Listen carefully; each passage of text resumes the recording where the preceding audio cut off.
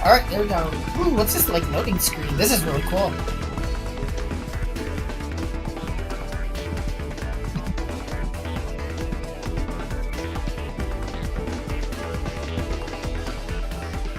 So I have... Okay.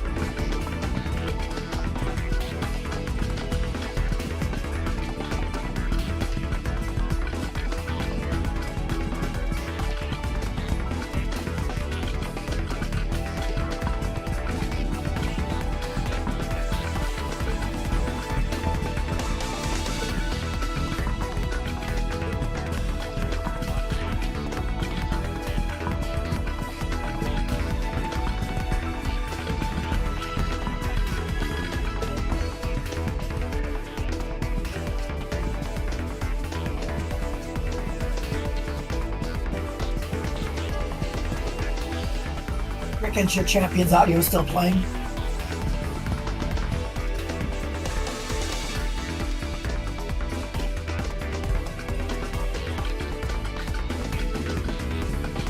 It's good now. Oh, no, it's not.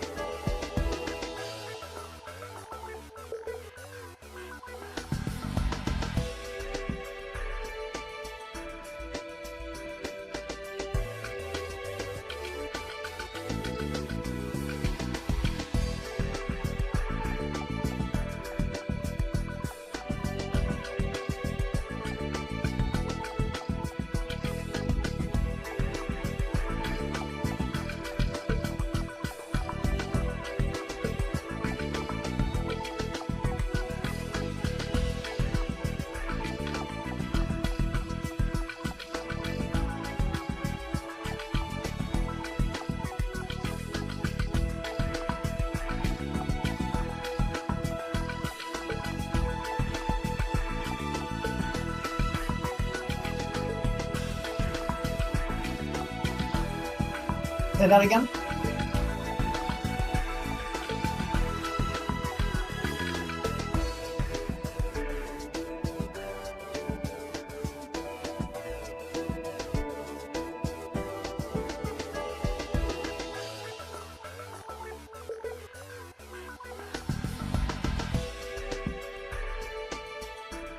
like what I was talking about earlier.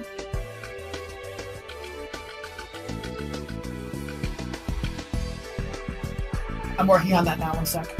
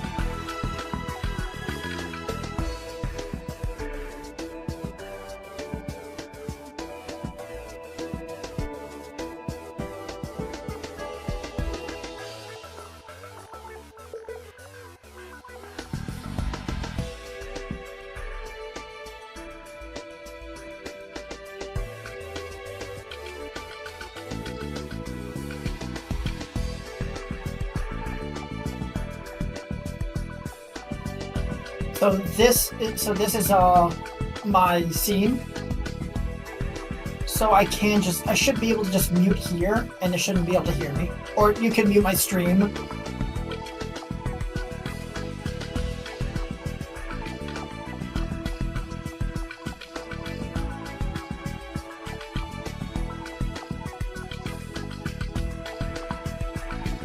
I'm muted. Talking. So now no.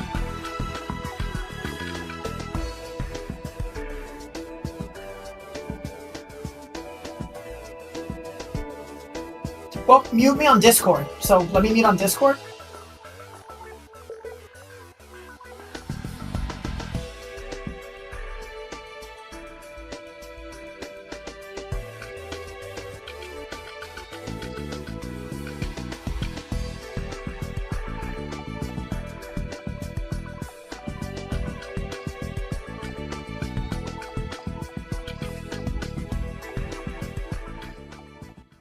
All right. And so we are here. Hey. Good morning, everybody. Thank you so much for waiting. And welcome to the Nikita Vlasenko Memorial Tournament. Round one's about to start. I'm right here with my colleague, Zero Blade, or if you want to call him What's David. up, everybody? You want to be called David or Zero? Well, either way. Let's go. Depend. What do you want to be called? Do you want me to call you Rick? Whatever you want. It's been too many years. Well, we're fine. So yeah, I'm David. You guys can call me David. You can call me Zero, whatever. I'm going to be one of your commentators today, and I'm super excited to get into this tournament, see what's going on. Absolutely. On my end, name's Rick Inch. Probably seen me playing a lot of limitless tournaments every so often. And yeah, we're helping out here the #1 Fnatic community with this tour that's done in memory of Sardi great friend Nikita Vlasenko. Let's start now with this round one. We have some really good players. Like table one is Brady Smith. Like, okay. Sure. Oh, okay. Starting out strong. Let's see who else we can look at here. We got one of the Italian players, Lorenzo Silvestrini, I think it is playing right here. We got William Brown as well on table 39. Let's see who else.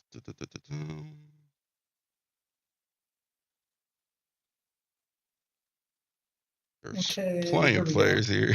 Oh my god. I think we had over 230 registrations last I saw, or excuse me, check-ins. So there's a lot of people here. Yeah, I say we look no further than that table one, Brady Smith against Lamb VGC. Are you able to pull that up?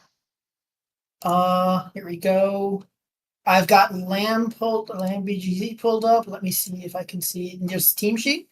Yeah, you can see the team sheet. You can open Lamb's team sheet. I'll be opening Brady's VGC corner. And for the code, let me know when you're ready. I am pulling that up now. I had to I'm having some issues here with my Switch. Okay. So I might need to go off by your stream for right now. Okay, that's fine. Yeah, you can commentate after the fact. I'll be live commentating and spectating now. Let me turn on the audio for the Switch so you guys can hear everything from there.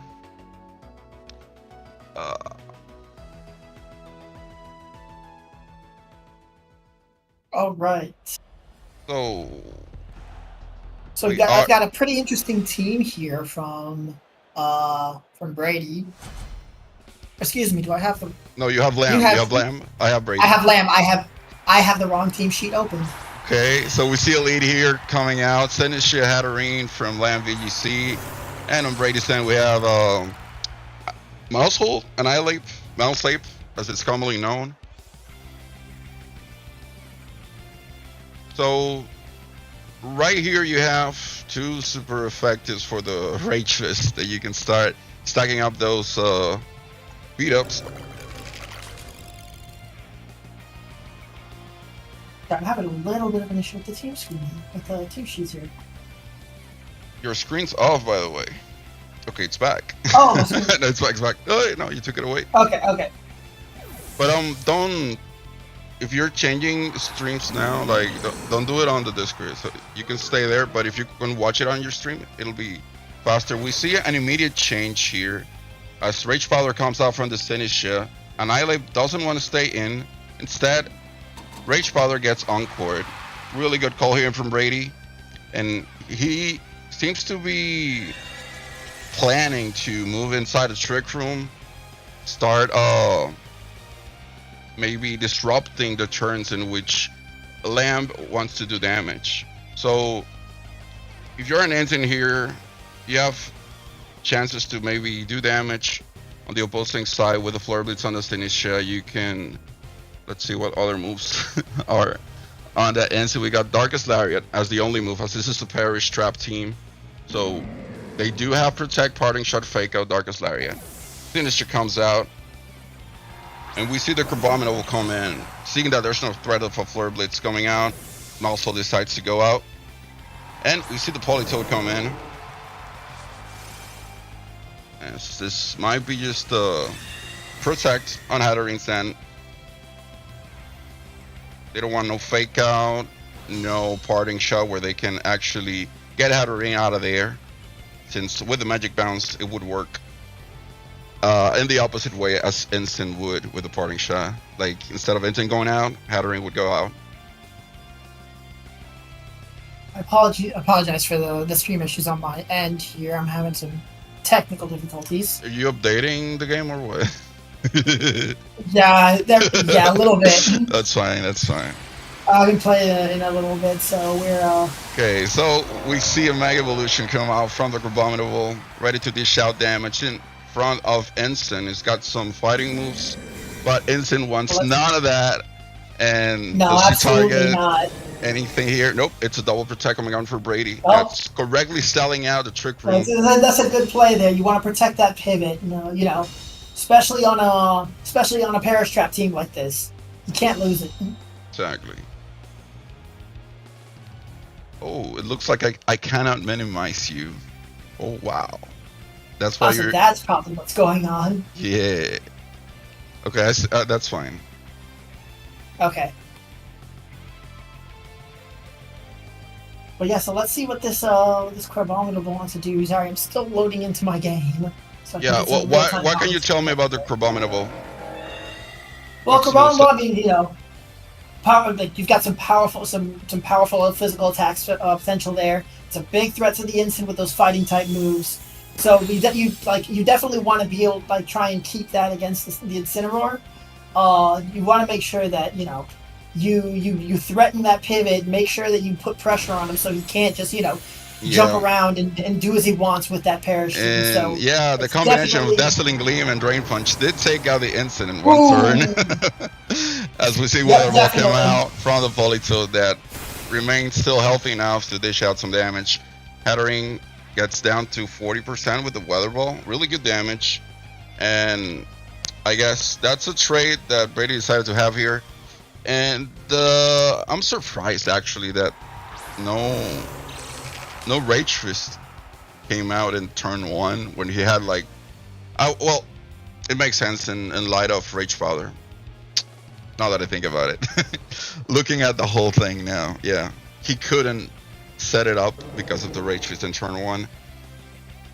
Do you have the room code by any chance? Because I'm finally in now. I can give you the code. Let me know. Send it to me. Send it to me over Discord.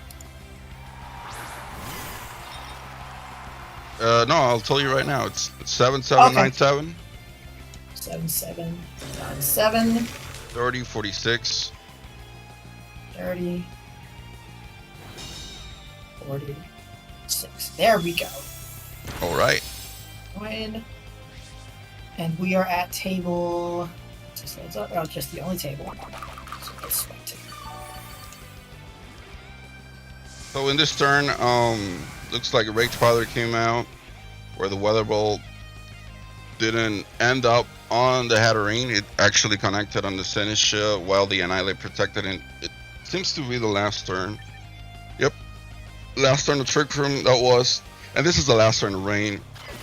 Rage Father coming out again. Nothing really happening for Brady here. I'm afraid the Trick Room is probably coming out again with the Rage Father. Yeah, for sure. You want to keep that Trick Room up, keep that speed control. Yeah, and with Hatterene having, okay, he did anchor him into Rage Father, but how good is that when in Trick Room you can just keep firing Dazzling Gleam? Yep, it's just gonna be Dazzling Gleam after Dazzling Gleam here. That Annihilate's gonna take a healthy bit of damage along with that Politoed. Absolutely. And direct Rage Powder, even if it's Encored, it's just gonna keep protecting that Hatterene from subsequent damage. Yep. So let's see here. Senisha does come out and comes back for Abominable.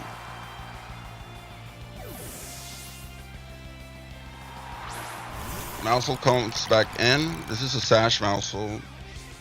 Yep. Oh, and this is on. Okay, wait. Roselliberry, hold on. Roselliberry, hold on. Maybe up to something. We've got a little bit of resistance here. Okay, so he should be able to take out the Hatterene if he decided to take the damage. Yep, he might take that Hatterene here. Let's see. There it goes. So we've still got about 3 turns of Trick Room up though. So he can still take advantage here and capitalize. But now he'll have two Mons on the field that can really take advantage. So let's get the Hatterene back in, and we've got a little bit of healing coming. Oh, no, the Senisha. Senisha. Yeah, but the Chronometer was healthy enough, so that didn't prog. We got 3 more turns of Trick Room. Gonna see double Protect come out, most likely. Yep. Yep, there's a Protect on both Mons. Now, if you're a Lamb here, you may just want to fish for a burn with the Magic Gotcha. It's not even worth to go for Rage Powder, where you know you're dying anyways if it targets that slot. Now, it could be interesting because it can be a 50-50 if you Drain Punch or Close Combat. What's the... I lost the team sheet. Okay, so in this case, it would be Close Combat. So if you... I don't think he wants to Close Combat in this turn. While it's Trick Room, better get rid of the Redirector if I were Brady. So Rage Fist is more likely coming out, and the Drain Punch does connect on the Mousel. Finally knocking him out. And this could level the field now, because you're going to have 2 Mons versus 2 after this interaction. Rage Fist does come out. Let's see how this. Oh, we're gonna Arrow have goes. we're gonna have 2v2 now. Mhm. So let's see who's the last one that Lamb brought along.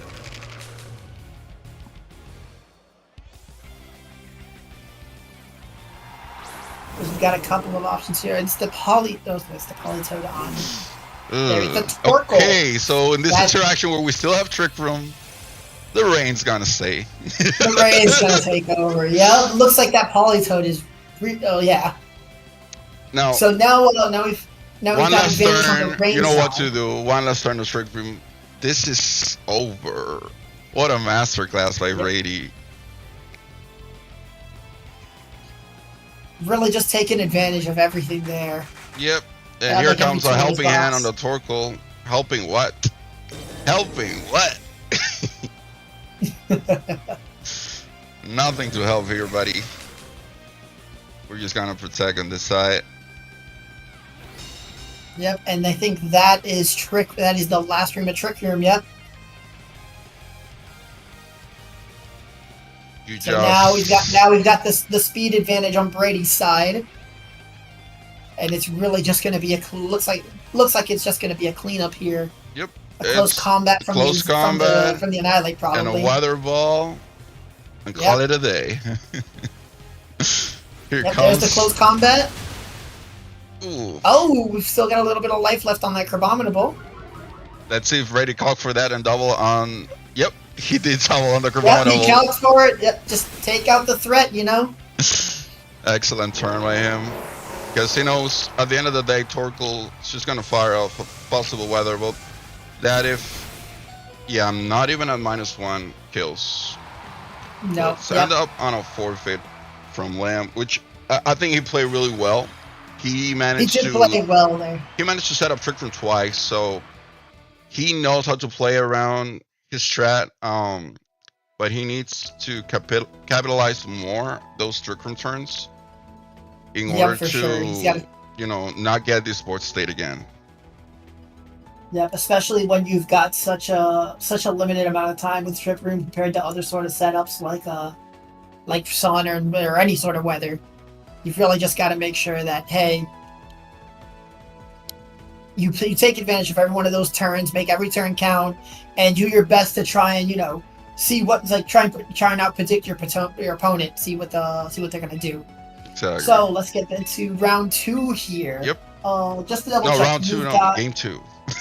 Game 2, not round 2. My mistake. Game 2. Yeah, and with the amount of games we're having today, we may be able to keep seeing more of this round 1. Ooh, to start it. So we've got the Hatterene Sinister lead from Lamb here. Yep, and a Gengar Ensign on Brady's side. Pretty interesting. Interesting lead here. So, all right, we've seen the Hatterene and we've seen the Sinistra on Lamb's side. What's this Gengar want to do? What do you think the Gengar wants to do? We didn't see that last Gengar game. has 2 super effective targets in front, so you just fire up a Shadow Ball and a Darkest Lariat, and you're fine. You don't even have to fake out anything. I'm pretty sure we've got an immediate switch here from from Lamb into Crabominable. I'm gonna guess it was to try and beat that Shadow tag that's on the Mega Gengar. Yep. Oh, he instead goes There's for Perish. Reminding you that with Perish, with the Ghost type, Astenisha, you can actually remove her from the field. You don't have to stay in for the whole Perish countdown. So they decided to stay in, even in light of Shadow Ball, Darkest Lariat, which is interesting. He did catch the Crabominable with the Shadow tag and the Perish, so at least on that end he can do stuff. But Crabominable in Mega is super strong. You need to know what to do during those turns. He's gonna have to play around the speed disadvantage here, though. He doesn't have Trick Room set up this round. He did. Oh, my controller died, so I had to switch to my Joy-Cons. I didn't see that. Mine all right, so he's got the speed advantage then. So he's definitely in a powerful position here. Yeah, I was checking the other team sheet for protect on Sinistra, and he does have it. And this is the turn where he does not. Wow, he does not protect Gengar. Goes on the offensive. A light of Magic Gotcha that it's not. It's a resisted move. Gengar can tank this all day. A burn could be annoying. Yeah, so I mean, I think that's a good call on his part. Like he's gotta try and keep the initiative, even though Trick Room is up. And we saw how well he played around it last match. So let's see how he plays around the Trick Room this time. Yeah, looks like the Shadow Ball connected. He ate the Cassib Berry, so it brought it down only to 58%. But he got a special defense drop, so most likely gonna swap out this turn. So you don't want to stay in for the Parish, nor for another Shadow Ball that you can't kill Gengar Absolutely with these two pieces at all. And you want to keep, like, if he wants to be able to get Trick Room up again, I mean, just having both his Trick Room mons up and about will definitely just add more pressure to Braden there. There is a chance that he stays with Sinistra here if he wants to fish for this switching off Politoed. So if he's expecting Politoed to come in and wants to hit it super effectively, nah. Nope, but he makes the swap. He makes the safe. He makes the safe play here. Brings in the Hatterene. Safe play. Safe. I mean, he keeps Sinistra around so he can heal his Pokemon, especially heal up Crabominable if it takes any big damage this turn. Oh, goes for the Ice Punch on the Gengar. Gets a lot of damage in. Good call by him, That's but big damage. like I said, it's not really safe where you get this. Oh my god. Yeah, there. I mean, depending on what his last Pokemon was, he might not have had a safe switch there, and just wanted to keep the Sinistra around rather than the Hatterene. They're both his Trick Room setters, so he does have that backup option to get a second Trick Room off later on. Yeah, I think Radius really got control of the match so far. He's really playing well around that Trick Room. Just making sure he has all the good options and not really giving Lamb anything here. Nope. I think there's only 2 turns of Trick Room left. And at some point, we're going to see that Crabominable will go down to Perish too. I don't know, man. Yeah, so he really needs to make these next turns count with Crabominable since he's trapped here. By either maybe taking out the Gengar. Oh, or having a swap on the Gengar? Yep. You don't want to stay in for the Perish. Nope, he does not.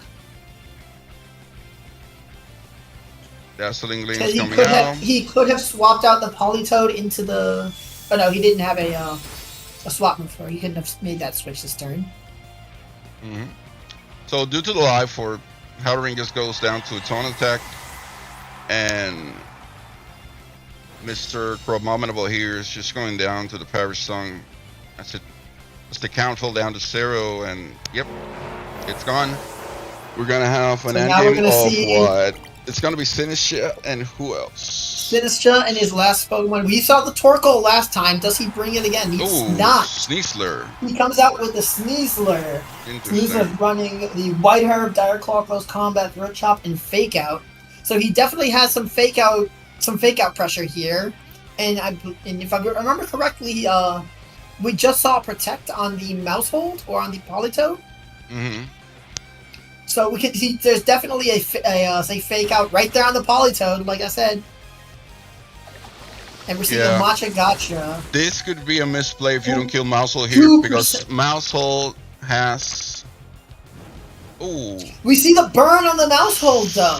It's a problem, though. It's a problem. I'm telling you. You'll see. We've got Sinistra back up to mostly full health, and Mousehold. He encored the fake out. The fake out. Oh, that's gonna be. That is a difficult situation now. So now we've got Mousehold going on, probably coming back into that Gengar to re-up that Perish Song if he wants. He can secure the win after 3 more turns. There's the Gengar. This is low-key winnable for Lamb, but he needs so much stuff to happen. He needs so much, but that Sneasler is incredibly vulnerable right now after that Encore. Okay. He was able to protect the Disable on Sinistra, which means we've still got some... Oh, Struggle does kill the Gengar. Struggle takes out the Gengar. Okay. Nice targeting. So we're now down to a 2v2. Oh, and there's the Paris song. So, you know, we've got a counter on the game now. Yeah, like if Braden can play out these 3 turns, he'll take the game 1 here. I don't think a double up is gonna kill the Sinister yet at this point. So we have Sneasler with 2 turns of Encore. So there's a chance. Yeah, there is a chance for him to win, actually. If the Sinister remains to be faster than the Politoad, and you can get a close combat off, since you're not intimidated, you should be able to kill the Ensign. Especially that you're, oh my god, Poison Touch, you struggle, hit the Politoad, you add in the match gotcha to make him out later, and you do have a chance to win. He has a very big chance here to win. He's encoring him into He's faster and he encores the Sinister. Yep. So that's gonna make it even just more difficult. Let's see how much this Darkest Lariat does here. Good amount. We've got Sinister down to 30%, so it will go down to another Darkest Lariat. Rain is gone now, so we can see. Not enough turns. No, there's not enough turns. Nah. I don't think Lamb's gonna be able to pull out the win here, unfortunately. Yeah, I just noticed. This is a sassy. You've still got the double protect. You still got the double protect. You can pull right now to eat up another turn. So you've got Sinister doing a protect now. I would definitely see Brady protecting. Oh, he did not protect both Mons here.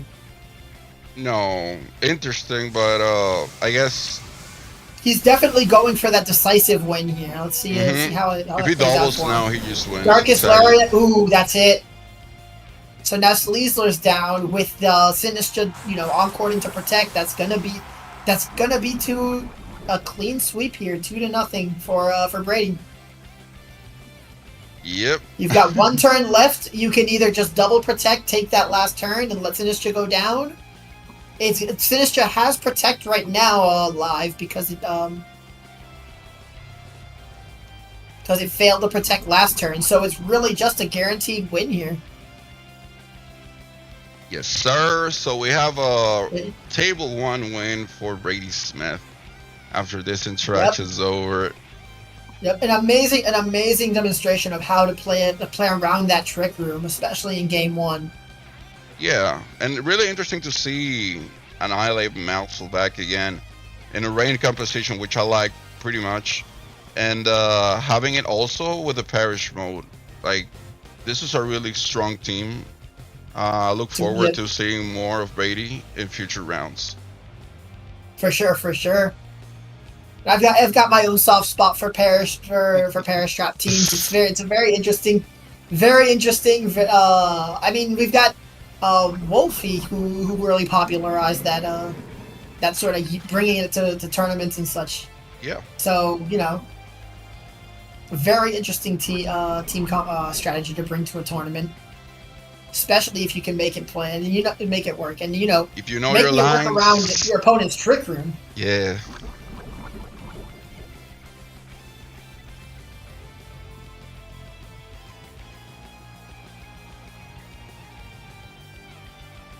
Wow. Lamb is feeling the defeat. Yep, it's over, son. Yep, and there comes the protect. Fails, so yep, and he just protect.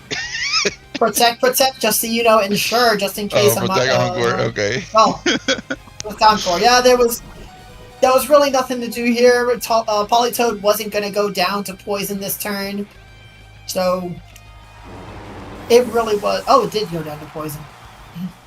Yeah, but oh no, it done to Parish. Excuse me. Parish first. Yeah, but that's the thing. Like, if you were able to kill Ensign at some point, you actually had the match. Because with Sneasler was okay to bring because it killed everything. He had throat chop. He can touch the Gengar. He can actually kill it. You got close combat. You got a white herb, so you don't get intimidated. So I don't think bringing Sneasler was bad per se. It's just No, it was. I definitely don't think it was a bad play. It really was just being calling that fake out and encoring Sneasler into it. I think that's yes, what sort of got him out there. that's right. Because I think in Trick Room, having no protect on the Sneasler, you were gonna be stuck on getting encored on the Rage Powder, number one, or you they could also Weather Ball the Sneasler in that Trick Room turn, and it would have been awful for Lamb there too. Another bring that could have been Absolutely. interesting was the T-Tar, because you could have changed the weather too in those last turns. T-Tar's really good against Gengar, against Ensign, so it was not like a bad endgame piece if you wanted to bring it instead of Sneasler 2. No, for sure. All right, so we can move on. So let's move on to another table. See who else we can. What other interesting matchups we've got here? Okay, let's look at the other tables with the ongoing matches. We have one of the Dominican guys, Cardias, is in table number 4. All right, let's check that out. So let me see who else besides Cardias.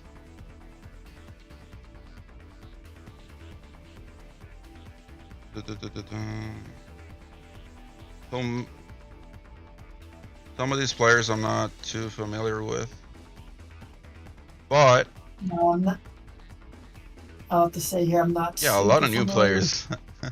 A lot of new players. I mean, that prize pool definitely brings people out. We have 119 matches going on here in round 1, so definitely a big pool of players. So I'm gonna pick a random table. Let's check this table out. We've got Fardine versus Evelyn. Let's look at what these teams are. I think I know Evelyn. Like, they're friends well, let's see with what some of my Evelyn's friends. Okay, Evelyn's running the Barbaracle, Sinstcha, Incineroar, Vivian, Rotom, Wash, and Mega Floette. Okay, I'm gonna load that room. You want me to give you the code? Yes, please. Okay, so we have 3268. 3268. 9104. 9104. Yes. Oh. All right, and let's see what her opponent is bringing. Fardine here is running the Mega Frostlass, Sneasler, Raichu, King Gambit, Talonflame, and Garchomp. Yeah, I played Fardine yesterday. It's a really fun match. I did win, but he's a really good player. Okay. Well, we've got soft sand on the Garchomp for a little bit of extra damage. Let's see what this board state is looking like. This is the Barbaracle team. Amazing. Oh, we've got Mega Barbaracle alongside Ensign here. Looks like it's a fresh turn. I don't know what turn this is. We don't see any other Pokemon. We might have just tuned into the beginning of the game here. Mm-hmm. Maybe just after turn 1. Looks like Barbaracle did take a little bit of damage along with the King Gambit. And Barbaracle protects here, so let's see what Sneasler wanted to do. Sneasler wanted to go close combat right into that Barbaracle, definitely doing for that damage. The parting shot come out here at the Sneasler as Ensign decides to rotate with one of its partners. Let's see who comes out here.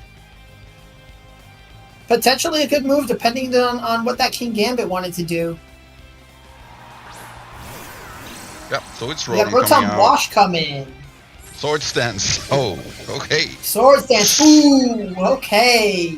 Definitely going for that setup. King Gambit is definitely dangerous when he gets that setup off. With the Intimidate, this is a +3. Or Swords Dance. It's +3 right now. Oh, it's +3. Oh. Yeah, and there's no Shell Smash yet from the Barbaracle. So, what can you do here? I guess you do have damage options with the Rotom. We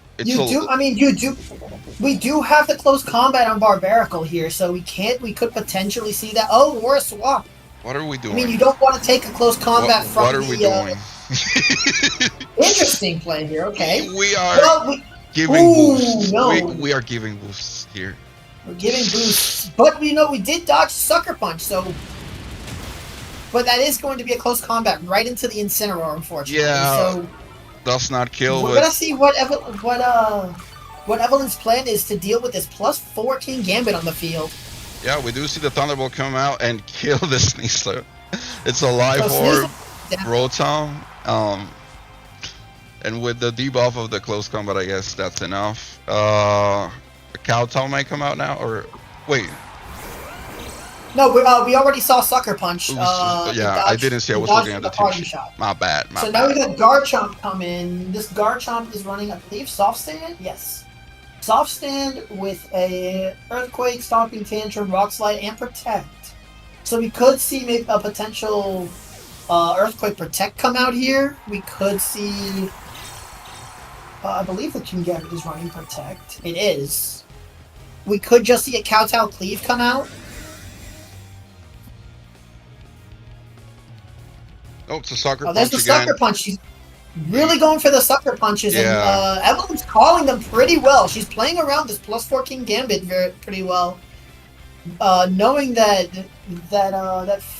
Fardine, excuse me, sorry about that. Fardine wants to go for that priority to outspeed and take out a Pokemon quickly.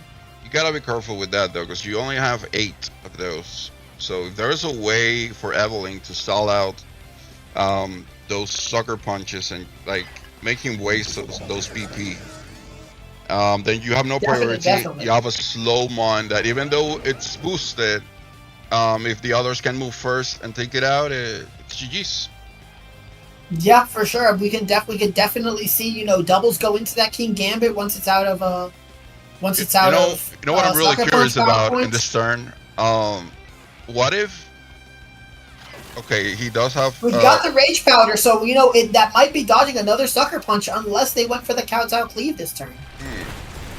We've got the spread damage from Rock Slide, which is doing a little bit of damage there. Ooh, and the flinch. Flinch, and there's the Kowtow, just trying to avoid any more status moves that would prevent a Sucker Punch. As if the game was not battle ready for Evelyn. That flinch was everything. I mean, it's something we've seen a lot in both MA and MB regulations. Rock Slide getting those flinches. Yeah. Yep. No, I've definitely had my own fair share of frustrating moments to Rock Slide flinch. Absolutely. So let's see. What do we want to do here? So we want to withdraw the Rotom and swap back into the Incineroar, giving another Defiant boost to the King Gambit. Yep. And Evelyn's really banking on playing around those Sucker Punches, and it's for pretty much she's called every single one of those Sucker Punches. Yeah. So it's only 5 remaining from what I've seen. Yeah, unfortunately, we can't see nope, we can't see the moves. But let's see here. So, do we want to see another Rock Slide from the Garchomp? Maybe an Earthquake Protect to try and take out this Incineroar? Though it seems like because as much as those Intimidates are giving you boosts, Evelyn is playing around them very well. Yeah. So you got a fake out on the King Gambit. Yep. Is this gonna be a Shell Smash? Or no, it's just Stomping Tantrum. Stomping Tantrum, that's not gonna quite take out that Barbaracle yet. And a close combat into the Garchomp. Ooh, and it kills with the Tough Claws boost. Let's go. Yep, for sure. Very good kill here for Evelyn, but that's a heavily damaged Barbaracle right now. You do have a Rotom to swap out. Mm-hmm. But this doesn't look great. But if Evelyn can keep playing around this King Gambit and get the full on speed advantage where she can double that King Gambit like you were talking about earlier, we could definitely see a win here from Evelyn. I believe the match was already I So guess. we already have a game 1 victory from Evelyn, so we could see her take game 2 as well. Wait, Evelyn won game 1. Evelyn, it says here player 2 won game Oh yeah, 1. yeah. You're right. You're right. So this would So be a 1-1 situation if Fardine wins it. We do see the Mega Evolution come out from the right shoe. Fake out's available, so who are you faking and out here? there's It's the the fake out instant. onto the instant. So, and King Gambit is unfortunately going to Sucker fail punch another again. sucker punch. Oh wow. Okay, so 4 left. 4 left. 4 left. I think we are 3. I think that's the 4th sucker punch. Oh no, 4 Yeah, left. but it's 8. Yeah. Yeah. So again, Evelyn is just outmaneuvering this King Gambit sucker punch turn after turn, despite having a +5 boost in its attack. Right, but this is still awkward when you have Focus Blast Raichu in front of the instant, so he can't ignore the instant. So you could see it protect, and there's the sucker punch finally coming off. Oh wow. Okay. Taking out that Rotom in one go. So now we'll see what Evelyn bring back Barbaracle. Ooh, in a 1v2 situation here. Yeah. And I believe the Barbaracle's at about 40. Nope, Evelyn's gonna forfeit there. So we're going on to a game 3 here. Very interesting match. Seeing how I'm very impressed with how Evelyn was able to get around most of those sucker punches. Unfortunately, he couldn't win her the match in the end, but was definitely a great good match there. Absolutely.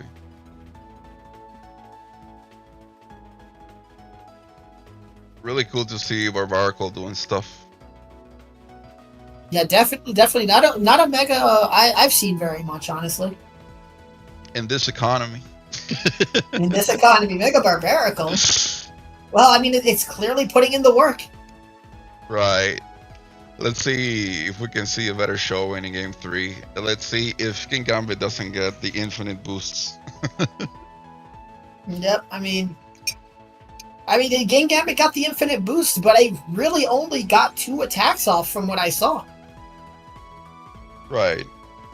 It got the one Kowtow cleave. One Kowtow on Senny, and then like a sucker punch out of 8. Yep.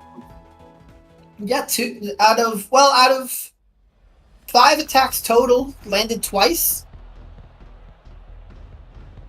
And one of them was the Kowtow, so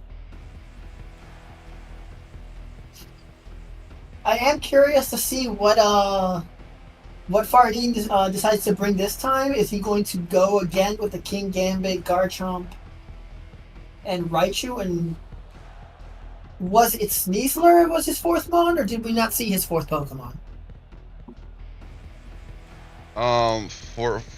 It was Sneasler, yeah. We didn't see it, but It was Sneasler. Okay, got it. Okay. So let's see. Does he stay with the same 4 Mons? Does he adjust? Is Evelyn going to adjust? Maybe leave the Incineroar behind this time? It all depends on what happened in game 1, which we unfortunately didn't get to catch. Yeah, that's info we don't have. And there's also a Floette. There's a full Floette that Evelyn can use if she wanted to. You have a Vivian. There's not only the game plan of the Barbaracle. I guess maybe they won with Floette game 1. We don't know. And they wanted to innovate in game 2 with Barbaracle and didn't get to do it. So let's see. Because I understand why Instinct is good in the matchup regardless of Defiant. They just gotta play smart around it. Yeah, which I mean, we've definitely seen from Evelyn that she can play around that. Alright. So whether it's giving... Oh, alright, so we've got, what is it, Vivian and Rotom Wash against Raichu and Talonflame here. So we've got the big type advantage, Raichu against Rotom and Talonflame against Vivian here. This is a really good lead for Fardine. Because think about the raw damage of a Sap Cannon coming out from the No Guard Raichu onto that Rotom. And like you can also do it on the Vivian if you wanted to. Also super effective. You have a Brave Bird, also super effective We don't on see any Vivian. switches here. No, because you So have are we fake gonna out see- pressure, and it could be just protect. Even like Wouldn't everybody be just protect, protecting, I wouldn't be surprised. Yeah. All right, so let's see what happens here. Yep, everybody, everyone protect. Nobody Everyone wants to circle take a protect. hit here. Nope, and it was that zap cannon, like you were saying, coming out into the Yeah. Rotom slot. I don't have the cog, but we're looking at an offensive Rotom here with a Life Orb, so there could be like not a lot of investment on the bulk, more like speed and special attack, I would assume. No, but Rotom does have a little bit of natural bulk that you can take advantage of while Mhm. running the offensive set. Here comes the I Brave don't know if Bird. it's enough bulk to take a zap cannon, but and then now we have the Brave Bird proccing the Focus Sash on Vivian. Let's see what Vivian wants to do now. I don't think Vivian will move. If Fardine knows what's good for him, you take out that Vivian right here, right now. Yep, you take it out right now. There it goes. Turn Now, one. This is Or a two, turn yes. where you may want to risk, like if you're losing Vivian, you may want to fire off a Hydro Pump. It comes There out, it is! and you get to kill the And Raichu. you Oko the Raichu, so Right. you definitely take that pressure off of your Rotom here, especially with that Life Orb boosted damage.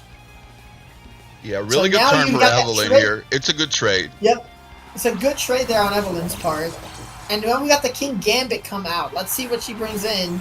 Here's the Floette we didn't see last match. Yeah. So let's see what this Floette wants to do. I mean, Like if I had it's to a setup guess, Floette running Calm Mind, Mhm. Drain Kiss, and Dazzling Gleam. and if I had to guess, game one, I think Floyd won it for Evelyn. Like it's in a good spot Yeah. right now. This is a sword stance, Black Glasses King Gambit, so there's no Iron Head coming out. Yep, so you can definitely just you have a good chance to set up a Calm Mind on this Floette here, and start stacking that damage. Well, given the fact that you're next to Rotom, you can stack damage of Moonblast and Hydro Pump onto anything. You can Bolt Switch out to kill the Talonflame. I think offensively, Evelyn does have the upper hand here, even with the Tailwind. Like, there's not. This Floette's not running Moonblast. This one's actually running Draining Kiss. Okay, so Bolt And then Switch we've got the does- Bolt Switch to take out the Talonflame. Mhm. It did get to do its job setting up that Tailwind, so King Gambit might not be completely outsped by everything. Yeah. If this is Sinisha, then Calm Mind is the Yep. best turn for Evelyn right now. Oh, but going straight for the Dazzling Gleam. Okay. I mean, you do damage, I and mean, you so still have solid redirection. damage on the King Gambit. Not bad at all. And if they can, No, this is really yeah, good. if they still outspeed the King Gambit, they could take it out with one more Dazzling Gleam. Although that was a single target, so with the spread damage, who knows? Right. They might just barely live a This spread is damage. a Kasib Berry Sinisha, so it would not resist a Kowtow at all. But at the same time, we know that Sinisha's faster, so hold on. Oh, so we see the swap here. Probably predicting that fake out from the. Yep, so he the swap and the protect. Probably protecting this fake out from the Sneasler into what was the Floette slot. And the Surge Dance from King Gambit. Second So Sword here Dance. we go. Here we go again. Getting greedy, huh? Holy. Well, I mean, we definitely have seen Fardine pick his moment very well with these Sword Dances in these last two Absolutely. matches. I think I would have done the same. Not gonna lie. I mean, you had the fake out. You had the fake out pressure. You knew Floette didn't want to stay in to take any big damage, so it was definitely a good time to take that risk. Right. You've got the Kowtow coming out now, probably taking out the Sinistra. There it goes. Okay, let's see what Rotom does And what now. are we seeing from Ooh, the Thunderbolt Rotom? with There the we go, Life Thunderbolt. Orb. It is Taking out It that is King enough. Gambit. Okay. It was definitely enough. So on So we just see the Evelyn trade, first the Vivian for the Raichu, now the Sinistra for the King Gambit. if there's no damage now on you- Floette, there's a chance of living the Dark Claw. let's say, barring any shenanigans of the Dark Claw, I think. There's also okay, so there's a protect here. So let's see if Floette also protected just in case. Nope.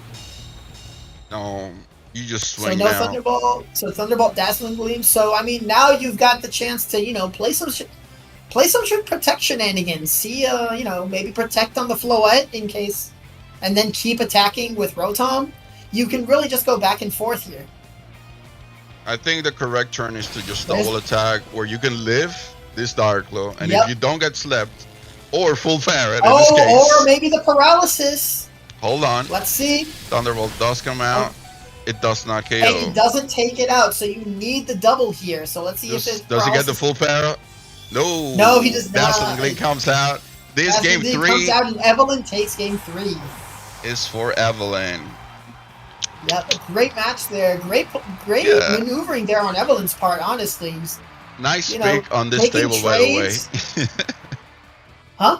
Nice pick on the table. Yeah, definitely. We had a great match. A great game 3 to watch after that. Game 2 that we didn't really know what was going on until we caught up to it. But no, definitely some impressive maneuvering there from Evelyn in games 2 and 3, taking trades. Sometimes you have to trade a KO for a more valuable target, and definitely trading Raichu, Rivian for Raichu, and then the Sinistra for King Gambit put her into that winning position with the Floette and Rotom endgame. Absolutely. And it looks like we only have one match left after that one. Just Smalls and Kyromax.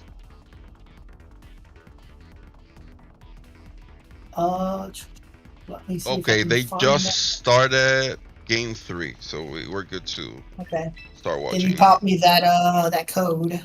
Yes, sir. We got the 5356 7271. Okay, excuse me. 5356 7271. 7271. Yes. And I need to find this match. Let's see the team sheets. We have Smalls versus Kyromax. Smalls running Charizard, Aerodactyl, Dragapult, Sylveon, Ensign, King Gambit team, and Kyromax running Charizard, Grimmsnarl, Pelipper, Archaludon, Basculegion, Venu. That double weather team that we know. Looks like we are in turn 1 here. Smalls leading Ensign, Charizard. Well, probably turn 2 because we already see the Mega Charizards out here. No. They're doing the evolution now. This is turn 1. Oh, okay. Well, I guess when coming into the match a little bit later, it just put me into the game state it would be at the end of turn exactly. 1. Yeah, it does that. Gotcha, okay. So we see protects on both Charizards, and we see fake out on the Grim. So this is a nothing burger turn. This is almost a mirror Charizard match. The only difference we have between these Charizards is Weather Ball on Kyromax's and... Oh, excuse me, no. Heat Wave and Solar Beam is the difference. Smalls running Solar Beam and Kyromax running Heat Wave. Excuse me there. And now we see a swap on Charizard into the Sylveon here, and a swap from Grimmsnarl into Pelipper. Alright, so swapping out the sun for the rain here. Yeah. But definitely. This was a nice swap by Smalls, calling out the Water Weather Ball, because if you play against this team before, like Charizard can dish out the water type attacks with the Weather Ball, changing the weather with Pelipper. So here he had the choice to actually kill Ensign, maybe, or at least fire off the Weather Ball that way. It would be maybe safer. But given the fact that we're in a game 3, take any chance you get to take out a Charizard. They're definitely dangerous if you let them run away with it. Yeah. Especially with Kairos running that Solar Beam. If he didn't predict the swap into the rain, he would have taken some big damage there while having to charge the Solar Beam in the rain. Yeah, I'm intrigued by this turn because While Cairo did correctly target the instant, you switching Grimsnarl to take Hyper Voice. Okay. Yeah, an interesting pick there on Smalls' turn. Yeah, but they're Stacking trading all right. They're trading. Excuse me, not Cairo. Excuse me, yeah, it's on Cairo's turn. Stacking the Grimmsnarl there. So we've got Smalls bringing out the King Gambit. Definitely a popular Mon. Against And we've got Cairo bringing out the Archaladon. Archaladon can probably fire off a flash cannon and get rid of the Sylveon here, which decides to protect on this turn. We may just see a Water Ball come out, yeah, on King Gambit's slot, bringing him down to 36%. And if, yeah, a flash cannon did come out on that side, the King Gambit here goes for a low kick. Going for the low kick on the Archaladon. And proccing the stamina boost, so it's gonna take. It's. Yeah, he still got a ways to go to like. I've always had a struggle against Archaladon matchups. That stamina will always, reduce, keep my physical attackers from doing anything, and then you've got all the damage you can dish out with Electro Shoot, Flash Cannon, all sorts of stuff. So, let's see how Smalls decides to handle this. I'll kid you not, I think he needs a Sucker Punch crit. He probably needs a Sucker Punch crit. It's not looking good. Sucker Punch. See? He goes for Sucker Punch against the Charizard. It's unfortunately... Don't even think the crit got there. Oh god, nope. That's a bulky wind up. Weather Ball is not quite taking out that Sylveon either. You see that natural bulk that Sylveon has. And especially if there's some investment in there, that is also an interesting turn by Cairo, which Electroshock comes out on this. Takes out the King Gambit. Hold on. This could be a misplay by Cairo. Let's see. Does he take out the... Ooh, not quite taking out. Right, just but 2% left.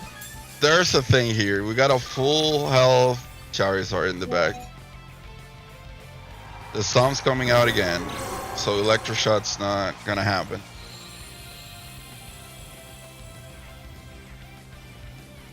Okay, so I think I understand what Cairo wanted to do. He Weather Balled in case that he counterplayed the Electroshot of Archaladon by switching into the previous turn the Charizard. So I think he wanted to secure in case of the sun being up, because the Weather Ball would have killed the Sylveon. We do see here a Protect on the opposing Charizard and the opposing Arch. So a double Protect here, just scouting, seeing what the Quick Attack comes out. That's a good call. That I don't know if that would have killed. Fairy type Quick Attack would have taken out the Archaladon there, I believe. Even with the boost, I mean, yeah, it was very low. There was a chance. Or maybe there was a chance. Potentially a roll. But now I believe that Archaladon is out of Quick Attack range. So it is safe for here to fire off some attacks. Though that Charizard can probably take it out with its own Weather Ball. So it's I think the match here comes down to who wins the speed tie or whose Charizard outspeeds here. Yeah, because if Kyromax can take out the opposing Charizard, or swap in the rain.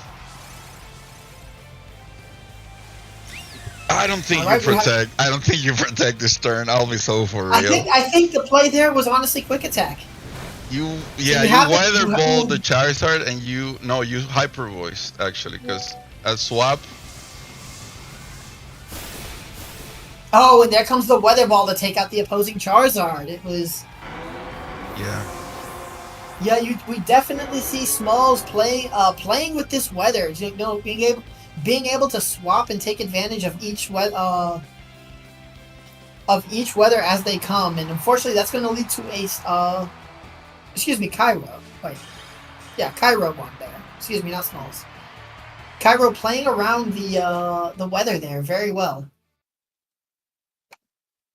Wow. Using that double weather team to his advantage, having Charizard be able to play powerfully in both the sun and the rain now. We may be seeing more of those in the coming rounds. But that was the last match, guys. We should be moving on to round 2 very shortly. Look at the pairings. 119 matches completed, so I guess we're good to go whenever the organizers decide we're Gucci. Yeah, but definitely some good matches there in round 1.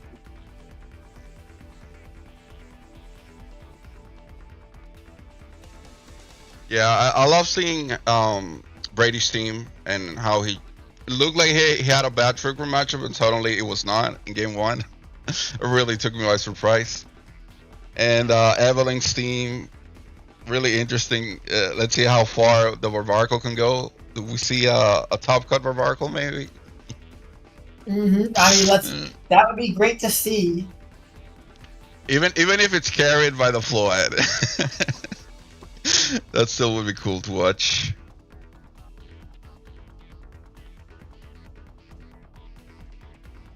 Oh, looks like my friend Cardias won. I think there was one other Dominican playing. Oh, Oscar.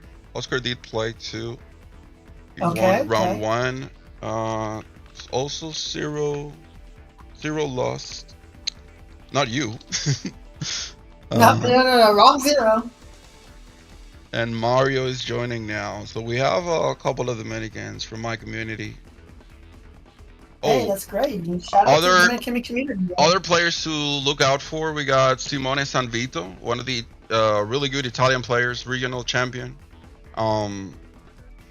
He's playing this tour too, so we could probably watch him next round. That'd definitely be a good match. I'd be impressed to see that match. Yep. I really want to see.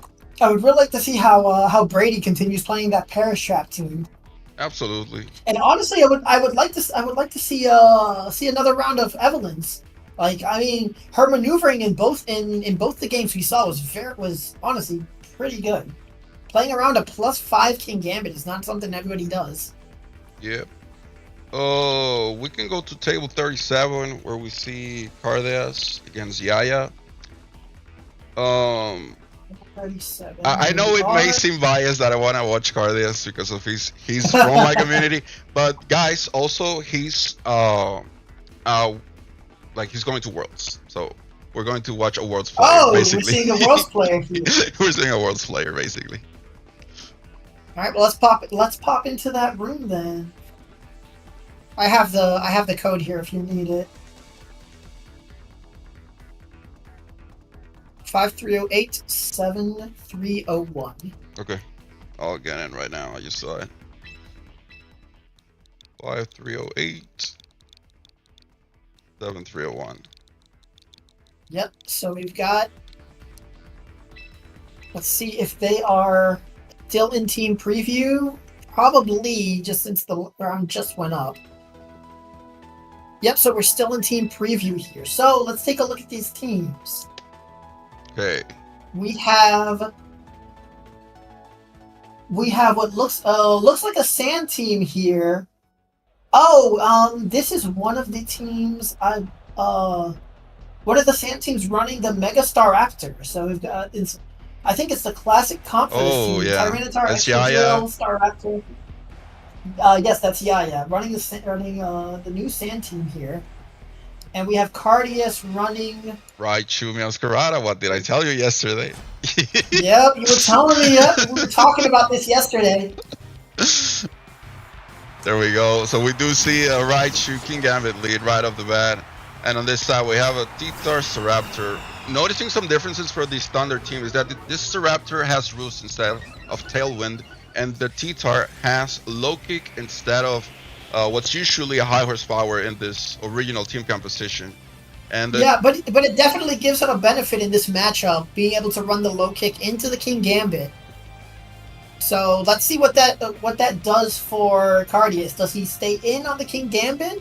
Maybe banking on Yaya predicting a swap, or does he actually swap his King Gambit out to keep it safe? He has some leverage to stay in because he has the Focus Sash. So it would have to be a double up. It would have to be a double up. And well, I mean, It would have to be a double up, or he protects on the Staraptor because the never mind. The sand wouldn't There's take fake out out pressure. There's fake out pressure this turn. There's definitely fake out pressure too as well. So there's a lot going on here. So let's see what happens. We've got the Mega Evolution coming off on Raichu.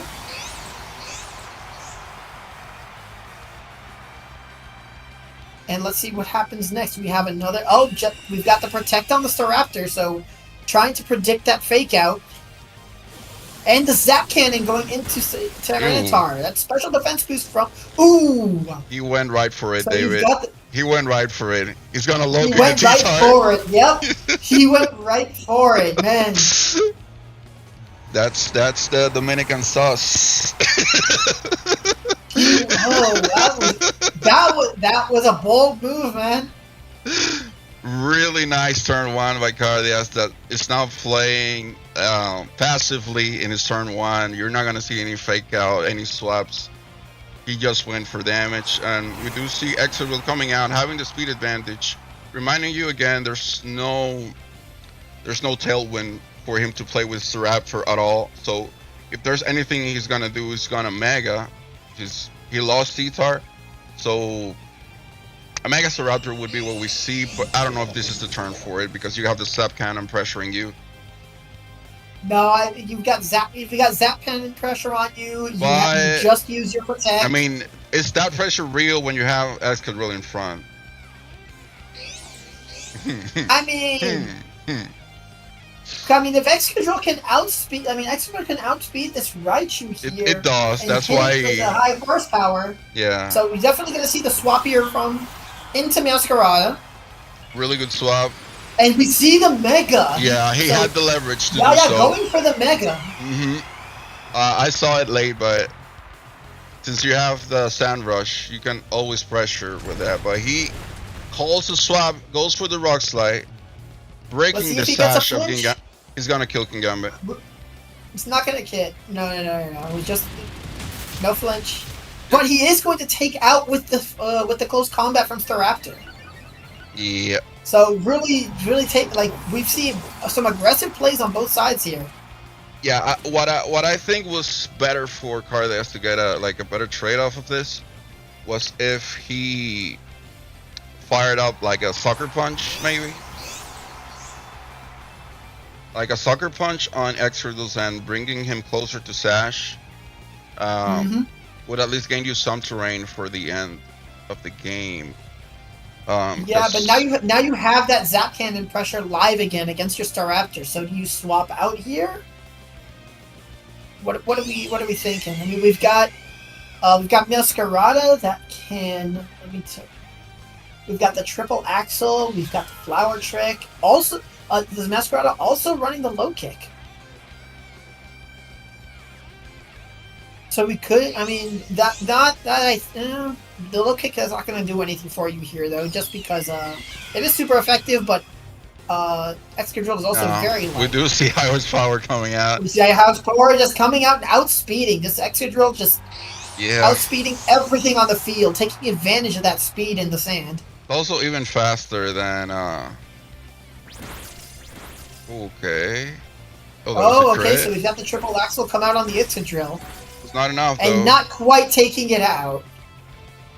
And close combat's gonna finish the job. And then we have close combat, go in and taking it off, because turning into that Ice type really backfired on him.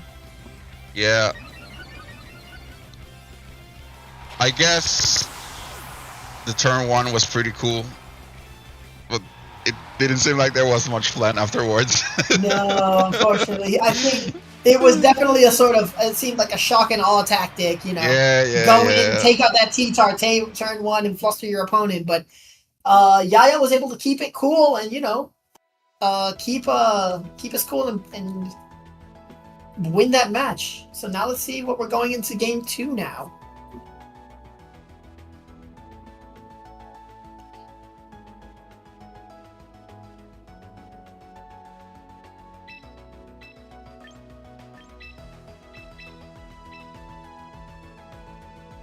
So what sort of adjustments do you think you're going to see on Cardias' part here? Honestly, he could change up the lead a little bit. Considering he has other options, the other side besides Dango doesn't really have a lot to like handle the Sableye. So he has other modes. Like if he wants to start in Trick Room, for instance, with the King Gambit, that could be a choice as well. The other team doesn't operate that great in Trick Room, if I'm being so honest. Well, I mean, the other team has Farigiraf that does run Trick Room. That's what I'm looking at exactly. So there could be some Trick Room potential here, especially with King Gambit being able to sweep. So, but this King Gambit is Sash, so it's like it's not really that slow. I guess I don't know, man. Could the Farigiraf be there to try and just counter the opponent's Trick Room? Any opposing Trick Rooms? Just I could see a Masquerade lead too. I don't see why not. Okay. So let's see what we're seeing here going into game 2 of Yaya versus Cardias. Like I know he doesn't want to lead it because of. We have the same lead here from Cardias, so no change. Still leading that King Gambit Raichu. We do have a change up from Yaya instead of leading with the Staraptor, leading with the Excadrill. Definitely taking advantage of that turn 1 Sand Rush. Knowing he can outspeed this Raichu with a high horsepower and take it out in one shot. Do we think Cardias is going to play a little bit less aggressive? Since he did play aggressive that first round, but didn't quite pan out in the long term for him. So we're going to see a more conservative play style here. He can replicate. No, he can't replicate turn 1 of before. I think he's protecting now. Okay. So we see the swap into Sableye here. Yeah. And a protect on Excadrill. I was thinking we would see this guy. Double protect. Okay. Well, not double protect. Really good turn for him. Yep. Everyone's just protecting. Looks like he's scared, worried to lose that his Tyranitar again, turn 1. Right. Yeah. So he's got now Fake Out and Encore available. You can Focus Blast the T-Tar. You can Fake Out, Focus Blast the Excadrill. Like he could quash the Excadrill as well. That wouldn't be optimal, but it's a possibility. It's either Fake Out or Encore. And we'll see, because I think this turn's really good for Cardias, where he can start dishing out damage on either slot. Yeah, I mean, that fake out pressure is huge, so making him have to swap out that Excadrill. Here comes Staraptor. And come in on Staraptor. So even a Focus Blast would do decent damage, but you would have to be reading here, like what the other guy's doing, and yeah. Do you Focus Blast the T-Tar still? You Focus Blast the T-Tar still. I think I would have done the same. You still Focus Blasted. I mean, it lives on the 3. That special defense boost again. Special defense boost from the sand coming in to help out that T-Tar, get an attack off. Rock Slide not enough to take out the Raichu, but it's still good damage across the board. It does drop it pretty low. Now you have the advantage here of having Quash, and like Raichu being the faster mon. Like I was thinking, you can Quash the Excadrill since he has no immunity to Prankster moves at all. You can also just Quash now this Staraptor. I could see a Staraptor Quash, but this Raichu doesn't have any spread moves, so you would be picking to take out either Staraptor or the Tyranitar. And this Tyranitar is already so low on health, which we're gonna see Yaya preserve it, potentially to try and bring out the sand again later in the turn, and also get a little bit of healing on that on the Staraptor. He decides to remove Sableye from the field because it's really important. And we do see here Staraptor clicking Mega. Now, this could be awkward if he decides to Brave Bird the Sableye and get rid of it immediately. But in front of Raichu, like, of course, I understand this. But he also Yep, and there's wanted the to protect. protect. He's double protect. Okay. Just trying to avoid that zap cannon from the Raichu and just Now, get a turn of better positioning. yeah, we have an interesting interaction here because you can click Rich Powder, but Meowscarada is Grass Dark type. It's a grass type right now. He would ignore, but there's protein to be considered for the other turns. No, for sure. So I mean, let's see what happens here. Is the Sinistcha going to try and Rage Powder and bait whatever Meowscarada tries to do? Because if it doesn't attack that isn't Flower Trick, it is going to lose that grass typing and then be susceptible to Rage Powder. Yeah, even if it's Adamant, I don't see Throat Chop getting rid of the Sinistcha. So this turn is always... It looks like it will always benefit.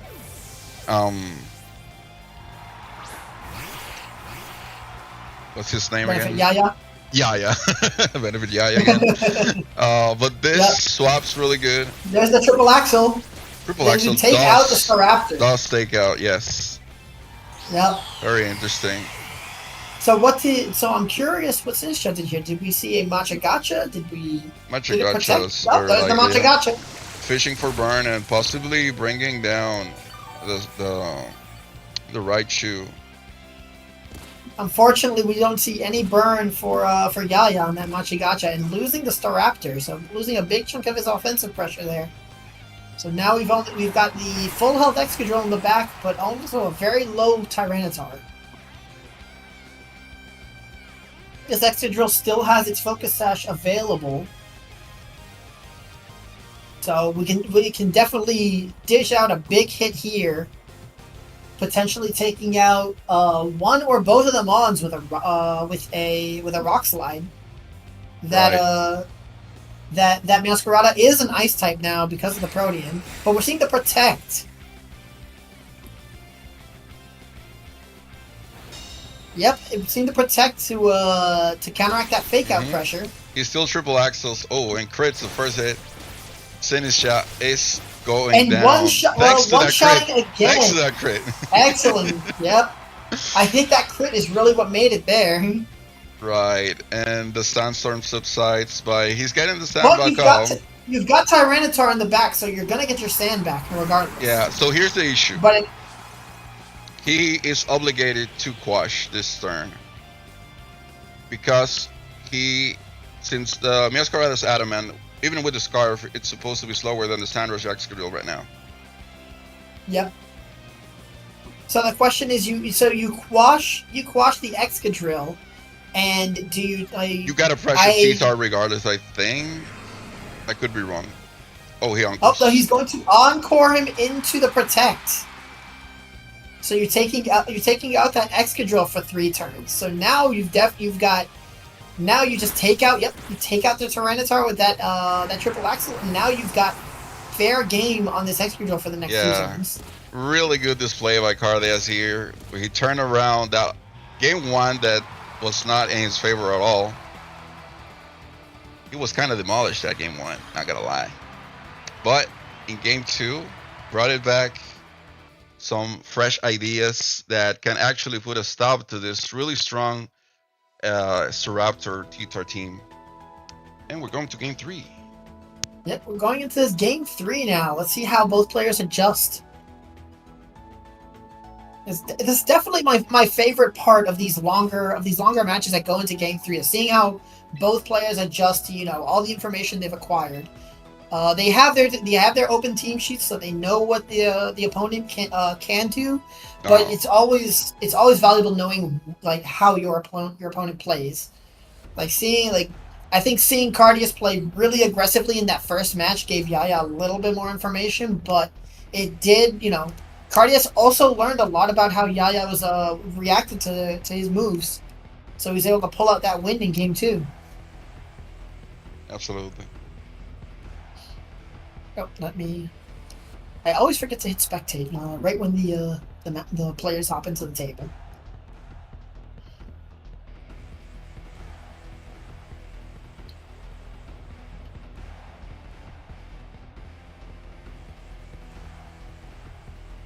It's interesting seeing how both players, I believe both players bought the same Pokemon to both matches, if I'm not mistaken. Yeah, well, I don't think we saw Cardius's fourth Mon. Well, no, we did, because he lost first round. What were Cardius's four picks in game one? Yeah, King Gambit, Raichu, Masquerada, Sableye. Okay, so they did both bring the same Pokemon to both matches. So let's see if there's any change up here. Okay. We're What? seeing a Raichu Sableye lead. Okay. Interesting play against the same lead from Yaya from last round. This Excadrill Tyranitar. Wow. So an interesting lead here from Cardius. I mean, This- you've got that double fake out pressure from both Mons. Mm-hmm. Like, So this lead from Cardius is basically saying, I dare you to protect. Yes, it really is.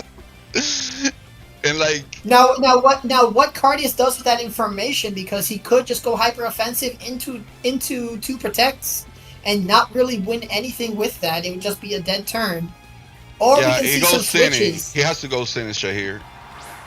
Okay, you definitely go Sinister here to ruin at least one fake out. And I mean, but Cardius could have predicted the switch on that Excadrill because of the double fake out pressure and actually faked out the Tyranitar. Absolutely. But Titar this And turn, then Tyranitar 100% has to protect. So let's see where that fake out goes into Sinistra. And what does Raichu do? Zap Cannon into T-Tar. Maybe So trying good, to call a good out. Yeah, it's a really good swap here for Yaya. And I guess with the Sap Cannon there, you may have wanted to fish for Staraptor switching and just kill it immediately. Yeah, but I mean, that Zap Cannon, we've seen it do good damage against this Tyranitar still. So, you know, it's not the worst. It's not a bad play to go for it, because you want to pressure that Tyranitar. You don't want it, you know, coming out and wreaking havoc on your team. I mean, we've got this Tyranitar running Rock Slide, Knock Off, Low Kick. So a lot of stuff it can do. You know, and what's the item on it? And it is running the Mega Stone. So a Mega Tyranitar knockoff could do a lot of damage. Right. So we do see Masquerada come in, and the Sap Cannon still comes out. Come in. Okay. Yep, and you've got the para again on Tyranitar. It's guaranteed. That's 2 for 2 in Zap Cannons against Tyranitar. Yeah, with Sap Cannon and Raichu, the thing is that you never miss, and you got 100% guaranteed para.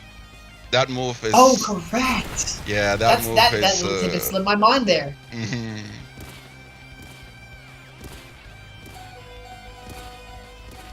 So actually, yeah, it was a guaranteed para. Though I don't really know if that mattered, because Tyranitar might have been on the slowest thing on the field regardless. But you do get that 30% chance for Tyranitar to just not move. Right. There's like plays you can make based on that info. Also noting that you're gonna move first with the Masquerada, so I think locking in triple axle is gonna be really good for him. For all the other pieces that could be in the back for Yaya, you have super effective right now on Sinistra, where if his Sinistra protects from the triple axle, you can fire off the focus blast on the other slot, which is good into a normal flying type Staraptor, good into Excadrill, and good into T-Tar, which decides to come out. So this could be a Staraptor trying to intimidate the Masquerada that may fire off the triple axle right now. Yep. Trying to potentially just reduce the damage that Masquerada is outputting, and maybe even forcing a switch. Oh, and Masquerada going right into that protect. So let's see. But we got the focus sash. Exactly. You see, focus sash was still going to be great damage.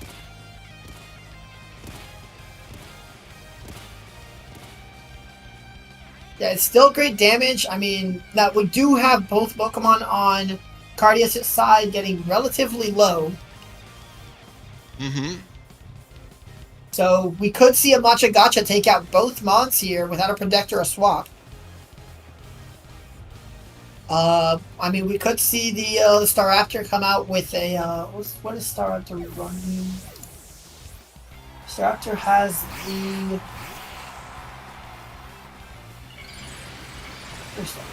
The Braver, the close combat.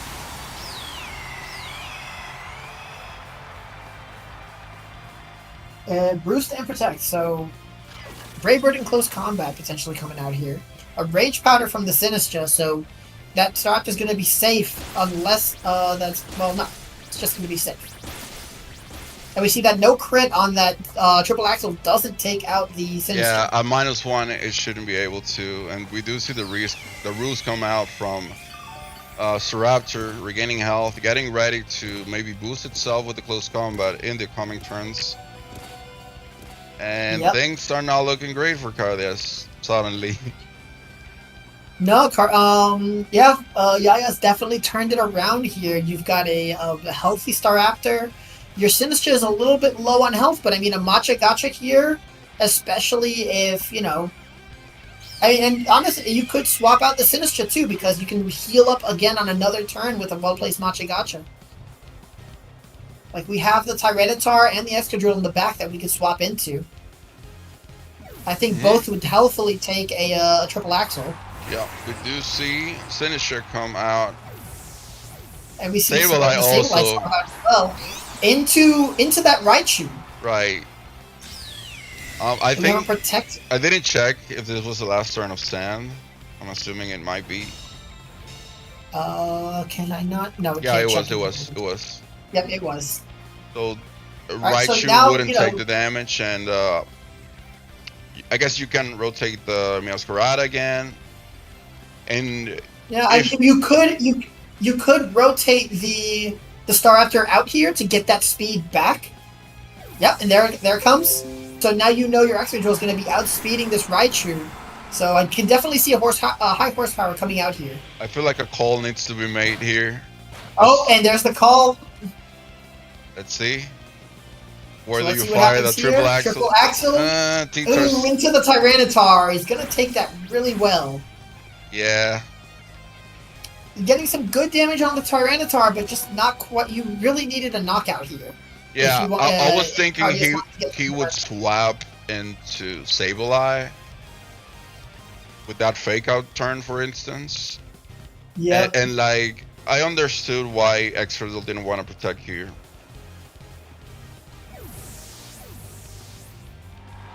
Yeah, so now we're seeing that swap, just rotating back out to that Sableye, trying to keep that Raichu around to handle that Mega Staraptor. Yep, and Excadrill goes back to Sash immediately. Yep, now he's at Sash is live again, and we got a Rock Slide that will probably take it. Yep, there goes the Meowscarada.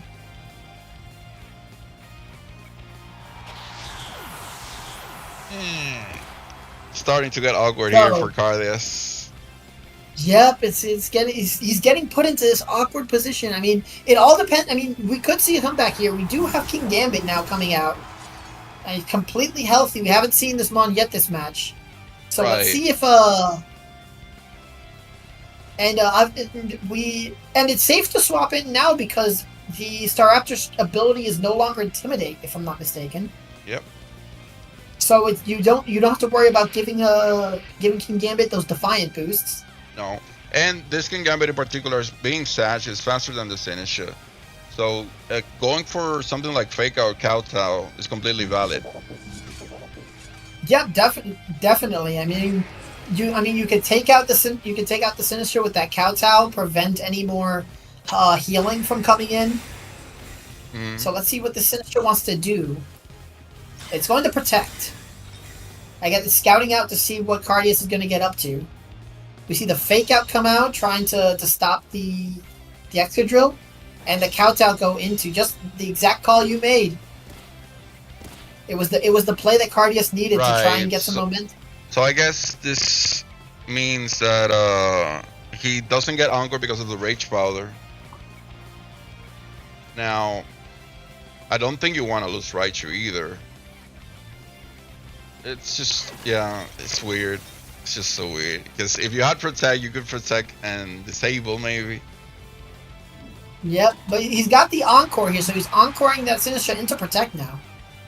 No, into Rage Powder. Oh, excuse me, Rage Powder. I was switching windows up. Yeah, High Horsepower doesn't miss. Brings it down to Oh, that doesn't count anymore. Doesn't, yeah, the Colbert Berry isn't going to save you here. Not from a kowtow with one mon down on Cardius' side. Oh, hold on. He can disable I. He can't even trap him. Does the Disable have Disable? It does. Okay.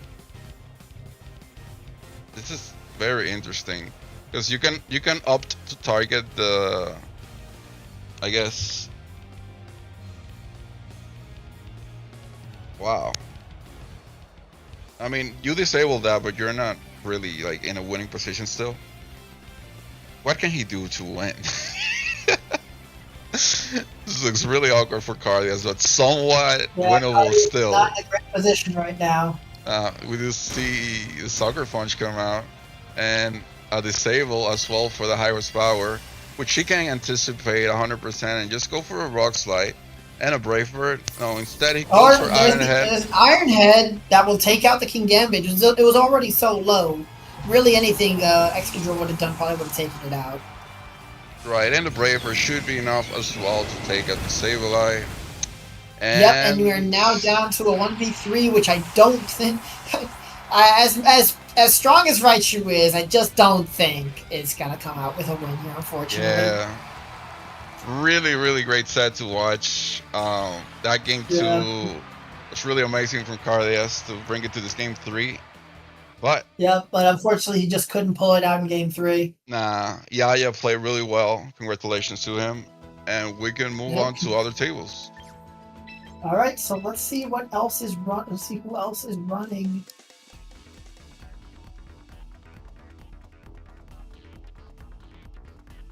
So this is the well. Let me refresh my page. Yeah, we've got a good number of matches completed. We still got a little bit under half our matches still going though. Let's see.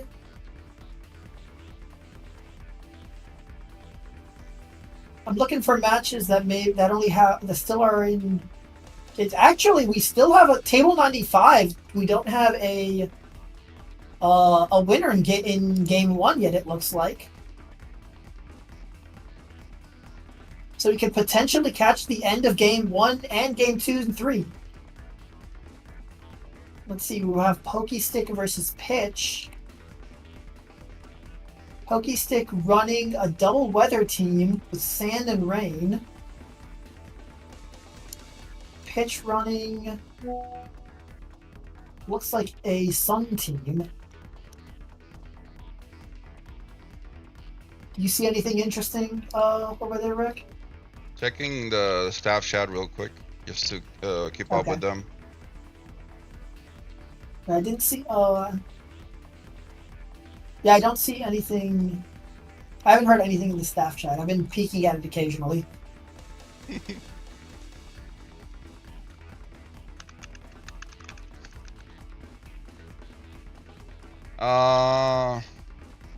Let me see. I was gonna ask about Andy. I don't know if he wanted to join us.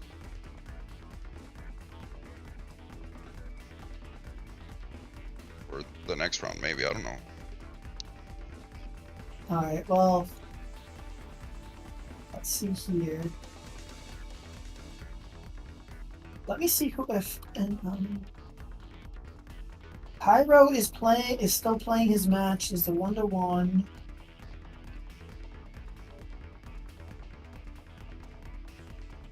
Yeah, so many new players here. I'm not super familiar. Oh wow, looks like Brady lost his match. Did Brady lose his match? His second round? Yeah, so he's down to 1-1. Looking at one of my friends, Oscar Peace 1-1. We have a top player that I didn't notice until now. We have Oro Rayquaza, also known as Turan Birdie. He's from the UK. He's probably like one of the top 5 UK players. Really interesting to watch him in the next round, maybe, where he's in the 3-0 tables. We'll look into that. Definitely would be an interesting match to watch. We got also senior NAIC champion Isaac Moreira. Okay. He won his round. He's 1-1 now. Let's see what other. Let me look at the unfinished ones first to see what we can stream for you guys. Yeah.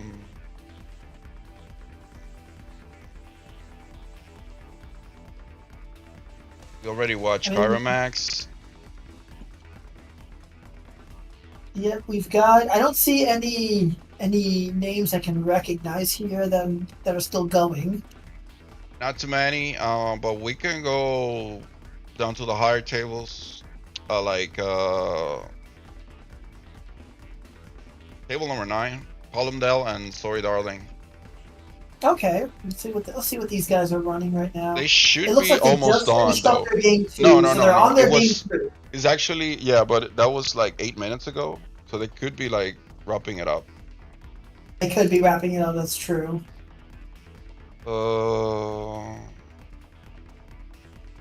Okay, I'm Okay, so refreshing. that's why there was okay.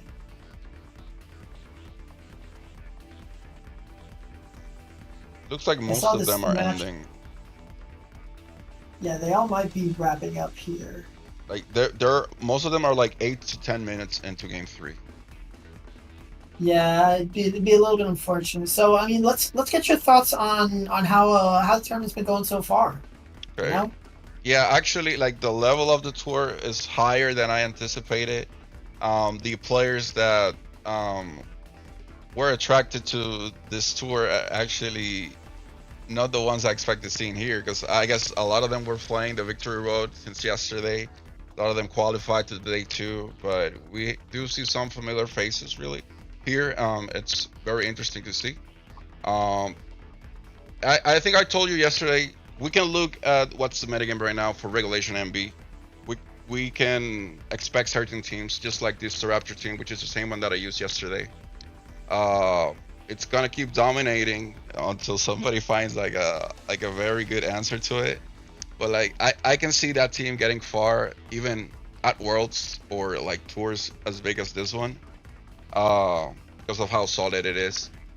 Other compensations, we can go to the metagame analysis too. If we pull that up on the Limitless website, we can see that there are 92 King Gambits in this tournament, stealing the show with 37% share.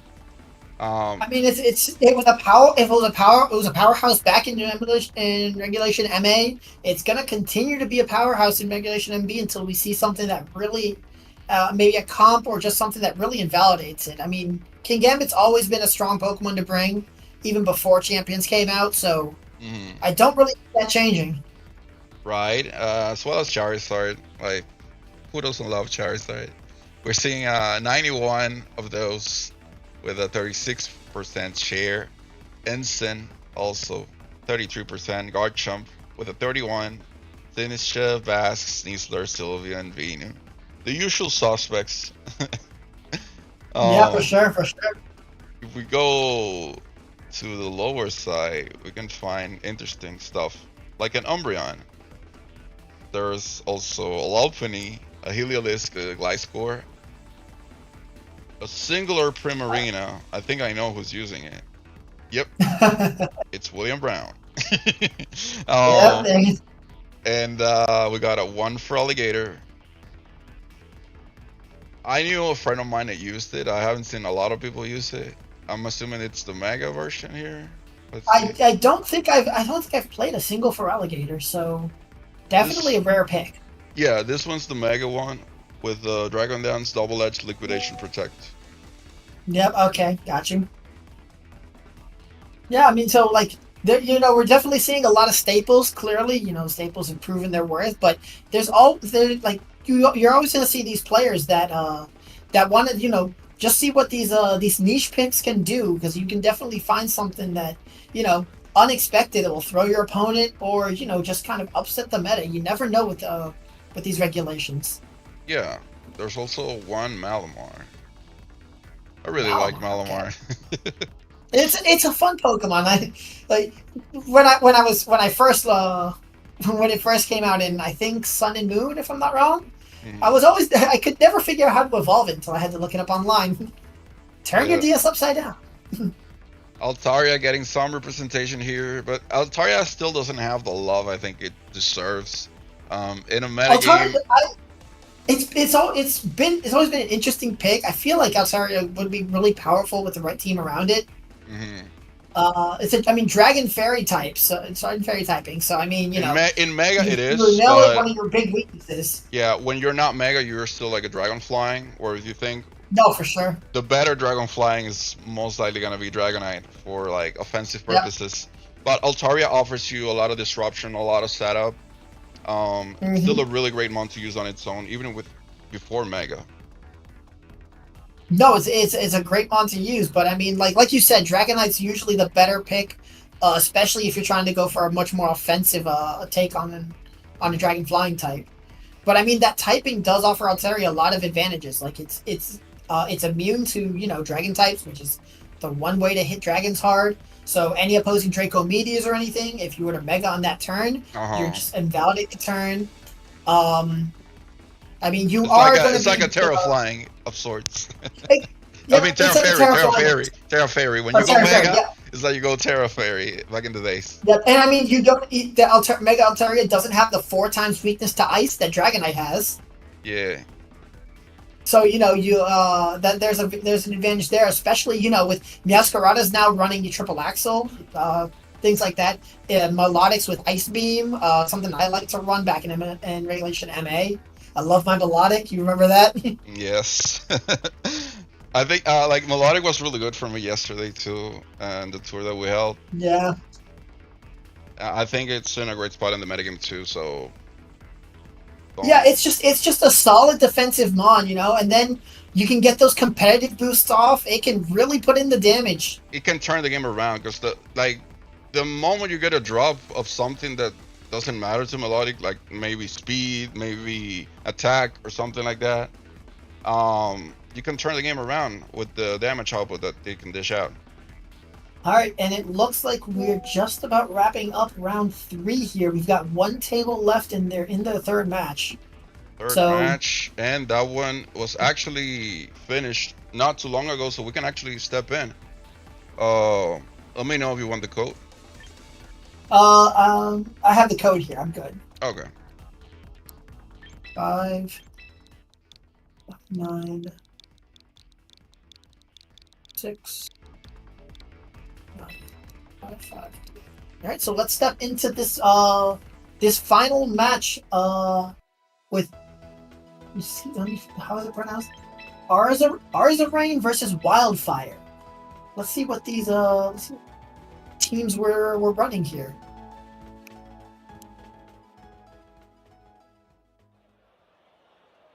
All right, so we have Arzarain running another Sand team, Tyranitar, Excadrill, Staraptor, Golden Ghost, Sinistra, but running a Melodic this time, just like we were talking about. And it looks like we're jumping into the middle of this match here.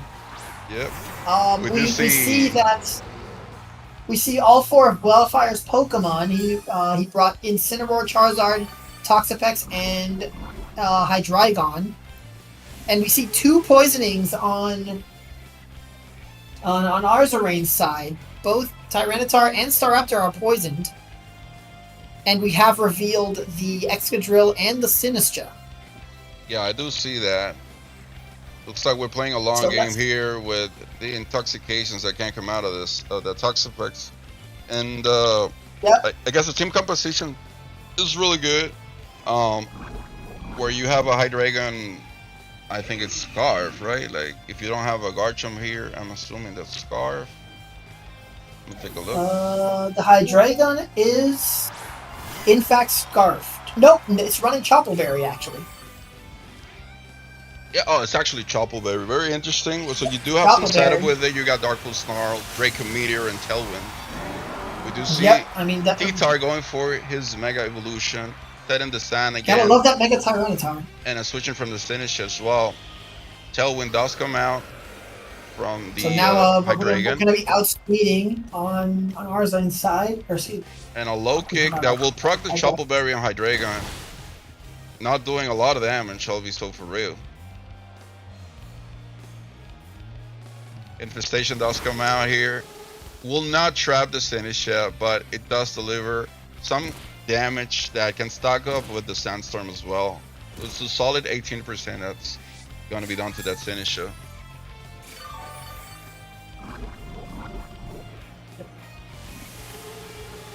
T-Tar is trapped here Yep, it is trapped.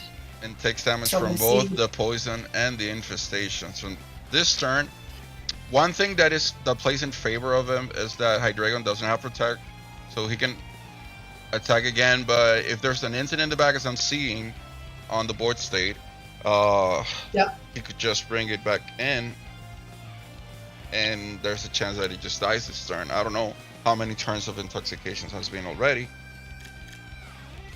but he's gonna take the damage. Let's see what he does. Snarl. Okay, so he wants to proc the Colbur Berry already with the Snarl and do a good amount of damage stacked up with the infestation. Is it gonna be another low kick? Ooh, knockoff actually, for leftovers of the Toxapex. A really good turn, even though it can regenerate. Everybody that can be poisoned was poisoned.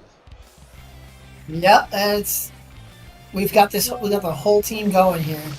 Right, and as for our friend here, our Serene, I'll pronounce it like that. I don't know how it's pronounced. He unfortunately has low kick on T-Tar.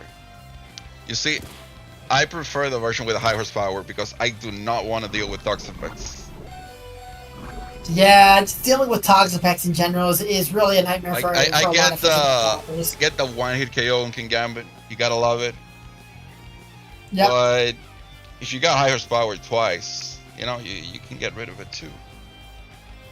Yeah, I mean you got to play a little bit more careful around it. I mean, the King Gambits can run Iron Head and definitely take a chunk out of your Tyranitar if you play it like or that. low kick back. So I can see the appeal of the one hit too. That's also true. So it's just, having that guaranteed one hit KO from Tyranitar against the King Gambit is a nice option to have. Like the high horsepower is really good, but low kick just puts in the work, man. Absolutely. Here comes out the Charizard. Imagine he rock slides here. If he rock slides here, man, he's a legend. Yeah. Well, what's it gonna be, T-Tar? It is a rock slide that misses specifically the Charizard because we love this game. This is the best game ever. Bro. Oh my god, man. I'm sorry, I took you out of the stream because I maximized my browser. You're back. Oh man.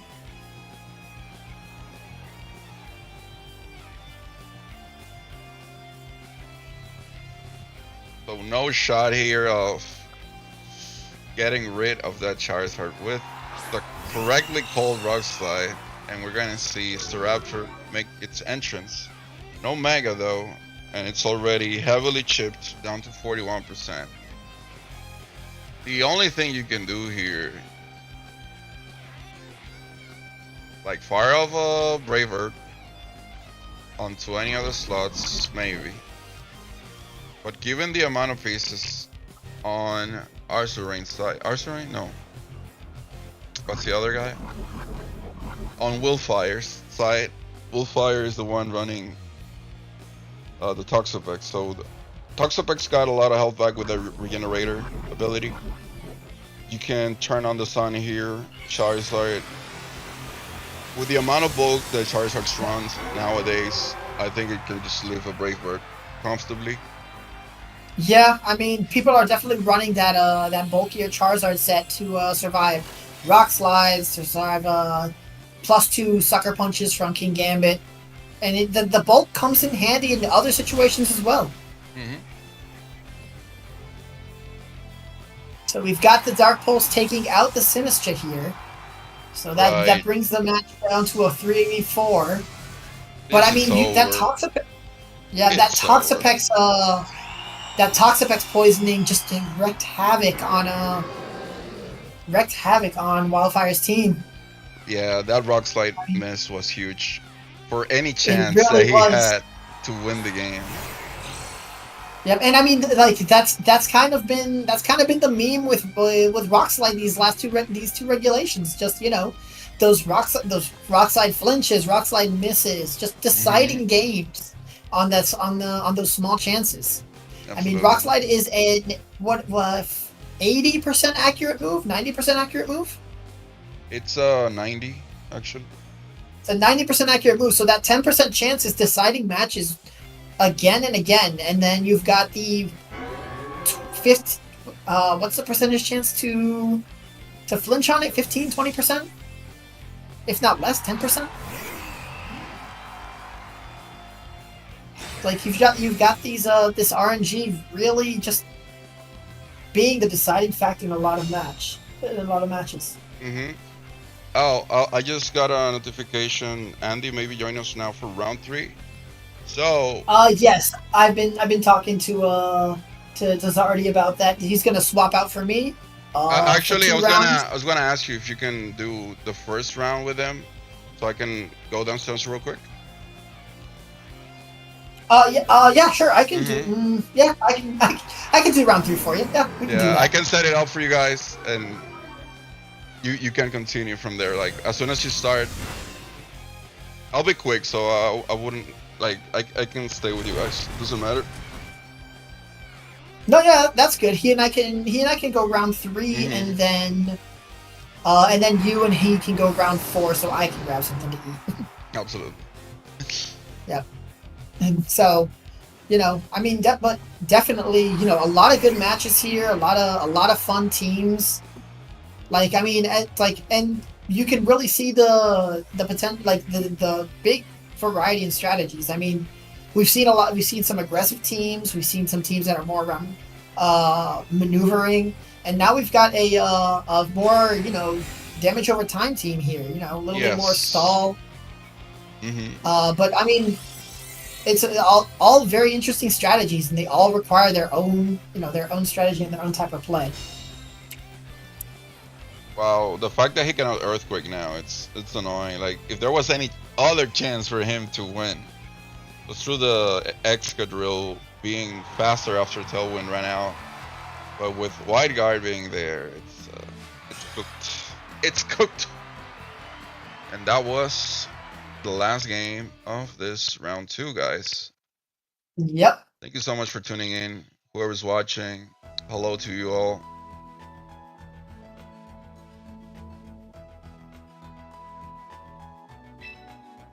And yeah, let's see if we can get Andy in here.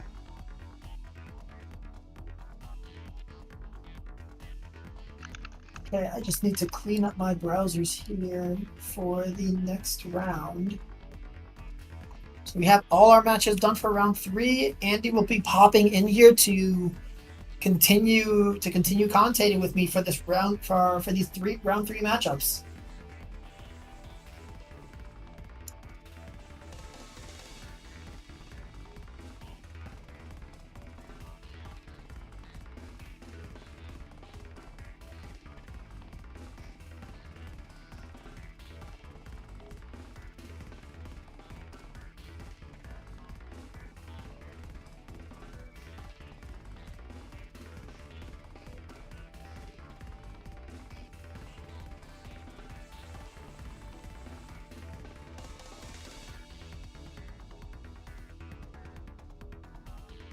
Hello.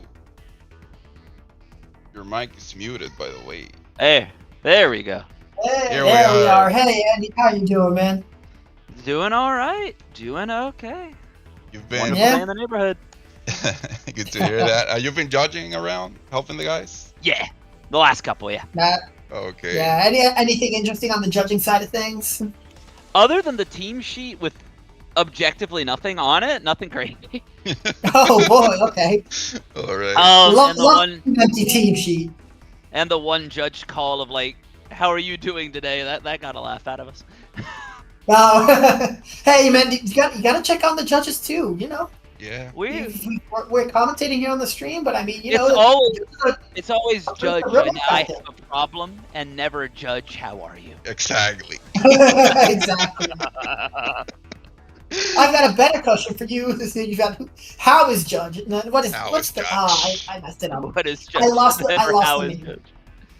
How Oh, is Judge? By the way, Andy, do you have your Switch handy? I do. Yes. All right. So what we're doing is that Okay. whenever we pick a table, we're telling now the players are going to be in stream, and then we can get the code, and we proceed. So for this Beautiful. one, I'm gonna leave you with 0. I'm gonna step out just for a couple minutes, but I'll be rejoining you guys. So I'll set up on my screen so that what's coming out of the stream will be the same battle that you guys will be watching on your screen live. You know. Got it. Okay. I mean, do you want to switch? I mean, well, no, I can't. I can't stream you. Well, can you grab my streams? Because then I can just have my Switch going because I do have it hooked up to my computer and everything. Right. That's what I wanted to try because I don't know if that interferes with the screen that I'm sharing from your camera. Well, I can switch to just use my webcam. Here, this is what I can do. I can switch to use my webcam and then stream my screen at the same time. Yeah, try that. So, give me 1 second. You're gonna lose my picture here for a split second. And now I'm going to go into our call.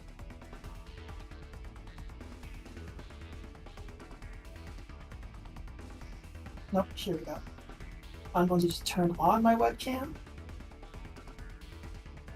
Should be the same video. And let me You're on share stream, my- Andy, by the way. In the meantime, if you want to say hi. Beautiful. Yep, you're on stream. Beautiful. Oh, we're in. Hello. Welcome. Give me 1 minute here to just get this popped out. Take your time. Hello. Take your time. Oh, now I get my game audio by doing this. Awesome. In the I had no meantime- game audio this entire time. Oh wow. I'm looking at the tables to see what's a good match for us to watch. I was gonna And say, there we go. So you should have both my webcam and my stream. We got him. I think we're good to watch now. Table. Let's see what's table here. Table 19. We got Aura Rayquaza against Pokey Paolo. I was telling Zero here that Aura Rayquaza is actually Taran Birdie. He's a known player from the UK. One of the best, I would say. It would be really interesting to watch him. Do you need the code there, Andy? I have it on my stream if you need it. Or I Perfect. can I'll just tell put you. that in. That's it. Go for it. Okay, Alright. Yeah, it looks like I cannot like do multiple, so I'll stream for you guys. Oh, okay. So you can't grab both of them, man. That's unfortunate. Ah. Alright. Yeah. So you'll definitely just keep an ear out on the call so you can hear. Just shoot me a DM if you need a room code, and I'll shoot that over to you, Rick. Yeah, and I'll be back really quick. So the game 2, I'll put it right away. All right. So yeah, you let's guys get into commentate this. as if I'm not here. Don't worry about me. I'll be like the All right, so let's technician get in the into this background. game here. Okay, So so I've got both our team lists pulled up here, and it looks like we're here in turn 1. I was gonna say, it looks like we have Ensign and Charizard Y already megged out, and then we've got a Burn Sneasler and another Zard Y on the board. All right, so let's see. And looks like that Sneasler's taking some pretty heavy damage already. It won't go down. Chip. Yeah, it won't go down to burn at the end of the turn unless it takes some more damage here. I mean, it brings Chomp in. Okay. Yep. So Chomp switching in now. Into the Rock Tomb. Rock Tomb. So we're gonna be. Oh, go ahead. Oh, I was gonna say trying to catch a switch on that turn. Well, this should pick up. If that's into the Basculation, that should pick up, right? From that It's definitely range? gonna pick up. Oh, Oh, no! Oh. Well, surprisingly, but we do have people running more bulk in general, just because of the +2 King Gambits running around with Sucker Punch and such. That's true. That's true. Rick and I were just talking about that, how Charizard's especially is running a lot more bulk now. Yep, getting the instant in. So not a good day to be this Sneasler on the other side of the board. No, unfortunately, you're burned, you're intimidated, you're down to 10%. Like, you've got another turn of life in you if you don't take damage. But I mean, this Garchomp is running Earthquake. You've got the Instant next to you that's got it doesn't have Protect actually. So more of a support set running Fake Out, Will-O-Wisp, Parting Shot, and Throat Chop. Interesting. Throat Chop is the interesting piece here. Yes, Throat Chop. And we've got the Fake Out to take out the Sneasler there, so... And that'll pick the Sneasler, yeah, and then the Dragon Claw just goes into the Whimsicott and does Yep. nothing. So now we have, I mean, we have a pretty comfortable board state here. So we know Zard Y's in the back, so we know we have one unknown left. Yep. Brings in Zard.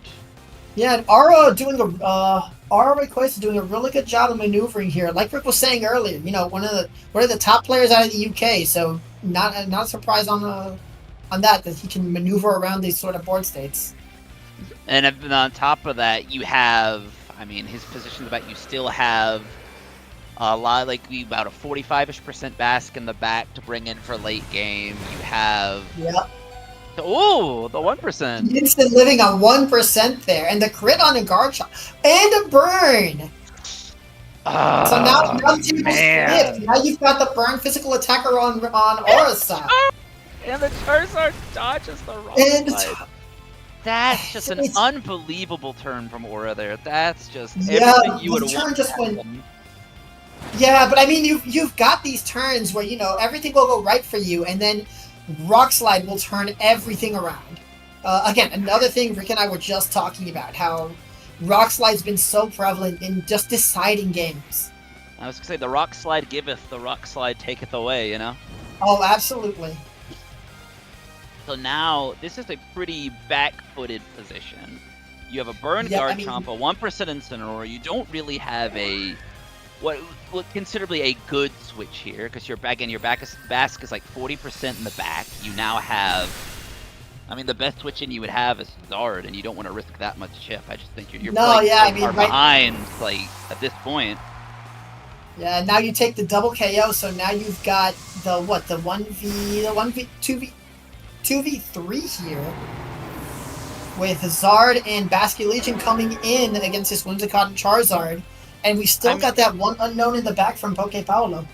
Yep, and then the big deal and the big deal here is like the Basculegion, like this is the Scarf one from Paulo. So now he has to make the choice. I mean, the only thing you reasonably lock into is Last Respects. Like you can take the Charizard realistically, but then you just get KO'd by the Whimsicott, and then Charizard has to deal with, you know, the unknown in the back. Yep. And I mean, like, Charizard's pretty powerful, so, you know, that, like, depending on what that Pokemon in the back is, there could be some potential. But looking at the team, I don't really think Charizard can deal with 3 Pokemon, or 2 Pokemon on its own. It's got to deal with an opposing Charizard, and either a Basculegion, an Incineroar, or a Garchomp. And I don't think Charizard realistically is dealing with any of that on their own. The surprise lock into Aqua Jet there, that was not on my bingo card. Yeah, I mean, it took out the Charizard there, and you were able to apply pressure onto the Whimsicott. Oh, that's not the unknown you want to see in the back. Nope. That's unfortunate. That's it, yeah. I feel like the opposing... So what does he have?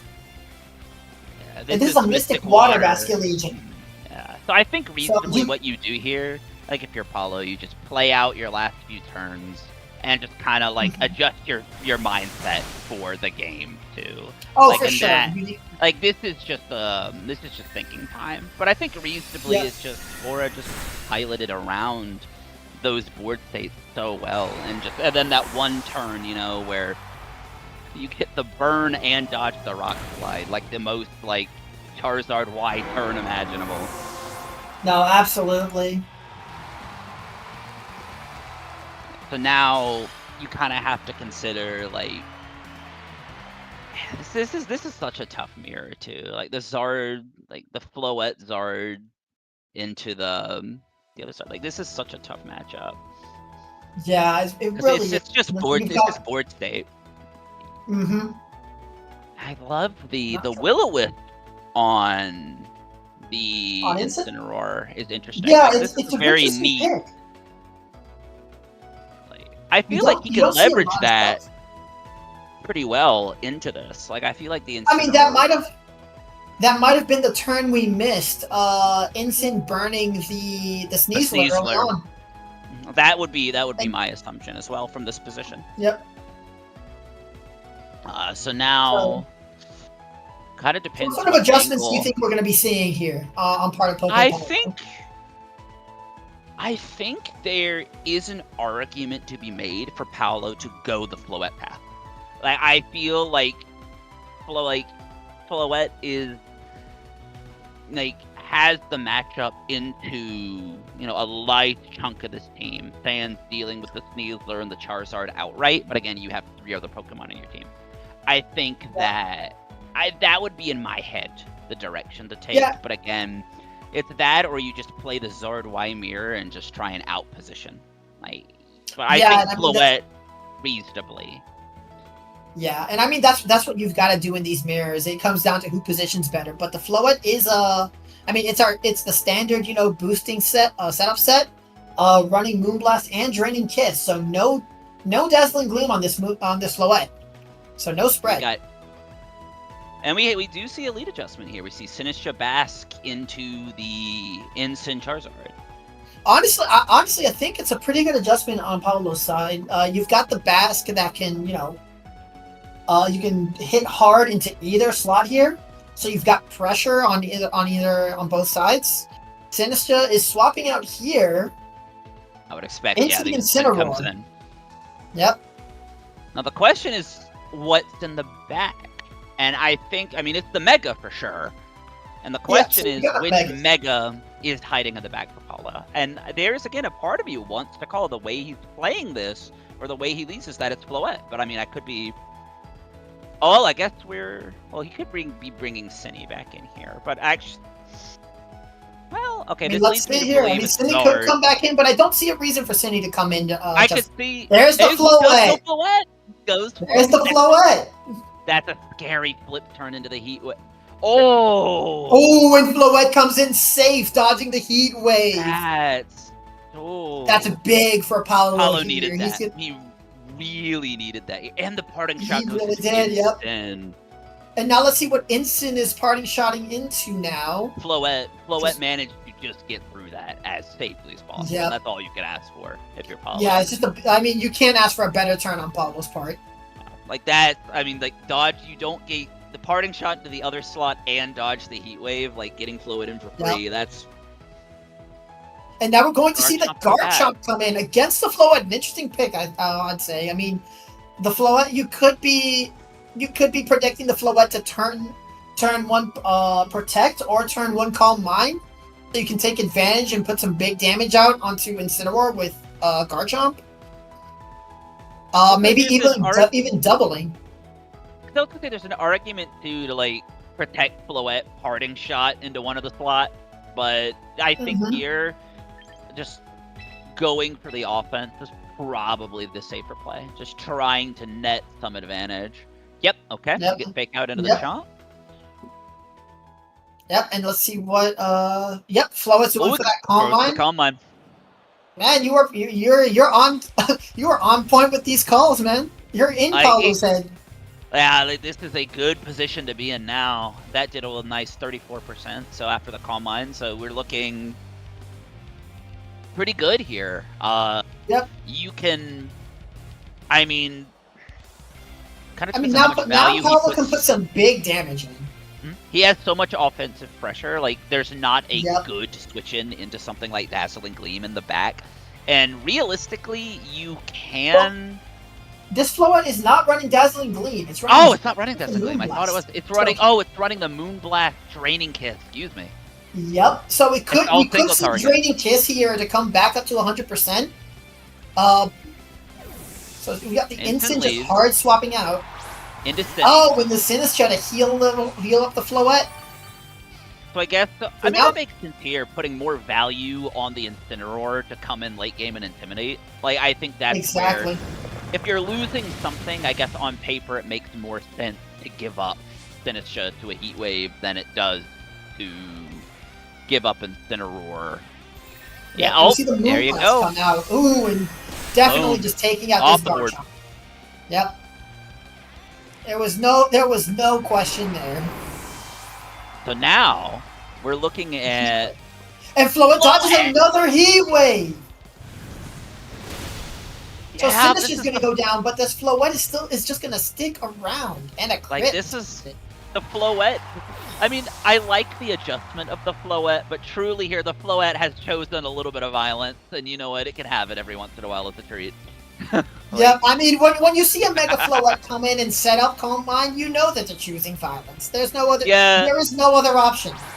And I know there's got to be a little bit of frustration on Aura's side that it came in on a Heat Wave dodge and then missed what could have been a very critical Heat Wave right there. I think you lived that, but you are low. You are like 2 or 3%.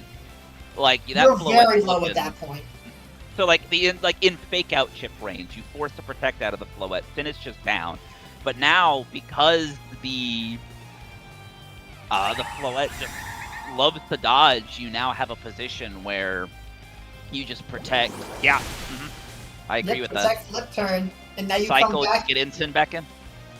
Yep, and just keep keep intimidating. You still keep that fake out pressure up.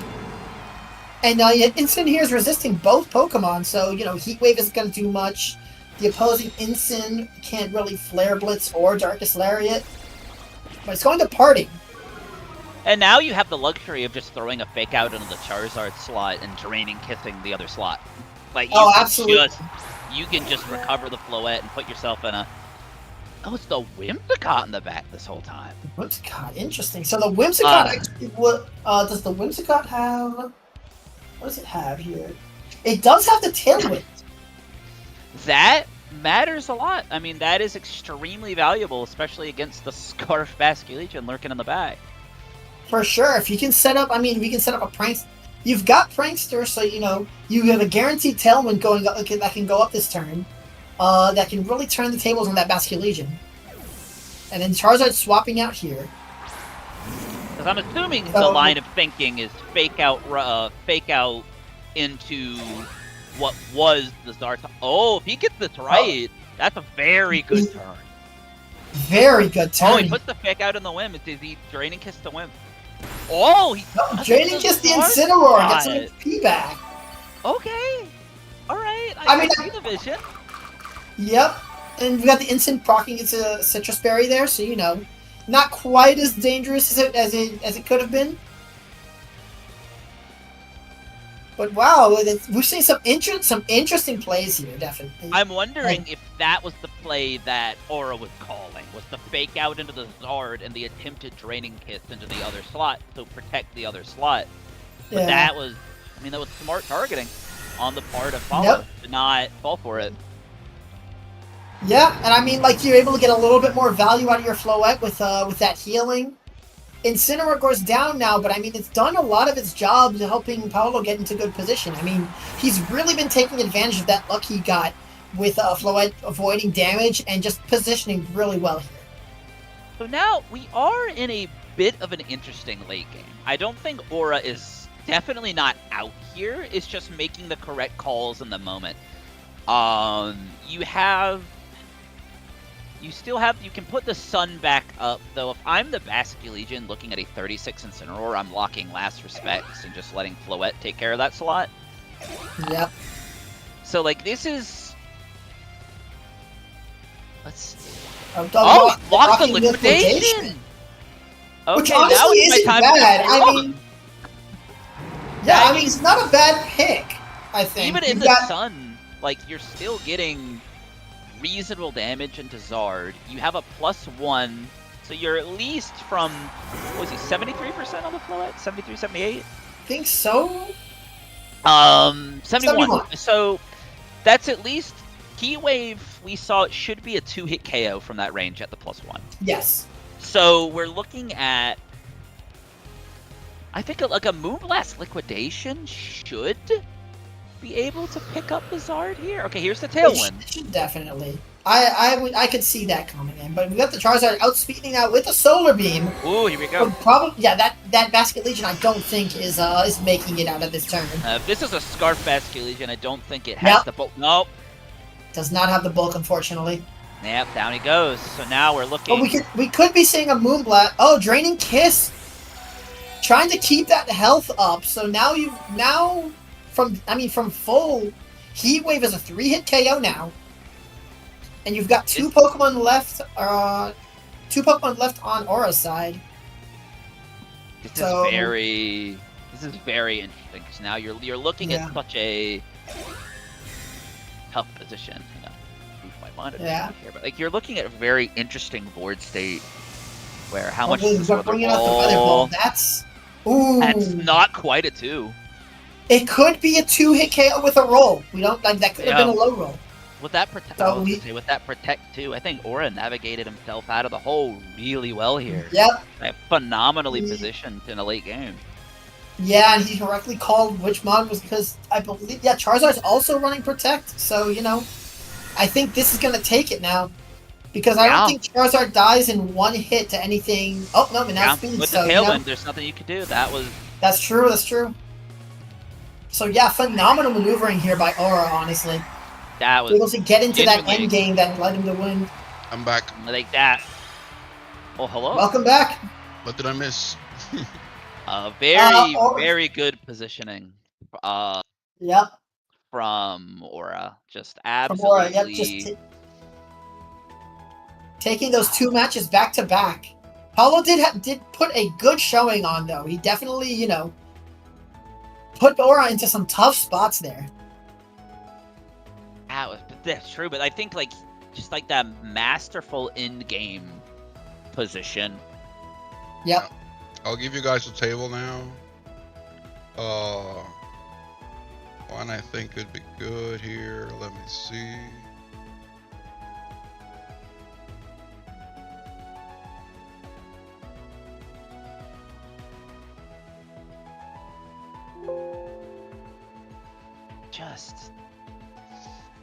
Say the menace of Zard Y, I'm telling you. No, yes, Zard Y has been a menace since day one of He's the dictator of Pokemon Champions. He really has. I think even laddering through Regulation MA, I don't think I went more than two matches without seeing a Charizard Y. Yep. It's between him and King Gambit for top dog. There are very specific things I would like to see in MC. I don't mind Charizard being good. It would just be nice to have more that in the existing format that can handle, give you more variety, I guess. Just bring the Charizard representation down just a hair. But I mean, he's here to stay for as long as we're playing. I think Mega Ments is probably the biggest Mega Edition that would directly change, but directly force meta change in Builder. Because it would be another Mega that's really fast and really strong on the special side. Guys, pass that table over. Table number 54. All right. 54. What's happening? We've got Affy versus Isaac. Yeah, I was mentioning earlier Isaac being the senior NAIC champion of 2025. Really good. And they're in game 3 right now. Yeah, a really good match to watch. See if we can win it in game 3. Or is Affy a better player? D7 of. I'll let you guys commentate. I'm just setting it up for you. Oh, you're good. You're good. Because I'm still eating. 4-2. 4-0. 5-7. 1-0. Oh, there we go. There we go. I just put the code in wrong. All right, so let's see what this match brings us. What do we have in?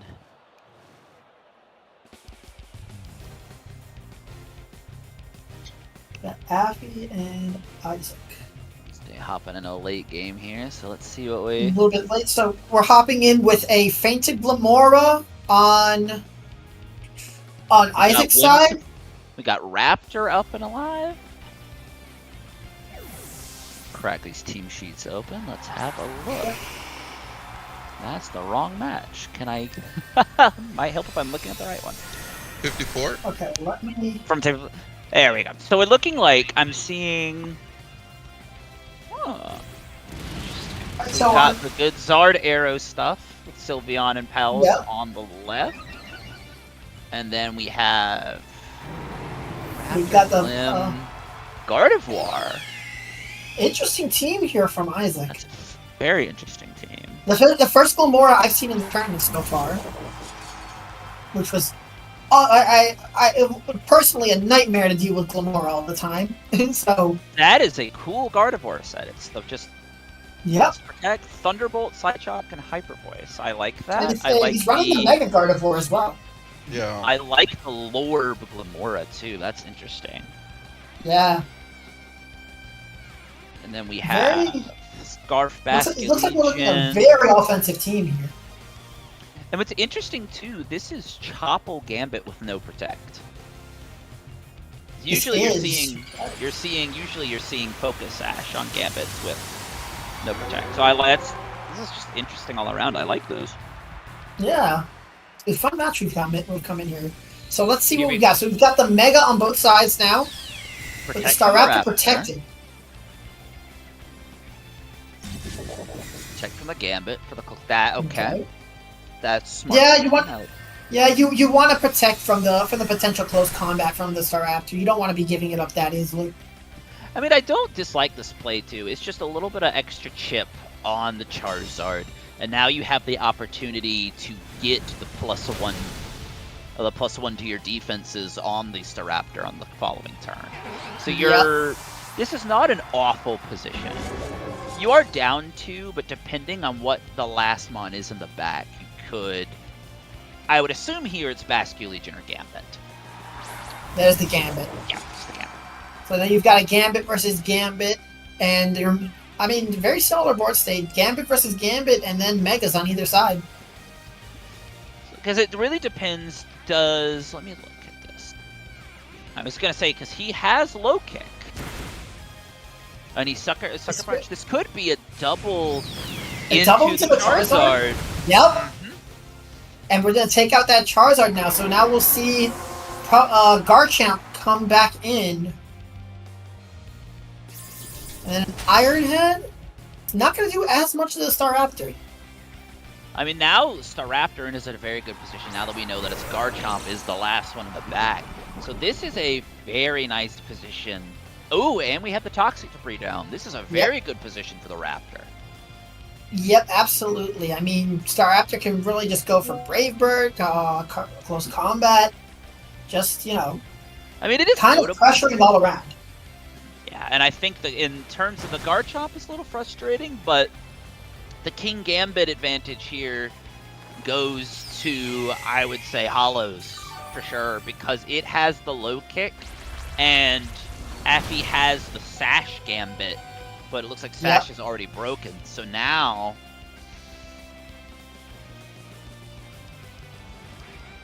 And there's the low kick. There's the low kick. Bring it down to Sash, and you can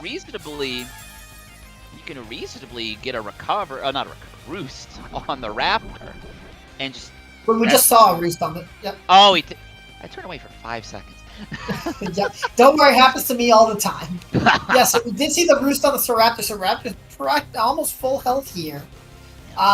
This board state's definitely favoring Isaac here. So we have pet birds. I turn around to see him. They get to hang out on our little screened-in patio. I turn around to see my own little Staraptor roosting on his perch.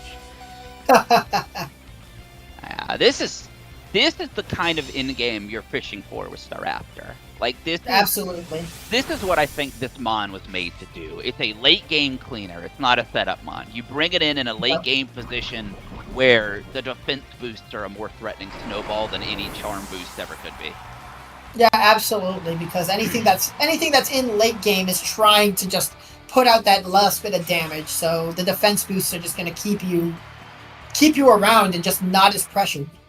Because like you just have to play in a way where you deal with the most threatening pieces to Raptor, and then just create an end game where you can just force like a +2, Yep. +3 Raptor, and it's just like unbreakable.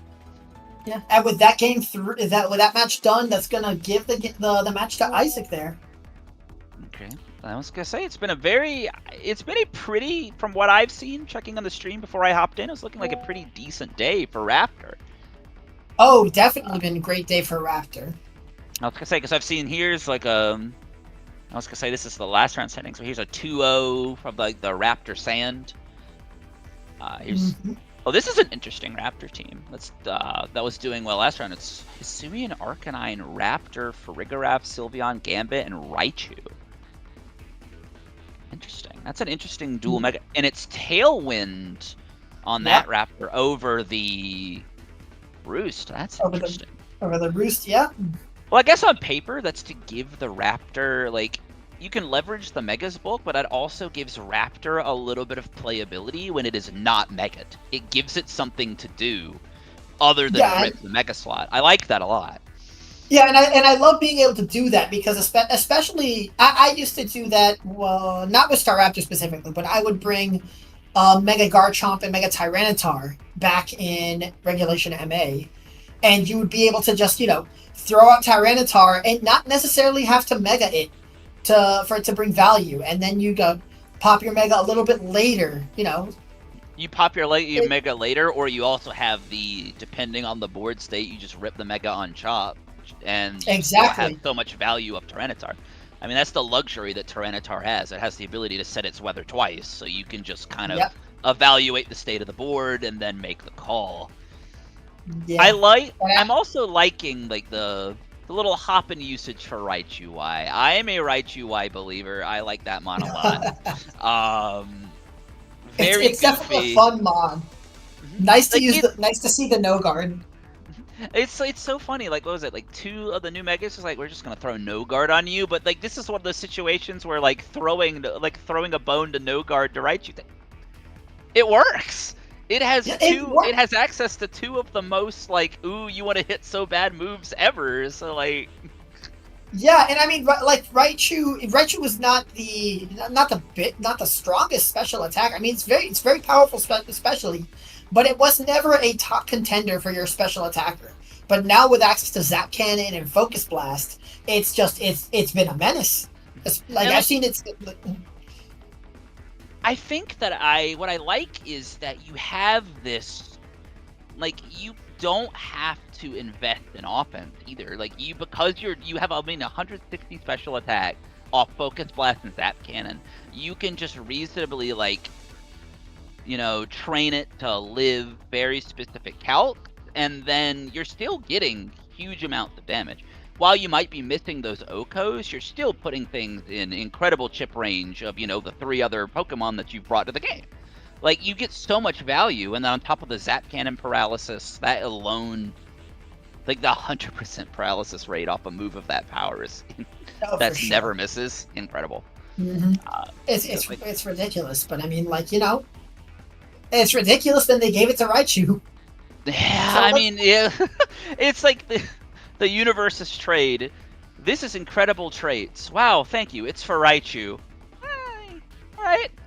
Go. Well, yeah, I mean, people are making it work, and we're making it work. Honestly, yeah, and I mean, I haven't seen a match where Raichu just hasn't been able to pressure with either of those moves. And the benefit too is, I think now, I remember it beat Raichu Y. My boy beat the Twitter allegations. Like everyone was going on about like, you're just gonna play X, and where's the X? I couldn't help but notice Raichu Y still got it. Yep. I think Raptor is probably still the most interesting of the Megas to me, because it is. I think it's good. I don't think it's, format defining, but it's one of those cases where I'm like, you just released at the most uncomfortable time. Yeah, absolutely. You came into Charizard Floette World, and that's just a tough sell to be anything, really. Like, yeah. As long as Goliath good ability to Golisopod, please. I asked for so little, but a good ability for Golisopod. I mean, here's Yeah. Golisopod's stats, though. Reasonably, anything seemingly decent is okay. Is like on paper playable. As long as you don't have emergency exit or some brand new atrocious variation of, which I don't think they'll do, but there's a part of me that goes like, don't you dare. No, it would be really nice to see Golisopod be able to, do stuff and stay in, not get freaked out at the first hit it takes, and just be able to put those stats to use because it's got a decent stat spread.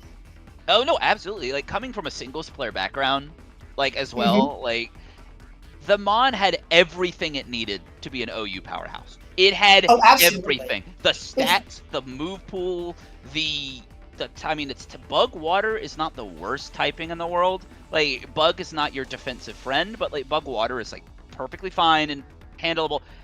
Incoming emergency exit, and that just it just tanks your value. It just makes it unplayable in a way that is so frustrating.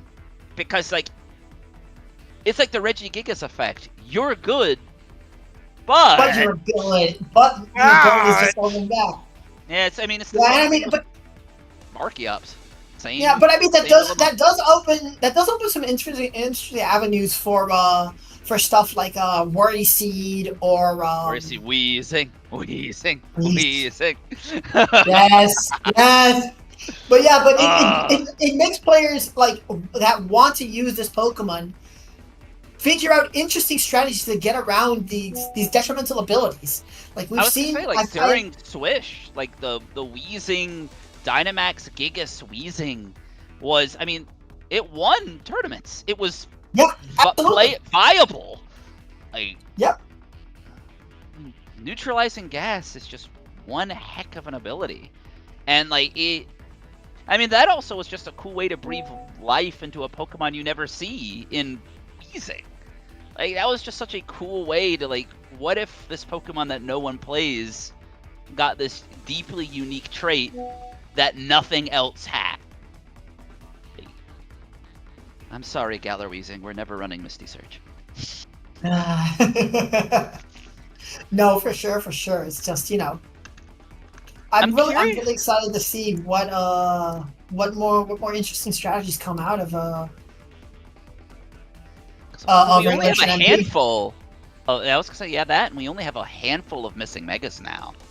So I'm very true. My expectation here is that MC is going to introduce a little chunk of Pokemon and the last non-legendary Megas. And I think my prediction is MD is going to introduce a handful of legendaries, the lower powered legendaries into the format, and the likes of the Mega Latis and Mega Heatran. And then from there, sky's the limit. But after MD, we could start seeing the restricted formats starting to come out.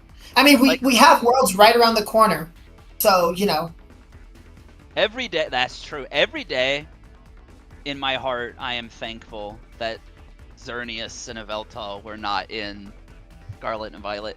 I don't want to play around Geomancy, Terra, Xerneas. No. And even then, Terra on Yveltal is also just outright on paper insane. Those Mon would be unbelievable with that mechanic. Yeah, being able to just turn off, those big dark type weaknesses on Yveltal and just hit like an absolute truck. And you also have the option, and then heal with Oblivion Wing. It's just or you have the option of maximum aggression, Terra Flying, Terra Dark. These Terra Flying Oblivion Wing. Enjoy. That's I don't want to live in a world where that's possible. That's the magic of champions. Unfortunately, we might. My biggest Pokemon that could never Terra will be able to Terra. Pokemon that were never able to max will max. Pokemon that didn't have access to Z moves will be able to rip Z moves. We are going into territory that is both equally as interesting as it is cosmically terrifying. Yeah, but then we're also going to be able to see, like you said, Pokemon that weren't able to Terra will be able to Terra. Pokemon that weren't able to Max will be able to Max. But that also gives a new chance to see new Gigantamaxes. I mean, like we're seeing with Mega Evolutions, we're That's seeing new true. Mega Evolutions that are just changing up the game completely. I mean, like There we were just is a talking about, think about Mega possibility. Raichu.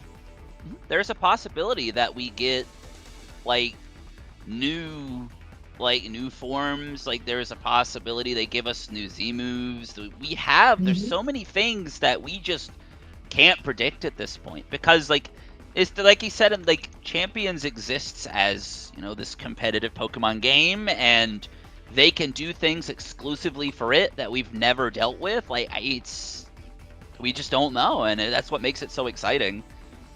Yeah, and I'm really excited to see what's in store for Champions moving forward, because it's just changing up the metagame so much, and I think like it being the game solely focused on just competitive, they're able to balance much better.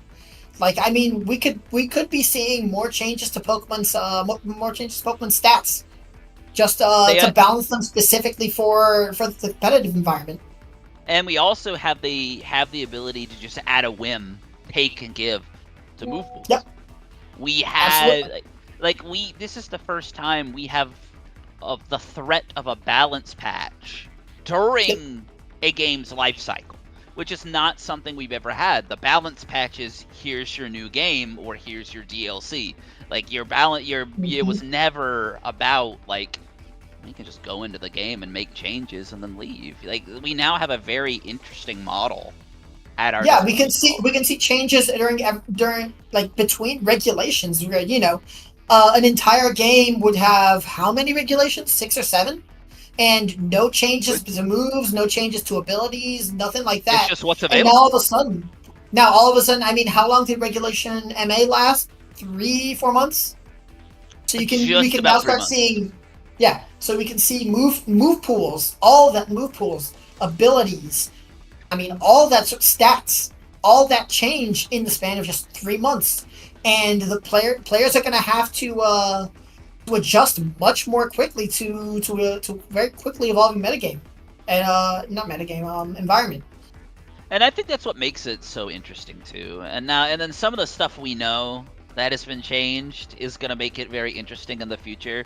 I still think it's very funny that there was a slight base power nerf on Astral Barrage. Meanwhile, Glacial Lance is just chilling. Like, yeah, I mean, don't mind if I do. Why not? Why not? Yeah, but I mean, when that happened, we saw a spike in usage of Cali Ice, because Glacial Barrage was just more powerful. And I think the big thing now is moving forward with is now you have. I'm curious to see how these Pokemon do in a non-Terra environment, because I think what made the Callies so powerful, and Scarlet Violet specifically, like they were strong in Swish, sure, but Cali Ice could Dynamax and Swish, and you still had incredible pressure from Cali Shadow. And then in the following generation, they had the ability to defensively Terra out of weaknesses. So now, Cali Ice definitely took advantage of that. In a restricted format without Terra or Max, these Pokemon now have to contend with some very unique things they had never have to contend with their weaknesses intact. And I think absolutely. I think on paper they're still strong, but now like the restricted format with Mega Legal restricted format with depending on what they give us is going to be insane. Like the horses, the elephant in the room is the Prinals and Mega Ray. Like absolutely, Mega Ray was just it was beyond a threat back when it was legal. And again, like it was a threat in VGC, and then again as a single splash background, we created a special place for Mega Ray. It couldn't safely exist. It couldn't even exist in Ubers. It couldn't even exist in Ubers because it was just too powerful. That much of a stat stick with a Mega that can hold an item with an ability as uniquely powerful as Delta Stream. Like that, like you brought in Mega Rayquaza, and it was just like I don't care. It doesn't matter. You do whatever you want. I don't care. I Live your outspeed, I outdamage, and I turn off your weather. Like it's oh, looks like we have a next round coming up. Here Okay, we go. well, for this next round, I'm going to leave you with Rick and Shear. Keep rotating people out. Beautiful. Yeah. Alright. So I'll keep an eye on the stream. I'll be watching. What sort of I what made sort a of games you have space going. for the three of us too. Like I had a little camera here for Andy too, below yours. Well, I can. I'm gonna grab a bite to eat. So Yeah. I mean, we can keep that But- space, and then I'll come back when I finish eating and Exactly. Like and join in. Beautiful. Andy can take your spot now. Like I can give him the big screen. Yep. Let me do that now. Yeah. I've only got 2 monitors and so many things to check. I haven't actually had the stream open. Yeah. So Well, actually, let me take a look at that and see what it looks like. No. Yeah. I'll already put Andy in the second frame. Oh, okay, got you. Yeah. All right, so I'm gonna leave you guys. You guys can start off round 3 round 4, and I will see everybody in just a little bit. Perfect. Just an open chat. I just okay. I'll shout out Anthony. I will be shouting out Anthony. I know you're Anthony's biggest fan. Andy, where's Anthony? Well, Where's Anthony? Got Alright. a lot of games here in the 3-0 tables. Let's look at those What do we winners have here. cooking at the top? This is I mentioned it before while you were gone. This has been a really impressive day for Raptor. I'm rather impressed by both the number and the current win rates for the Raptors. Granted, we still have, a bunch more rounds to play, but it's just very... I think people are finally starting to click with what that Pokemon does. They're starting to find the better compositions around it. Because at the beginning, it all seemed like a meme Pokemon. Like, okay, he gets buffed, but they were building just around it as a single Mega in a team, where like you putting all the eggs in one basket, and it's not really the best way to go about a serious team, I find, and then like in this regulation. Right now, seeing the stand compositions and being able to, combine Dango when you have that ghost and fighting coverage, like it makes the team so much better to what the people were experimenting at the beginning of MB. And I think people finally clicked. Like I mentioned this earlier, but I think people finally clicked that you don't play Raptor as a setup mon. You play it as a mid to late game defense boost bot that creates position. You remove key threats to Raptor and then bring it in late game where it's much harder for your opponent to actually clear it after it gets a boost or two. And you just, because it's doing so much good damage by itself. It doesn't need the attack boost to do sizable threatening damage. So you just play it as a defense boost stick and allow it to just hold down the fort in the ending game and become something your opponent can't break. Exactly. And it just came out into a format that, Floette and Zardoi exist. It didn't choose the format we met it in, It still has a tough time, but I think now I like the sand version of it a lot. I think found now that you have a coverage with Dango and with the Excadrill, Floette, it's kind of like you can deal with it because you got speed advantage with the Sand Rush. A lot of the Floettes are running modest, so you would still outspeed even without the Sand Rush if there's no tailwind on the opposing side. And you're doing meaningful damage into Floette. Meaningful damage into Floette. And that's why I like the Sand Core. It's because the Sand Core does a really good job of handling the Pokemon that Raptor doesn't. So then you can you front face with Sand, and then surprise, I have a healthy Mega Raptor to come in and clean up a late game. Absolutely. It's exceptionally this isn't the proper. It's like the same way Rain has kind of evolved around Megapert. It's like Raptor has finally found its home. Because you also, let me look at this one. Yeah, because you also have the option of Megatar. You don't even have to go the Staraptor. No. You can look at the board and be like, well, I want to reclaim Weather Control, and Tyranitar is a threat as a Mega in itself. Exactly. So you have speed and Weather Control all in one, and you can even have Trick Room on this Initia. So it's like speed is never going to be an issue for you if you position well enough. And I like the one I'm looking at Ottenmago's 3-0 team here. This team. I like you have the melodic for the coverage and the bulky water. You have the haze melodic, which is really interesting. Just control the pace of the game. And then you have the shadow ball on Cine to hit opposing Cines. I like that a lot. It's like, really good into the mirror, and like if you're in front of Vango too, you have an option to go full offense into it. And oh, by the way, I got a room code whenever you're ready. Ooh, this is for table beautiful. 14. Beautiful. Send that my way. You said table 14? Yes. Beautiful. Let's have a look. All right, we've got Destrover and Oscar P. Let's see. We've got this Zard Y, Venusaur, Toxapex, and Pals. Again, the singles player in me. Toxapex found me in doubles too, and I wish he wouldn't.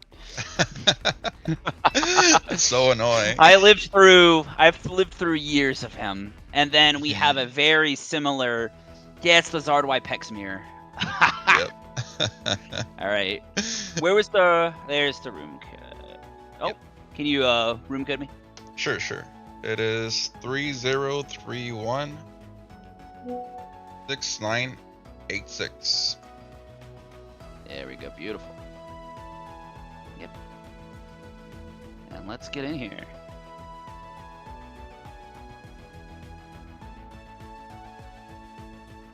I appreciate now that towards like as we are approaching the late stages of MB, like kind of how we're getting like the unique team adjustments. Like you had like the Toxapex Zard kind of crop up recently, and then you also had the dual weather pop up from like the Glass Grand Champions Festival. Like you're seeing kind of even around the most dominant megas some unique adaptations that have made this format, while it's not my favorite format ever, it's kind of kept it from stagnating. Like people are still able to innovate even in such a limited environment. If you can like sometimes bring back stuff from MA that was probably forgotten. See how Gardevoir was used a lot, I think, in the beginning months of MA, and then it dropped. Nobody really used it that much. But now in the let's say this is the second season of MB, and we're seeing Gardevoir pop up in a lot of tours and performing well. See, yesterday was 120 something people tour, and Gardevoir got a top 4 finish. Like we can see that it's actually a good mon that you can bet on. And now you're also seeing like the late game adapt. People are finally again, like we talked about Staraptor. It's finally finding its rhythm, and people have finally innovated the comp that feels like it was made for it. Like the metagame still has a lot of room for these other interesting megas now that they've kind of found their homes. Absolutely, and we see the start of game 1 here with Oscar leading with Whimsicott and Charizard, Destro on the other side with Charizard and Toxapex, your favorite. I know. This little goblin has haunted me since when did Gen 7 come out? 2017, 28, 20. Long time ago. Yeah, God.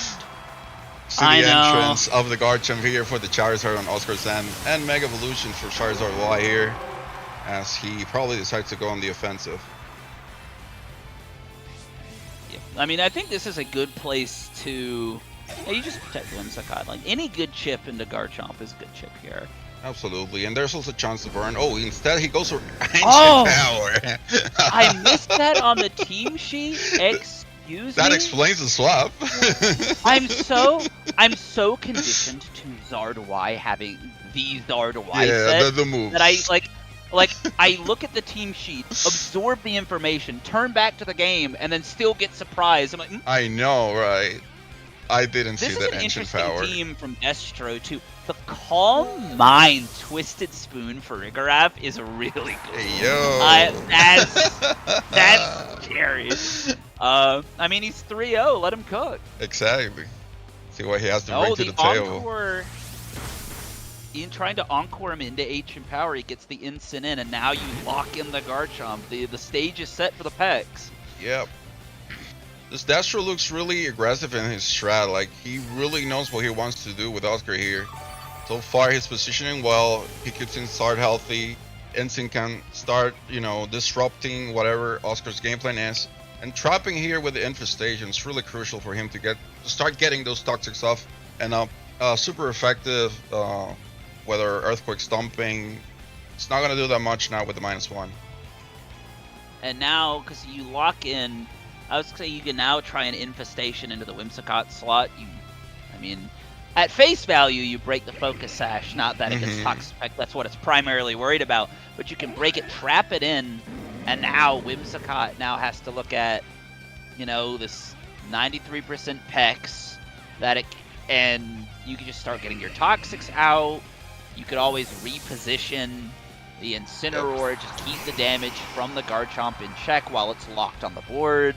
Right. And here comes the Earthquake. Let's see how this does at -1. And that's still into the Incineroar, that's something, but Pex is not particularly worried about it. Yeah, because you just parting shot the Garchomp and then like just throw a Toxic into that slot. Or it's either Toxic into the Garchomp slot or Infestation into the Zard slot.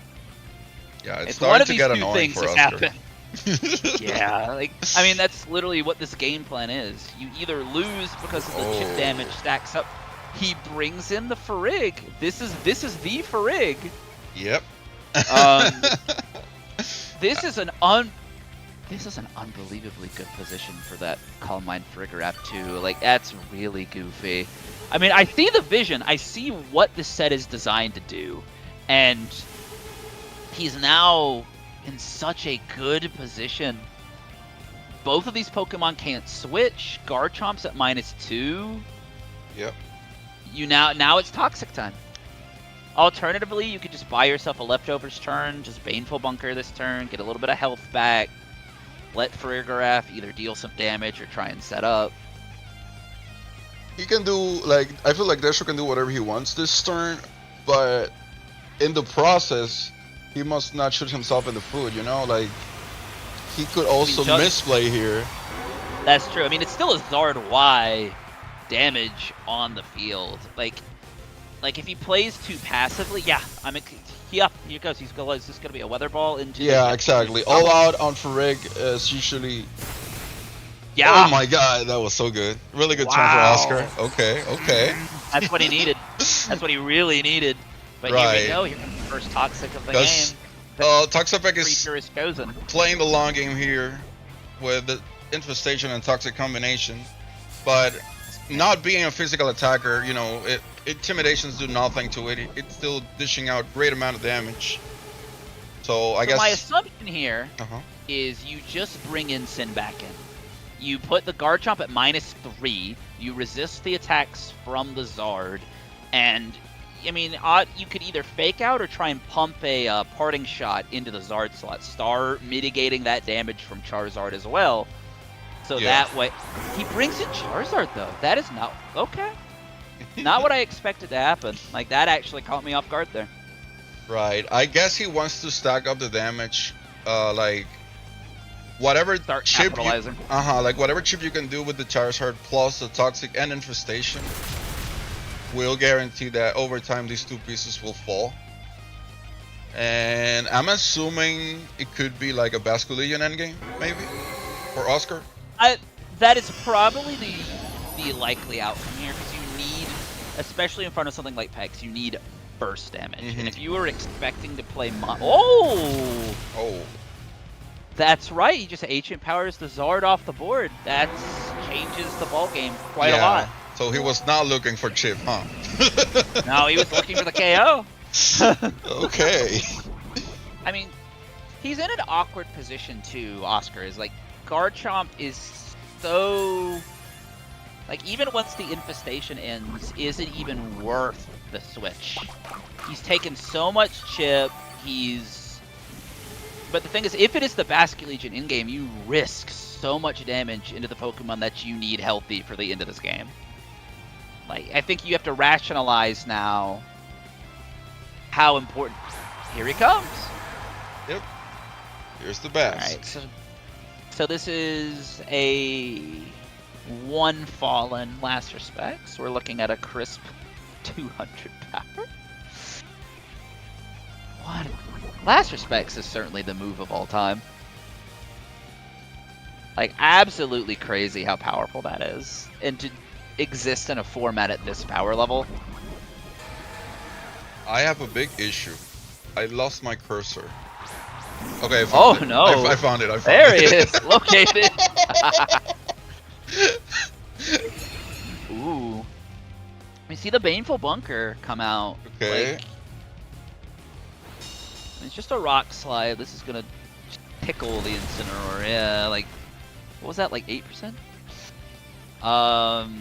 Now, oh, he gets that. So he gets the Incineroar off the field. That was very good targeting around the possibility of the Baneful Bunker. He didn't want to risk at -1 not being able to knock out Pex and then poisoning for your trouble.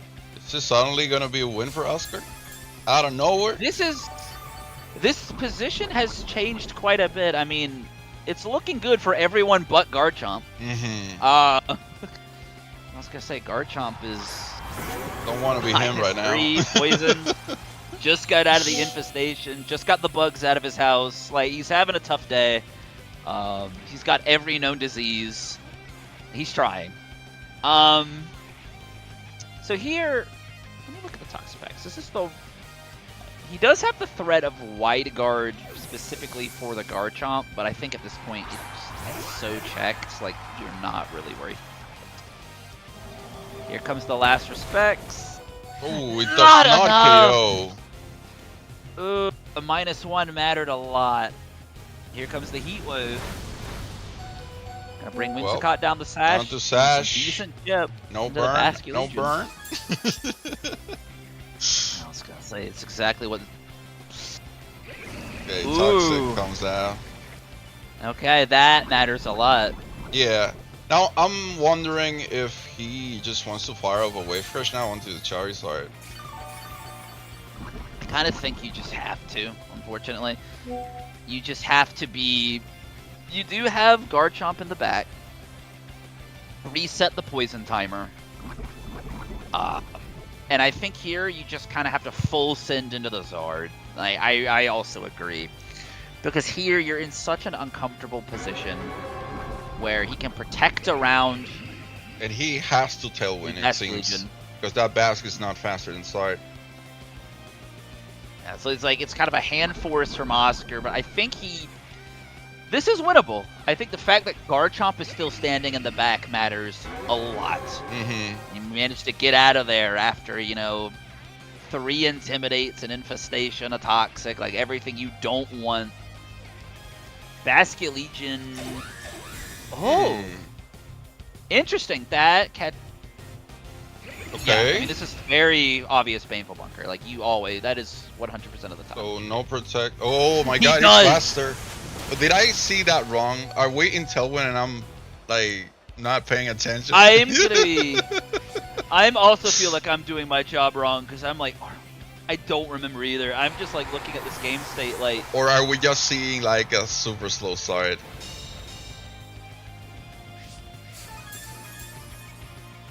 I'll check it right now. As soon as the He turn's might have over. been trying to, because let me nature check. It's Modest Zard from Destro, and over on Oscar's side. No Tailwind. It was just faster. He's just faster. Wow. And it's Adam. That's pretty crazy. So now we're looking 3 turns of Sun. This is a very good position for Garchomp. Yeah. Okay, White Guard is gonna come out. But I guess if you just target. Yeah. Yeah, you're fine. You're fine. Really good positioning for this end game. Oscar really had control of what he wanted to do for the last turns, even if the first ones were awful. And I think the biggest thing too here, really, it was the turns with the Farigiraf. It was knowing, I'm not touching Pex. I'm just going to double down into the Farigiraf, and like the Wave Crash in the Dragon Claw did it. It's all you needed. Absolutely. I was thinking in that one turn where Farig was in, that he would protect the Farig. that would have been my thought too, because I feel like on paper that is the obvious line of play, but also it is that mind game. I mean, it's a 50-50. You're playing the mind game of, is he gonna do it? Like, you have to kind of... And I'm Because assuming there... he has to work Calm around- Mind was very greedy. Like Calm Mind's too greedy. And like, you can not only have the Protect mind game, you also have the Wide Guard mind game, so he cannot like EQ plus Weather Ball. He needs to lock in a Dragon Claw just to cover that. And here... You know, that's extremely valuable damage calc too, going into game 2, knowing how much your Weather Ball did. Yes. Because I think it was like from 84-ish% drop. I feel Weather like Ball. this Charizard on Oscar's hand could be a little bit more invested than the rest, considering he's going for Tailwind and all. That makes a lot of sense. Mhm. And that is what I am to assume here as well, because typically you can usually live that kind of double up run on a Farigiraf depending on how you spread it. Yeah. So seeing Zard do that much, so I was gonna say 16%ish from Garchomp, and then Weather Ball takes the rest, no crit. That's just extremely valuable information for Oscar going into game 2. And if I'm Destro here, I don't think Farigiraf is the piece that I would be steering to. Like, yeah. I don't think it's on paper bad here, but I No. think in this matchup, I think Venusaur would have probably been the more impactful piece, or your own Garchomp, unless he's got Adamant Scarf Chomp in play. Or Like, Vilvino would have done much more, honestly. And even onto the Basque, where you can Oko with the Leaf Storm. You have the pressure, and I mean, Venusaur will outpace the Basque. Absolutely. Even through with the sun up through Tailwind, Venusaur's winning that speed war. So you just Leaf Storm, Basque Legion, move on with your day.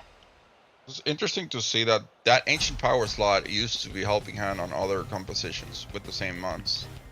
Like the Ancient Power, I was not a believer of it, but I guess it's fully for the mirror match, which you are expecting to play a lot of. So I guess in the long run it makes a lot of sense. Yes. And we did see the value of it that game. It's just you ultimately didn't get the value from it because Farigiraf, exploded. We see different leads now. Oscar decides to go for Basque Legion wins, and on this side we have Charizard Toxapex, which I think was the same, right? That was the same lead. Mm-hmm. Yeah, so I think now you have to kind of adjust your game plan. If you're Destro, you have to kind of... We're going for the Mega. If he doesn't protect, I don't know if this is like correct to just swing. This is a hard call. It's a like, live orb. Okay. I was gonna say, like, do you really want to go for that? He doubled it. He's calling a double there. Yeah. And I guess he can No. Why would you infestate that one? I'm curious about this myself. It's lore. We know it's Lord Basque Legion. We know just how much damage it does, even with the sun up. And what's really concerning is after protecting that turn, he's left that left slot open for a wave crash. Yes. Like, even if the Incineroar comes in, puts that at -1, Incineroar doesn't want to take even a minus. I feel like he can doing... repeat the turn and it'll be all right. Yeah, now Whimsicott gets the Encore pressure. Okay, Encore is also good. This wave crash is gonna probably proc the Citrus Berry and Ensign. Oh, it does not. And I think that's better. Oh, yeah. Now you know what? That roll. You know what? I think that Ensign's HP is not optimized because at 50% not proccing the Citrus Berry, that means you have a odd number for the HP stat, and therefore it didn't proc at exactly 50%. That's and just realizing just how much damage that is in the sun at -1 from Lord Basque Legion. Oh man, that one is a menace. Now because it's a ghost, you can still, even through the infestation, you can get on out. Yep, and here's Farig again. He does go into Farig again. I think he can play better now, though. This is a better position for the Vergraph by a mile, Because and I think if he you can also start- denies any prankster, He denies prankster. any prankster Mhm. encores. So now Toxapex is sort of able to, once it breaks free of the encore, it can now kind of go back to its game plan, and Farigarath can start dealing necessary chip for Zard in the back. Absolutely. And you can also like intimidate the Garchomp and set up your Calm Mind too. You have Fake Out, and maybe you can get a second Calm Mind, and you become a wall for the Charizard. But that is not the plan here, as he decides to Instant swap. comes back. Interesting. Isn't this just Earthquake then? Okay. Yeah, absolutely. As you know, the Toxapex is stuck on Infestation. Woo! Oh man, I just wanted to see Farig do something cool, but I know. Me too. But I think now it's an interesting position. Oh yeah, that critical hit 2%. You love to see an Infestation coming. yeah. But I think now this is a very interesting position to be in. Yeah, I think so too. Maybe he does want to do that long term. And There now goes the getting rid Encore. of getting rid of Anchor is huge, where you trap these both mons. But is instant surviving anything here? I was gonna say we saw the Earthquake do. It was at exactly 50. We put it down to about 7 or 8ish%. But I think the Earthquake should pick up. This has to be toxic too. Oh my god, it's gonna hurt. And this should, even at -1, this should knock out. Oh. Oh! Whoa! Okay. Hold Color me on. shocked and color me wrong. I was gonna say you had the chance to also. Wait, wasn't it already infestated? I thought it would go for toxic here, unless I didn't see that right. No, Encore ended. So that was a. I think Garchomp had not been hit by that yet. Okay. So now we're in a position now they're both stuck. And Toxapex is now. We saw about 34% from that Garchomp Earthquake. We're now looking at a pretty uncomfortable position for Toxapex, where it now might feel forced to leave. I mean, on paper, you can bring in Charizard into. Oh, or Farigarath. I was gonna say you could probably bring in Charizard to blank a likely Earthquake, or you could. Or he might be playing around Wide Guard, like his opponent thinking that the Wide Guard is coming out. Waiga here should be. Okay. It's not the play. Okay, I get it. Because I think he was trying to force the mind game.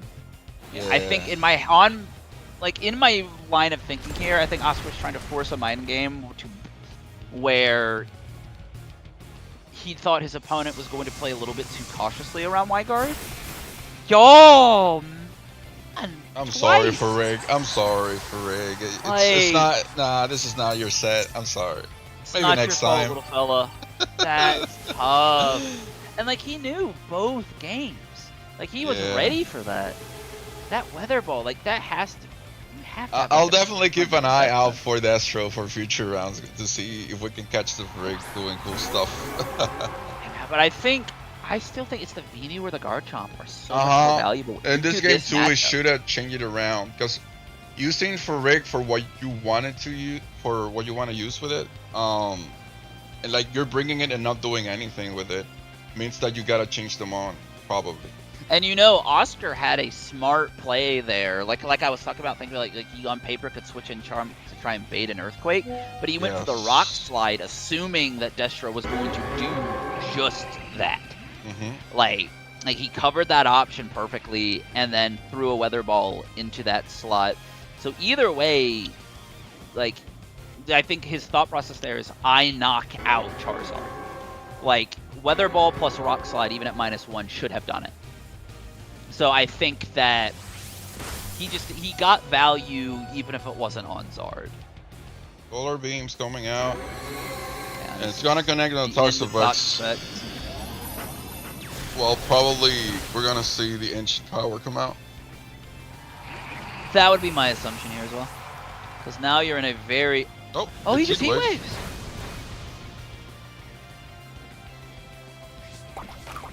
Off the berry. Yeah, this Now, position is with now just Ensign next to you, I don't think you have a shot at, not at all. 4 months. Yeah, this is just a very uncomfortable position. Like, Ensign's at 3. You can fake out either slot, but the other slot's gonna knock you out.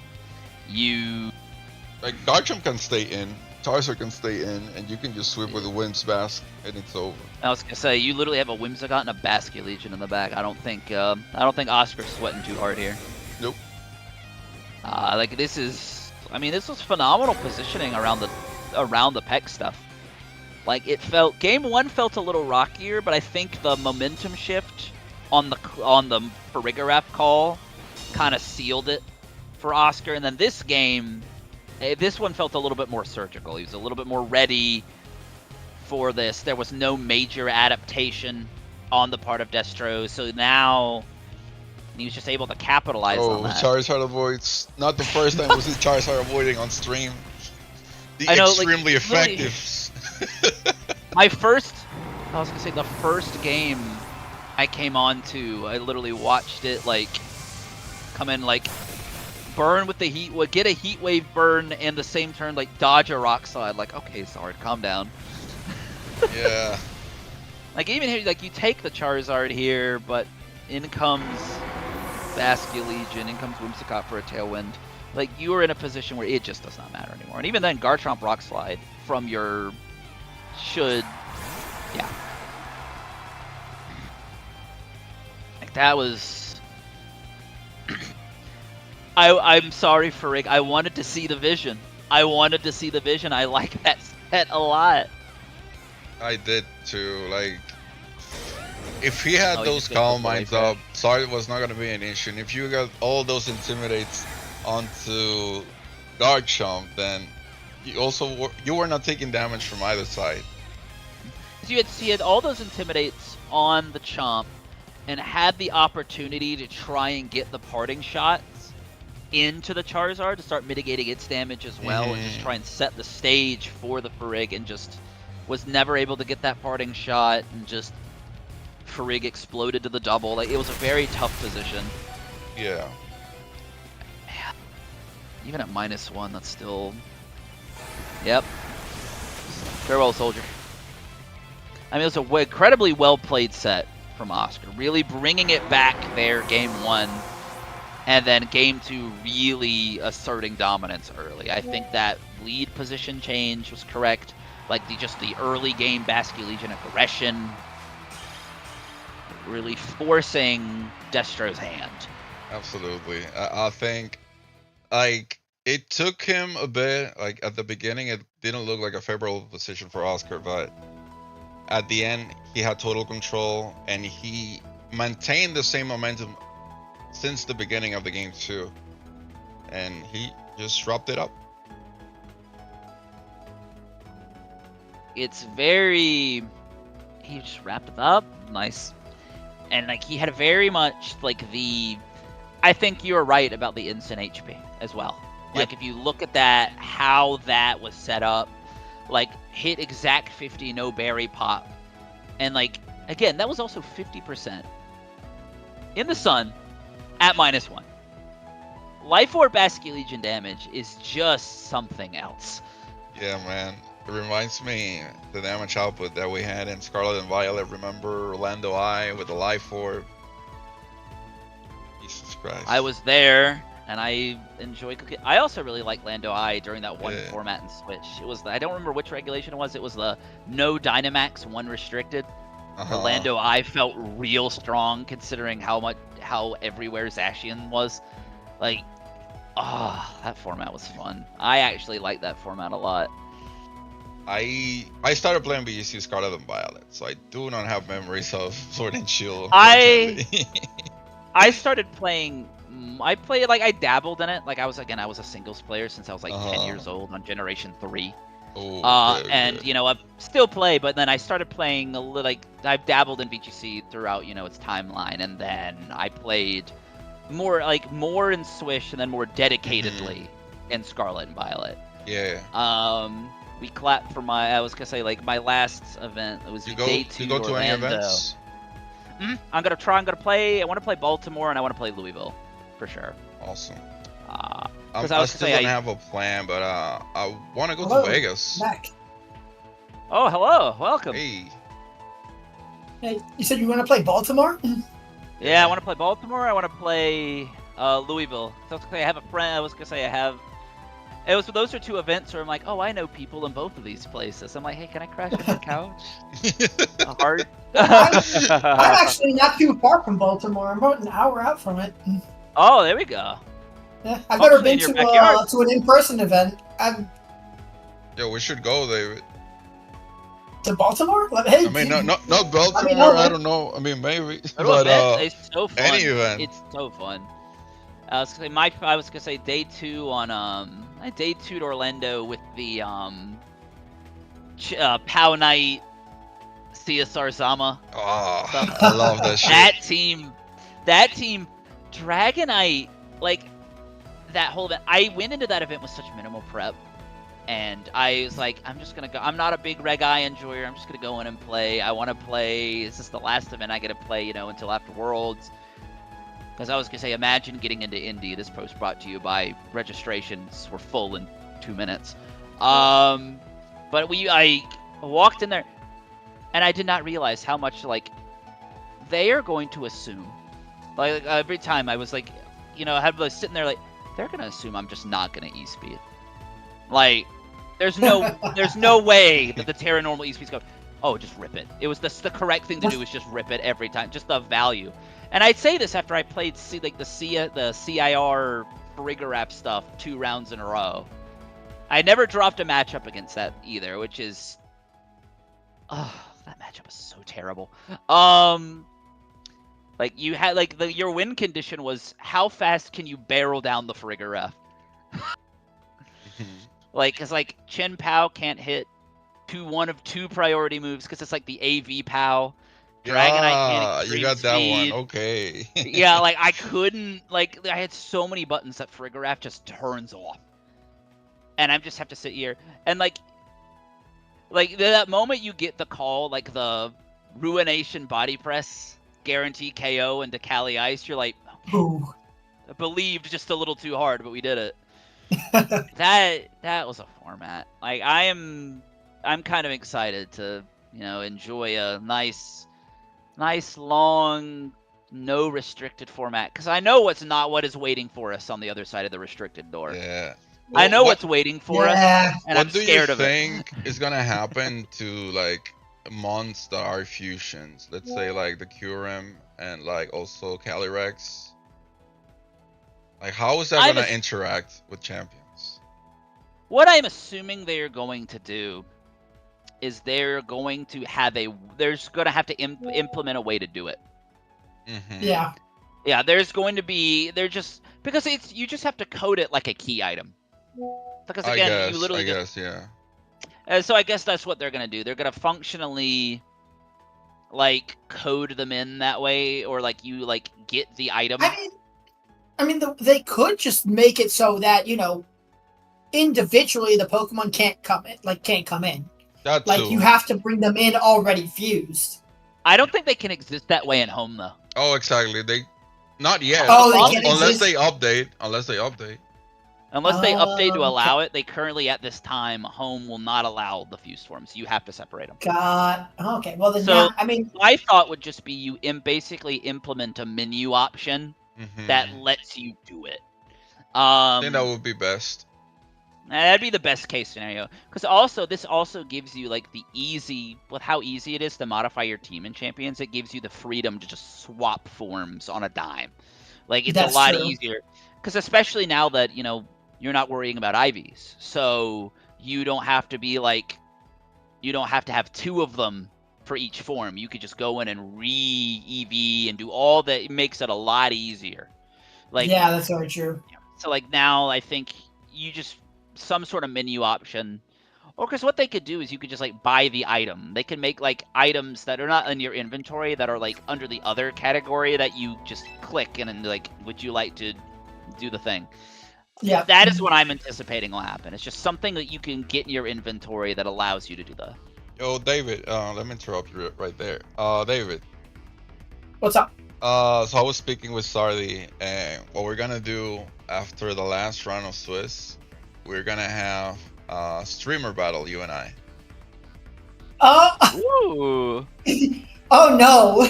But I'm not I gonna don't use the meta typical teams. I'm gonna use one of my troll teams. So I don't even think I have a regulation B team set up yet. no, you don't I've have been to. so busy with work. Honestly, I think you can just use the Titar Garchomp team, and I love that'll my be team. okay. You, You know that team and I was well. thinking about this while I was eating. Like you know how much I love the sand team. It's like now I really want to try the Mega Staraptor version of the sand team because it looks so much fun. Mm-hmm.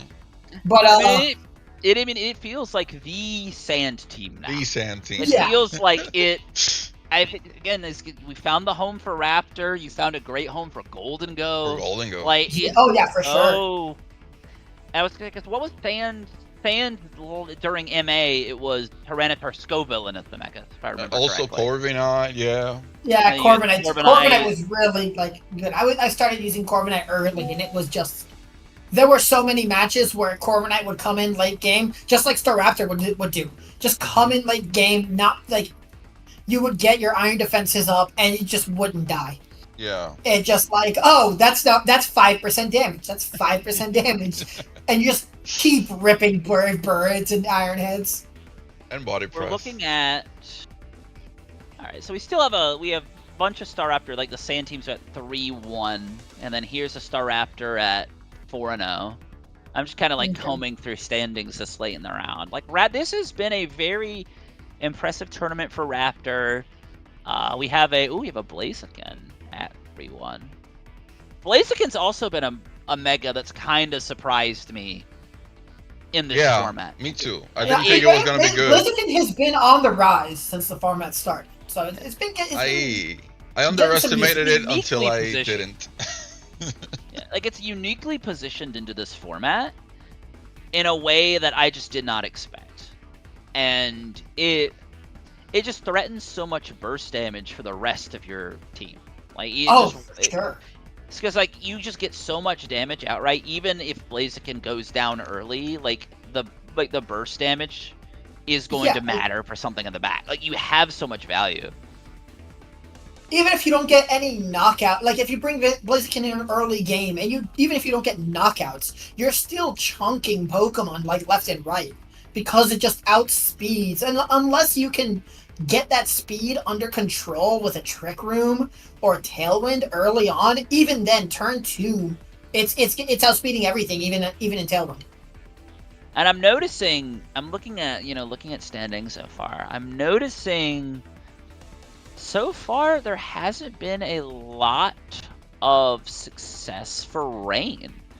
Like Rain is sort of getting. I mean, there's only a few that are doing well right now. I'll be honest with you, because I was running yesterday that Sand team, like I was telling David, and the double weather teams were not really doing great against me. So I was gonna say, I feel like the Sand is like a tough matchup pick for them. Yeah, I think Sand is like. I think Sand just kind of like if you play, as long as you play it well, it outperforms either of the other two. Let me break it down for you. Basically, they want to use Grimmsnarl against you because you have a really strong offensive already from the get-go, and that means that you can go Staraptor so they don't parting shot this Staraptor, and you can block Prankster moves on the other slot with your T-Tar. But you can bait that. If you put any other mon that can get parting shots, so they can get any other weather like a Sard Y or a Pelipper back into the match to give them the advantage over you, then you just block that and you have a dead slot on Grim. So they opt for not playing Grim later on, and it's even easier because no screens means Staraptor goes crazy. There's currently a 2-1 Trick Room team, a match that's still in progress with shout out to the Babiri Berry Auroras. Okay. Quiet is Freeze Dry, Blizzard, Ancient Power, Earth Power. Oh wow. And then it's Mawile Mega. And then you have Lorb Kangaskhan. The After Oh You my God. Vileplume, Torkoal. That is a team. Yeah, that one That's a hurts. house. That's goofy. I love that. I I always I love the to check- goofy teams, man. I love to always check the one. Like you look at the metagame report, you always love to see how the ones are doing. Like those are my favorite. Like we have a slow king. We have a regular slow king. Oh, that was my boy Anthony. Oh. Then you have Chestnut. Oh, the Chestnut was Anthony's. The Chestnut's out too. That's a mega I wanted to believe in so bad. Like Bulletproof is not a bad ability, but I don't think it was the ability that the mega necessarily wanted to get. I don't really think it is. Like it's like on paper fine. Like it's not offensive, but it's very much like it doesn't advance Chestnut in a meaningful way. It doesn't allow Chestnut to play with the mega any differently, and it's just a. What is this Sceptile doing? A Mega Sept. You said look at the ones, and I started looking. I saw a Sceptile down there. It's one of my favorite starters. It's a Mega Sceptile on a sand team. Oh yeah, that's usually the standard actually. Really? It's like, I haven't heard much about Scarf Sceptile. Rotom. Oh yeah, that wasn't one of the teams because it was actually more of a meme team, I would say. Like, it's strong. Don't get me wrong. If you let it set up, it's crazy strong. But since it's so obvious what they're trying to do, you can just work around it. You know they want to discharge. When it megas, it gets the ability Lightning Rod, so you get those special attack boosts. It learns Earth Power, so you have a lot of coverage with that. Besides the Dragon Pulse and the Leaf Storm, which could get blocked by a Steel type like King Gambit. And now, yeah, because I'm looking at the standings for like the Rain teams. Like Rain is really having itself a tough time. Because I think there's like one currently for Rain that's still. Because I just looking at Pert. One that's currently undefeated, or at least 3-1. Now that I look at the Trick Room scene with Mawile and Aurorus, like Mawile Aurorus is like they basically complement each other. Because Mawile has the ground weakness that Aurorus can get rid of, maybe. Doesn't look that bad on paper. We also have a pretty impressive day from Metagross. I'm seeing 2 undefeateds at 4-0 and 2 3-1s for Metagross. Okay. That's a mon I think is also like. I think it's still pretty good on paper, but I don't. Again, it's just a prophet of its environment. What the format it walked into is very hostile. Yeah, it's. I mean, like you've got Megazord Y running around, just launching heat waves and weather balls, and just not making a good time for Metagross. Delphox is also good into it. That's all. And then you have Basculegion, King Gambit, Garchomp. Like, it's just so much good stuff in the form. Are there any? Wait, he lagged out. We lost him. He's gone. Rip. No. Rip Peroni. He's back. I was gonna ask, are there any Ceruledges? Oh, we have 7 Ceruledges. Oh, 7 whole Ceruledges.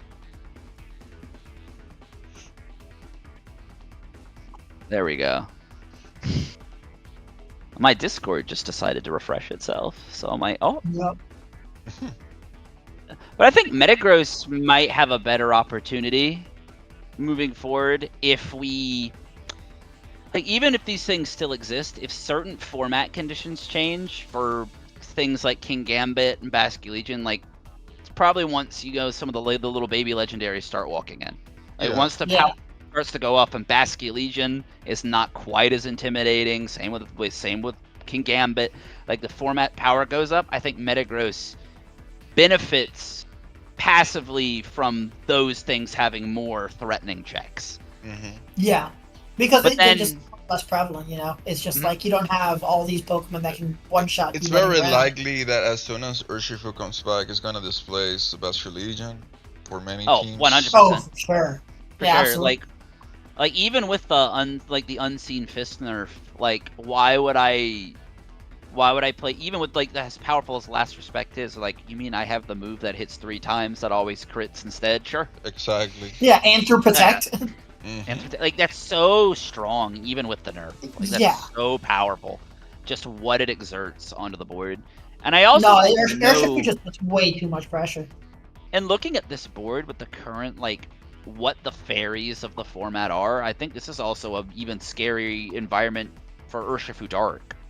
Yeah. Like I think Yeah. both of them have such a like if you just look at how many fairies are currently good and will probably stick around for the foreseeable future, like Floette. I mean, Like in a even world though where this is- Salamence is in the game, Floette's not Yeah. leaving. Like Mince is going to be a big deal. Like that, Mince is gonna do. If we get MC Mega Mince, it will do what Metagross and MB could not. Yeah, absolutely, because it's just. I mean, you've got it's just the coverage, the power, the speed. It's just gonna be ridiculous, and I think that's just gonna make Floette even more prevalent than it already is. So, I mean, you were saying that like, the fairies are doing well. I mean, specifically, Mega Floette is just. Floette's like, going to be the fairy. Like, as if it already wasn't the fairy, Yeah, because I was gonna say, but I think Sylveon is gonna have a much harder time when the format power level goes up around. Oh, for sure, yeah. Sylveon I mean, like, slinks back down. It's still tanky, but it just like when the power goes up, it's not gonna be like that tankiness. Just isn't gonna be enough on its own. And there are not a lot of extremely powerful, like off the top of my head, that have been viable. There are not a bunch of instantly powerful fairies that are going to hit the metagame anytime soon. Like, that's what's interesting. Most of the big fairies that would shake up the format have the restricted tag. Or have, like, there are not a lot of them that are going to be instantly devastating. So it's going to be, like, that burden will fall on Floette Mega. Yeah, it's either going to fall on Floette or someone is going to find some obscure pick and make it work within the metagame, because there's got to be something else in down deep in the bag, Because what's incredible about Salamence too is it has the luxury of you just run the special set. You don't lose to Intimidate. You just intimidate them and Mecha. Exactly. It's just like all right. I was like, I'm not gonna run Dragon Claw. I'm not gonna run I'm gonna run Draco Meteor. I'm gonna run Flamethrower. I'm gonna run what flying type does it move? It doesn't get Brave Bird. It gets Hyper Voice. Aerialate Hyper Voice. Oh, it gets Aerialate Hyper Voice. You're right. It's like, there you go. And Protect. And that's it. Be free, my child. And all of this on a special attack stat of 120. Which is still... It's lower than its attack, sure, but that's still extraordinarily respectable. Especially with an ability like Aerialate. But its attack is what again? Yeah, it's 145. Yeah, it's not terribly much higher on paper, Like it's. I mean, you take any other Pokemon, give it a special attack stat of 120, and tell me who wouldn't be happy with that as a special attacker. Yeah. Oh, I know. It's so effective. I mean, and then you've also got the potential for mix sets too, as well. I mean, you could bring a mix set and start firing off special attacks, and it's like, oh, the special mix, and all of a sudden you've got a Dragon Claw to the face, Yep. And then we also have the factor of there are a handful of Megas. Again, we don't know what their abilities are. We have like the Wild West, like the Z Megas are all 3 worth keeping your eye on. Though I'm not a Chomp believer. I don't even know what its ability is, and I'm not a Z believer. Losing the ground stab is such a big deal. Like, losing that is significant, no matter, like, even with a good ability, you kind of have to rationalize, is it worth giving up? Probably the best stab I have. I want to see what people do with it, though. Like, there are going to be some people who are hardcore Garchomp fans. I'm a hardcore Garchomp fan. And it's just, like, people are going to find some strategy to make it work, and even if it's in some niche team that's built around it. Yeah, so now it's very... And there, you also have to look at, because like I'm pretending the Mega Legendaries don't exist, because I'm assuming they're going to all be introduced together in the first format where like the sub Legendaries enter. So we're looking at Absol Z. Elite is interesting to me. I don't know how effective it will be in a doubles environment, but my assumption is it's going to get sharpness, considering the designation change of moves like Shadow Claw. Yeah, exactly. Into slicing moves, then Megamints. I mean, we've had this discussion. There's no way it's not good. No.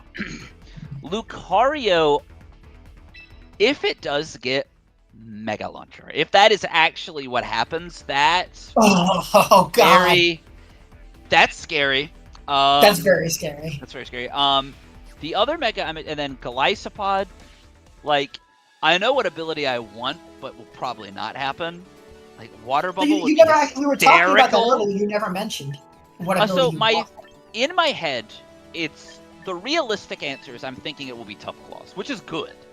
But Tough Claws is great. The solid ability is not like super powerful. Like it's powerful, but it's not like one of those breaking abilities.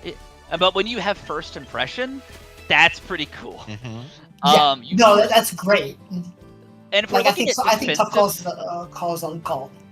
If we're looking at defensive abilities, there is an argument to be made for heat proof. Dropping so you're not X Fortifier anymore. Yeah.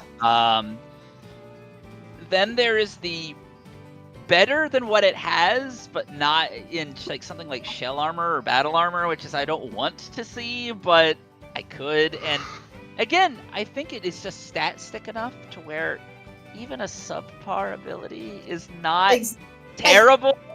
I mean, I really think Galisopod has a place as long as it doesn't have emergency exit or some like emergency exit, weak armor, something like that. Because I think it will take Scisor's job. I think Galisopod Mega would take away. All matches are done, by the way. Oh, beautiful. Hey, we're right under round 5 now. Yeah. I think I know we can watch now. Looks like Mr. William Brown is 3-1. Should definitely watch. He's one of the top 5, I think, NA ranked players. Woo, yeah. Well, that'll be a match to watch.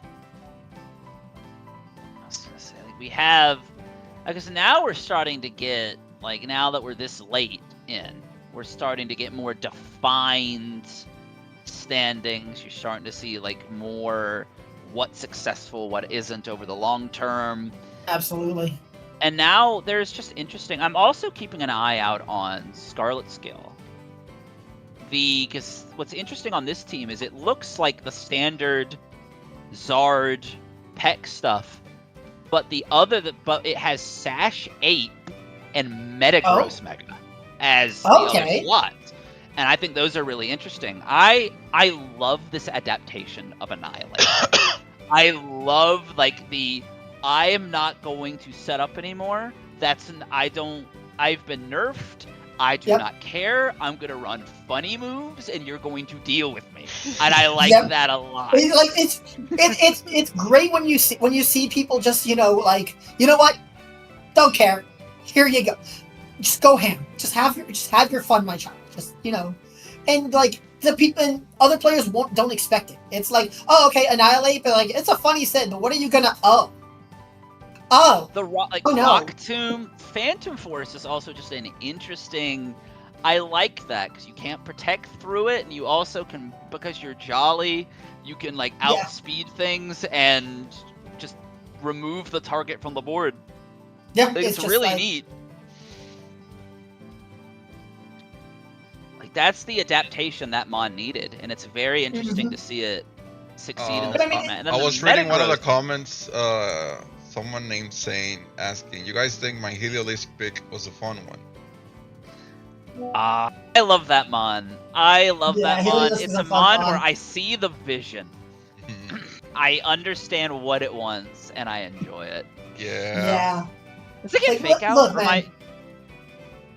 Just keep picking those niche picks, because the thing is, those niche picks are what would drive the game, you know, because like somebody funny coming up with a funny, what they think is a funny strat, and then all of a sudden, oh wait, this is good into this meta pick. All of a sudden, and now you have something that just completely flips the meta on its head. Yeah. Like, it's such a cool. Like his job is, I think his job is only one, and he's really good at it. Exactly. I think what I like too about these formats is, for what's interesting is for how centralized the format, like around very specific mega archetypes, this format has kind of become. Mm-hmm. And I appreciate that there's still this neat bit of room for like these really interesting Pokemon to still have a place to be played. It's like exactly what had like the Pyroar, like that really cool start of MB Pyroar team with the Scarf Ninetales. That was like the coolest like adaptation like I could think of. Yeah. Like Scarf with you either go on the offensive or you Scarf Fake Tears for Pyroar. Ooh. Like, it's so cool. It's so cool. Let me pause you right there. Our round 5 pairings just went live. Okay, Beautiful. perfect. Let's Yep, dive so right let's, into those tables. let's hop into a match there. Yep. This is gonna be the Let's see what first we match with have. all 3 of us commentating together. Let's go. You love to see it. Let's go to. Let's see. The table is. I'll tell you right now.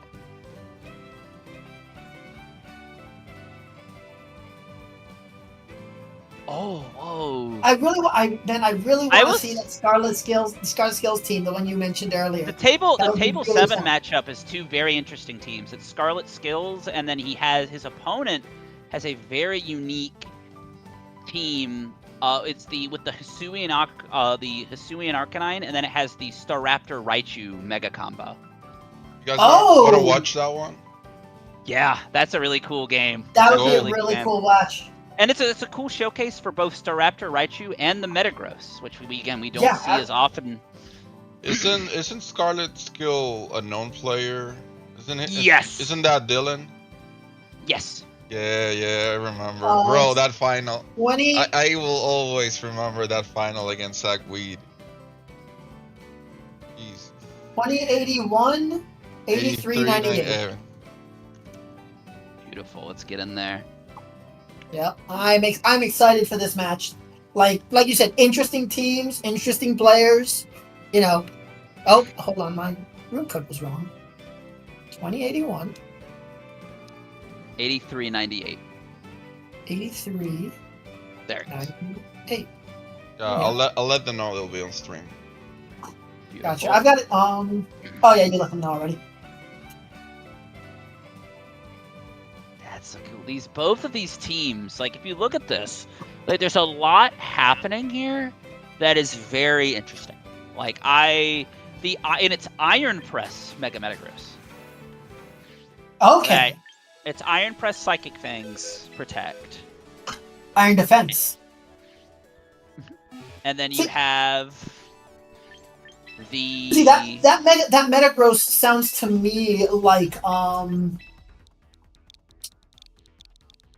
Corviknight was in early regulation MA, and like Staraptor is right now, where it comes in late game, you put up 1 or 2 iron defenses, and you just kind of sweep with the big stat stick. And then this is the one I was talking about earlier. This is the Staraptor that forgoes Roost for Tailwind. Got it. Okay, I So- see. Yeah. So you have this unique way of being able to play Staraptor Mhm. without necessarily having to click the Mega. There are matchups where you can, on paper, think about it and not Yeah. commit to that Mega Evolution. Like, it's very interesting. And even then, you also have the bulk jump to guarantee the Tailwind off the Mega. You guys see that? Exactly. Iron Defense Metagross? Yeah. Yeah, we were just talking about that. Yeah, like, That's I'm really excited. very interesting. I really hope that can come out because, Gen 3 was. Yeah. I mean, I've been playing Pokemon since Gen 1. Like, And Sora? I think my Game Boy Color is still kicking around somewhere. But Gen 3 was one of the really big games I got into, and Metagross is just. it's a nostalgic one of my favorite Pokemon. I love to see it like showcased whenever I can. I was gonna say, So- again, as coming from the singles player background, like the Metagross banded Metagross explosions back in the day when explosions still have defense, I remember were capable of hearing about OHKOing that. Skarmory. That was I'm a huge calc. already watching now. I'm looking at the leads. We got on We Sora's got side, Raichu, Raichu King Gambit, Gambit, and And the Metagross Metagross on Garchomp. lead. We get exactly what we asked for here. Hell Very, yeah. very interesting. I got so distracted talking to you guys, I didn't even hop into the match. Yeah, we're looking at a very interesting board position. Like, Yeah, absolutely. they both led exactly optimally for the other, it feels like. It's a very... Exactly. It really does. This is feel very like it. neat. Like, King Gambit has the threat of being body pressed. Metagross has the threat of getting kowtowed. They both have the threat of being earthquaked from Garchomp. They both, and Raichu is... Raichu is probably the worst positioned thing currently on the field. And even then, it still has, I believe, it should have access to Fake Out, and he does. It's got Fake Out, it's got Focus Blast, it's got, I mean, it's the worst position thing on the board, and it's still very powerful. Yeah, he's going to Mega here. And I was going to say, we're going to see both Megas come out. Both Megas popping off I here. think you This wanna... is the exact matchup I wanted. Yeah, I think you want an Iron Defense, maybe. I'm not sure. I mean, yeah, probably. Oh, but okay, It yeah. is probably the... Because what's the item on the King Gambit? The King Gambit Life Orb. is Lorb. So you, Ooh, okay, you put him yeah. in range with that Sucker Punch. Really good play here. You really did. So now Sora. now that Garchomp's in danger. Mm-hmm. Yeah, but Then now we this see does the give Metagross body a press. free turn to body press. Body and press. That's gonna get the knockout. Going Yeah. into Gambit. No Iron Yeah. Defense needed. Just went for damage. No, I mean it's a ×4 special. ×4, and what's Metagross's base defense? It's actually Like pretty 140? decent. 140. It's really high. You like Iron Defense who? You know? Mm-hmm. And what was extremely valuable there is Scarlet. That was an incredibly smart call. Like the the guts to not just click the safe protect there. Like knowing you're gonna assume Metagross protects. I'm clicking body press whether you like it or not. Exactly. And he get exactly what he wanted. Like now, you know, Raichu's still good, but now the Metagross is now an uphill slide. Yep. And now you can just get Ooh. the Iron Defense up if you really Well, want it. We see a Stomping Tantrum come out. Oh my And- god! Whoa! You know why that happened, That right? wasn't the crit? No, guys. That wasn't a crit, That was man. 150 BP Stomping Tantrum. Oh, It was. It That's was. right. Oh yeah. oh, because I was like, there's no way, and then it clicks. I'm like, oh. Yes, sir. That's Yep. because of the fake out. He didn't The move. fake It out. counts as a fail. Oh. And It makes you wonder if he planned for that. If he's like he's gonna fake out my Garchomp and it'll survive whatever happens. So I have 150 BP in the pocket there, ready to rip next turn. looks like somebody Oh, wants to undo Trick easy. Room now, huh? Yeah, It's just like right out the gate, hyper aggressive. The hyper aggressive plan. I love it. I'm here for it. just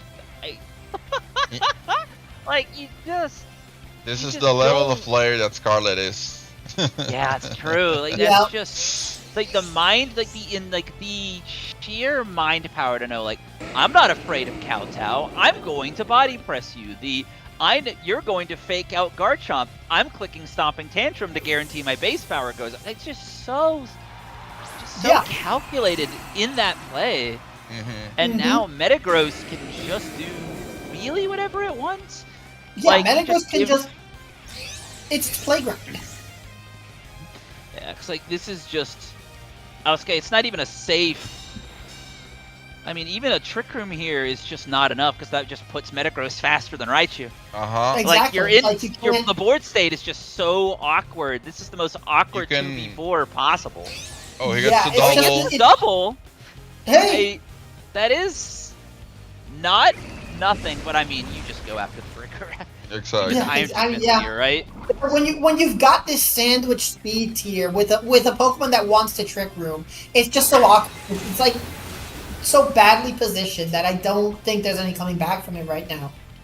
I mean, that is a crit psychic. You love to see it. A little too late. Yeah. I'm gonna be honest. I was almost expecting the Iron Defense that turn.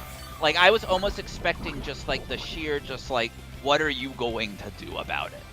Yeah, but I mean, the Iron Defense here, what's it really going to do for him? He's against 2 special attackers. Special attackers, so... I think it's mostly, on paper, it's just attack boost is good, but I think a body press at his current, defensive stat will just one-shot either one of them. Because Raichu's not really bulky, and Farigiraf is toxic, and I think it's a bit chipped right now. I have to look. I don't know what HP is sitting at. It just took 1 poison tick. Oh, just 1 poison tick. I mean, yeah. But like, look at that. No boost needed. Wow. They told you no boost needed. Mega Metagross don't care. Because what's your body press's base power raw is 80? No, 95. It's 95. Yeah, it's 95 so with a lower. defense stat of 140. And then boosted by Tough Claws because it is a contact move. Wow. Do you really need Iron Defense at that point? Well, my assumption is my thought process was just like how passive a turn that his opponent was going to play there, but I guess really it's just ultimately you just hit buttons. Because what's in the bag? Guard Jump and an unknown? Yeah, I mean, it's just like, at that point, it's just... Because what does a passive turn really get you there? I mean, you get a little bit of extra defense, or if your opponent predicts a passive turn and tries to go at you without protect, you get the knockout immediately, Because I don't think... How do you adapt into that board? Because he got steamrolled pretty menacingly that time. Unfortunately, so now he's in a position where you now have to really adapt to it, because that lead was so strong. Even if that turn did not play out how it did, that lead is still very effective into the state of the board. I think here's the thing. I think you try to adjust. The problem is, if you try to adjust for that lead, you're Scarlet right now. You know your opponent's going to try to adjust for that lead, so you adjust right back, or you just change it up completely. Because it's not like Mega Metagross and Raichu Rig. I think I expected this lead, because having True Promote against these 2 fast mons would be really valuable. Where you as Raichu, I think from 100% shouldn't die. I mean, I don't know, because you get the rough skin chip. I guess he targets Raichu, and then Farig gets Trick Room, and a sweeper can come in, like Sylveon. Sylveon and King Gambit. I think that's what he was going for. Sylveon, King Gambit, and Trick Room can help him out. Then that's true, yeah. I mean, I'm assuming the Raichu is kind of forced to fake out here, because a double definitely would be able to pick up the Farigiraf. Yeah. I just turned around. It is pouring out there. It's Florida summer if I've ever lived through one. I'm like, oh, okay. And yeah, here comes Sylveon. And he pockets the Raichu. Like, I'm wondering if he's calling a protect through the fake out. But if we could see again... I think Sylveon came in here, potentially to live through 2 attacks here. Okay. Iron Defense does come out for the first time we get to see it. And I'm thinking the rationale this turn, I think the reasoning here is, as he knows Trick Room's going up, he doesn't have a way to stop it. So the best option that he has on paper is to just ramp his damage. Put himself in a position where even if he's losing the speed advantage, he's getting the just infinitely more damage output. Sylveon is going to struggle into the Metagross. Even without super effective damage, Sylveon does not have damage in return. It's the Hyper Beam, Psychic correctly targeted at the Toxapex here that Enna switching took a bunch of damage, and Hyper Voice comes off. Not dealing a lot of damage, unfortunately. Yeah, it's not gonna hack it right now. And I think this is range for the Psychic Fangs, unfortunately. It's just like Metagross is right too now, strong, now Scarlet's just like, yeah, you have the speed advantage, But what good does that do when I kill everything in 1 or 2 shots? Yep. And And now you the can get. question is, what does Scarlet have in the bag? So there's a It's gotta part of be me- Gambit. There's the Gambit. But Yep. like, I see Well, no, I that meant Scarlet. what Dylan has going here. So we know Metagross, Garchomp, Toxapex. There's one unknown, and part of me assumes that it's probably the Incineroar. That's what I was thinking too. I mean, like that's the one thing that these three Pokemon like just helps them right now is a pivot, and Incineroar is that pivot that you need if you get into that tough spot, you know. Because you can switch in to take a hit, you can pivot out with part of the shot. I think this is a really good turn if he has Swords available. Let me check.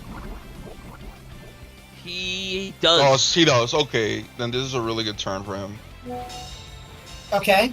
Okay, he's getting back into it because with this fake out Swords Dance, you're getting the Metagross in range of Kowtow with Trick Room, or in the future, a Sucker Punch will be able to take it out.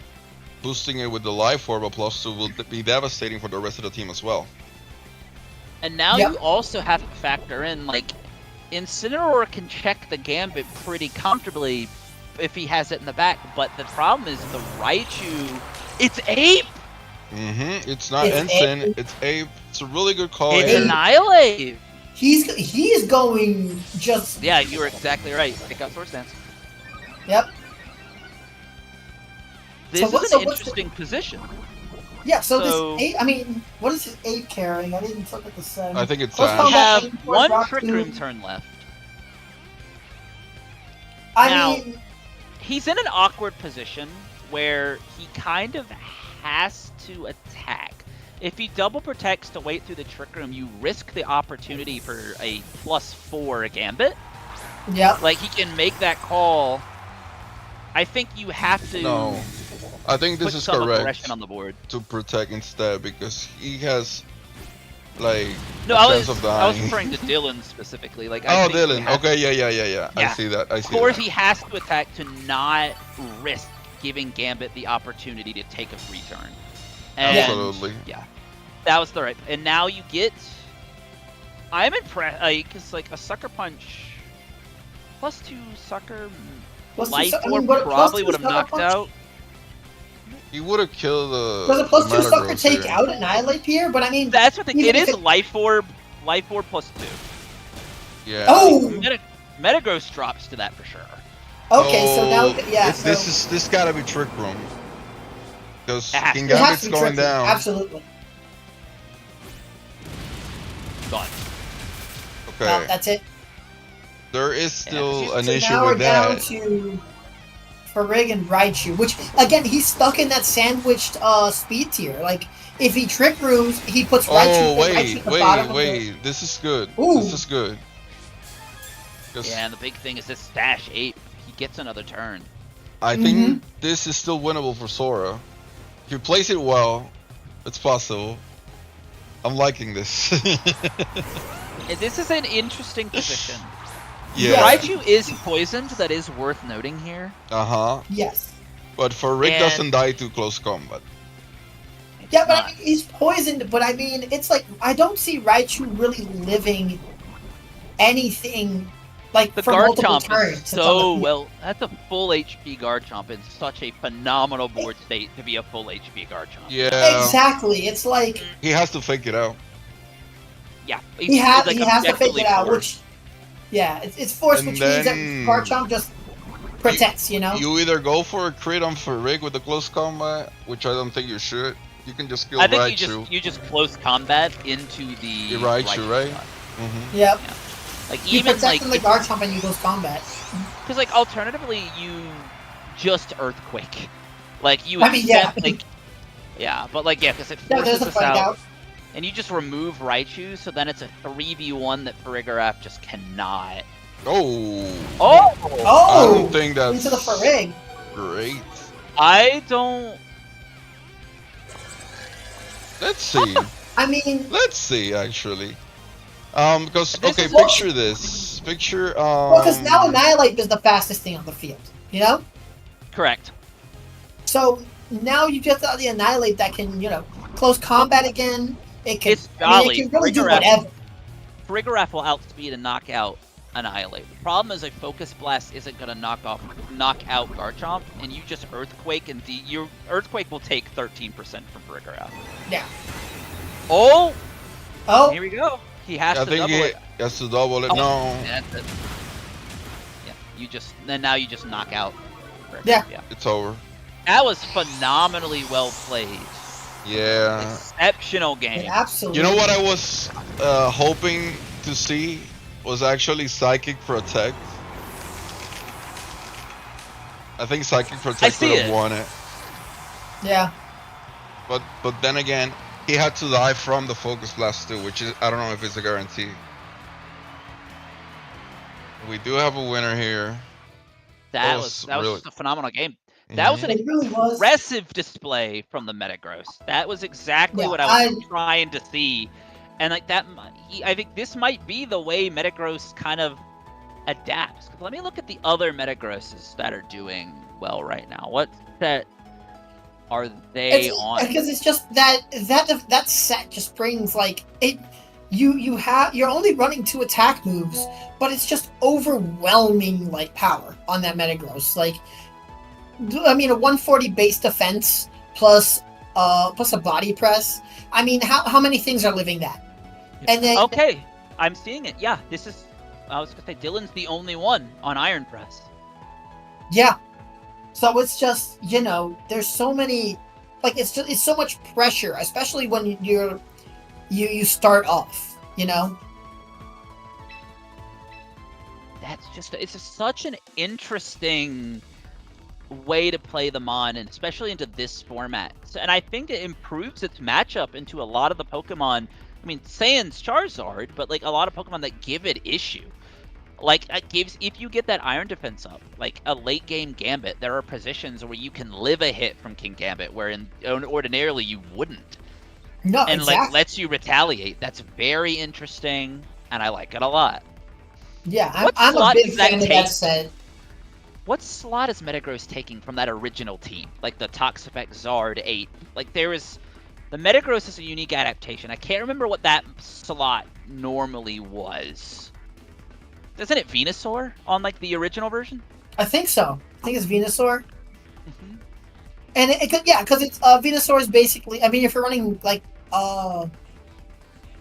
it's the second Mega. So if you're running Mega Venusaur there, it's filling the bulky attacker role. So you're swapping that out for. I mean, it's got the same weakness to fire, so it's not really changing anything team composition wise, type wise. And I think you're just getting more power out of it because Metagross just hits harder, I'd say. It's such an interesting. See what games are still going that we can maybe peek in.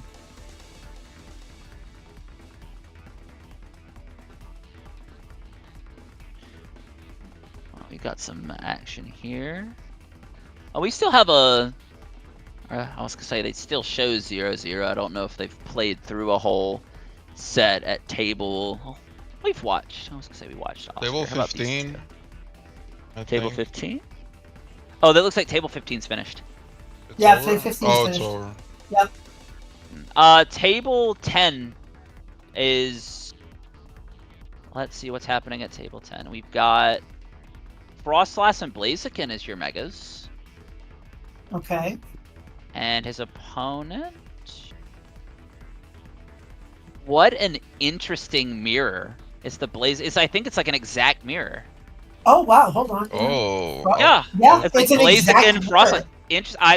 That's an interesting mirror. We can hop in there. Let's hop in on that one. That seems interesting. Let's go. Yeah, let's get in there. Let me just back up. 3147. 3147. 7472. John F. Record. Interesting. Yeah, wow. What an interesting mirror match. Yeah, and it's exact down to the moves, items. Yeah, because this team was actually made famous by Zachary Weed at the Grand Champions Festival. He got, I think, a top 8 finish with it. Ah, that'll do it. Uh-huh. Oh, no. Sneasler versus Toxapex. I almost thought for about 5 seconds, like, don't tell me this is the Toxapex standoff of all time. Oh no, it's What a cool team. Like, this is... this must be the end of the first game because Looks like the end of game 1. Because like, no match, Yeah. no games are reported yet. yeah, And now this is a team where I feel like the mirror, you're playing long game. yeah, It's- exactly. These It's don't like feel that. like short. You know, I actually stopped playing Toxapex because some matches were too long.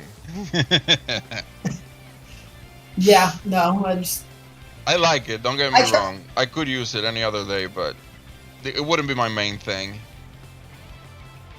maybe something fun to whip out every once in a while, just a little bit of stall, you know. But Uh-huh. then I couldn't play a stall team like mainly. It's just too that you. I mean, I want to play more matches, so it's like any match that Yeah. takes 35, 40 minutes to finish. It's just like it just drags. Imagine playing like a global challenge where you have like a set amount of time to complete your matches and you're just running Yeah. stall. I was gonna say again, touting a singles background, I've played a lot of games where it's about Oh yeah, identifying like when you're playing against stall teams, it's about identifying the exact turn you take any amount of advantage. hmm Ah, man. I did actually used to play singles back in X and Y. I played that was and- probably my best format, like for singles. That's Yeah, like this is not a toot my own horn. It's like the first time I'm sitting at like 1850 plus on the ladder. I'm feeling real good. And then Orath came out and I'm like 1600 strongest soldier. I could not get out of that. I'm like, well, I guess I live here now. yeah. But this is just settle in, move in, get comfortable. Get comfortable and enjoy the plateau. Yeah, exactly. What an inch. I was going to say that was game 1. So we are going into a game 2. Blaziken, again, like we talked about it a little bit before, Blaziken is just so interestingly positioned into this metagame. Like in a way it's never really been. And I like that a lot. And it poses such and paired with Frostlass too, like it's very interesting matchup direction. This is a you're team able to that face. enables Blaziken quite well. It really does. I mean, you've got the Frostlass to give you the defense with Aurora Veil. You've got Toxapex supporting you with Wide Guard. You've got Sneasler supporting with Fake Out. It's just everything points to Blaziken. Yep. We have a Frostlass Toxapex lead into the Blaziken Sneasler. Okay. This is interesting. Like there are a lot of interesting routes you can take here. Nothing stops you from like clicking Aurora Veil this turn if you are Maddie. Yeah. Like, this is like a free Aurora Veil, and then you could like Infestation or Toxic the Blaziken. Like I'm inclined to argue that you probably Toxic that slot, but yeah, because like you need the Aurora Veil here, I think, especially considering how much damage a Blaziken puts out. Like you need Toxapex behind the Veil, and Pex can really start advancing. See the Fake Out Okay, come yep, out Fake on Out the into Toxapex. So we have Fake Out going and Aurora There's Veil. the Veil. Yep. And I'm assuming this is just like your standard Mega Blaziken. Yeah, close combat Flare Blitz Rock Slide. Yep. Third This Blitz. is still gonna do ludicrous damage. Oh! Almost enough. The Aurora Veil, without the Aurora Veil there, you drop. That was forcefully necessary. Yep. I mean, that's still an incredible lead from a Frostlass. It's very impressive. So now, and that was what, 32%? Now we have a faster Blaziken here, so gotta know what you want to do with it. And you only have one palatable switch into it in the Dragonite. Yep. And that's what's also really difficult here. Because I can't imagine Blaziken is in the back if you're going Frostlass mode. Yeah, getting Dina here in means you either Rock Slide it or you Blitz the Frostlass. And you got a Toxic. Yeah. You got a Toxic. Everybody gets Toxic. But this is still, it's still not as much value as you would have hoped for, because now you get even poison. You still now have a +2 speed Blaziken. Now the Dragonite got to come in.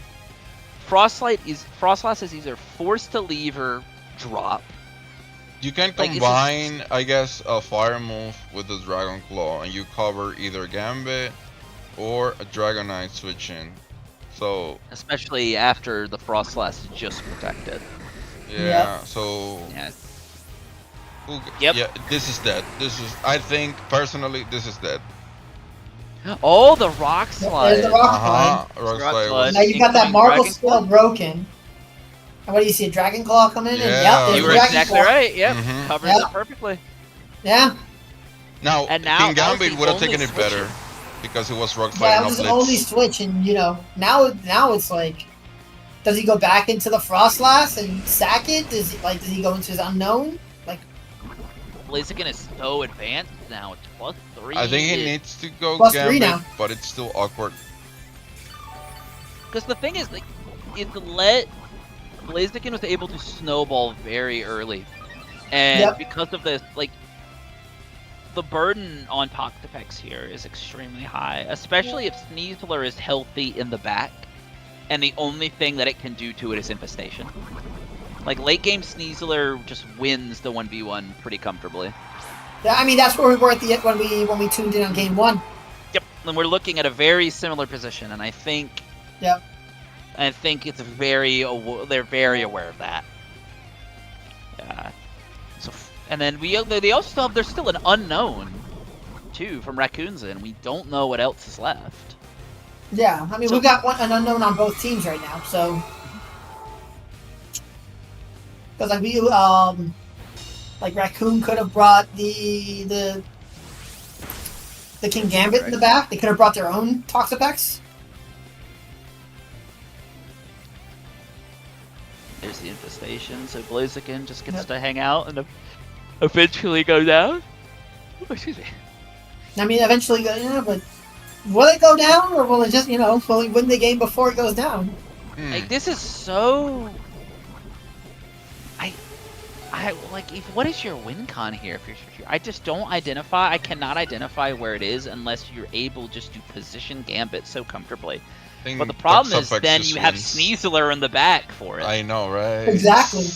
And what, like, the defense drop on Sneasler is gonna make Infestation do 3% instead of 2? Like, finally got what it wanted. Frostlass goes. Yep, Frostlass gone. Even with But Poison now and let's see Infestation, what they've got in the back. it's just Blaziken was able to get 2 KOs looking like that. Yeah. Like, absolutely stunning from that Pokemon. And you're slowly whittling down Toxapex. It no longer can switch for Regenerator. It is here at 50-something% to stay. Now we gotta watch all the animations. Exactly. The That's poison very funny. gets Alright, rid there of goes the Blaziken. Blaziken. Yeah, but I mean, Blaziken got did its everything it job. wanted and more. Yep. And now Man. it really depends. This team reminds me when I used to run Garganico with freaking Wo-Chien, Ting-Lu. I was stacking all of the style options I could. Oh my god, I remember when you showed me that team, and it's just like, dude, Straight up cancer. why would you inflict this evil on people? There's a way out. There It's is. not elegant, but there is a way out. It's not. I mean, if you can handle, I mean the D Knight goes down this turn between Infestation and Toxic, right? Yeah, correct. So you have that go down. So if you can live through this onslaught of D Knight and Sneasler, You can Like- force reveal the last Pokemon with a double protect. Like, if you Baneful Yes. Bunker protect, Dragonite goes down, Sneasler, I mean, if it fakes out, nothing happens. So, but you can, I'm assuming that's what's Yep. happening here. You just force the passive turn, let Dragonite go down, and then force in the last mon and evaluate. If it's something Exactly. like Gambit, we have a bit of an interesting ball game, where it's become the mind game between the Sneaslers. Exactly. I thought he would neither also Sneasler will try have to click fake out live. infestation, but he didn't. Yep. No, you just force the last mon. Yeah, so this is just like you just calmly wait, see what's in the back. And it's the King Gambit. Gambit. So it's the Gambit. So you have. I think the win here comes down to who wins the speed tie between these two Sneaslers. I think the problem here, if you're Sergio, is you're sort of forced to close combat the Gambit fly. Yep. I think you're kind of put in a position where you cannot let that mon get away with it. And if I'm making a guess here, you close combat into the Gambit and you infestation the Sneasler slot. Yeah. Even if he does this. It's like you have to close combat. It's like, okay, so we got the close combat going. That doesn't quite kill. Could be really important here in a second. We'll see. We'll find out. That could. Yeah. Yeah, you have to. You can't let the Gambit get away with anything. So, and now we have the infestation come out. Mm-hmm. Yeah. So I think you gotta infestate as well the King Gambit just as a safety measure to see how you can win with only Toxapex. Even if it's annoying, it's possible. And I guess you either sucker punch the opposing Sneasler and try to win the speed tie again. Yeah, but I mean, yeah. If you sucker punch, you don't kill. But if Chainsaw Man wins, why would you do this? Anyways. Here we go. Like. Yeah, sucker comes out. Not enough to He kill. wins the sucker, the so other he wins one the speed wins tie. the speed tie. He wins all of it. He wins the speed tie. Hold up. Hold on. We've got a ball game. Hold on. and the thing is, like, we're back to the game state at the end of game 1, where you've got Toxapex versus Sneasler. Yes. But I think the difference here is Pex gets it is much healthier. It's gotten much healthier, turns absolutely, of leftovers, and it has the infestation already on the field. Yeah, so now you toxic and you just infest until the end of the game. Well, I was gonna say you just kind of mash out infestation because now Sneasler is at -2. Did it close combat once or twice? Well, now it's definitely -2 at minimum. Yeah, at least. Yeah, so now it's not -3.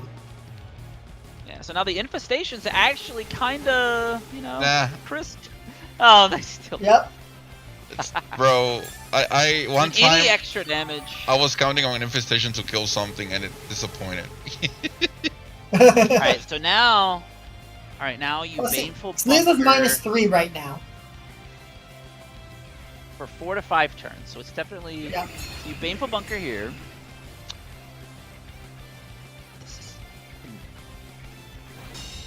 I mean, I'm assuming he just was expecting the Baneful Bunker that turn. I think it's the correct thing to do. Yeah. And now this way you also preserve your close combats, your PP on close combat. Like you kind of have to. That's the best thing you have here. Is it just always infestation? It's just always infestation, honestly. You just take you take this close combat infestation, and then next turn you're sort of forced to Baneful Bunker. This is closer than I anticipated. It's gonna be close. I think. I think the increased defense drops. It's not a lot of damage, but each little crumb of chip in a late game like this is really valuable. Yeah. And I think Toxapex is going to be able to outpace it. Because we got one more turn. He's gonna Baleful Bunker. He's gonna get how much? 6% back. So back up to about 50%, 49-50%. Close combat was doing about 20-ish%. Like 20-25-ish%, yeah. Yeah, so you've got at least you're gonna live at least one more, maybe 2 if you get a low roll. I mean, this is what this Mon does best, and it's beautifully infuriating. But this is what he absolutely. does best. I cannot blame Raccoon if they're just sitting here, just death gripping their Switch, man, because it's. Ooh. That was a crit. Oh, That was a crit. I don't really think the crit mattered there.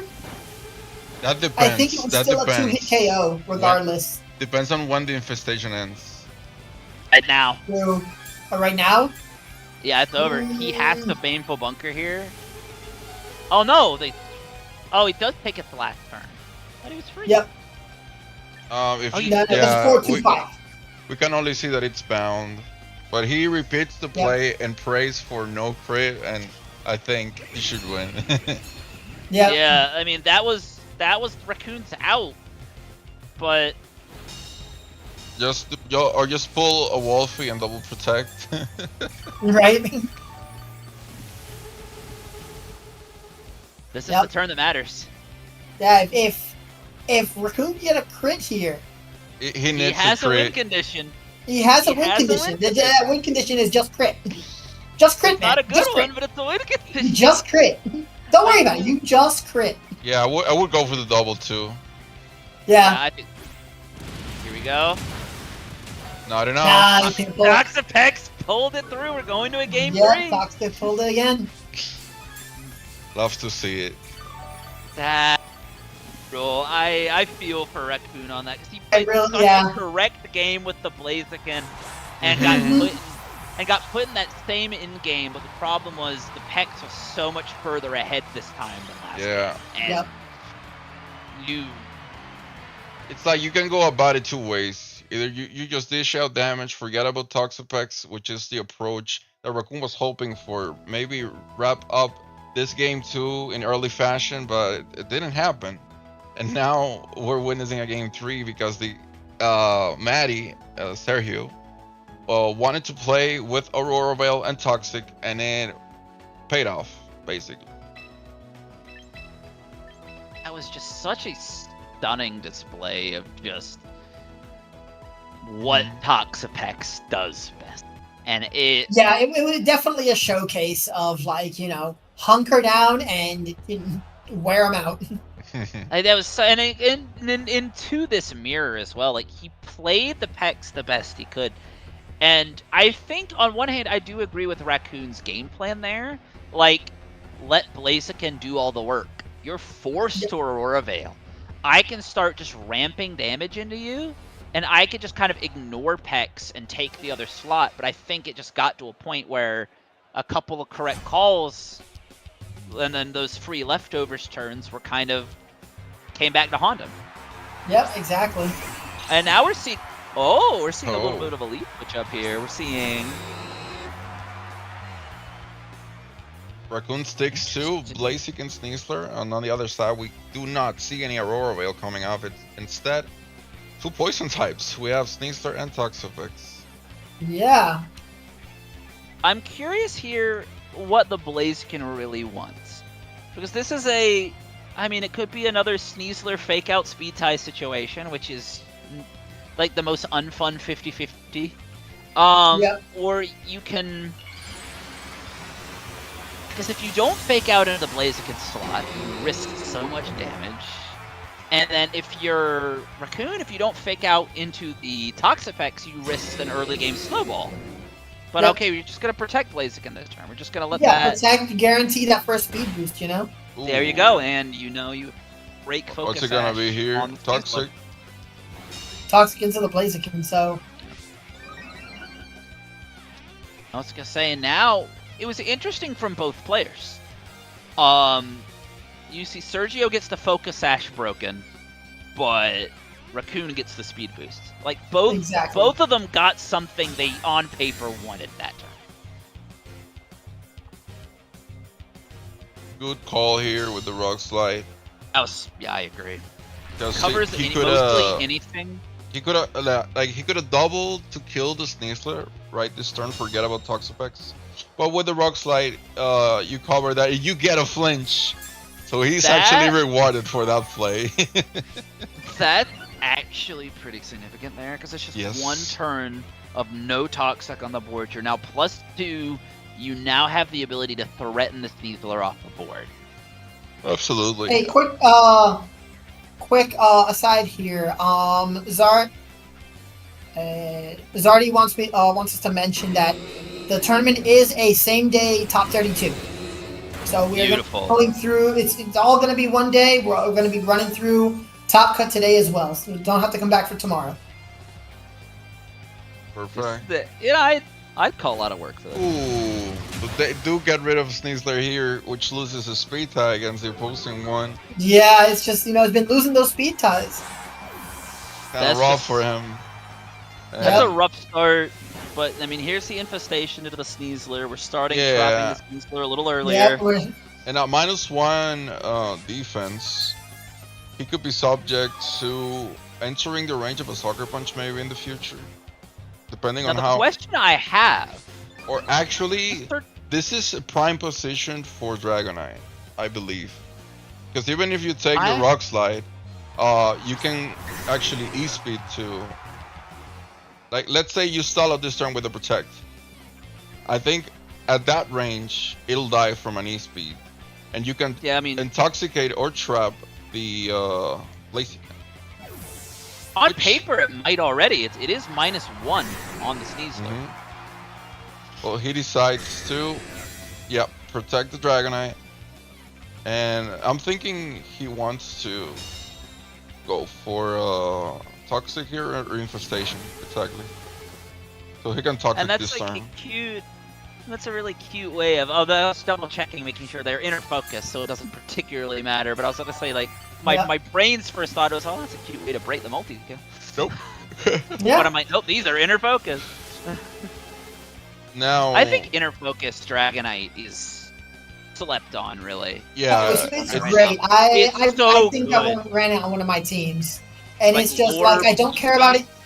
You don't care about Intimidate. You don't care about Fake Out. You just show up and pop off. Yeah. Especially with a D Dance booster too, like just, and then you just E-Speed, and just everything dies. And now, I was gonna say, here comes there's the E-Speed. Ooh, that's some solid chip there. Yeah, he didn't want to play any mind games. He just went for it. Nope. Dragon Claw will indeed. But it comes back with the Dragon Claw and just ends it. The question is, which Mega is it in the back? I think you're in a much. Here comes a Toxic. Toxapex doing Toxapex things. And now you're in a much. Guys, what if we're left with a Toxapex versus Toxapex endgame? I'm not emotionally prepared for that. Yeah, that's just. You know what? I'm gonna go take a nap, and I'll be back in about 2 hours when it's done. Make myself cook up a nice lunch. Look who it is. That plays out. He does have Blaziken, and this is a very good position. It's a great position for Blaziken to be in now. Sergio, because now you can guarantee a speed boost before their Blaziken can come back in.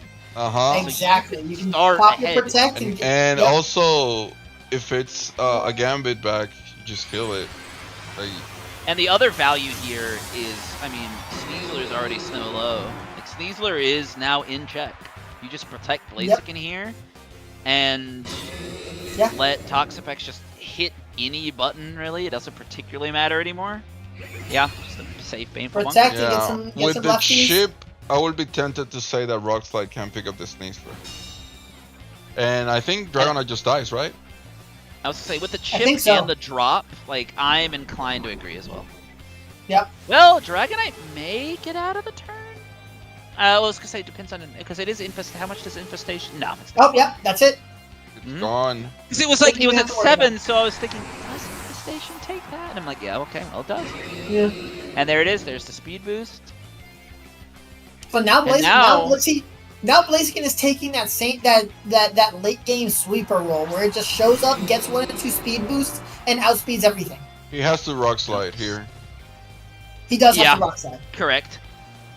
This could be a hard call wide guard on the part of Sergio. It really could. I agree. I think he's kind of forced into a position where... Because he needs to protect his own Blaziken is the thing.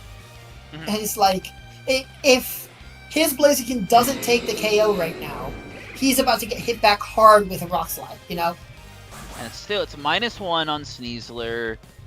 I think Rockslide would pick it up from 27. I think Rock Slide would pick it up. But not He's with gonna the protect. It should. It Well, I was should. gonna say, here's Oh, the okay. protect. Double But protect.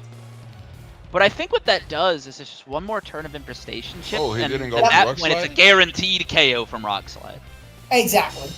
Yeah. So now, I mean, there's no more will he, won't he? It's he will. He will. Yeah. What an interesting mirror. Like this was a cool one. Yeah. I like this. Because now he's free to Rock Slide. They both pop their protects. Isn't the like? He's not bound anymore by infestation. He can swap out. So there's a He chance. could swap out. I he think could it's swap risky. into It's Gambit risky to though. take the, It's take risky a Rock to. Slide. I think Sergio needs to Rock Slide no matter what. Because if he decides to stay in and close combat the Blaziken, then targeting Blaziken with the close combat would be bad. Yep. Yeah. Okay. Here we go. Last mod Yep. reveal. Now, does he call Yeah, this? he has a King Gambit. Does he call this? Huh? What? I'm assuming I'm going to go out of What? on a limb here and assume this is a toxic into Blaziken. Oh. No. Oh. It was an infestation into get. Okay. I mean, that infestation This- was pretty safe. this the, is better. The Sneasel was out of infestation already. This So it's is like you just better, re-up bro. it. Or you get infestation on whatever comes in, you know? Now close combat is free. Forget about Yeah. Rock Slide. Although I thought like infestation Blaziken could have let you put the Blaziken in range of Rock Slide maybe, but it. I don't know. Now, you have an interesting targeting 50-50 you have to win here. Uh huh. Yeah. If you go into the Gambit, you risk Blaziken getting the knockout in return into you. If you Mhm. target the Blaziken, you also risk like the no fear attack from King Gambit, which at -1 maybe it resists both. I don't think Gambit can pick up. Yeah, I think Blaziken is probably the better target here. But he went into the Gambit. This could be. I mean, that opens up a close combat. Yep. Oh, And it lived. that sucker punch. Well. We're looking at another Toxic into game of some variety. We I'm are. afraid. We absolutely are. I mean, that's just been Sergio's end game, like all 3 games. And he lost to game 1. He brought it back game 2. So it's like if it ain't what broke, do don't you- fix it. I mean, you just protect Blaziken here this turn, so you don't You do. immediately lose the Sucker Punch, and you just get another guaranteed turn of What- Infestation, What Poison Chip. did Sergio's Blaziken do this turn? I didn't quite catch. It close combated into King Gambit. He lost the targeting 50-50. No, wow, I would have never done that. Wow. Well, now, okay. This is an... Oh, that's right. Because now he has the Fake Out life on the board, and he just baited a Protect out of... Yep, it's true. That was... I mean, that was the correct infestation target. That was a... I mean, Sergio does have a... No, never mind, he doesn't. Never mind. I was going to say, he doesn't have an back, but no, it's 2 KOs. Yeah, because the big thing here is Blaziken is now risking a double Protect into the Fake Out. Yep. Which I think, though, unfortunately, I think you go for it. I think you have to go for it. There's no choice. Yeah, because the benefit of getting it is you just get free chip in both slots. Like, you know Blaziken is pinned now. So you just want to take Yeah. as many free turns where Toxapex isn't, yeah. Yep. Fake out. Yeah, so you just fake out and then, like, kowtow into the X. Yep, so you fake out. It's down. Yeah, I was going to say that was a big turn for Raccoon, winning that targeting 50-50 on the opposing Blaziken. Yep. Well, one of them is already gone next turn. Guess you continue with Whoa, Toxapex is full. Yeah, Toxapex is full, but There are see, the two thing is strong now attacks it's coming Toxapex out. versus the world. So you've got 2 attackers that can go into Toxapex. So because it's not only the 21% from close combat, but you've also got a Kowtow coming. Let's see how much damage this Kowtow does. This is black glasses. Ooh. That's a lot. That is a lot. I don't think this is the game. Yeah, Like Sergio did good keeping Pex healthy, but he didn't take enough KOs early on. Let's see. And now the big. I don't know, man. I don't know. Well, the thing here is, you get 1 Baneful Bunker turn. Yes. Look at that. Look at that. He's gonna go the down. Problem is, to Pex 21. is currently at 34%, I believe. And the So it's problem gonna go up here to 40. is he can Baneful Bunker Oh this no. turn. I think it's over. Oh, he's at 43. He can It's get over. it, but yeah, he will have to have 1 turn where he has to take a close combat or a flare blitz and the Kowtow cleave, which I don't think is possible. No. No, I think the double kills it as soon as, like, next turn, like, he has to. And the problem is now Blaziken is free from any damage. Like, well, it's got Toxic on it, so Yeah, but I mean, it's first turn. It's reset the clock. it's first turn so Toxic. not- Like first and second turn Toxic is going to take it out. No, it's 60%. And So the it's like most- you've got 2. And he's now freed from infestation. Yeah. Exactly. Oh, So- wow. It's over. Yeah. It's over. As you had to the critical turn was he had to close combat Blaziken. Yep. And he had to roll the 50-50 and not winning it, losing his own Blaziken. That was it. And I mean, it's just how it goes. I mean, sometimes the game comes down to the coin flip. You just have to the game we play. Yeah, exactly. And Yeah, but those again, are this breaks. is still such a prime showcase of why Pex is so good. Yeah, I mean, yeah, it's not living the Kowtow. Yeah, because like Pex put on such a show at the end of the last, little bit of Regulation I, and now it's showing what it does in a lower powered format than that. Yeah, And where it's even better positioned to do this kind of it's all shenanigans. low paid ship over time gameplay that's just deeply impressive to watch, and that. Yeah, because like as much as we're complaining about the stall that is Toxapex, it does require skill to position and to play your pieces so that Toxapex is safe to get to that stall endgame. And then you saw exactly what happens when you don't position, you don't make the right call. Your offensive pieces fail to get like a critical KO. And then just Toxapex just in that endgame just got overwhelmed. And I think keeping those pieces alive, like keeping Gambit so safe in the back, like not positioning it until you have to, was so valuable. Let's go to table 5 now for round 6. Table 5? Any spots? Yeah, That was a quick pick. we got William Brown here against Excelsior.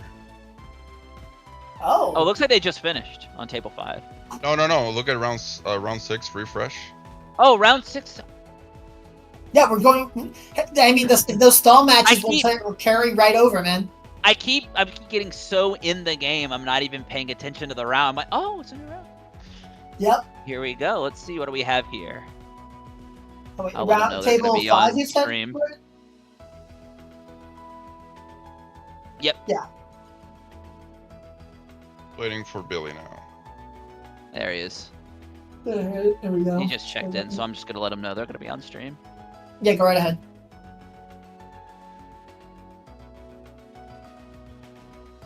This has been there are a lot of just interesting teams doing well. Like I'm gonna go in and see here. So let's take a look at these team sheets since we've got a little bit of time. Yeah, let's have a look. What are we working with? So right, we so- have Raichu, Ex- Meowscarada. Yes, I love that one so much. Ooh. Yeah, we did see some of that. I think in round 2, right, David? Yeah, we did see something else, Scarada. But this Masquerade, I think it's Jolly, and it's got knockoff and low kick. Yep. The last one had I don't remember actually what Road they had. I chop, remember flower had chicken. road chop and something else. And then it's a unique Tyranitar team. It's Dual Mega Tyranitar Venusaur Oh. with Scarf Interesting. Hydreigon, Milo, Sneasler, and Cinny. Yeah, I We really got that like Room Vino in ID? Sun teams. I Actually, do too. Vino in almost every weather is like prime. Yeah, because I mean, you can like the obvious play is to play it in the sun, you know, with the chlorophyll speed boost and everything. But I mean, with when you mega and you get thick fat, you get so many resistances. It's like you're no longer weak to fire, you're no longer weak to ice. You know, so it just becomes that much more bulkier in sand, which already benefits bulky Pokemon. You know. And what's Absolutely. interesting about Billy's team, what I really like about this is, again, it's Gambit, Prim, Talonflame, Garchomp, Meowscarada, and the Soul Mega Raichu Y. Yeah, This is a very Uh-huh. interesting way to do it. Yeah, I was gonna say that because normally with these picks, you would see maybe a Sylveon picked over what he picked here at the Primarina.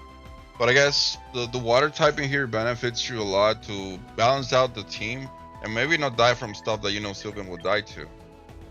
And there's something unique here, and with this team, is you cover 2 cores with that Primarina. You have both the Fire, Water, Grass core and the Fantasy core allotted for with this. This is a very, and then you have the Raichu. It is interesting though seeing Raichu as the Soul Mega.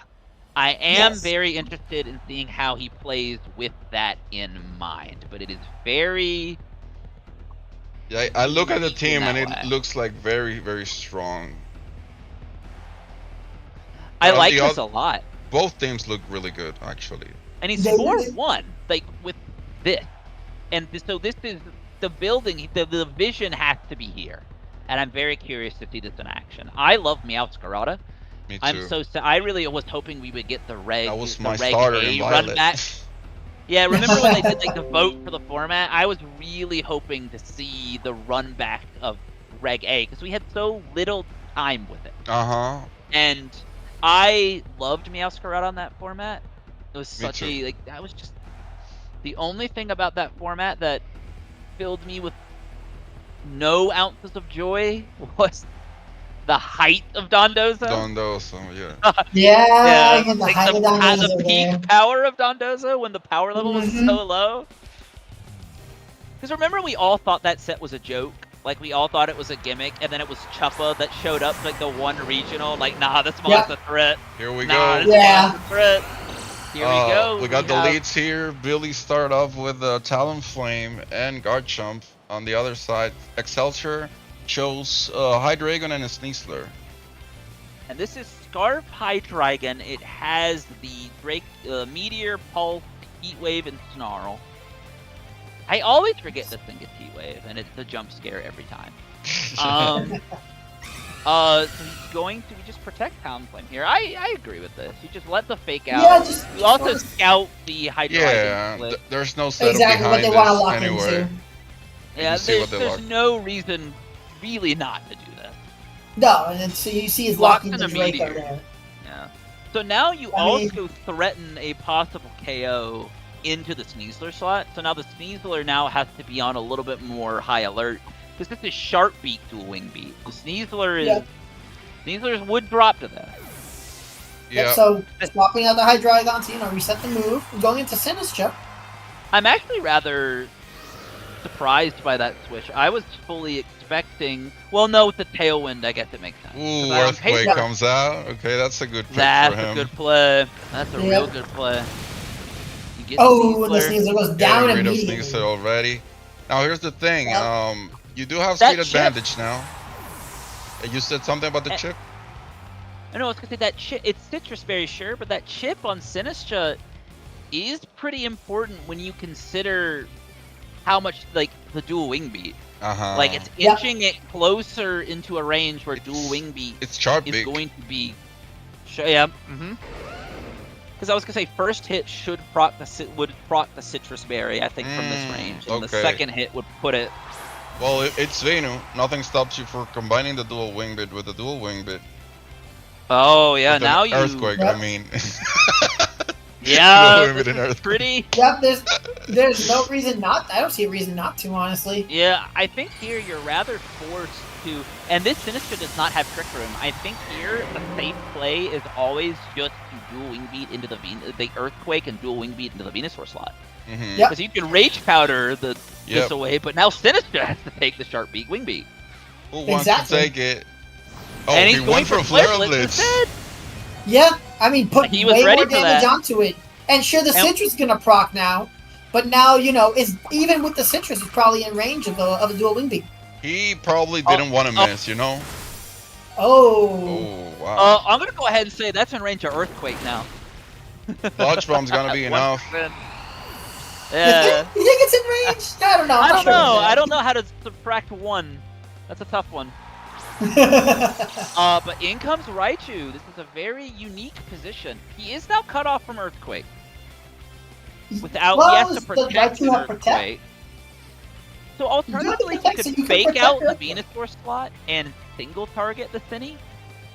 I mean, you could. Raichu is the fastest thing on the field right now. Mhm. So Gonna be you, protect, you maybe? fake Oh, out no. the Venusaur. I mean, Okay. that, And you I'm keep surprised. Venusaur from moving either Rock way. Slide, Now Rock yeah. Slide. Rock Slide's really good. Yep, That's smart. that's Alright, good. And now then the Sinister goes down. So, like, Okay. Now no you have- matter what play we did there, like any of the plays we suggested, Sinister was going down. Now with I the think Dragon so. out here, you have the option with the Tailwind to outspeed and go for a Focus Blast. And Correct. I guess Yeah. you could combine it. Maybe if Focus Blast doesn't get there, maybe double with the Dragon Claw or even Rock Slide and try to get a flinch on the Venu. That could I be a think possibility. I think Focus Blast should pick up. Like on paper, if you're running Scarf, you're not gonna have as much bulk investment. So yeah, Yeah. that should do it. Then- Yeah. That'll do it. And I mean, now what's Venusaur has Mega to Raichu's base special attack?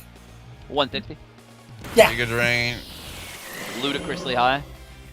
Yeah. And So now you can just start. you can go bursting it. for what's it called? Like Power Flinch shenanigans. You can Zap Yeah, Cannon, you can Rock just zap Slide. cannon him. Yep.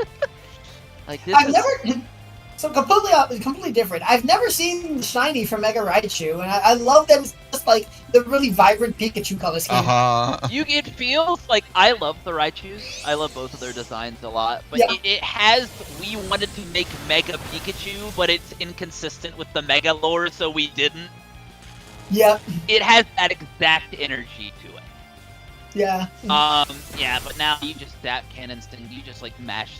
He doesn't want to miss, I guess. Yeah. No. And now. I would still Rock Slide for the memes, you know.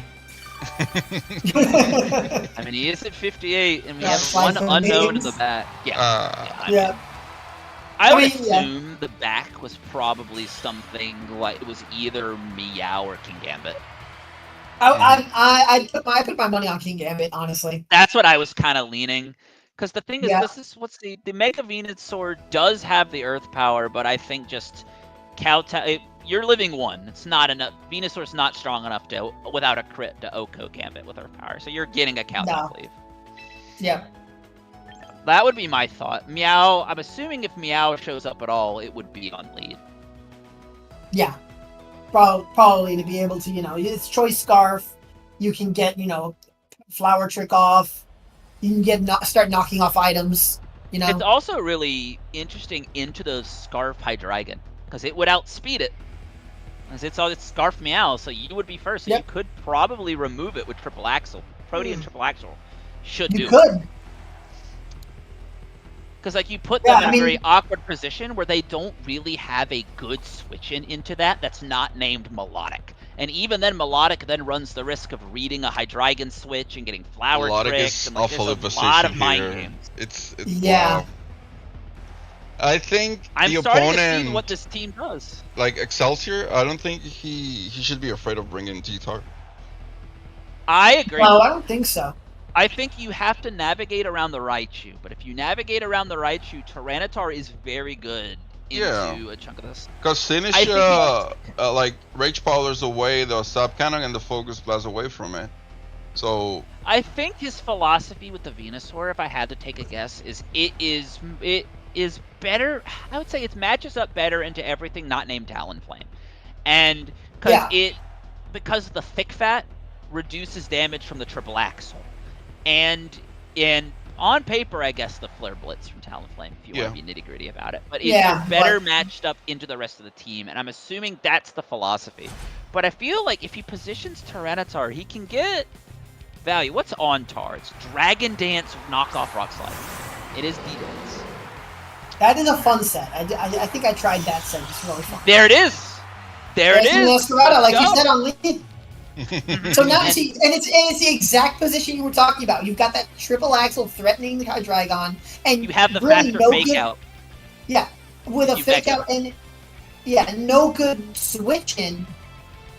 That's not called melodic. You're lagging, David. I think you fake out. I think this is a fake out into the Sneasler from Mega Raichu and Blackstone on the Hydreigon slot. Yeah, I believe so. That would be like the best case scenario. Because I think because this is, I mean, it's Jolly Sneasler, but it's also timid Raichu Y. Yeah, so this is exactly what I thought. Yep, here comes. Watch. Sinisha's not gonna like this. It's not gonna like this either. This is exactly what I think it is. I mean, he has to get bailed out by triple axle being triple axle. It is a high variance move.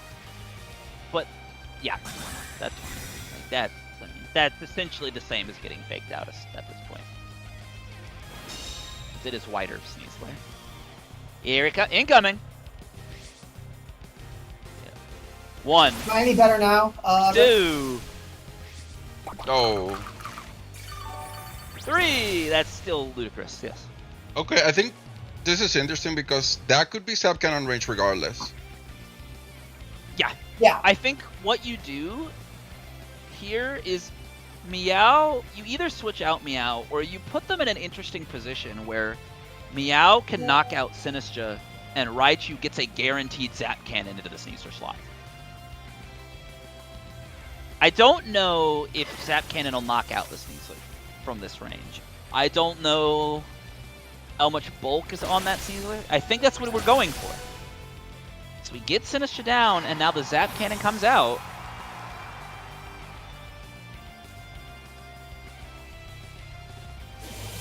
Wow. Yeah. It lives it, but I mean, I think he's not afraid to lose either of these months then. Not sure about killing. Not killing Raichu because he's bulky like that. Ooh. Wow. The one that's The 1%. heartbreaking, but you do get the wider activation. Yep. So you are mean, neutral speed, but I don't think it matters with the anymore. para, nah. The para. No. Like this is. It's you awkward. Switch Meowscarada now. You get Meowscarada out of there now. I think so, yeah. With this guy. I think you either protect and switch or attempt to get the para under the Venusaur slot and just retreat Meow. Raichu has accomplished pretty comfortably what it would have wanted to. It Sinistra's down. That's a big KO. Meowscarada needs to like threaten an end game against. Is it ever penalized for you to go Talonflame? Like, you know, I don't think so. I think Talonflame can get in, and it would have the speed advantage over everything but the Sneasler. I mean, getting a Sludge Bomb. Well, the Sneasler's paralyzed right now, so. Well, no. I mean, my assumption is the Talonflame would take damage coming in. Exactly, Oh, it would take damage. Yeah. All right, so he opts to stay in. So I'm assuming Triple Axle is going towards the Sneasler. Oh, it's just a double protect. Okay, that's fair. Okay, then Meow is not dying here. Oh, nice targeting. Oh, no, really nice Venusaur. targeting. Oh, into the Venusaur. That's even through the Fick Fat. That was 44%. That's a lot of damage. Yeah. That's I mean, that's good chip. Sludge Bomb And now- still goes now from that that's side, but You does live not that. kill. Damage inside. Yeah, I as was it's gonna not say- super effective. My thought process here is you Zap Cannon into the Sneasler slot. Yeah. I Oh, you can don't focus think blast. you risk Focus kills, and it covers the switch the out. High Dragon coming in. That is true. That's true. But I think on paper here, you don't want to lose Meowscarada with the High Dragon in the back. Like, Meowscarada beats it. He stays in. Wow. So now let's see if let's see what the targeting looks like. So he targeted again. Oh, is this a into double? the Venus slot. No, Nope. okay. He's Zap Cannon. Yep. Well, I guess that like if we saw 44% from that triple axle, all 3 hits in a Zap Cannon would KO Venusaur from that range. Yeah. So I guess that was but that was. Yeah, now you just triple axle the High Dragon slot. You throw a Zap Yeah. Cannon Venusaur's way. You can do that and protect, wait for Talonflame, and you're chilling. What an interesting team. This is really neat to see. I like this a lot. Mm-hmm. And like this is such a great showcase of building around Raichu. Yes. Because it feels like the Raichu is fully intentional. It's not like I'm building a team and Raichu's just kind of good on it. No. It's It like was- Raichu Here's Raichu. I built everything around it. Yeah, like you have 2 phenomenal full type cores courtesy of that Primarina. Like this is such interesting team building. Yeah. This is balance. This is the kind of balance I enjoy and I love it. Mm-hmm. Yeah, now you give up Meowscarada, but yeah. Hello there. There's Hello Talonflame. there. Ah, what Yeah, an and now awesome you know game. you've got the Zap Cannon dual wing beat to just clean up the game. What an awesome game. You have a minute to speak about the word of flirtless. Flirtless. I guess I mean I think well that makes sense. You just reduce the variance. You don't You're wanna not miss. losing You either wanna way. get it You don't over want to with. risk a miss. Yeah, Zap Wow. Cannon strong. Yeah. That's such a clean, surgical game from Billy.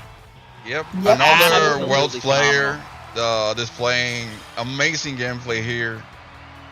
And genuinely creative and effective team building. Like this is not something I expected to see here now at 5-1.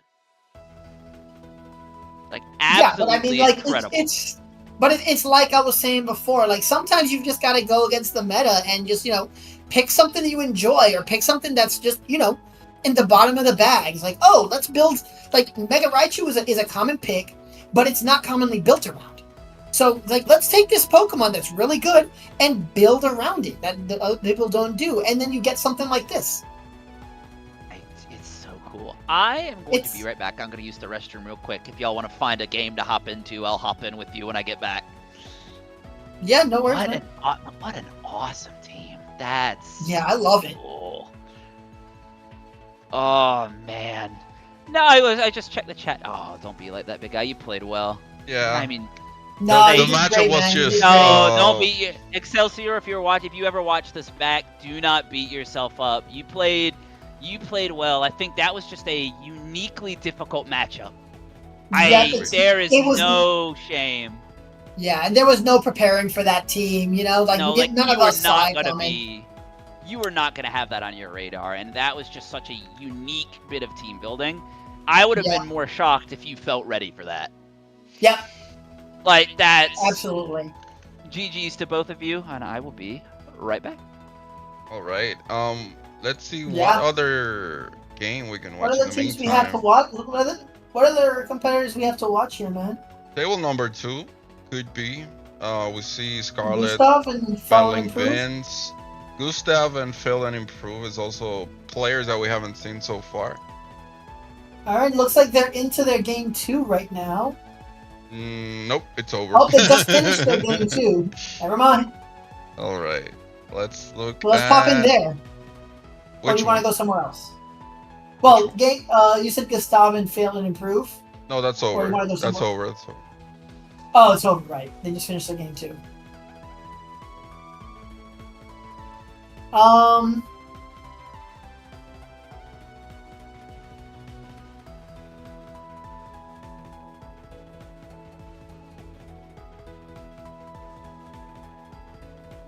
We can go into table 8 as well.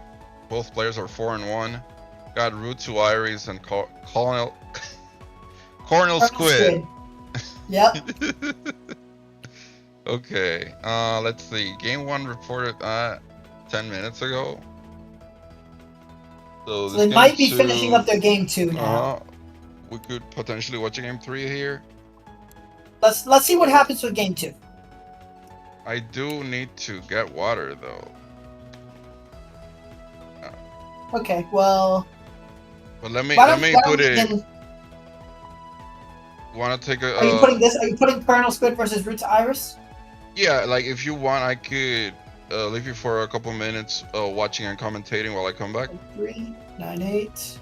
Yeah, sure, that's fine. Okay. I'm just popping into the room now. Okay, let me let them know that we're 7398 4674. All right, so let me pop in here. So let's see where I pop in on this match. Oh, battle's already ended.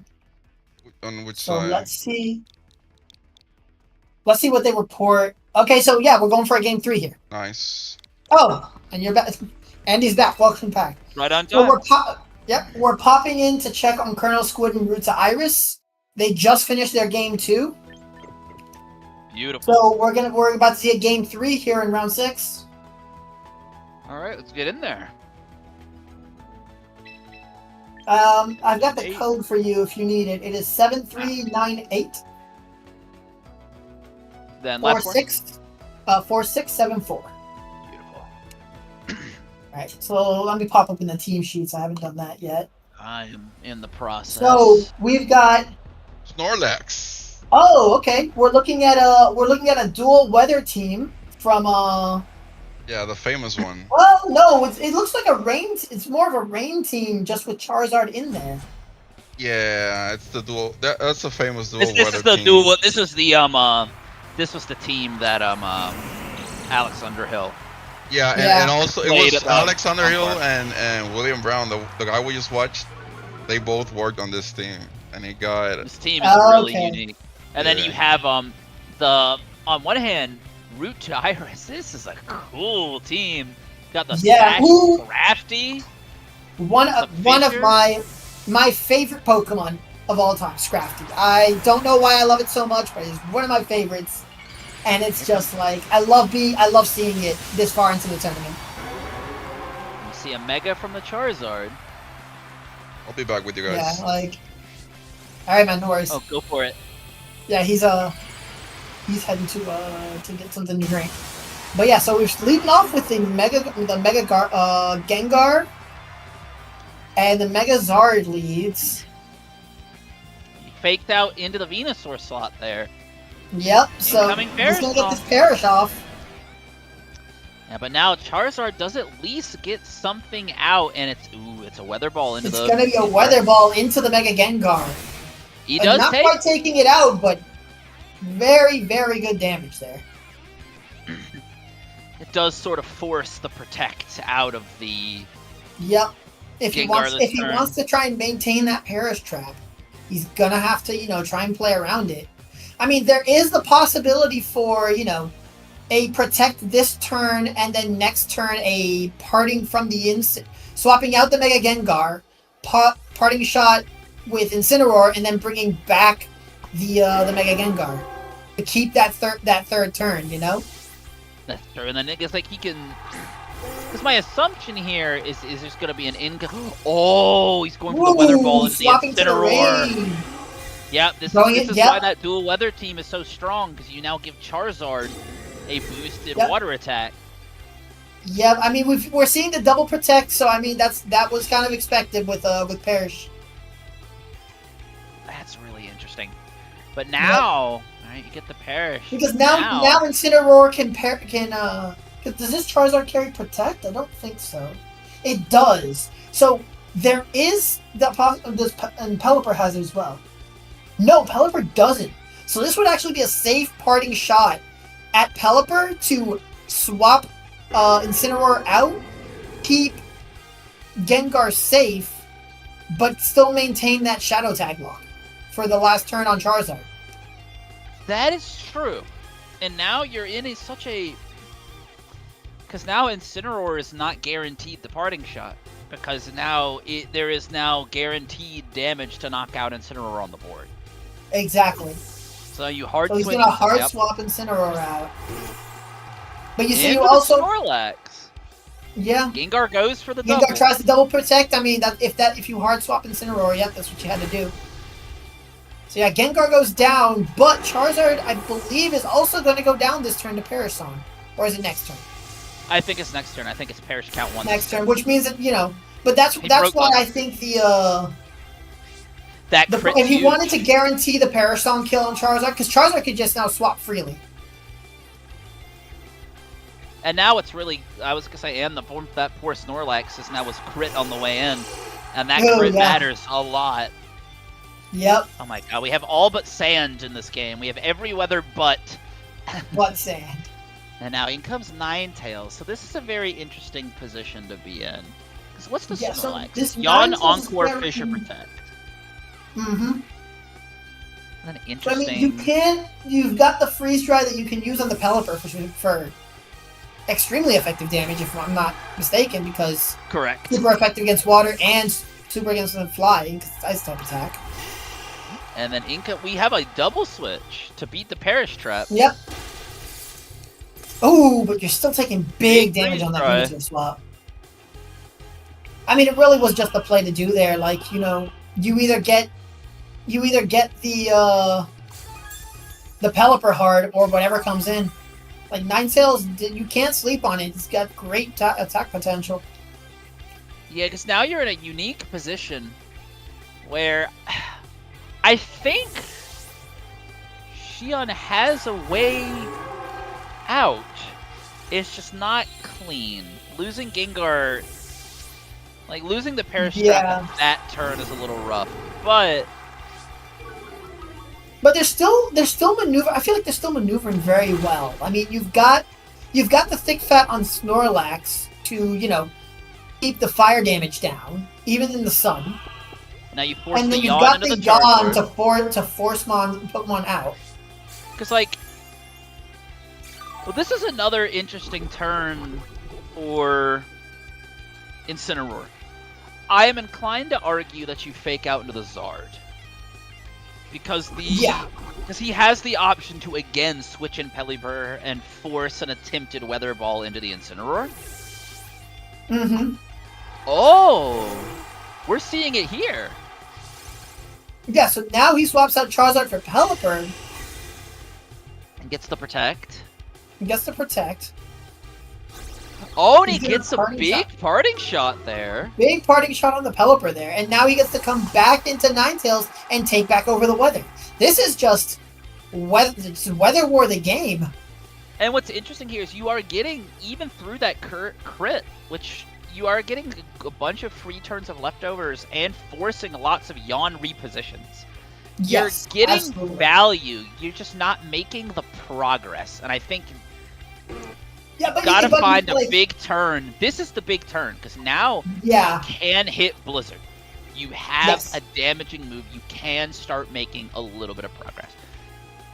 And I need to remember how much you have Blizzard, but remember, Charizard's still in the back, so he can swap either Mon out and bring back the Sun next turn.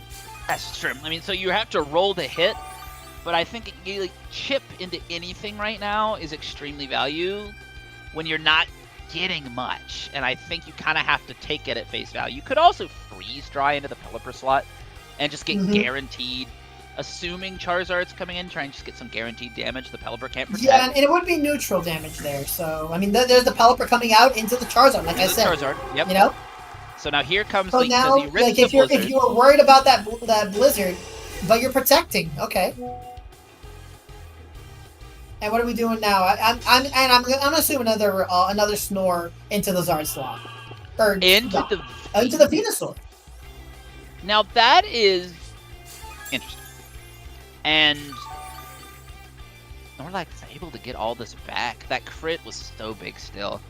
It was so big, but he's slowly getting that health back. Slowly crawling back. He's crawling it back, and I mean Snorlax. Snorlax has the bulk, man. It's definitely one of the Pokemon that takes best advantage of those leftovers. And what's frustrating here is 2 slots have the ability to blank the fissure, which is the only offense that comes out from the Snorlax. So Yep. you have to make the call, is it worth attempting it into that slot, potentially to try and... Oh, big that was freeze dry brave. into the swamp. That was a brave play, and Yep. I mean, he's gonna coming. take a heat wave, but I mean, that's some big damage onto the Basculegion. And probably a yawn and a charge into Yep. Basculegion. Into the Basculegion as well. It's just, that Basculegion did not come in on a good turn. And I think though, in what Squid now has the luxury of, is now he's forced away the ability for Shion to reposition. Yes. Now you're in a state where you looking at this board. These Pokemon are now in to stay. You can protect Charizard this turn, so blank the Yawn, and you can switch into Pelipper and take Rain. And then what does Incineroar do to the Weather Ball? You can't fissure the Charizard. So it's just a war of attrition for Shion, where now, yeah. Oh, well, actually, Venusaur comes in. Charizard protects. So Yeah, Charizard so next protects, turn, and what do we? next turn, you just switch in Pelipper and Weather Ball into the Incin slot. Into the Incin. And there's a fissure coming out to Venusaur. Ooh. Hate to see it, man. Losing Gengar so early was devastating. And Oh, I absolutely. think, and I feel like based on that board position, I don't know if fighting for the Perish Trap was the play. There was so much offense on the board. My thought process there is you just kind of have to, because I mean that's what makes this dual weather team so good. Charizard, which normally is not threatening Incineroar, now is like, what if I have a base 100 power boosted by Rain water attack that I can throw into the Incineroar or opposing Charizard slot? And there it comes. There it comes. Bonk. That's so strong. And it gives Charizard so much flexibility. It's just so funny that this late in the format, Charizard is both the face of Rain and the face of Sun. Make it stop. Make it work with a rock type Weather Ball, and I mean Charizard is the face of weather. It's such a power. Yep. I mean that was well that played. Was it. I mean, brought really it to game 3. But the downside of Snorlax there is when you have 2 Pokemon that don't fear the fissure. Yeah. Even if you had Pelipper and Charizard, that was it. And your only burst damage was from Ninetales. And it's just Squid could just it's a difficult position over and over and over and over, and it just does not matter. Yeah, it's like, and even with forcing the reposition with Yawn, Shion just couldn't find the right spot to make a big move because there's no damage coming out. So because there was nothing to do. Yeah, Squid was just on top of it. He repositioned. He was forced to reposition, but he made the best of it, and he was able to pull out the win. So let's see, what do we have? But that's still a good run, though. I mean, that team is now, after this round, it's X2. X2, okay.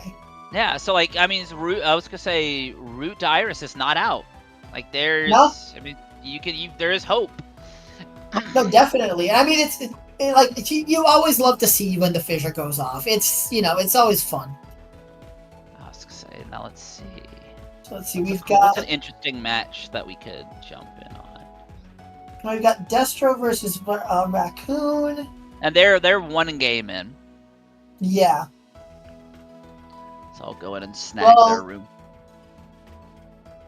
They reported that... Well, they reported game 1 about 20 minutes ago. Right, so they're... And then I was going to say, if I remember correctly, there's a Toxapex involved.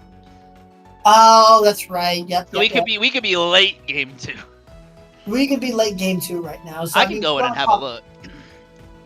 Oh, no, they just reported game 2. So they're going to a game 3. We're going to, we get a game 3, so hopping in. We get a game 3, so... This is the luxury of streaming champions. This is why I love this, is because I could just hop into games late like this in the round. I don't have to, twiddle my thumbs and wait for round by round by round. You can just hop in. It's really neat. This is... I missed you, spectator mode. I missed you. Yeah, like I would say the only thing Champions is missing in terms of spectating games is the versus recording, the Yes. ability to record your games, because that's what I mean, the ability to just go back and re-watch your gameplay if you don't have a rigged setup to record your games on your computer. Because a capture It's card is invaluable still a for your own luxury, practice. you know? Yeah. Not everyone's gonna have the capture card. I mean, I'm lucky too, but like it's a thing where like that feature should be inherent. Like you should Absolutely, be able to do that. Coming from a fighting game background too, and like this is not an uncommon thing to be able to do.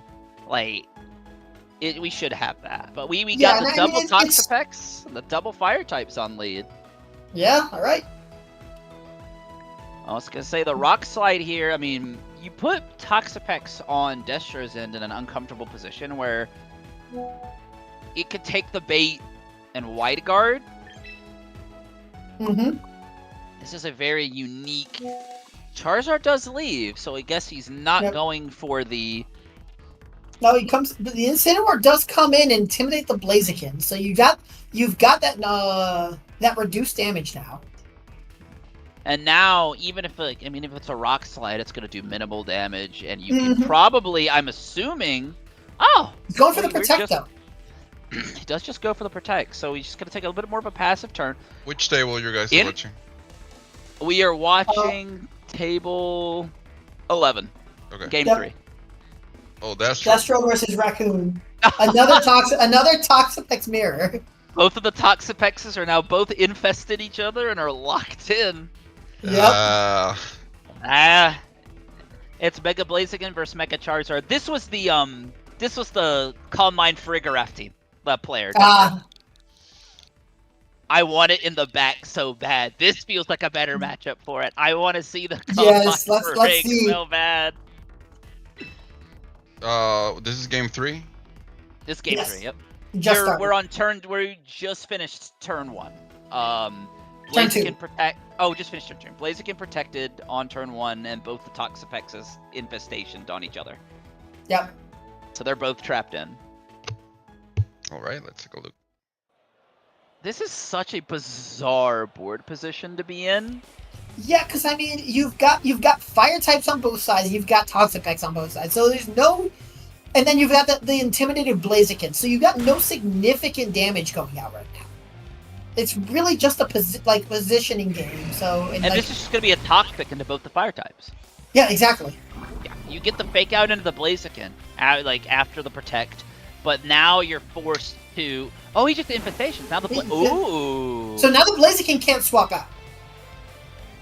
So on paper here, you could take the close combat, if it opts to go for it, and parting shot into the Blaziken, get it even lower, get something like Charizard onto the board, or now's the board state for Farigiraf. Absolutely, because you get that Trick Room off, and then you start popping Calm Minds, and it's just I think this is an ideal board state because. Are we finally gonna see shot. it? Are we finally gonna see Calm Mind for your death? Because if you opt to parting shot, you put it at -2. Yeah, Painful Bunker. Yep.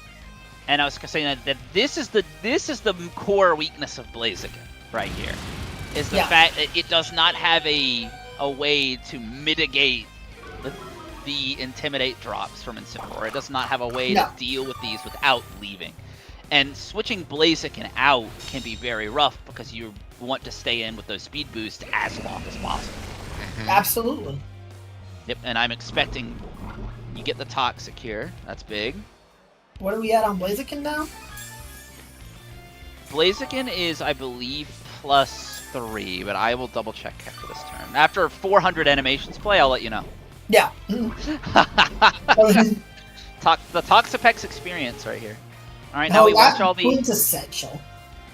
I was gonna say now all the infestations come out.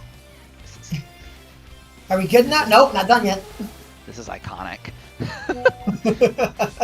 And then there's the speed boost. Okay. It's +3. It's +3 at about half health, but it's toxic and infested. I'm kind of shocked. I don't think this Blaziken has long to live. Even if it's not taking much damage, I mean, you've got Toxic damage ramping up, you've got Infestation damage ramping up, you've got Toxapex sitting in there just poking you with more Infestation. It's you like... sort of force a position. Yeah, and like... Oh! I was gonna say I was going to say you force a position where you just give up Incineroar. But Incineroar flinched! The double flinch! And the Infestation. Oh, man. Really good turn here for Raccoon. Really good claw turn back for from this. It covered the switch. What I literally was in the process of going, you force a turn where you KO or Incineroar, and then it lives the Rock Slide, but then gets the flinch. Yeah, So I thought you would just close combat it. And just take it. Man. You hate to see the double flinch. That's tough. Yeah. But now, the poison ramp should be... I don't know, it might? From 31? I think it's... I don't think it's either gonna hang on by crumbs or it's down. Oh no, it's still good. Oh, I thought the animations were in the wrong order. The poison was first. I was watching, 50 infestations playing and going, yeah, no. Does he live? Yeah, so we're still 31% on the Blaziken here. But we've got the Charizard coming now. Now, Blaziken is still by a mile, is the fastest thing on the board. So we could see, I mean, what can Blaziken do right? Again, Rock Slide right now. I think if you're Destro, the correct play is to wide guard and then Solar Beam into the... Oh, he doesn't have Solar Beam, he has Ancient Power. I was going to say wide guard and attack the Toxapex. The Pex? Yeah. Just prevent any Rock Slide chip. Force a not very effective hit if he wants to hit. I mean, it's just the easy. I mean, I think that would be the play, but like. Alternatively, you could just wide guard wave and just try and knock out Blaziken by its own merit. Yeah, I mean, there's the Rock Slide. Raccoon and then now you come up with the Ancient Power and take out the Blaziken. Unless he went into the Pex. Nope, he went into the Blaziken. Yep. Get the boost. It'd be really funny. Get the boost. Oh my god, please. The Ancient Power boost. For the meme. Get the boost. Do it. It'd be really funny. Bro, I haven't seen the first one. Oh, man. Yeah, but I think this is... So far, I mean, this has been a bit of a war of attrition, but I think it's slowly coming up Destro in the grand scheme of things right now. Yeah, because, I mean, you're Raccoon's down... He was he's only down 1 mon, so we still have an unknown in the back. I would put my head wants to say it's either Dragonite or Gambit. I would assume. I think D-Knight does it better. I think D-Knight is better, especially with the Venusaur. It's a Life Orb Venusaur, so it doesn't have Sleep Powder, so it only has Sludge Bomb for D-Knight. Unless he called for Rig and went for King Gambit, but I think D-Knight's way better. Yeah, because I mean, we've gone this whole game not knowing what Destro has in the back. If it's Venusaur, he would optimally want it's just all hypothetical. Like, if it's Venusaur, you hope he has Dragonite. If it's Farigiraf, you hope he has King Gambit. Because the Toxapex is pretty well positioned into Destro's Charizard because it doesn't have Solar Beam. It doesn't have all it has is Ancient Power, which is not going to do too much. But you do have a 10% chance to be the funniest person alive. Absolutely. You have a 10% roll for the funniest thing ever listen, to happen. when it's a 10% chance to be the funniest person alive, do you really not take that chance? Because I was going to say, if that boost and it's Garchomp. This is bad. This is bad. That's probably a poison. He needs to Toxic something this turn. Listen, get the Weather Ball off. Into the Focus Sash? Yep. I think he was banking on getting the poison there, and it's really... He needed it. He really did. That's tough. Now, Garchomp is trapped now, but that's the exact Pokemon you want trapped in. Because he can just lock Stomping Tantrum. He does not have to lock into Earthquake. Man, I have seen... This reminds me of playing Gen 7 OUs so badly. I've had enough Toxapex for a lifetime today. No. This was my everyday for a long time. I'd like to thank Toxapex for every bit of work that it did. I was gonna say I'd like to thank Mega Metacham, Zen Headbutt, and Tapu Koko anything. Tapu Koko anything. Man. Now this is not a lost game yet. If you are Raccoon, and I think what matters is you leverage your pecs pretty quick, because what's gonna happen here is okay. So Sneasler is going to have to go on the offensive. Yeah, I don't. But it doesn't get the chance. He doesn't get the chance, and he targeted correctly. He has to hope that he targets into the Baneful Bunker, and now your Pex is back in. Yeah, and that's kind of the what you want to aim for when you're in these players that are aiming for a Toxapex endgame. You need to be the person with more Pokemon. Yeah. You need to end up in that position, because once you like, it is Gambit. Toxapex can handle a 1v1. It's the Gambit. I don't know, man. And not to count him out now, but I think that is not the mon you want to have facing down the Scarf Garchomp. No. And the still standing Zardoi in the back at near full. Yeah, I mean, and if you have Kingambit, I think you would have wanted to get the Intimidate Defiant proc, you know?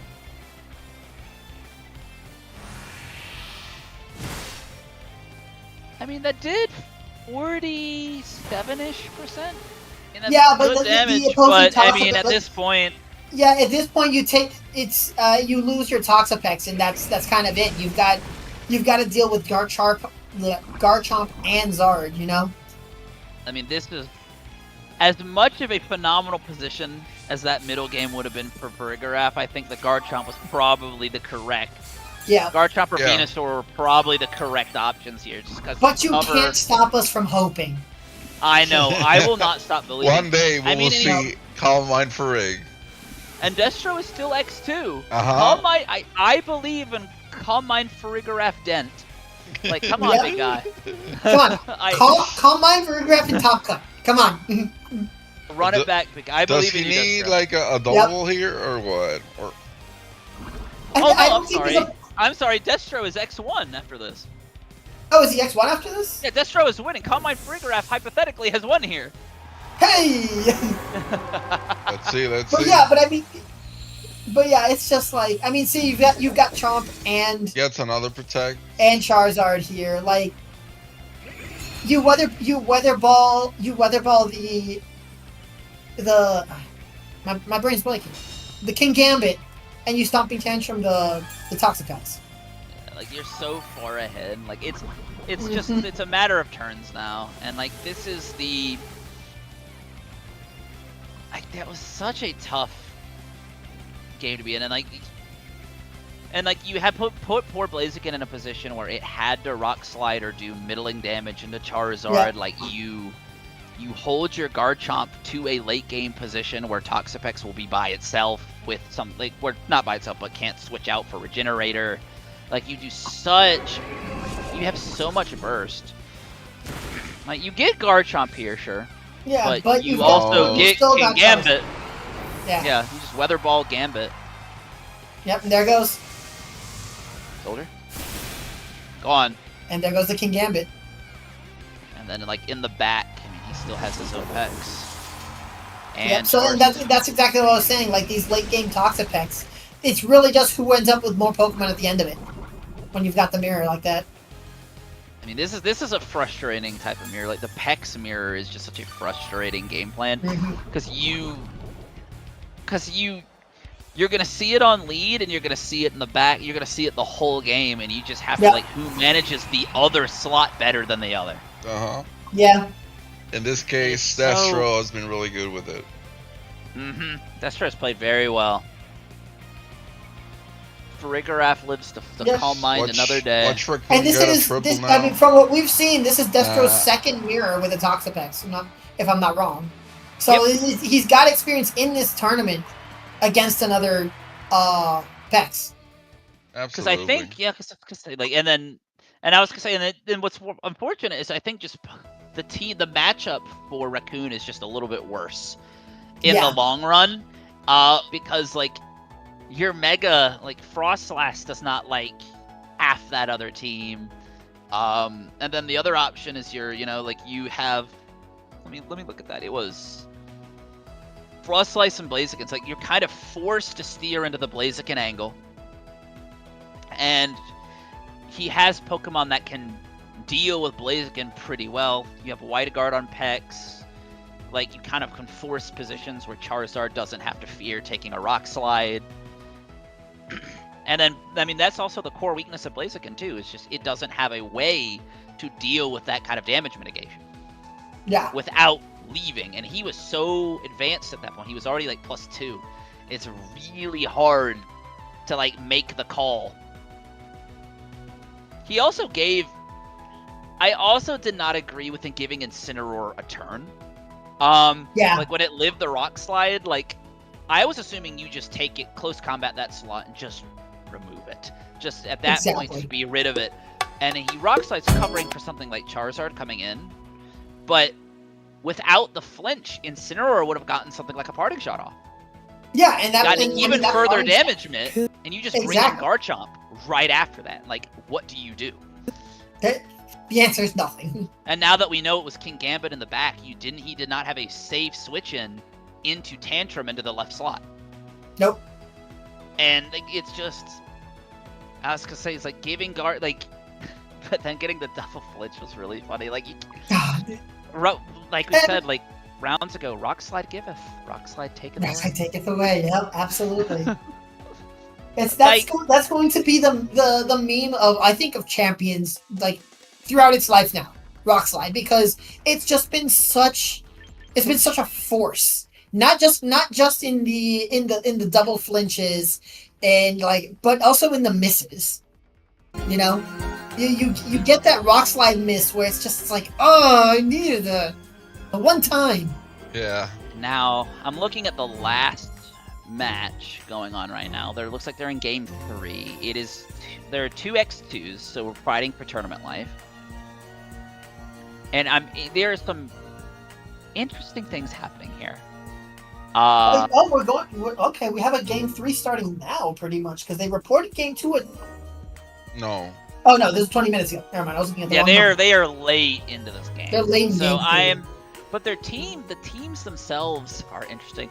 The Mega Raptor team from Bastini is very interesting. They are both Like, like look at setting them. up, right? Like they got Floyd Yeah. on one side, Staraptor on the other.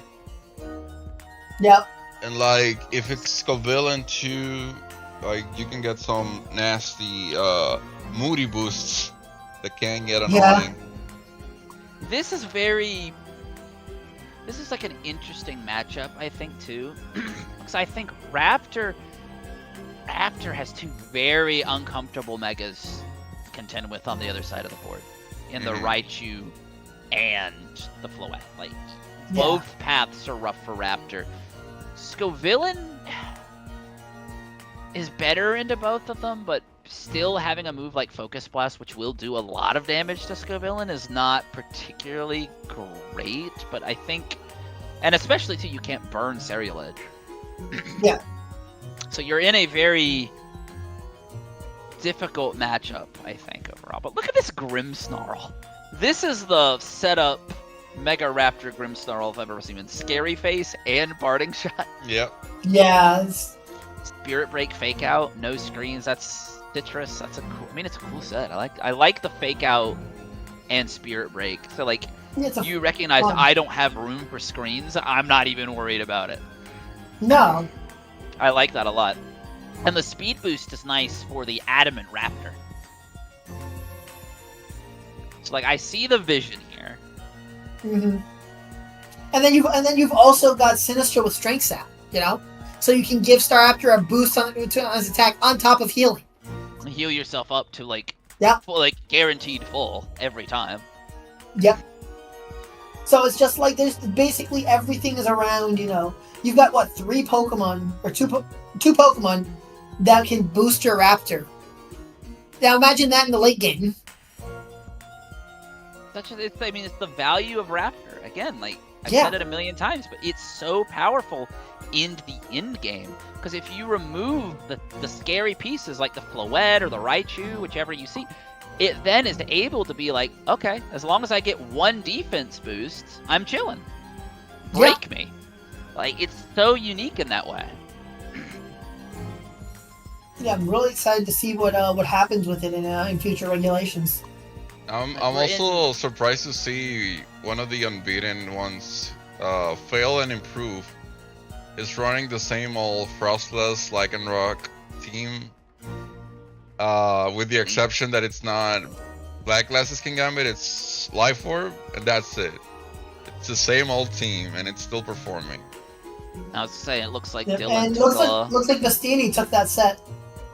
And I was gonna say Dylan, the Iron Press Metagross took that was the first loss, so that's gonna be a 5-1.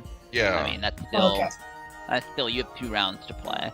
I'm following Metagross pretty interestingly. Metagross and Raptor have kind of put on a show for us.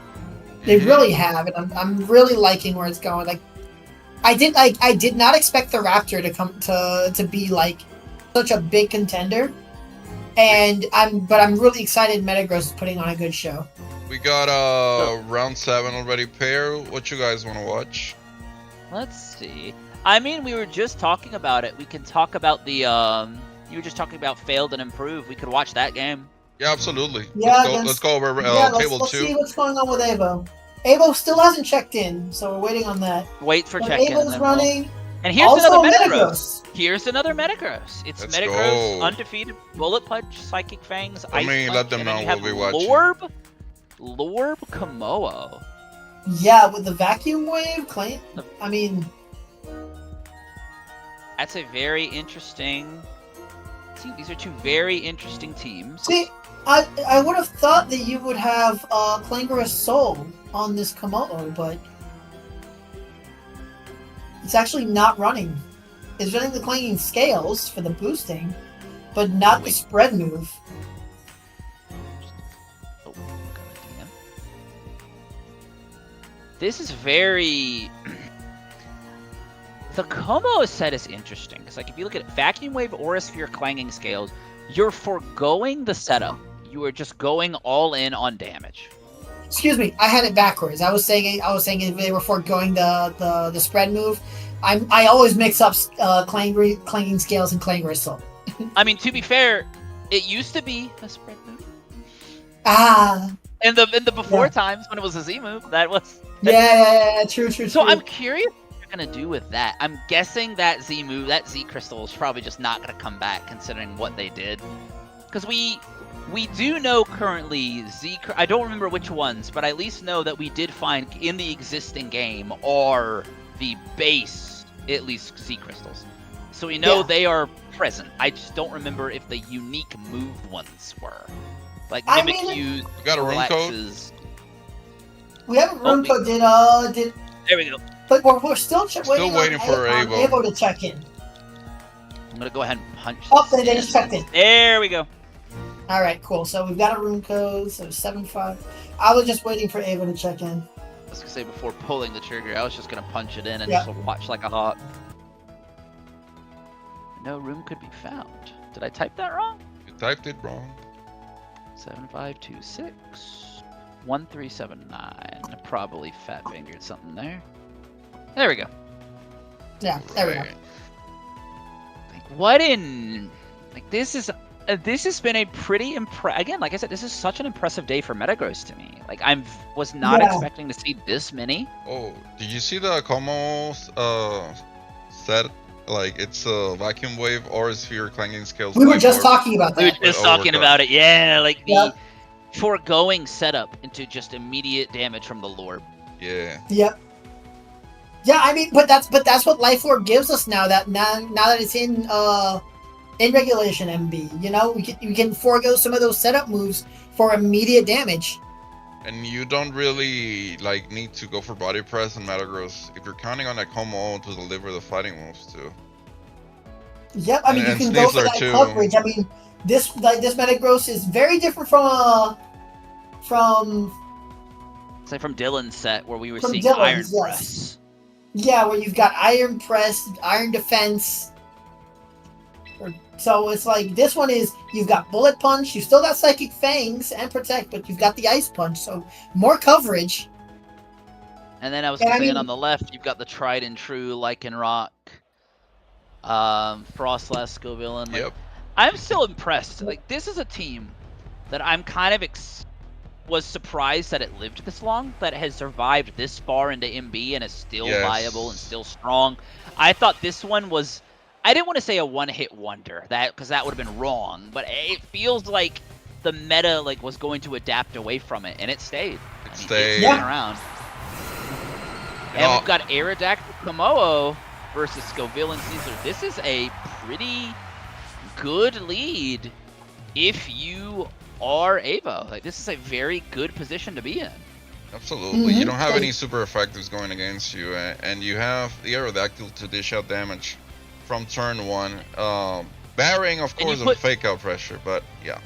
You put Scoville in an odd spot where, I mean, it can burn Komodo, sure, but that doesn't matter because it's a special attacker, and then you have the value, and you also, because it's Overcoat, cannot Rage Powder away any of its single target damage. Yep. Which is this is a pretty interesting lead. I would have guessed that this was a matchup would have been well, honestly, I guess he was wondering if this was going to be like a Gambit Metagross angle, because like you have to win the 50-50 of which Mega you bring. Because hypothetically, Scoville is extremely good into the the likes of the King Gambit into the Metagross, but the way he's led, this was more wanting of a Frostlass. So now here we go. We see Dual Wimby come out, immediately going after the Sneasler, doing great damage on this Basque, living in the 55%, and Clanking Scale. Not enough. Not enough, but I mean, Dill did a lot. I mean, that's a 2-hit KO onto the Scoville. Oh, absolutely. Yeah. And now, I mean, Basque Legion's in range of another one. Yeah, so. And like now Scoville's probably out of that 2-hit range. Yep. Do you guys think Aerodactyl goes down to an Aqua Jet? From this range, what's the item on the Basque Legion? Citrus. It is Choice Scarf. I don't think it goes down. Oh, it just activated the Citrus Berry. You're right. Yeah. Okay, I'm right. So now. Oh, I was looking at the wrong one. There's Basque Legion on both sides. From 63, I don't think it does. I think. No, I think it still lives. I mean, unless. I mean, it's adaptability. It's adaptability. That's why I'm wondering. Super effective adaptability Aqua Jet. You also have. It could be a roll. You also have the option where you've gotten so much value out of Aerodactyl. Abel didn't want to find out. We're just gonna go right to Gambit. Yep, there goes the Jet. That did 20% to King Gambit. And another one. And it doubled. He was still in KO range of that. Wow. That combo was so good. Wow. Look at the damage. Yeah, this is. Say that's Lorb Komodo really showing that I don't need the Clangorous Soul to deal damage. Nope. Welcome back, Life Orb. We missed you. Yeah, I mean, Life Orb showing the benefit there. Man, and now, what an incredible position for Komodo. You just switch out to get rid of the defense drops. And then just Komodo can come back in and win the game, like, pretty comfortably. Absolutely. Wow. Like, that was such an incredible showcase of this Komodo set. He didn't care about Scoville, about Sneasler. He just. Yeah. Wow. Just come in and do damage, you know? And I love that we were just talking about it, and then we get the showcase. We literally see exactly why that works. Yep. Now, the question is, if we're going into a Game 2 situation, if you are failed and improved, how do you adapt? Because you then have a kind of a menacing 50-50 on your hand. Do I go Frostlass mode, but then get caught by Metagross King Gambit? Look at the sword stance coming out.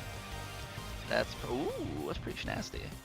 Yeah. That could put the Sneasler in range of a Soccer. We got the Sneasler King Gambit mirror match here, but what's we got the item one on that King Gambit with sword. Black glasses? He is black glasses. You're right. Yep. No, it's a life orb. Oh no, yeah, this one's yeah, the other one's black glasses. Yeah. So now, +2 Lorbit could knock out Sneasler, but I don't think from the HP range, I don't think it can knock out Kamoa. I would do it So, just to find out. I think if you're Avo, you're a little bit more concerned about the Sneasler sticking around just based on what you have in the back. Oh wow. Yeah. Oh. Another one. Oh. He said, "I see your swords dance, and I raise you my own." And you know what? I love that size dimorphism is back in these games. I like how, like, if you look how much bigger that other King Gambit is. Yeah. Like, alarmingly large man. Or my other personal favorite is really itty bitty Sneasler. I love tiny Sneasler. It's so funny. Now the real question is, will Como die from the sucker punch? Because I think not. I don't believe so. No, I don't think so. Has a really high defensive stat. Yep, it's got a high defensive stat. It's still pretty high in its HP there. Avo does have. I mean, both of them are both the Gambits are +2. They can't hit each other.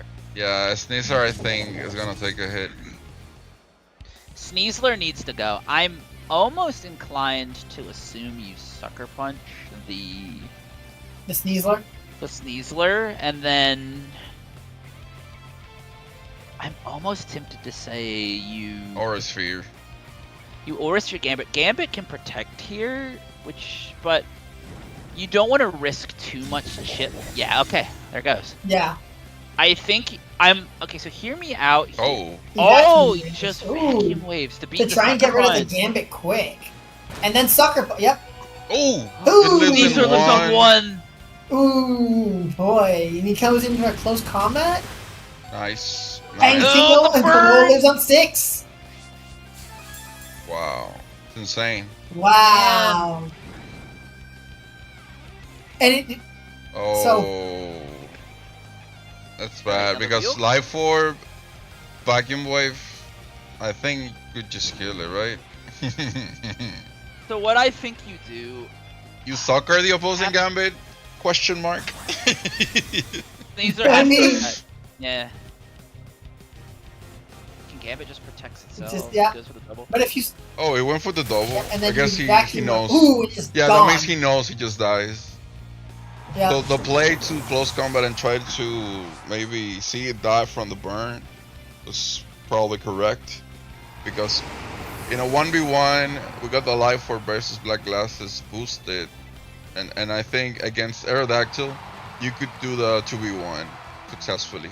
Yeah. Because I think what he was expecting there is I think he was worried about the possibility as well of the Vacuum Wave going into the Sneasler, because I think Aero Komodo was a much harder 2v1.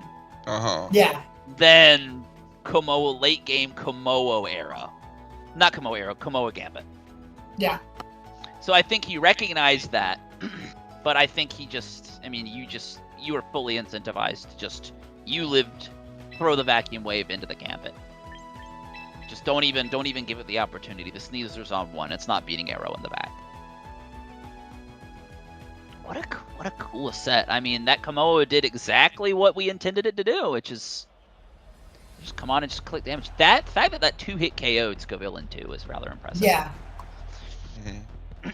So yeah, it's like, but now we're going back to that question you asked. How does Felon Improve adjust to this? Honestly, if you were to adjust, you may want to go Frostless, but this is easily like readapted to Ava's advantage if he opts for a King Gambit lead. It's because it's an evil 50-50. Because you technically have a Mega that can beat both modes of that other team. The problem is you have to get the Mega right, and in game 1, he did not. No. Yeah. So Villain is exceptionally good into Gambit Metagross, whereas Frostlass is really good into Komodo Arrow. Like, because you have the ability to pressure I don't think. What's the Aerodactyl? Arrow does have wide guard. Yeah, it does Arrow have one does more. have a way out. So you do have a way out from the Frostlost Blizzard and such. But the value though is it doesn't have protect, so it can get faked out. He got it. He got it. He got it though. Oh, But you see what you were just saying. You do have the fake out from the Sneasler here. So The fake out goes into Arrow 100% of the time, and then you just rip a Blizzard.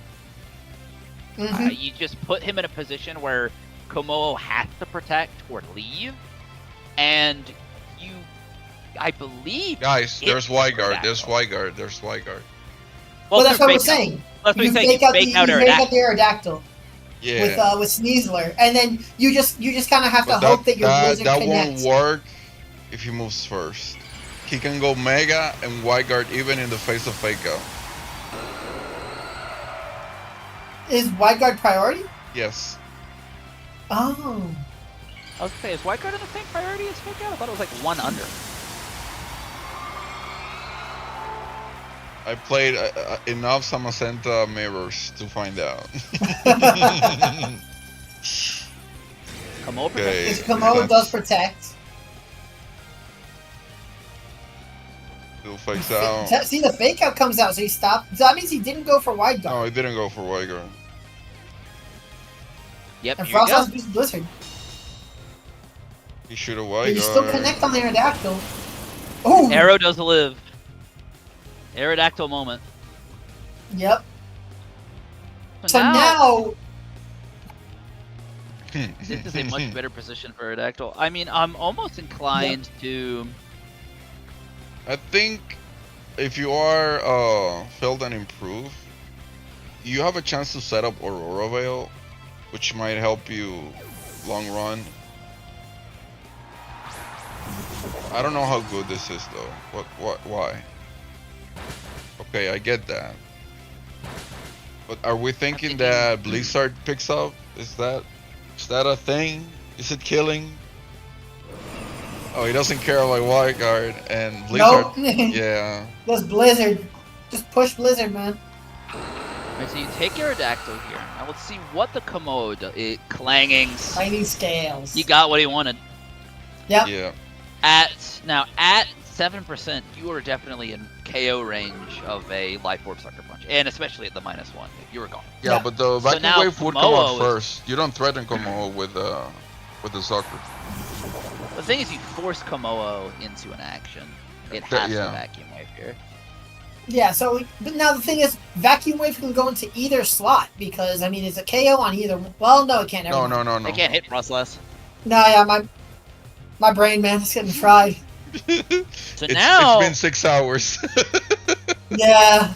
Yep. All right. He gets the vacuum wave. He doesn't protect. Uh-huh. Oh, this is what? A Blizzard? Is this gonna be a sucker punch? Is he gonna try? Or is he no Aurora sucker? veiling here?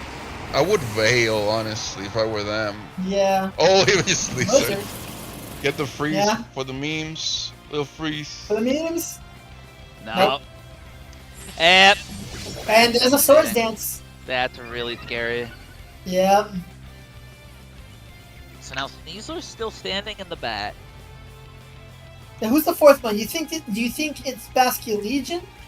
I would Or assume. do you think it's Scoville? It's not Scoville. No, excuse I'd me. assume.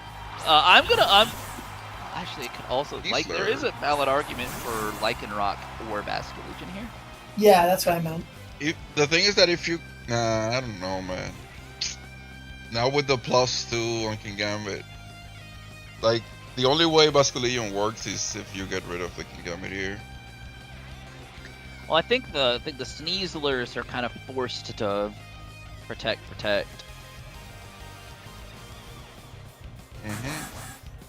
Who Yeah, I has mean, a just like faster one? Do we know? I think they're both Jolly. Oh, no. Yeah, No, the faster one is Fail and Avo. Improve is Adamant. Uh-huh. Yeah. Avo is Jolly. The other is Adamant, and then Fail and Improve is Adamant. Yeah, so Ao's probably going to be outspeeding here. That's the Okay. correct one. And then we've got the Veil come up, so, a little bit more longevity here. I mean, with an unknown in the back, you know.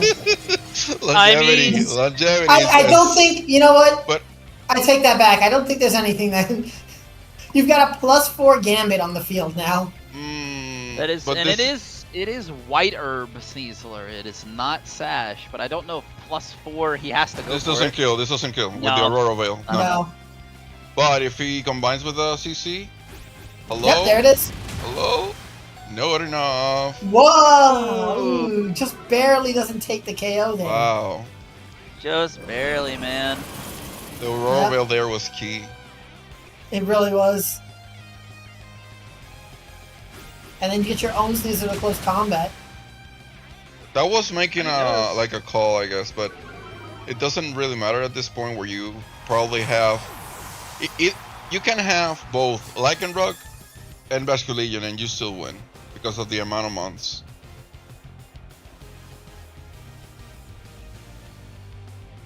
It's a really goofy little in game. It is. Yeah. I mean, on paper, I think it's more advantageous if it is Basculegion, but it's no Focus Sash. But yeah. I don't think it really. Oh. I kind of want it to be Metagross. Yeah, he made I a just call want to see here. Metagross, man. He just swung. Now Yep. yeah, I was gonna say it was not a guaranteed game, but I think going the Frostos angle, like getting that lead correct and getting that fake out correct and getting that KO on an arrow early was a big deal. Definitely. And so now we get I was gonna say we get free ball game out of it. We get a game 3. Yep. I think we picked the right table.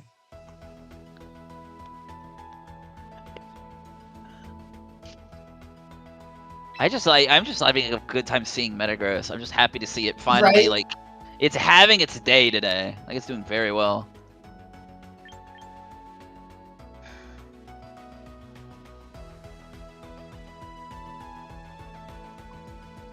Oh.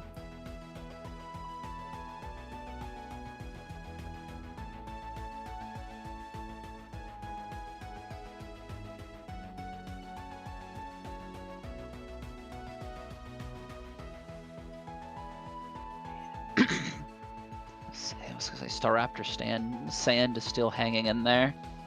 Yeah.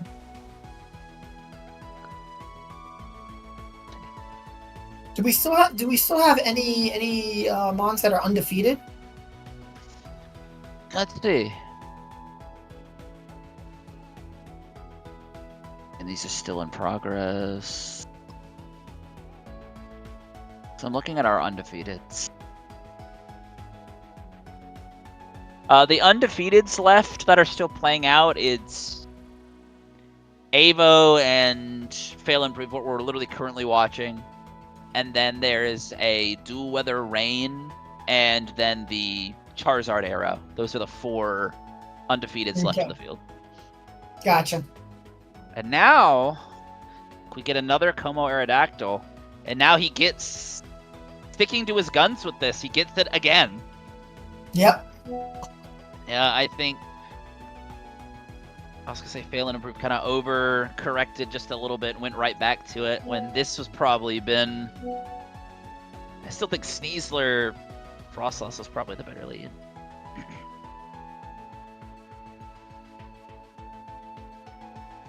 Oh crap, I didn't click the button. I was chatting Yep. for a second. I gotta lock Okay, in. We gotta switch. We gotta swap out from Aerodactyl into King Gambit, and to swap from Scovillain into Sneasler, That's right big into a damage. Clinger Soul. Or Clinging Scales. Okay. Okay, so this damage is from clanging scales. Yes. And we got We get a Wave Crash from into out. the Swift and Gambit, 57. Yep. Yeah, I hope. And Looks now- like he was hoping to pick up the KO on that Aerodactyl there. And I think he might now, with the Citrus Berry, might be just out of potential guaranteed KO range from the Clanging Scales. Yeah. I think it's either a roll or a guaranteed live from 58. Well, we got Protect coming out. Probably to prevent. Oh, the Sneasler fake out, yep. Galaxy Brain Sucker Punch? Oh, Ooh. Why? Why? Both doubled into that Komodo slot. He called that predict right, but I mean, unfortunately, the sucker punch kind of just made it a dead turn there. Yeah. I mean, you could have just. I mean, I would have assumed in that situation, if you're that gutsy, you just kowtow into the Sneasler slot or kowtow into the You really basket do. slot. I mean, Take the KO back. I don't think Sneasler goes down to that though. It could go down to a combination of Vacuum Wave and Sucker. Well, I was gonna say, like, I think the kowtow would probably put it in a range of Lord Vacuum Wave. Yeah. That would have been, so like, at that point, even if you miss that KO, you still get a Okay. pretty, you He still get. gets out of there. We come back into Sneasler. Sneasler protects. So at this point, we've seen all 4 of Evo's mons. Sucker And now Punch you comes out take the correctly basket. though. Yeah, and there's a sucker punch to take Bask. Because it is, I Unfortunate. believe it's Scarf Basket Legion here. Yep. Yeah.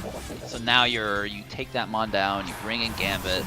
I mean, on the other side, and this one's Citrus. But it This didn't. is such a tough. This is now a very good position for Evo. It's like Komodo gets so much value. It's unbelievable how much value he's getting off that mon every time it comes out.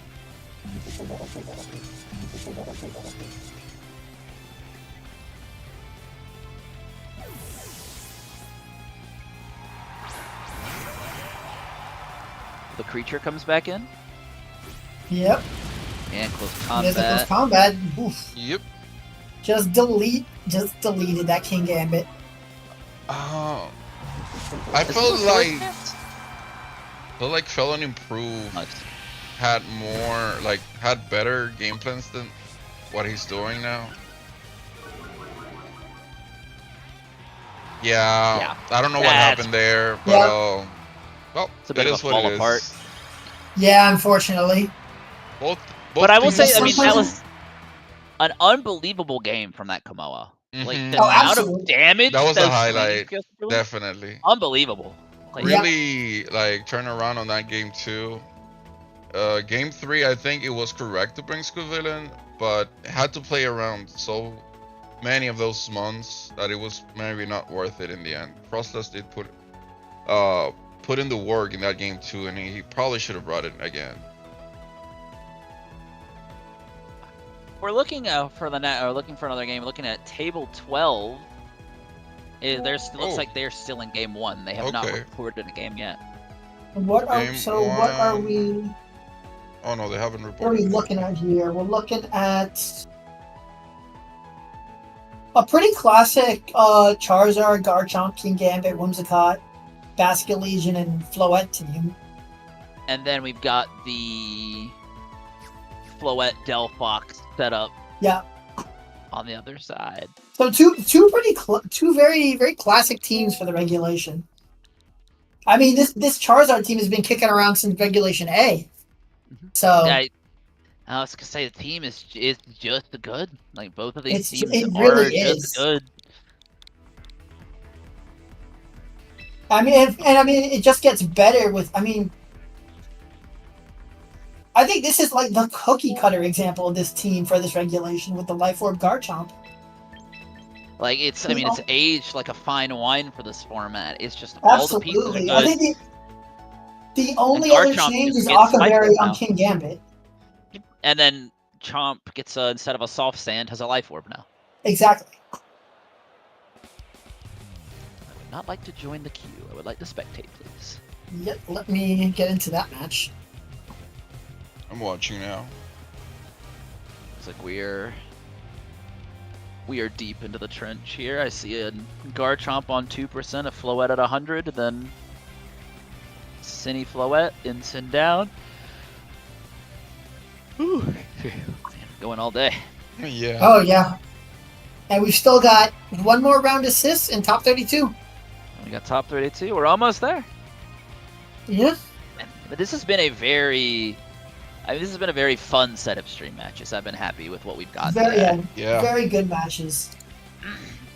I mean, it just kind of like talks to you that every match we've jumped into has been a great match. Like, and those are just the ones we've seen on stream. And like, yeah, this is like we've the got so top many other matches tables going on. of like this round, like this late, we're starting to see the better plays, the better teams that have endured so far. So it gets better from here on.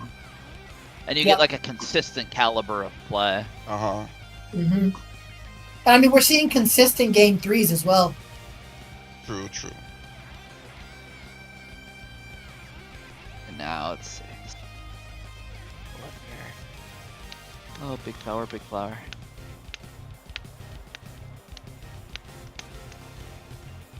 Because I think in looking at this in the game position, like this is a very...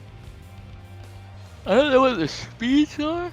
Oh, Trick Room is up, and Sinistra is on court. I don't know what what it's on court into, but it is on court. The other, I mean, if it's an on-card, I would be surprised. Let me look at the Sinister on it. Like Rage Powder. Or Protect, or even Trick Room.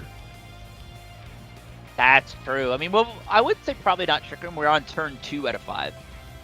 Like, we have 2 turns left, so I think Trick Room's probably in the trench now. Yeah. So I'm going to assume he's locked into Rage Powder here. That would probably be the most likely. Yeah, there you go.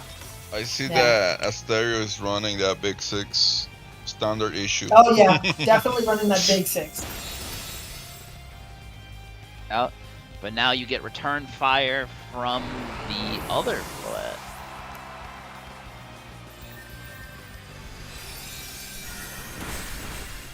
Get the knockout on the Cine, so there is one Pokemon waiting in the back that we are not seeing.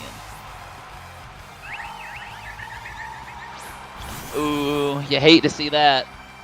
Yeah. Yeah, because now you just protect on the last turn of Trick Room, and then Sneasler just wins the game. He has a sash, so he can also just attack. Oh, that's true. Yeah, he's full HP. Yeah, he is Sash Poison Touch. Delphox is a Pokemon that If this is a game 2, then it'll all depend who won game 1. It could be over right now. They could have just not reported. They could have forgotten to report game 1. It happens a lot. Yeah, I was gonna say I'm guilty as charged of doing that a lot. Just report them all at once. So now, Delphox is a Pokemon that's kind of also was met with a lot of Twitter doom and gloom when they confirmed it had Levitate. Yeah. And I'm like, I don't know, man. That's really good. Yeah.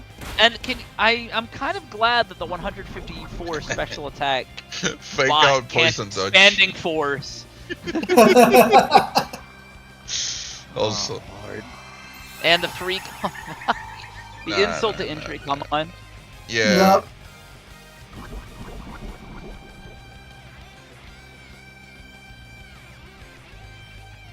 Interesting. This is a very MA matchup. Yep. Absolutely.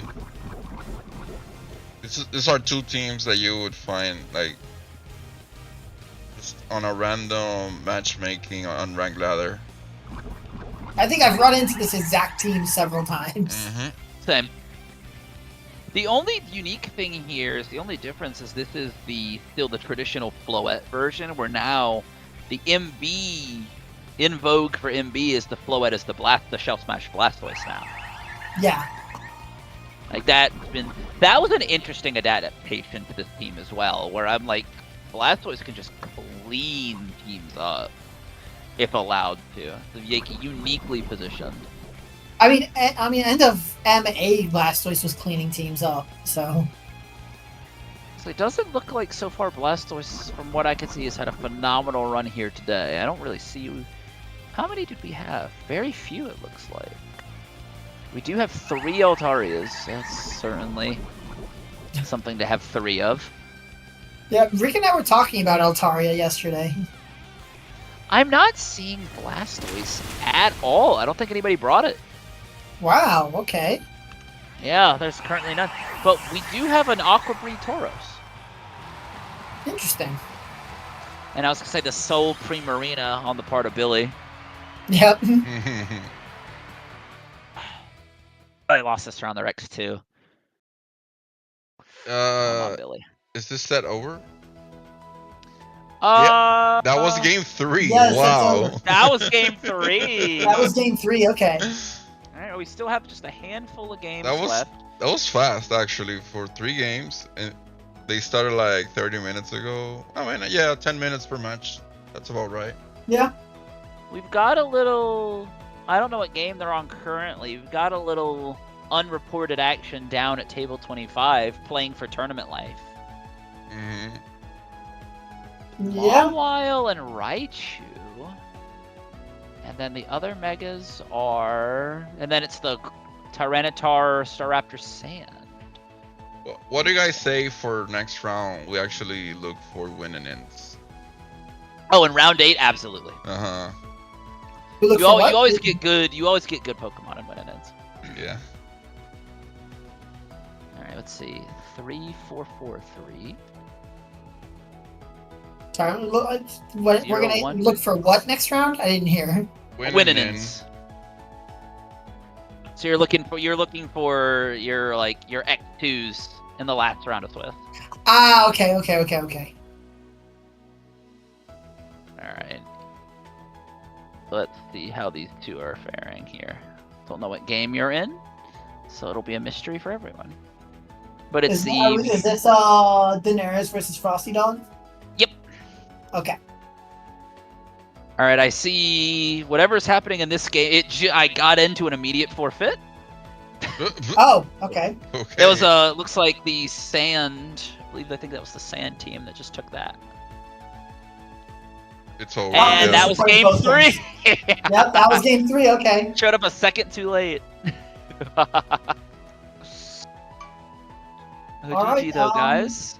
Let's go back and take a look and see what's going on then. I'll say Frosty Dog keeping that tournament dream alive. Yep. One more round.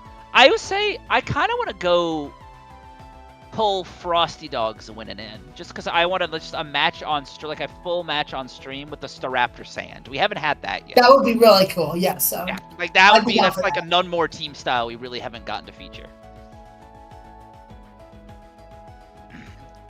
Because we've seen a lot of Staraptor, but not Staraptor Sand. Correct.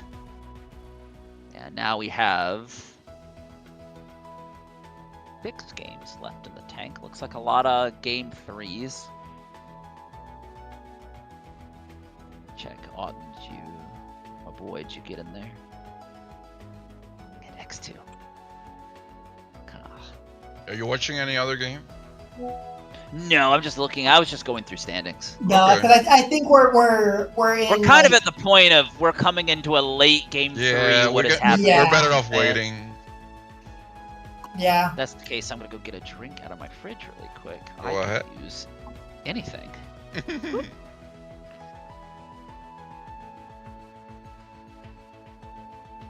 I mean, both Fail and Improve and Avo, even though it was a great match to watch, both of them are qualified already for Top Car.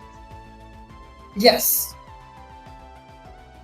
So I mean, it's like we came in on a rough match at the end there with Wait, no, sorry, my brain is scrambled right now. Yeah. Yeah. So for those of you who don't know, this is actually my first time commenting on a on a VDC, so bear with me, please. I've been slowly losing my mind from what 6-7 hours of straight commentary with a little break for lunch. We're taking it all the way. Yep, no, absolutely. It's fun though. I mean, again, every stream game we've had so far has been good. Like, I don't think there's been anything that's.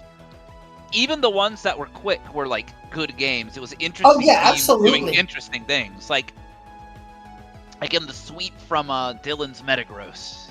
And, Yeah, you that know, one Avo's Como. That one will stick with me. Yep. There's a lot of cool stuff in this field. And we're looking now. Let's say the remaining 2 undefeateds are Avo and Gleebuncle here, which is, what team is this? This is the the standard Charizard era. The Sylveon, Garchomp, Farigin, Gambit. Yep. looks like we've got 3 matches for tournament life going, or 4 matches for tournament life going, and then Scarlet Skill and Willfire still going on. What did that Metagross set was just? I like that selection over the Venusaur. I think that's such an interesting, like, it's such like an unexplored way to play Metagross in this metagame. No, for sure. It's like after 1, like, I want to damage calc that. Granted, I don't know exactly what the spreads, obviously, that Scarlet has, but like if we, let's see, like your standard King Gambit.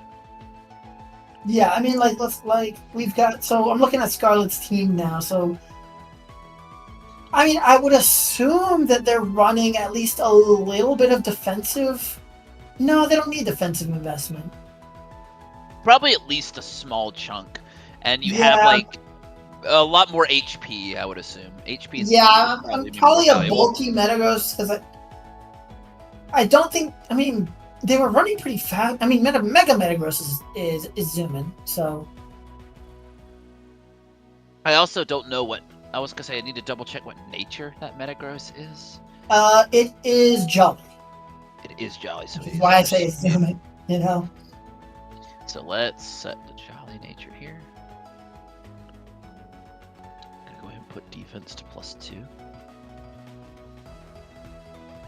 Okay, so wow. I was discussing here how we're gonna do the top cut streams. Okay. So it looks like we're gonna ask players at top 4 to wait to get paired, because you know sometimes you get first than others to like the top 4, where you gotta wait to see which is your opponent of the other winners on the other bracket. So at that point, we ask them to wait until everybody is paired in top 4, and then we start with those 2 matches, and then we go with the finals. Got it. So we do just one from top, which is 1 game each from 32, 16, and 8. Both top 4s finals. That's reasonable. Okay. That way, I think we keep a better flow. As soon as top 32 starts, it's not like too interrupted between like asking people to wait for the stream and whatnot. I think it'll move better that way. That's true. And then worst case scenario in top 32 and 16, we can just show up at the back end. Yeah. If we ever felt like it, we don't have to basically. We don't have to force any pauses. So, interestingly, Adamant 32 attack King Gambit, Kowtow Cleave is due into Metagross with no defense investment at all. Like no HP, no defense at all at +2 is doing 38 to 46. Oh. Really? Yeah, wow. After 1 iron defense. That's crazy. That's wild. So yeah, I was gonna say like after 1 iron, then so assuming bulk, you know, of any kind. So like assume a little bit of bulk, you know. You force that. I mean, that's a guaranteed 2-hit KO from Kowtow. Yeah. If not even more in your favor. Like if you max HP, no defense, that's 30. That becomes 32 to 38%. Yeah, so it's a 3-hit. That's bonkers. Like the most you can reduce it. Like I know he's not doing this, but if you were 32-32, it's a 26 to 32% Kowtow Cleave at +2. That's oh my god. That's wild. And that's just kind of like what I was saying about Metagross taking the same slot that Staraptor takes in other teams, where it's just that late game set up 1 iron defense and you just I do not care. I push attack. An unbelievably yeah, and I was gonna say like into the things like now how about this same kind of math into Basculegion? We're down to the last 2 matches in round 7 here. Yeah, I see that. We got Darcy against Dave, Maddie against Oyer. Oyer versus Matt.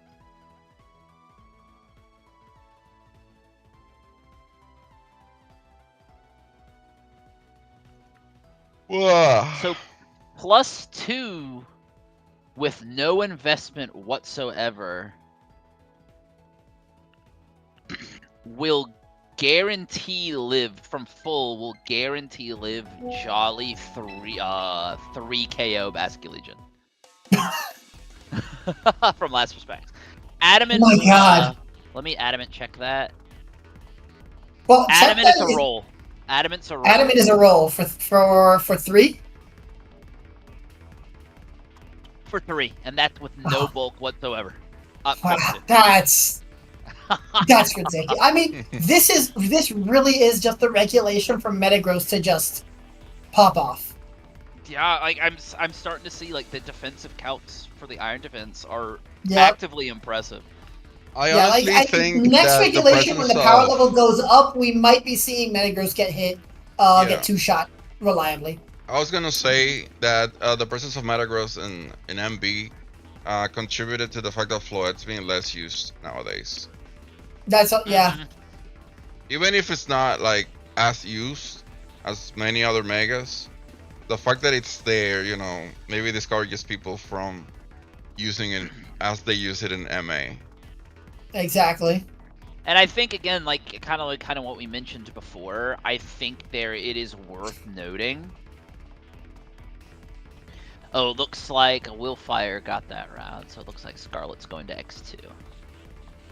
Okay. But I think what it's worth noting with Metagross is I think once the environment becomes more hostile to King Gambit and Basque Legion, I think makes Metagross inherently better. Yeah. Because those are really right now the 2 big threats to it. I said. In your experience, Andy, with back in the Sun and Moon days, did you see many like double mega teams with Salamence and Metagross? I didn't play as much VGC during Sun and Moon. If I remember correctly, this could be a correct me if I'm wrong. I don't remember double mega being extremely popular during XY and Sun and Moon. I think double mega was only really popular in the restricted formats because you could flex the primals and Ray. Yeah. So you had that value because for whatever the reason, the primal is not treated as a mega evolution, so you get both. Yep. Which is unbelievable. But I think double mega is more of an invention of the power level of this format. Okay, I get that. Or, as I think there were, I mean, double mega was something you were doing with them, but I don't think it was as inherently popular as it is now. Like, during the first weeks of MA, when I was like in the builder, thinking of ideas of what teams could be strong. I obviously saw like the success of Delphox at first, and everybody was building teams around a singular mega. But I'm like, hey, I come from Reg-I, I'm using double restricted. I like playing double restricted. I know it's a hot take, but I like double restricted. And the first thing that came to mind was that I could just do a team with 2 megas and like use the one I need the most according to the matchup. And that's where like I came to the conclusion like Delphox and Floet were really good together, and there you go. Now you see how popular that is. Yeah.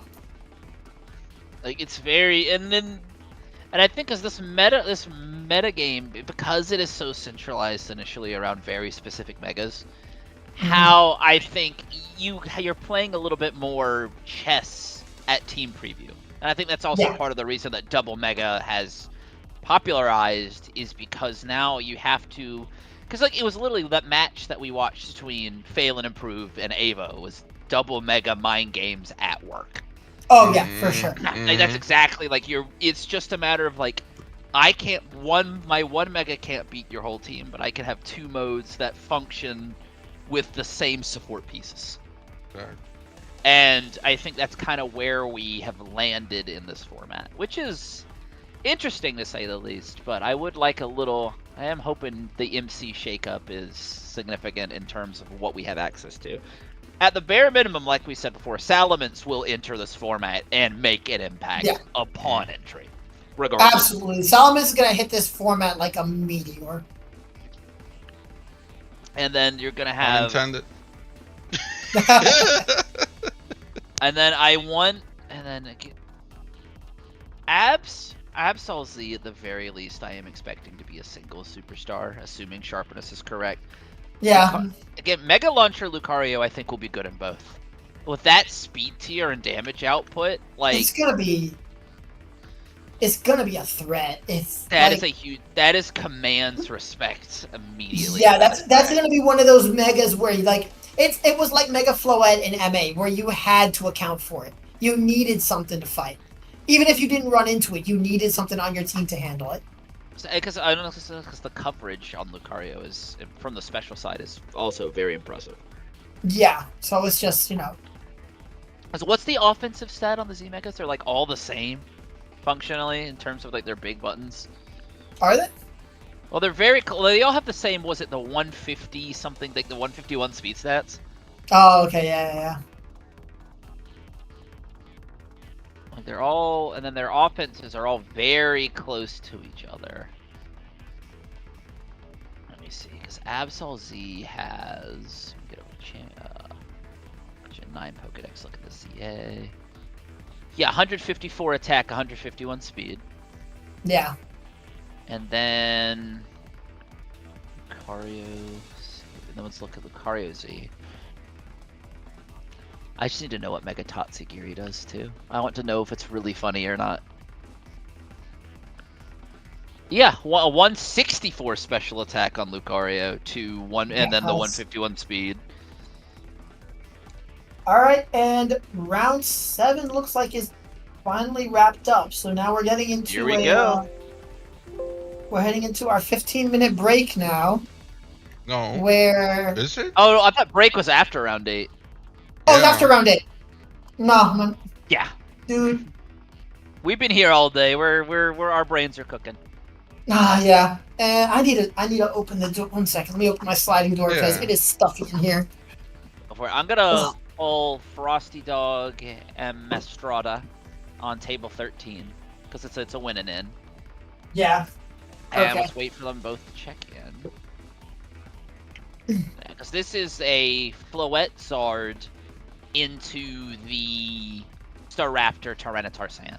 Yeah. This yeah, is a talking matchup about. I was very interested in seeing. So let's just wait for Frosty Dog to check in. All right. What table is that? It is 13. Okay.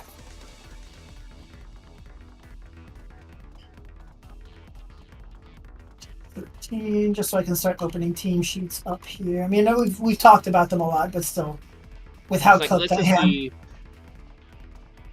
We haven't really gotten to see a Raptor game like this from start to finish, or something like this, and I'm very interested because this one also has the adaptation where you run Tailwind over Roost on the Staraptor Mega. Yes.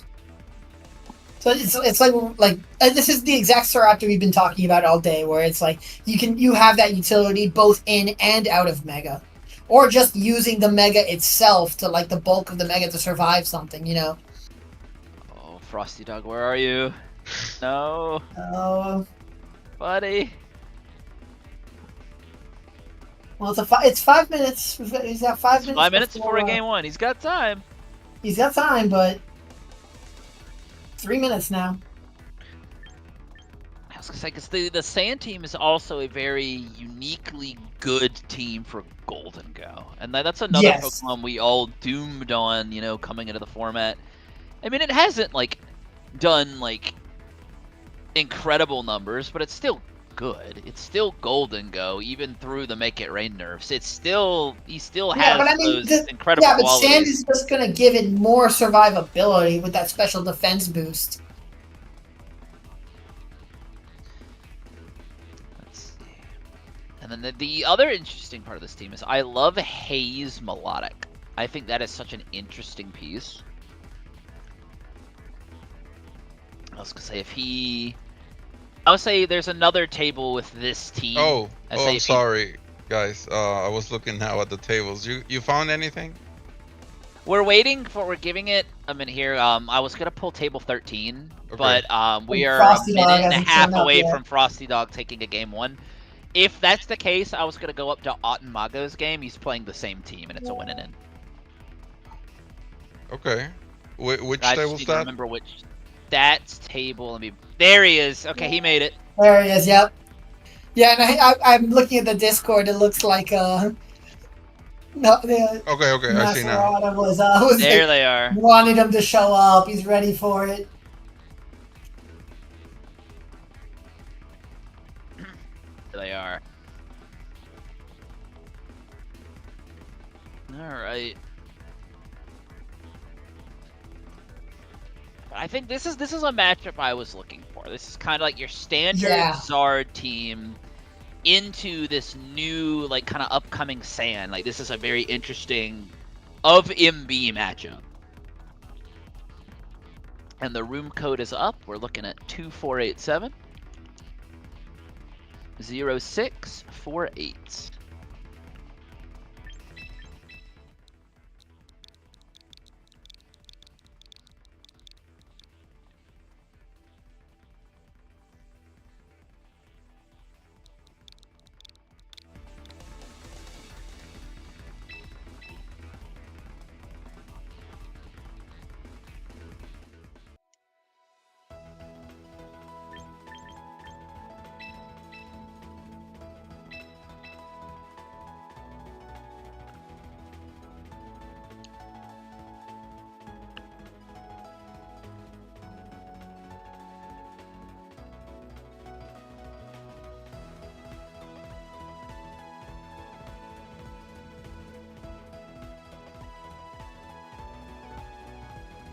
Alright, let's get into another one. Let's see what's going on here.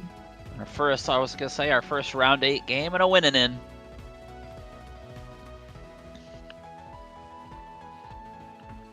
Because going into this round, I was just looking at some of these. I mean, we have an undefeated Metagross. We have... Oh, I'm sorry, there is a Blastoise. I don't know why it wasn't showing up in, like, when I was pulling the metagame. Bro, There's some... At 6-1, there's Blastoise, Camerupt, Oranguru, Vanillux, Kingambit, and Kangaskhan.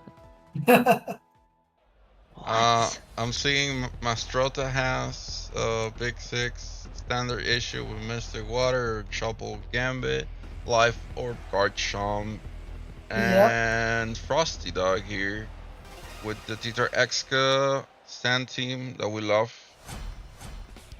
Here we go. Here we are, going to the So this is a matchup I'm curious. I've never seen this team approach Big 6. And so, like, I'm very curious to kind of see how they... So we do get... This is one way to do it, but... That's interesting. This is... The... Well, that's not totally devastating for Staraptor, just because like, into the King Gambit, but the it's the alright. from Whimsicott is still a little menacing. Mm-hmm. Like... So I guess you have to kind of view it from... Like, you could also technically haze off that Defiant. You can. Yeah. I mean, we've got... But you can also get stuck in haze with the Encore, so I don't know if that's also ideal. true. That's true. You could I mean, could the other double thing into is it with pressure. Scald. I was gonna say you pressure it with Scald. Oh, as well, wow. 'cause you kind of scare King Gambit away. Yep, you can bring out the Vascular Legion. The other option is you can... Nice. He opts not to take the X2. Nice. No Mega. Call it Tailwind? Nah, he does get... No, close combat. But if this is a Scald... Oh, he does do it. Oh, man. Oh, that's a cool play, too, on paper, because, like, you get the close combat, you, like... You get You the haze off drop the on base the drops. Raptor, and then haze off the drops. One thing I will cool. tell you, that would have lost to Sucker Punch. Yeah. That would have lost the Sucker Punch, absolutely. But It's I a see cool the play on vision. paper, but... Like, But I think, like, in on the light part of potential Mega, I see the vision that maybe he doesn't want to Sucker, he doesn't want to stay in. I get that. And I think there, like, I think he's rationalizing, like, he's just going to Mega. I'm not getting that KO. It's better to just set up my board position and just put King Gambit back in the back. Like, so I guess that He's still not Are mega. we forgetting Encore here real quick? Like, Yeah, no, you absolutely. Yeah.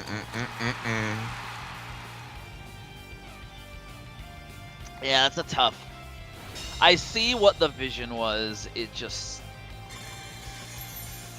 because now your board position is really uncomfortable. Because now you risk a KO from Basque Legion. You don't have Roost on Staraptor, so unless and you City's have- in the back. Yeah, right now you're risking another Encore and Protect on Staraptor.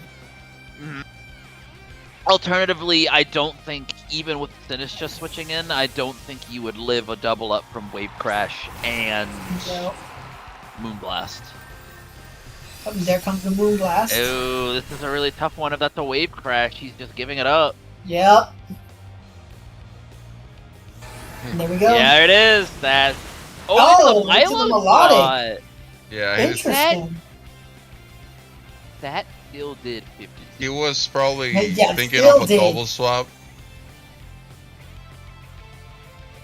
Yeah, like, I mean, in that position, you assume Melodic is leaving. Yeah. Like, you could just trap it into Haze again after the Encore ends. So you're in a position where... I mean, they did 46% to a Melodic. That is Yeah. still ludicrously strong. And... what is it? Scald, With the Mystic Haze, Water Icy Wind Protect? and adaptability is super strong. But When can we Scald, throw on the, when Icy can we Wind, throw on the Haze, and Terra Protect. Water? It's Terra Water. That's gonna be scary when it comes out. It was scary. I was gonna say, which format was it? It was Regulation. It was like Reg H. Yeah, Reg like H. the Basque Legion Warhead. Ooh. Aqua Jet is enough. I think. I hate to say it. I think this is a. This game It's a pretty was tough over in position. turn one. I'll be so honest. Yeah, I think this Yeah. is gonna be. I think you play your turns out and kind of identify, kind of like.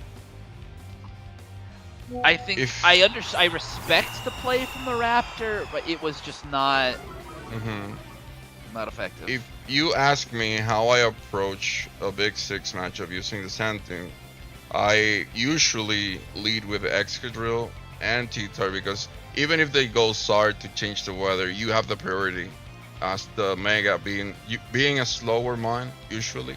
You get this, you guarantee to get the weather. Yeah. Except that in this theme, you have a Jolly T-Tar, Yeah, there is forfeit. which is usually faster than the Charizard that are being run nowadays.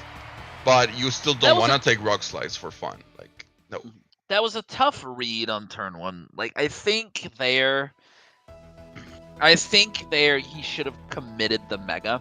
'Cause at the very least, you would have had the extra bit of bulk to just so that wave. So I was gonna say, so you didn't take 50% Yeah. from that. Like, or like, well, that was a Moonblast, wasn't it? Yeah. I also find that you gotta target the least obvious mon with the close combat just to get the boost. And sometimes it's breaking multi-scale, it's breaking sash. It's helping you some way, even if you're not killing.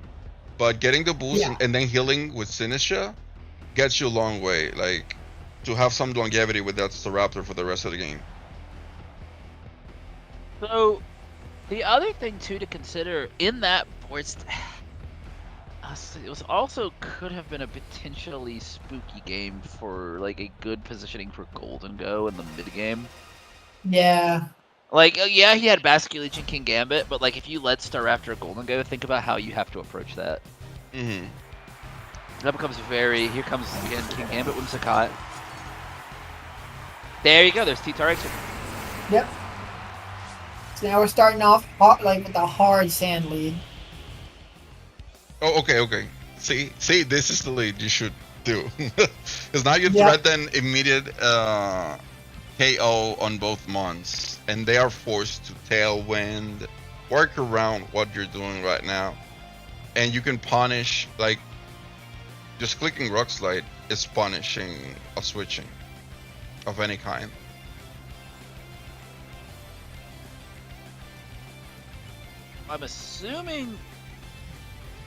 I'm assuming he keeps Melodic in the back. And the question is the plan to steer into Mega Staraptor or just leave it on the bench and play Mega T-Tar? Let's see about that. We see a Tailwind come out here from the Whimsicott. And Excadrill's gonna move first with his Sand Rush, and it does have the Earthquake, so he's gonna click it now. Going for super effective damage to Kingambit, bringing it down to 36%. Really nice damage. And already Stash broken chipping on out. Whimsicott. Breaking the touch. However, Pretty good Cataclysm damage from the King does Gambit. connect on That the is Excadrill. Sucker Punch. I think, That's- however, it is worth noting that should be in KO range from high horsepower from Tyranitar.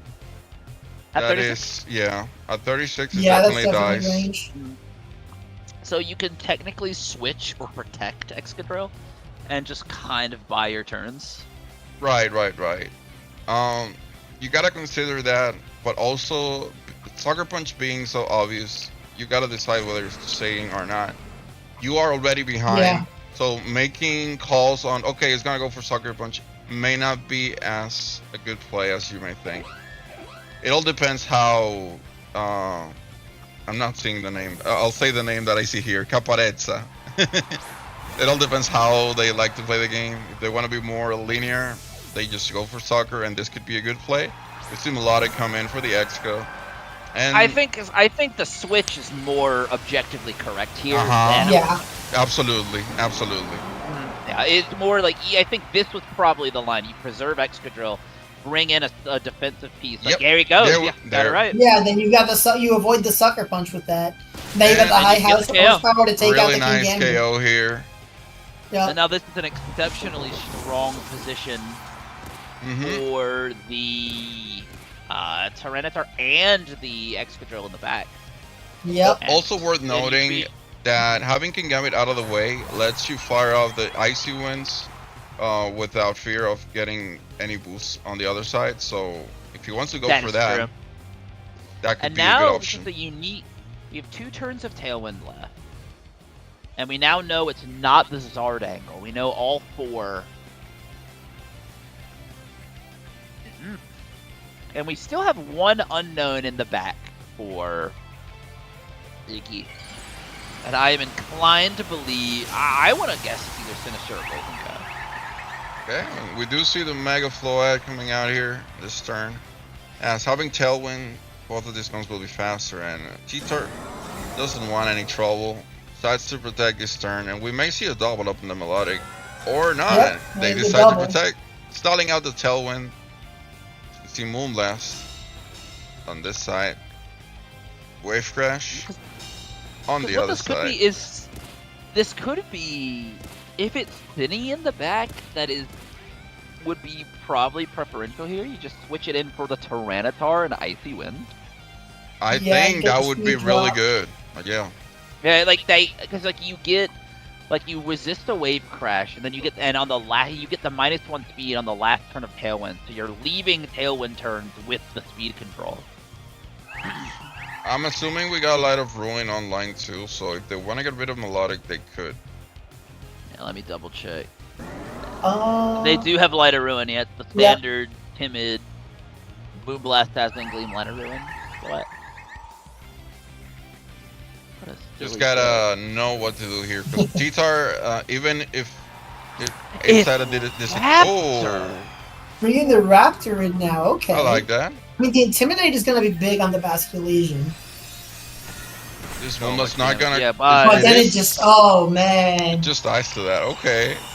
Yeah, I but did I not guess- know that. Yeah. Last respect You is do- not gonna kill. You get your situation, and you should be able to get an Icy Wind. I see win. I see win. Oh, It's I gonna dodged that. There it is. miss. Oh, the Floette dodges. I think the Flood dodging is worse, but Yeah. it is what it is. Yeah. Tailwind turns expire. If this Plus is a Whimsicott modest in Flood the though, bat. it's not horrible. It's Timid Floette. Ah, okay, it may be Yeah. bad. It is Timid Floette. So now you're a little bit more reliant on Excadrill. I think there is an argument to be made to bring Excadrill in here and target Basket Legion. Yeah, I can see that. Yeah. Because I think Yeah, that you want to take advantage of it, like that. The tailwind is gone. That you still got sand up for sand rush, and I just to think hit it hard. because I'm assuming you just icy wind again if you're the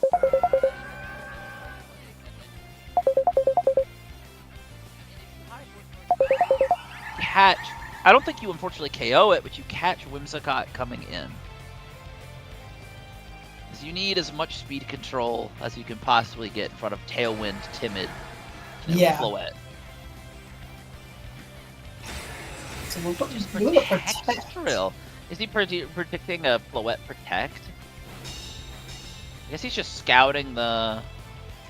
And still, we're not protecting. We're hitting Light of Ruin here onto the melodic, and Down. that is gone. So there's no more icy wind here. That is a lot of. I mean, now, yeah, you're forced to bring Tyranitar back in. Yeah. You are faster than the Basque Legion of both.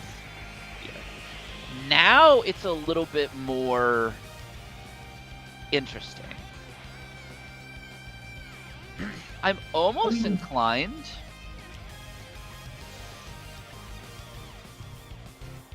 I mean, there's the Rock Slide on the Excadrill, but I don't think that's really what you want here. I was gonna say an Aqua Jet will KO it. Yeah. This is a very tough position. You might need the double protect. I am very shocked there wasn't just a correct. Yeah. Yep.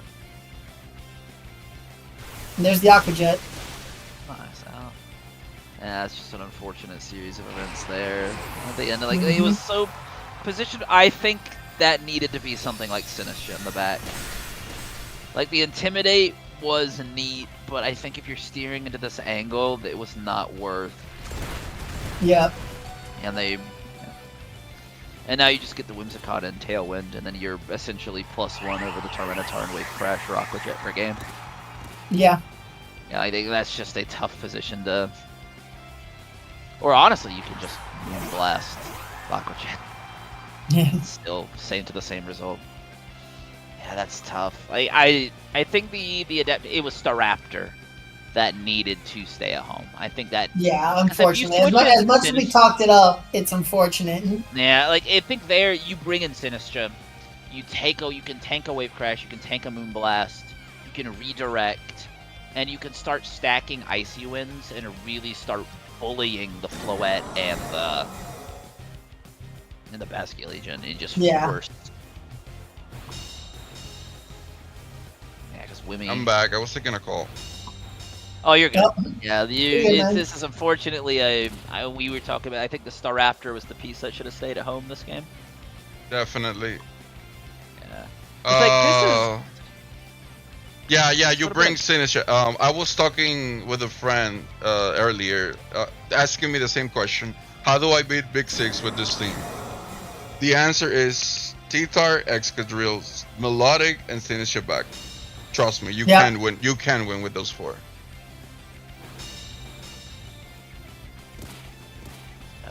That's just such a tough position. Yeah, Aqua Jet just annihilates. Like if you don't bring Cini, you don't have your reduction for Basque. Even if it dies to Floette to some degree, if you can get rid of Whims, stay with your Sand. Usually, like you don't always see the timid Floette when it's a Big Six context, because you usually can run the bulky Modest and you go for Tailwind and you would end up being faster anyways. But even in this context, you have the Icy Wind Melodic. So at the end of the day, if you can get a board state when the Melodic is slower than your other mons, even if Floette's hitting for super effective, you'd be dishing out enough damage to take it out. And now we have. So I'm looking. The other Staraptor Sand team did win the win and in. So it did pull through to top 32. Nice. Okay. So now we're looking at. Yeah, I'm trying to look what other. Do you have any other win-and-ins? We have. They all appear to be in mostly in game 2 or 3 situations. So we have Willfire and Stone Storm VGC. We have the. Also, it looks like Game 3 just started, is in play for Billy and she on those two very neat teams. Like, that's the Snorlax, Scrafty, and then against Billy's really unique Raichu, Y, Meowscarada, and Pals. Oh, it's 1-1. Wanna watch Yeah, that they're one? 1-1 right now. Yeah, I mean, we can try it, but we might be coming in a little late on this one. Which table is this? It's table 8. Oh, okay.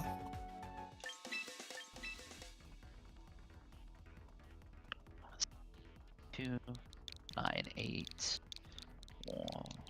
1, 7, 0, 7.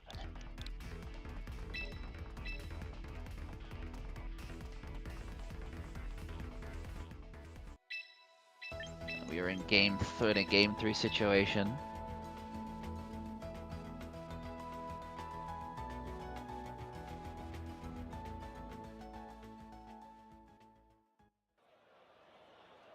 Coming in a really interesting board state. Oh. Okay, we've got a half HP Gengar that's just We have swapping out. Scrafty is in the back. Oh. We have Crafty! we have one unknown from Billy.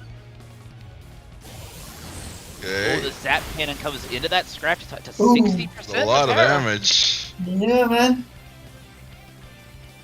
See, the Iron Head And also the come double out, net boosted. Got it. Wow, they really just wanting to take out that Gengar, huh? And then this could be a Flare Blitz into the Raichu slot. No, he just parting Oh. shot. Oh, into the Gambit? Hello? Ooh. Oh, what? we don't do that. We don't do that. Ooh, that must have been a misclick. Or maybe they were, I don't know, maybe like assuming like a switch into that slot. That was like 500 IQ line of thinking there. That's really. Oh well, it's gonna. Yeah, Oh, they're Paris. Oh, they're on the last turn of Perish. That makes a little bit more sense. Okay. Because And now now you you can you switch in and you can double protect. Yes. And that Okay, guys, one guys. on. I have a quiz question for you. Which last one of Billy can win this game? It's kind of easy. It's kind of easy. I was saying, is this like the Garchomp in the game? Yeah. I was saying it's like Garchomp. My fear is it's Yeah. Meowscarada. I'm really worried it's Meowscarada, but I guess Garchomp is just more consistent ultimately. It really is. I mean, If I don't think he brings Meow in this matchup, being so real, like it gets threatened by the Ninetales, Ensign. He can get double intimidated. I don't see him ever bringing Meow, especially not in the lead. So if he opted for that, yep. It is Gar. yep, there's Garchomp. The final. Is this modest? Gengar? Modest Gengar? Let's double check. I believe. It is Modest. No, it is. Oh, it is Modest. Yes. Well, Sludge Bomb Shadow Ball. well, here. Oh no, it's still faster. Okay. Oh. It's we, still faster. we still need to see like a double, triple protect from Instant for this to work. Yeah. And I guess he has the option to parting shot too. Yeah, but I mean, Nah, I don't think it's gonna I be don't enough think- I don't know. because it's He's gonna a be like single 62. target. Okay, he does parting shot, but he is parting. But it's like it's kind of just alternate parting and protect. So you parting, protect, parting, and I think that's kind of it. Because we Uh-huh. saw that spread before the parting. We saw the spread do about 70-ish% for the citrus pop. Yeah. so he should be around the So- same damage. Yeah, so now he protects, What an and idiot. maybe he goes for the double protect next turn. I mean, that's the way out here. That is the Yep. only way. I don't think going for the other parting. shot Nah, is well, necessarily- I think he's gonna lose to this roll. If the roll is not high enough, it's awkward. What do you say, Chomp? He go. He What do you makes No, the say, he double. goes for the Sean? double protect. Garchomp? It's not Ooh. enough. GG. Yeah, Wow. Wow. unfortunate. Oh, that's a heartbreaker for that incredible Yeah. team from Billy. But also a very unique Parish Trap team from Shion over here. Oh yeah, Mhm. but at the end of the day, I was assuming that this was the Jolly Garchomp. That's why I asked. But being modest and while you're running, I think Adamant Garchomp Yeah, he was means running adamant. tough luck. That's tough. But I mean, some Yeah, 5 and 3s will make cut anyways. There is hope. We're going to find if we're cutting the top 32, we will find out. Yeah. What an interesting turn of events that became. Yeah. All right, and I was gonna say Brady. Brady made day 6-2, so that's another Parish Trap team through. It's another Zard Floette. What a bizarre day to watch, Pokemon to watch, but it's been so cool. Like so many interesting teams. It's been so great. Raccoon, Flaming Raccoon went X2. That was the Frostlass Blaziken stuff. Yeah. We have that one very bizarre Blastoise team. I wish I had known this team was in the field before picking. What a bizarre. Are they still going? You're they still still in match? Alright, what table are you? It's Mikmu. They are 1-0. They are still in game 2 at table 3. And it's a very interesting team for McMoo. He's on Camerupt, Blastoise, Oranguru, Kangaskhan with the Fake Out Last Resort, Kingambit, and Vanillux. Okay. What was the table? Table 3. Oh, okay. So It's one of the higher tables. Okay. what an Yeah. interesting team. Except currently X1. But that's such an interesting team. It'd be a shame not to at least try and get a little bit of it. Let's see if we can get in here. Because I was gonna say it might be worth, if we don't really get anything for this, it might be worth watching this one in top 32. Like we get a full match of it. Yeah. 'Cause this is such It an looks like interesting we are- Trick game. Near the end of the match, we've got 2 down for Gustav. So he's And there's- stuck in with Floette and Incin, but they're both high HP. And we've got a And 1% King Gambit versus just over half Mega Camera. There is no Trick Room in play either. And there is No, 4. There's 4 up for Mikmu. Yeah, it's a Yes, 4v2 yes, right now. There's yes. the Vanillux. Yes, this is such a cool team, dude. Oh man.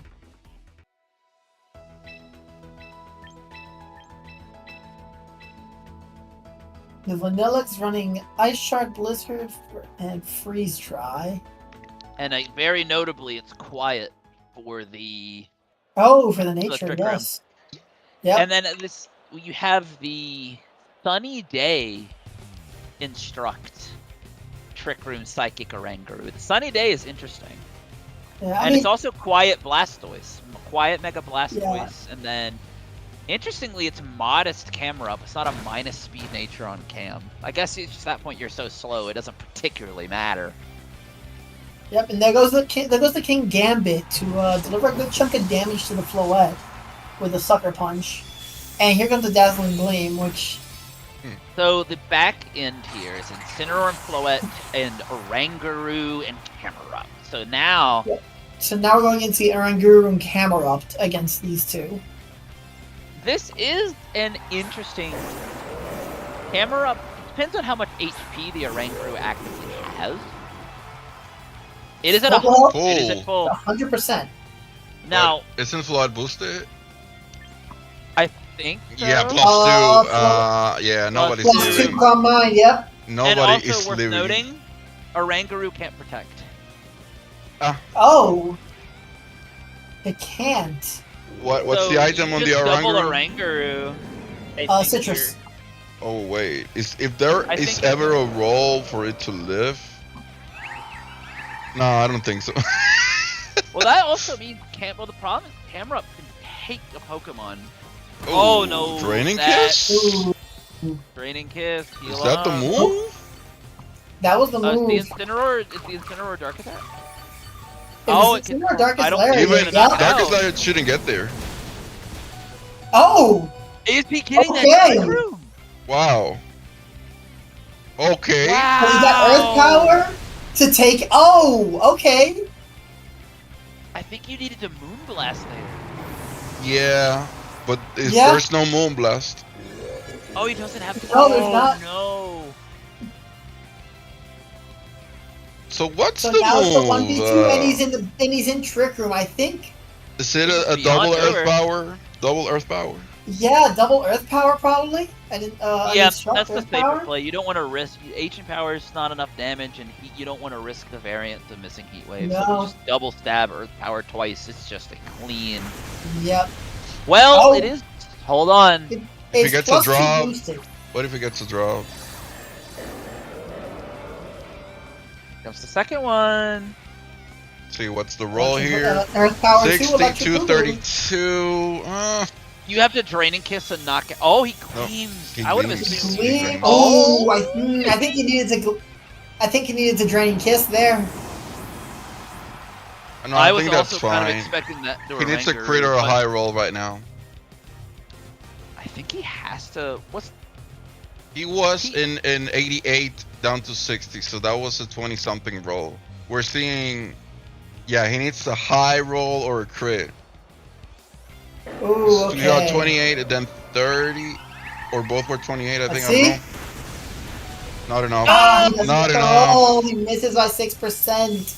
I mean, he's still. Luckily, he's just going down to X2, so he still slides on through. But that's a Yeah. tough one. Yeah. Wow. Honestly, I What if- think, guys, it was Heat Wave just for the extra damage, even if you miss. I'm just gonna be honest. I think Yeah. +2. You had to risk the I think you had to take the roll. I think I understand that he didn't want to take the mischance, but I think unfortunately just the amount of damage.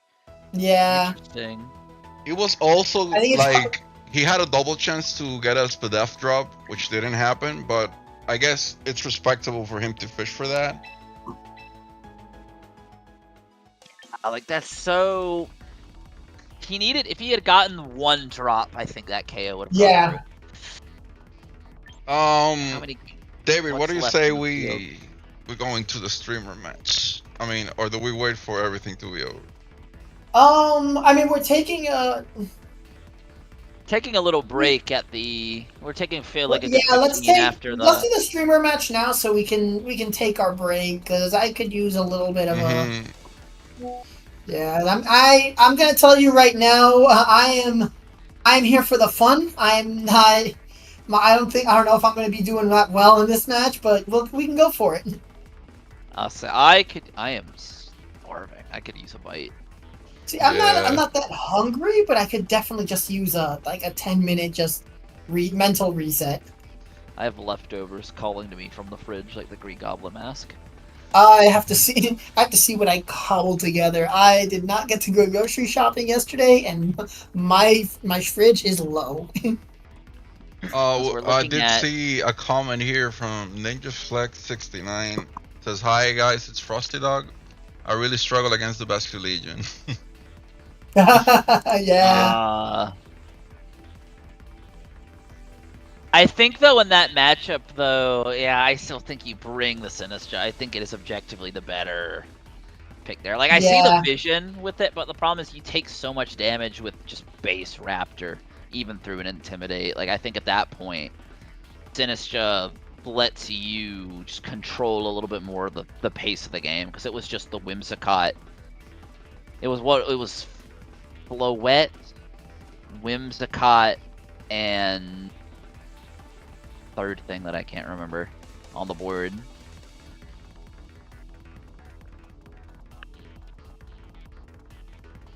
Let me create the room then. Yeah, do you have the room for I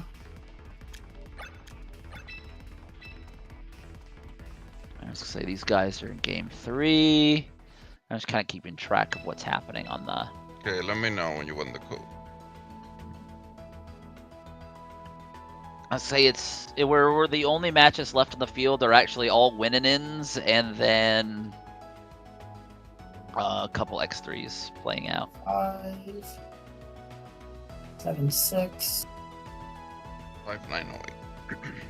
5908. All right.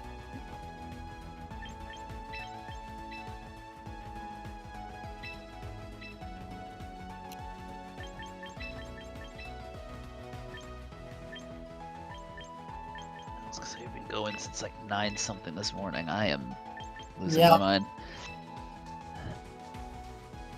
Not using anything serious, by the way. Yeah, this is just. Oh, I am seeing what you're putting down, and I clapped. Yeah. You're gonna look at that and just feel something. I'm already feeling something. Whenever I see a funny team from Rick, it's just like there's I guess I'm trying to think about how to tackle this, but it's like I don't know what is Cofagrigus supposed to do on this.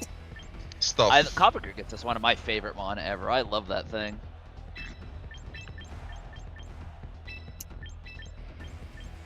Oh man. You're gonna win this. You got the good team. Dude, I've got the good team, but I'm working on a quarter of a brain right now. True. And I've not played in so long. Let me minimize the stream actually, so I don't see what you're doing. I'm kind of just gonna go. I'm just gonna kind of do this.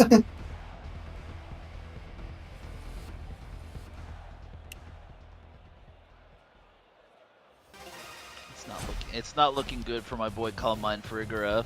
Oh no. No. Oh, come on. You know what? I'll give that a try because I think it's interesting. I forgot what I named these two. Tolopao. Cancun. Okay. This is bad for me. This is very bad. I mean, it's not terrible. I mean, it's not like, man.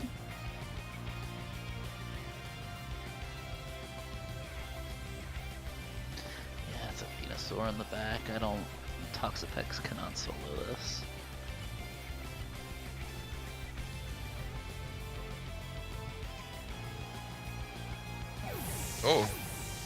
Oh. Just like that? Just like that. See, I saw the fake out coming, man. Come on. Now, you got the Culver Berry, but That did nothing. it did nothing, absolutely. And now you have Mummy now enjoy. Yep.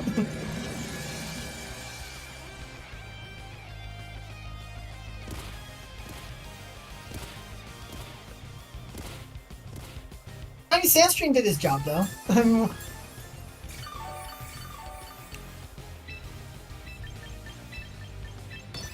And the fall of the hero. Call mine for Rigoref. Oh, is he out?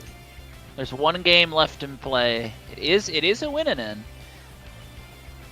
Let's see if I can sneak into the back end of this. Let's just How kind are of you get an idea doing? what's How are you happening. doing this to me?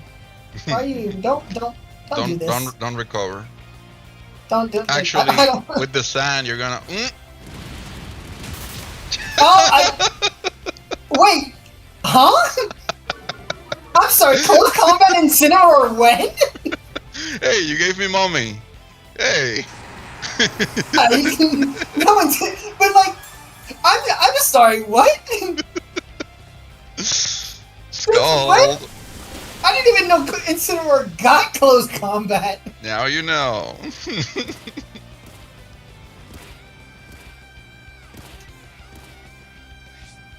I hate this. I'm not happy with this. Oh, this is certainly the game 3 in the game ever. It's Harkanion versus Harchaladon is the last two on the board. Oh, wow. Arch? Oh man, I don't know if Flare Blitz is KOing that. Arch is at 29. I don't know how much. I'm just gonna, you know. Oh! Too I boosted. want my name. I want it once. Just let me have this, Rick. Just let me have this. That was the Staraptor. That was the loss to the Staraptor. Right. Sardi said that we can do best of 3 since we're still within the round. No! Why you do this to me? Within the round 8. I'll say that was the last game of round 8. Just ended. Oh, it just ended? Oh, then it's best of 1 and we take a break. No, it's best of 1 and break. Yeah, How much is this doing to Ensign, though? Stand force? enough Yeah, it's is killing. the answer. The answer is enough. Yeah.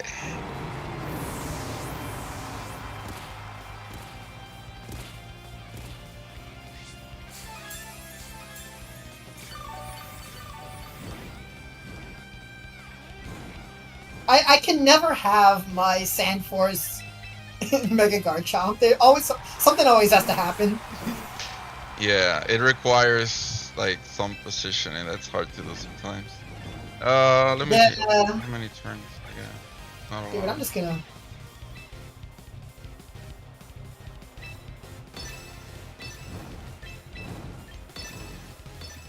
How many turns of?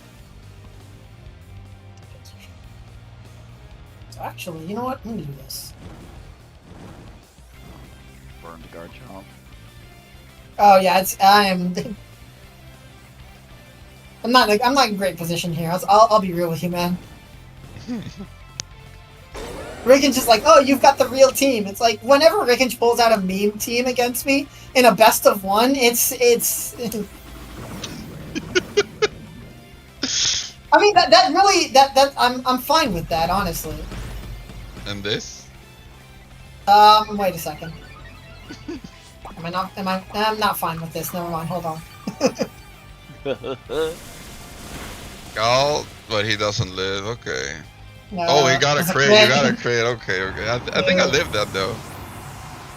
I mean, you do have some investment in it. Maybe it's still kill.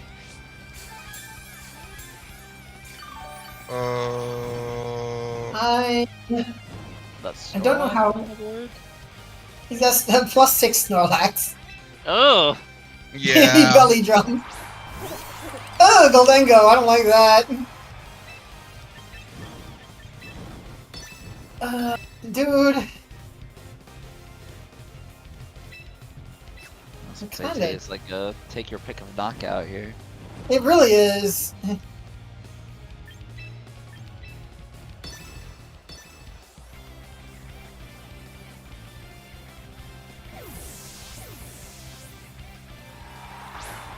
Okay.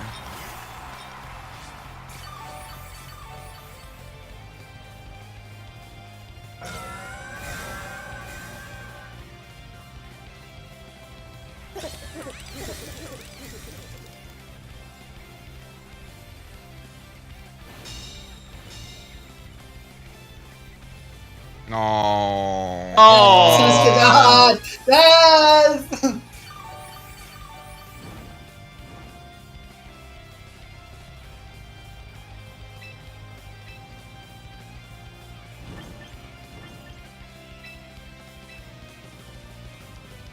But you see, what the question is, what now? What is it now? I was gonna say a burned Mega Chomp in the back, so you're not looking Yeah. particularly. Nope. Not hitting that rock slide was huge though. That was like the only turn where Valley's Round could be used in Trick Room. There's no more Trick Room. You know what? Dango should get Trick Room. Denko doesn't need Trick Room. Shut up. We let him have whatever he wants, and I love- big damage. Big the mash. Yeah, Scout now coming I out. go, unless I Don't burn me. Don't burn me. burn. I mean, you're functionally. Oh, that's rough. No. That burn was. That's why I needed to at least hit that rock slide. Ugh.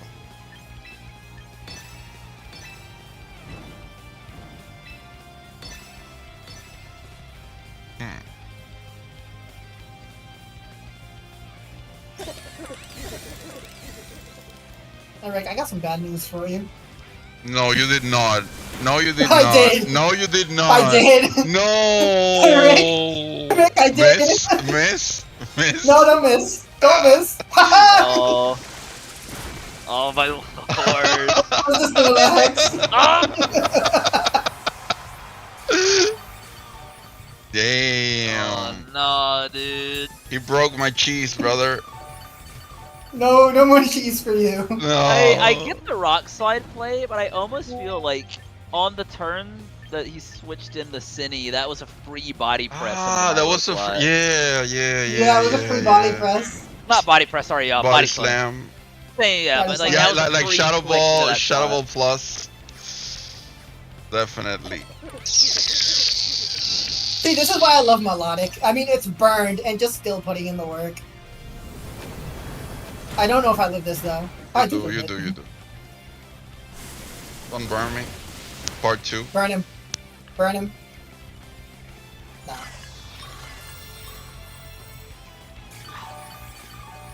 Wow. That's a tough sell. Because like at least at that point you force the guard chomp back in, and you can let Golden go. You like the idea is you just then I think you let Golden go deal with the Cine. Got a crit. No crit. Ah. No crit for you. Oh wow. Oh, you Wow. got the special defense. So I get my competitive boost. Yay! Nice, man. So looking at the standings, we're gonna have a very. I did not think I was gonna Not good. win that. Every time you pull cheese out against me. Hey, what can I say? We built a strong team, huh? It was a strong team. Like I have not played this team in like a solid month or two. Yeah, but I was gonna show you because in VR I saw some teams, and the Mega Guard Chump really caught my attention.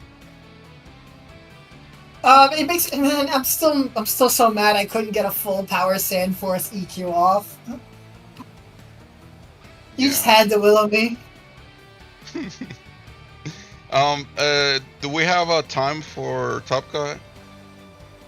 Well, it's currently, at least my time, it's 4:27. I say we take a break at 4:30, so just in 3 minutes, and then just take a 15 and come back and start cut. Okay. So Yeah, 4:45. with that. Yeah. Perfect. Pings already in. Yeah, my Discord is going crazy right now. So, I guess I'll put the loading screen in the meantime, and I will be muting desktop audio and my audio.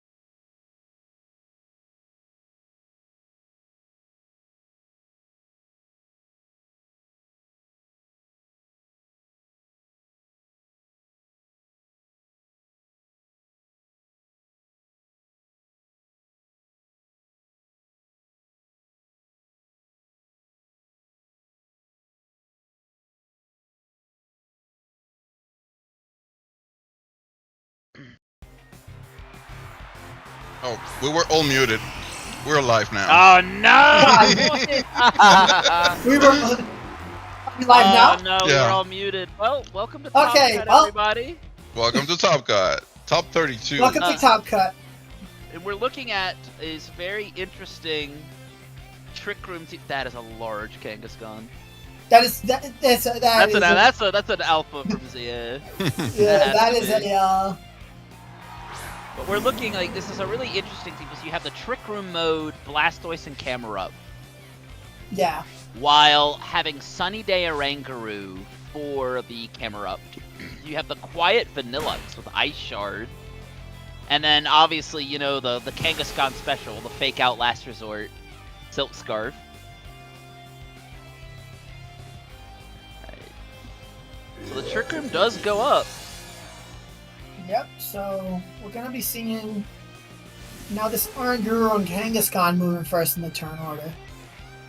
So the question I have is which Mega have we angled to? I would assume into this. You probably steer into the Camerupt specifically. Yeah. There he is, yep.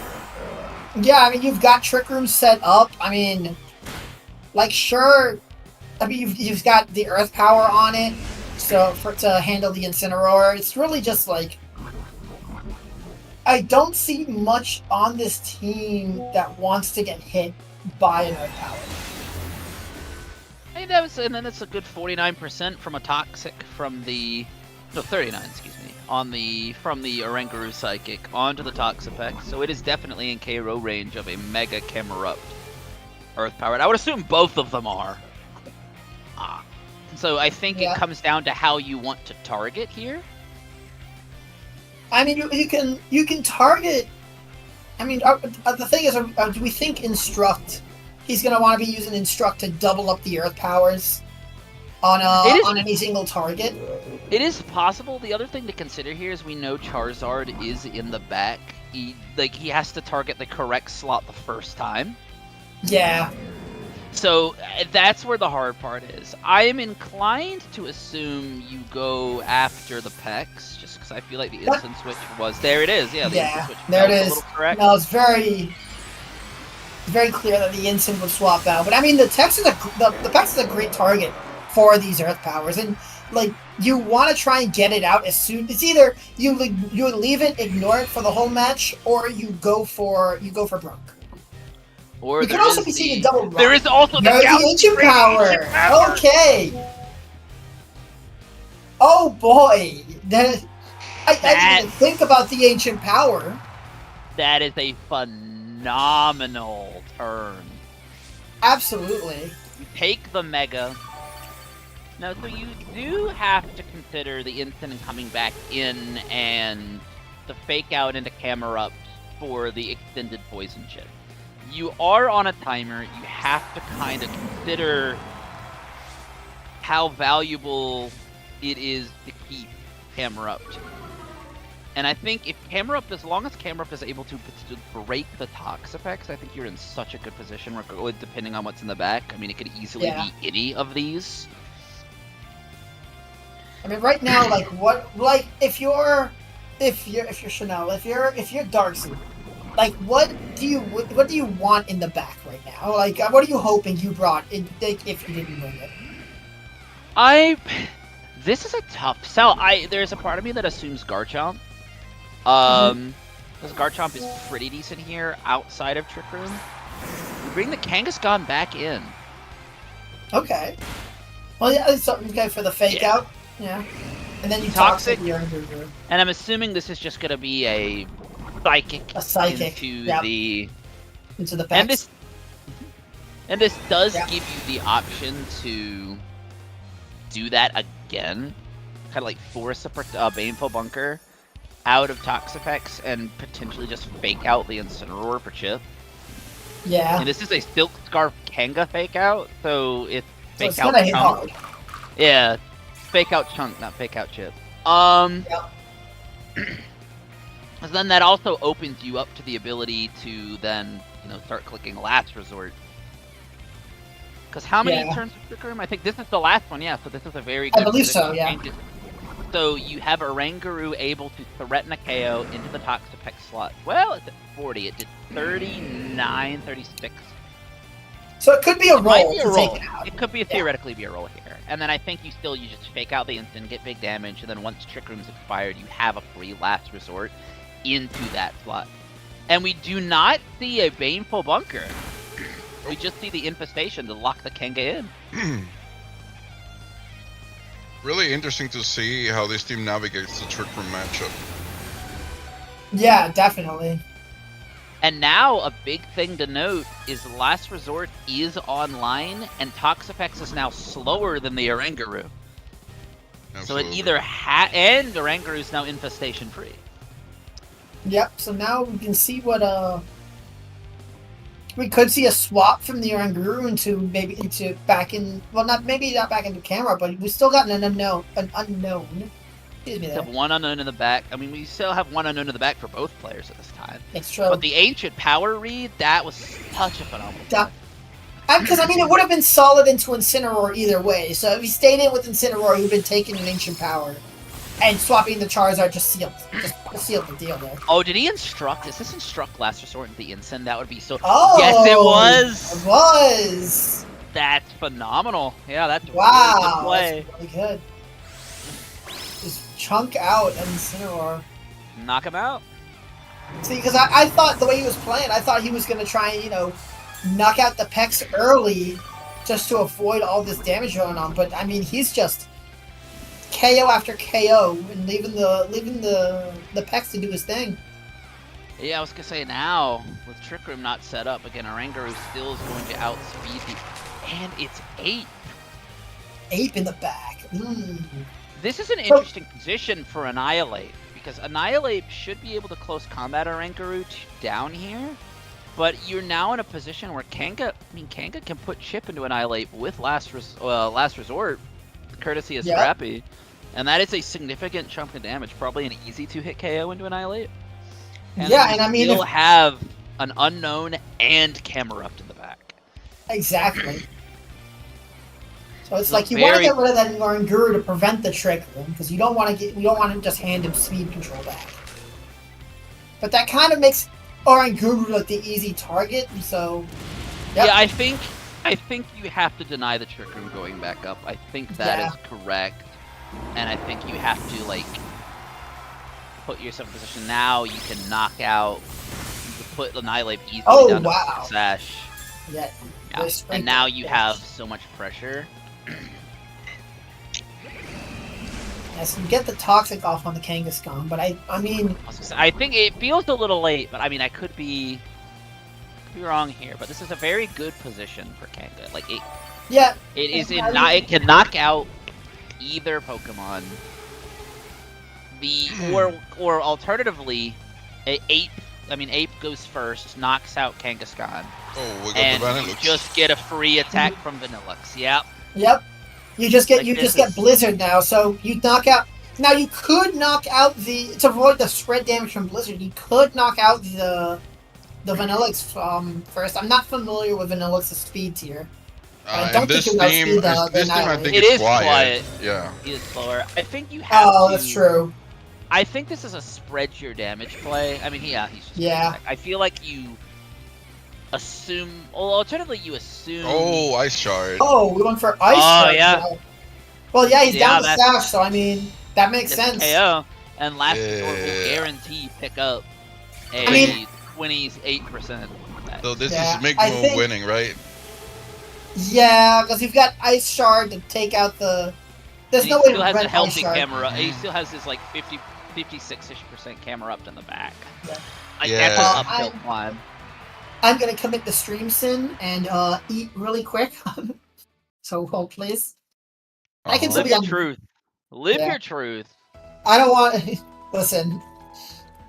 I have not eaten anything since I had that first break today, and I spent that 15-minute break cooking pasta. Oh, I was gonna say I had leftovers in my fridge. I just cobbled together my little burrito and just powered through that. See, I had burritos for my breakfast. I should have saved those for my dinner now because I would have scarfed them down. So burrito is a strong word. It was like these little like high protein little pizza pocket things I made that you just wrap up in a tortilla. Pretty good. Yeah, that sounds really good though. Keeps you full. But I'm curious how you adapt if you're Darkseid into this matchup. Because that was a pretty commanding game from the Trick Room. I mean, I think that if you're Darkseid, you really want to prevent that early game Trick Room, which is what game. And here you go. Yep. This is one way to try and do it. It is notable. This is a Life Orb Venusaur. So he could be trying to go all in on to double up and knock out the Oranguru. The problem is the fake out gets to come out. The question is, what do you fake out? I mean, I would assume, pretty comfortably you go after Zard. Yeah, I would agree with that. I mean, you risk the least amount of damage into your Oranguru this way, and you get the Trick Room. Because what makes this matchup hard for, I think, the Sun team is it's very difficult to deny the Trick Room. I mean, really? Inner Focus Oranguru. Oh, the Helping Hand! The Helping Hand. Nope. Nope. Ooh. He got it! And he calls the fake out right. Wow! He was like, nope. Now, Kangaskhan and Oranguru are the fastest Pokemon on the board. That is an upsettingly free last resort instruct last resort. Well, he is faster with the Oranguru, so I guess you just Psychic. It's just Intimidate. That's fine. Yeah. I'm like, cool, Intimidate. Nope. Nope. Nope. Man, yeah, I mean, and I'm assuming the last resort is gonna fiend into the Charizard for sure. Yeah, absolutely. Wow. And maybe he doubles in, predicting the instant swap, but Yeah. Whoa. I thought that was a little bulkier.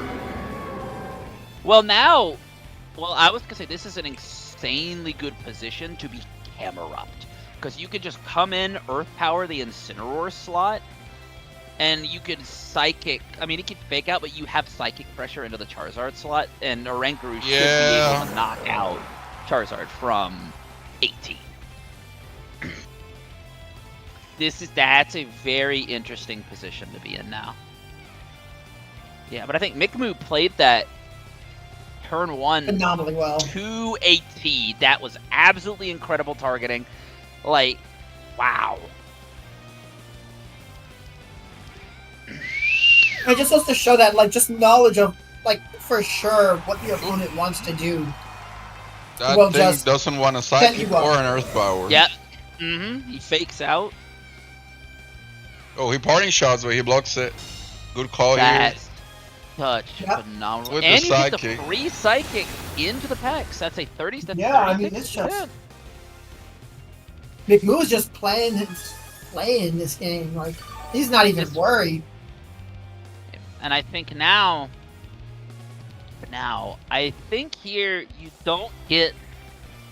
I think it's like a little bit much to ask to call the same thing twice.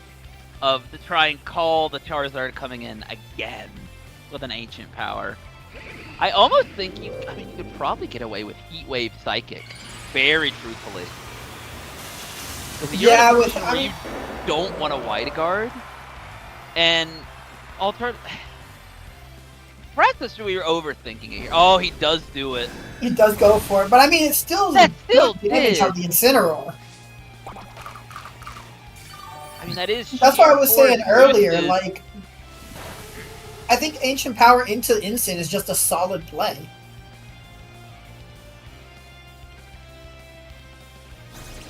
Oh, if this is the now you've got the parting, and the problem is he can't get the boost back because of sheer force. He can't get the sneaky 10%.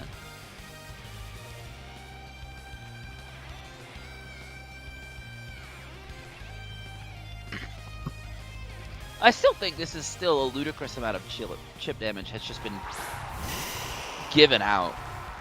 Yeah. It's just like he's just chipping away at this Toxapex. I think now you're in a pretty good position. All right, Toxapex is at 36. We're seeing the Psychic do that. I don't know if it's a guarantee there. I don't know if that's a roll, but it is doing 36%. Yeah. Like the first. So I think if you're the Oranguru, you just target the Toxapex down. You kind of put it in a position where if it wide guards, you get punished. And I think you could probably get away with the Heat Wave. You could probably get away with the Heat Wave, and you still have an unknown in the back there. So like, that's true. We've seen all of Chanel's Pokemon channels. Channel's Pokemon. Channel. We've seen all of Channel's Pokemon. So McMoon knows what's in the back. What the other option too is you just Earth Power into the Venusaur. I would assume if you're Lord Venusaur, you're not. Oh, he just goes for the double. That is fair. Mm-hmm. Yeah, there's the Heat Wave you mentioned. Yeah, because my thought process there is you put the Toxapex in a position where if it doesn't bunker, if it wide guards trying to call the Heat Wave, it drops to the Psychic. So your one good turn with Venusaur is not as ultimately effective. So now we got the mind game of does he wide guard again? Does he think he's gonna try and go for another Heat Wave? Well, no, he just Baneful bunkered, so wide guard can fail. Oh, right. So I remember wide guard having it's wide guard back to back. You can do right. Yes, protect into wide guard is a no. Wide guard into protect is a yes. Oh, okay.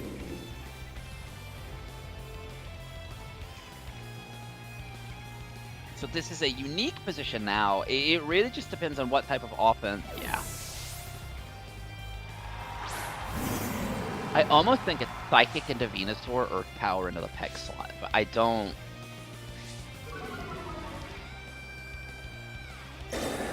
Oh, it's just gonna be Protect. Yeah. Venusaur uses Earth Power into the. That's a good call on that Protect then. Oh, he had to get the room back up. Oh, okay. Okay. So I definitely think here you Psychic into the Venusaur slot and hammer up. I don't even think it's worth revealing your unknown. I don't. No. I mean, it's game. He does it. Yeah. It's Pete. But he does reveal it's it. Pete. It's Vanillix again. It's the Vanillix. Oh, and this is Toxapex. No, Yep. No, it's Charizard. Oh, so we get fixed that when they're back. Fakes out the Vanilla stuff, but you just Psychic, yeah, and you knock out Charizard. Yep. And yeah, that's a big KO.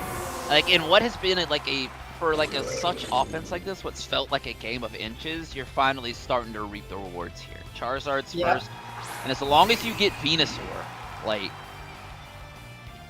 this is a really awkward position for them to be in. Yep. Yeah, I mean, because I think you could Baneful Bunker here. You can try and bait a turn of targeting from the Oranguru. Is it Freeze Dry, Vanillix? Yeah, it's Freeze Dry, Blizzard, Ice Shard, Protect.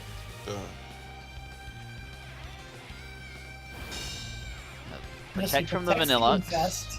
Oh. He doubles Vanillux. That should be a free Psychic into the Pex. Yep. We'll see if this kid. Well, I got the generator, so another one will take it out for sure. Another one will definitely take him out. Well, now he's in a really awkward position. Psychic threatens that slot, and Freeze Dry threatens that slot. Yep. And he does not have a safe switch in. It's Venusaur in the back. Venusaur would not want to come in and take a quiet Freeze Dry from this Vanillux. Or a Psychic. So the. Or a Psychic. So I think the play here is you Psychic the Peck slot. I mean, because I'm assuming you bunker here, and you. Yeah, I'd probably bunker. Oh. Parting shot the Vanillux. That's interesting. Now, okay, so Well, I mean, it If wasn't he going to come in on the freeze-dries- X slot. if he blizzards or something really funny, I will lose my mind. Oh my Let's see, god. let's see. Gonna be He freeze freeze- dry. he did it! You're kidding me! There's. Oh man, Oh my god! The double this scoop. marketing, dude. Oh my This god. man, dude, he's got a book right now, and he's just reading.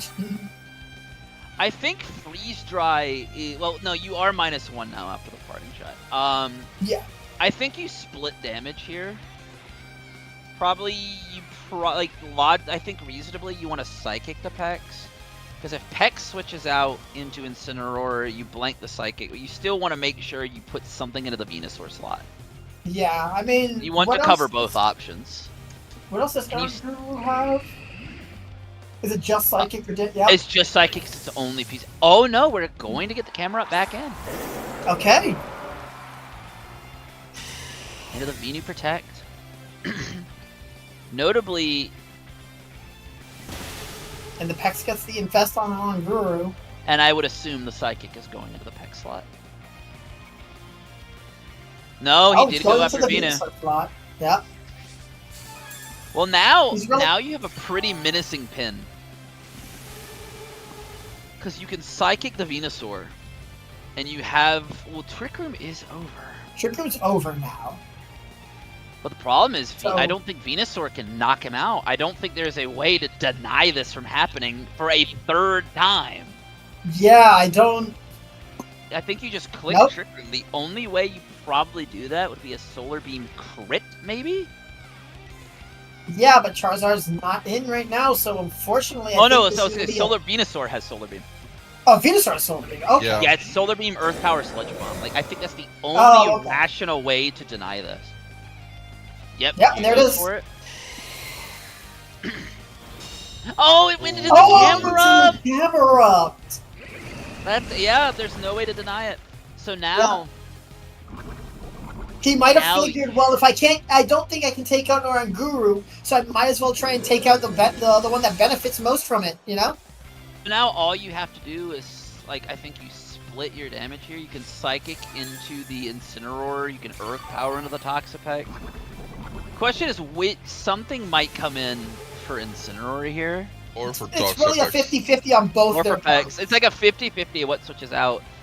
I think you I'm benefit kind of- more from Earth Power Toxapex, because That's, I mean, that will KO. Yeah, I mean, even the if worst like it's thing either way, wrong. it wrong, KO's there. The worst he can get is 1 turn's worth of Baneful Bunker, and I don't think that's enough. Like, you just I don't think it force- makes it, just, no. Because he's I mean, still you got the Vanillix in the back. And he There- switches the Venusaur for it. So he probably, I mean, so if you Psychic that slot, you get nothing. But I'm assuming this is going to be a Baneful Bunker.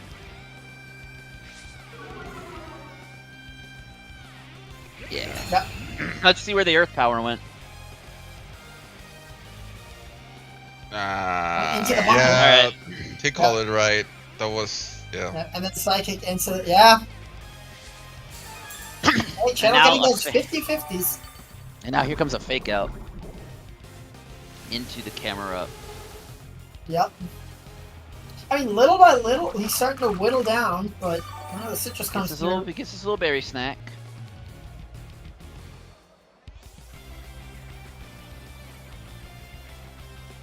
So waiting to see now. I mean, there's I think what happens here is a Fake Out and potential switch into Venusaur. yeah. And then, I was like, thinking, Alright, he stays fake in. out. You have to talk. Oh, you toxic the camera up slot. No, he. Oh! Locks him in.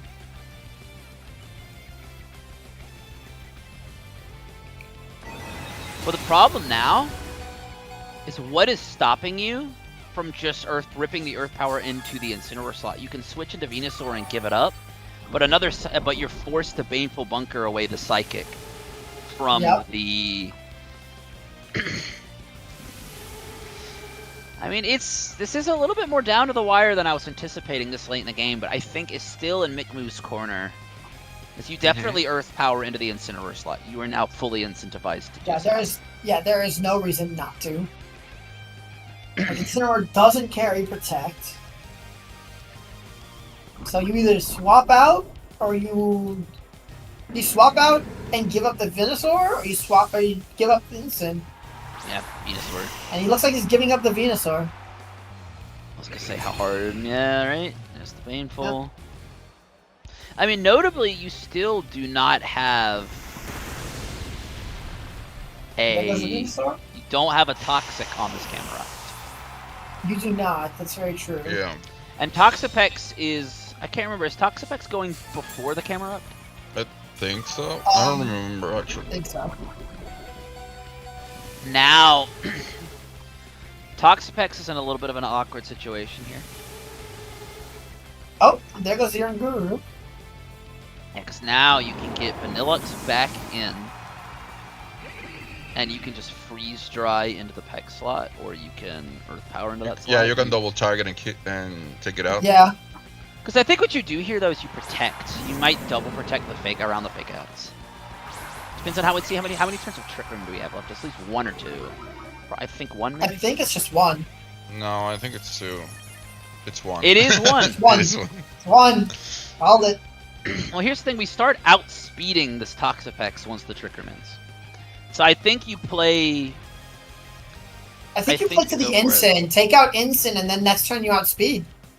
Well, here's the thing. Fake Out is back on the menu. So you can Oh, that's fake true. out in the camera up slot. I think you gotta attack with Right. both Toxapex.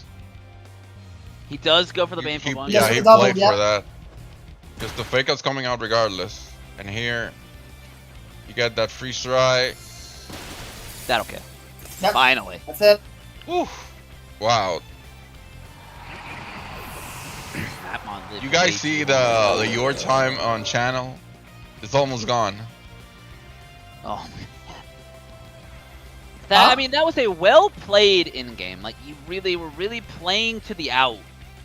And, Yeah. you know, you gotta give credit, but I think just the sheer, just the targeting for McMoo in this matchup has been unbelievable. Absolutely. It's just, that's like, you know, we've seen Toxapex play, how many, we've seen 4 PEX matches today? Like 4, yeah. We've seen a lot Yeah. of this mon today. We've seen a lot of PEX, and it's just, the way to play around, you've got to play around it. You've got to be able to maneuver, whether it's switching or targeting or just sheer damage. You've got to be able to play around that PEX and all that damage that it, you know, that it puts out over the course of the battle. Right. So it looks like after this game, Kolba versus Route 2 Iris is on game 3. And then for top 16, because it looks like a bunch of them have already started, we'll have Avo versus Route 2 Iris. Okay. Yeah, what an incredible... This is just an awesome team. This Yeah. is just an awesome team, and it's just piloted exceptionally well. Absolutely. Like, I'm Now, very impressed. Is this the only Mega Camera Up in the tournament right now? Yes. Yeah, so I mean, this Mega Camera Ups would get, like, piloted by Big Moo is going far, going into top 16 now. So are we going to... We have Vanillux in the top 16 now, huh? Yep, that's true. Mega Camera Ups and Vanillux in top 16. Are we going to Avo and Bruta Iris's game, or are we heading to... Okay. I think it's because they're like, everyone's mostly in top 16, I think, so that way we get a fresh top 16 match. Yeah, okay, got you. And I'll say, Oh, that's right. They're just playing at their pace. They're until playing top out, so it's trying to catch them as before they start. Yeah. I guess. I don't think they've started yet. I put in their chat. They haven't given a code yet. I put in their chat, hey, we're gonna pull y'all for top 16. So I guess we can. Yep. Guys, want to We can watch? poke around and see. Want to watch table 8? Which is Brady Smith Yeah, and Asteria. Yeah, put it on. Yeah, and then once these guys respond, I'll let y'all know. They said started table like almost 20 minutes ago, but no reports yet. Oh, I was for this. I was saying for this table of but that I was gonna pull for top 16. Neither of them have posted a code in the chat yet. That the table I was gonna pull for 16 is 16-5. It's a Avo versus Root 2. Oh, with Avo? Okay. Yeah, They haven't responded yet, so we just go into Brady's game and we I go can into keep that an game. eye on Ava. I have their chat open, so like They responded. They responded. Avo just responded. Avo. Oh, there we go. There he is. There we go. Okay, there we are. Perfect. All right. Well, there you go. Now we're definitely keeping an eye on this Mega Metaghost team along with Komodo. That's I was gonna say that team is really. It's really calling to us here. And I mean, it's just, you know, you've got the Komodo that's, instead of going for setup, it's going for straight damage output. You've got this Mega Metagross that's going for he's got coverage with the Ice Punch. I mean, you got a Wide Guard Aerodactyl, and then you've standard Sneasler, Gambit, Set, and Basket Legion. But still, just an interesting team, especially with that Mega Metagross. Scarlet lost in top 32 against Flaming Raccoon. Flaming Raccoon. Wow, I wanted to And see that Brady. Metagross. That's Brady just swiftly 2-0 to Styria. Uh-huh. So that's one perish through. All right. Alright, there's the room code. Beautiful. All right, so we've got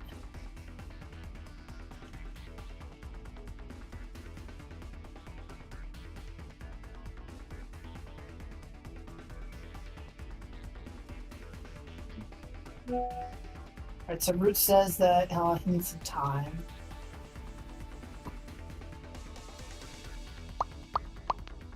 So it's the 8785-5341, right? Yep. Okay. What an interesting... like looking at these two teams, this is the Como Metagross team, and this is a cool one. We pulled this. This is the that Snorlax Scrafty Oh yeah. Alola Tails team. Got the good sauce. Yeah, this is a good pull. Yeah, I'm excited to see how this match plays out.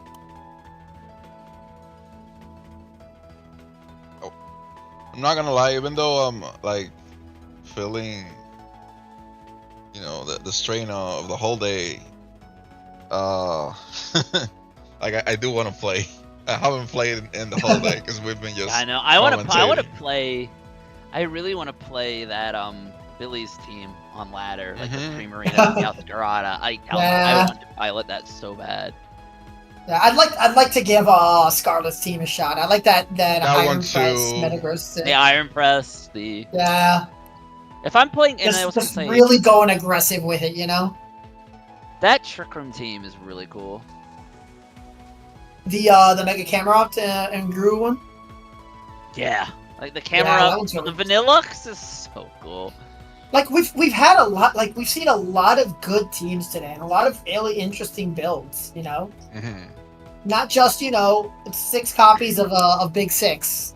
Exactly, and it's like we went over a lot of teams of the meta yesterday, and you see that we did see Double Weather, we did see Big Six, Aerodactyl and Sard, but not a lot of them are making cut. You know. Yeah, and like you're gonna see those teams. I mean, just by numbers, we had how many people? What was the final tally on how many people we had in total today? We had looking at standings. It was 200. I was gonna say pulling the standings up. It was 249. We had almost 249. So I mean, based on the numbers, of course, we're gonna see a lot of Double Weather, Big Six. But I mean, even considering all of that, we still had some amazing matches with some really interesting teams. I mean, we have a bunch of unique, cool one-off that top cut. We have, I was gonna say, we have one Blaziken, one Hawlucha, one Pert, one Blastoise, one Camerupt, one Oranguru, one Vanillux, one Kanga, one Scrafty, one A-Tails, one Maushold, one Politoed, one Mamo. That's a bunch of really diverse spread. And then if you're looking at the Pokemon, in a higher numbers, there were 6 Staraptors in cut, which is rather impressive. We have 2 Metagross, 4 Annihilate, 3 Harkonines, 2 Raichu, and then 2 somehow 2 Snorlax.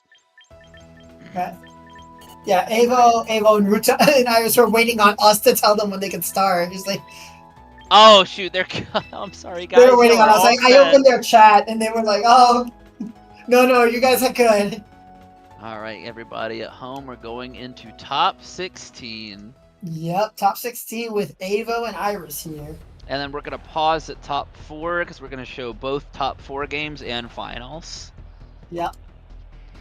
All right, here we go. Like, this is that really unique Perish Trap team with the Fissure, Yawn, Snorlax, the Scrafty. And then you have, like, the Pokemon that really impressed me earlier was this Life Orb Como. The damage this thing was doing with the Clanging Scales caught me very hard. Just insane. Ava's team's definitely one to look at.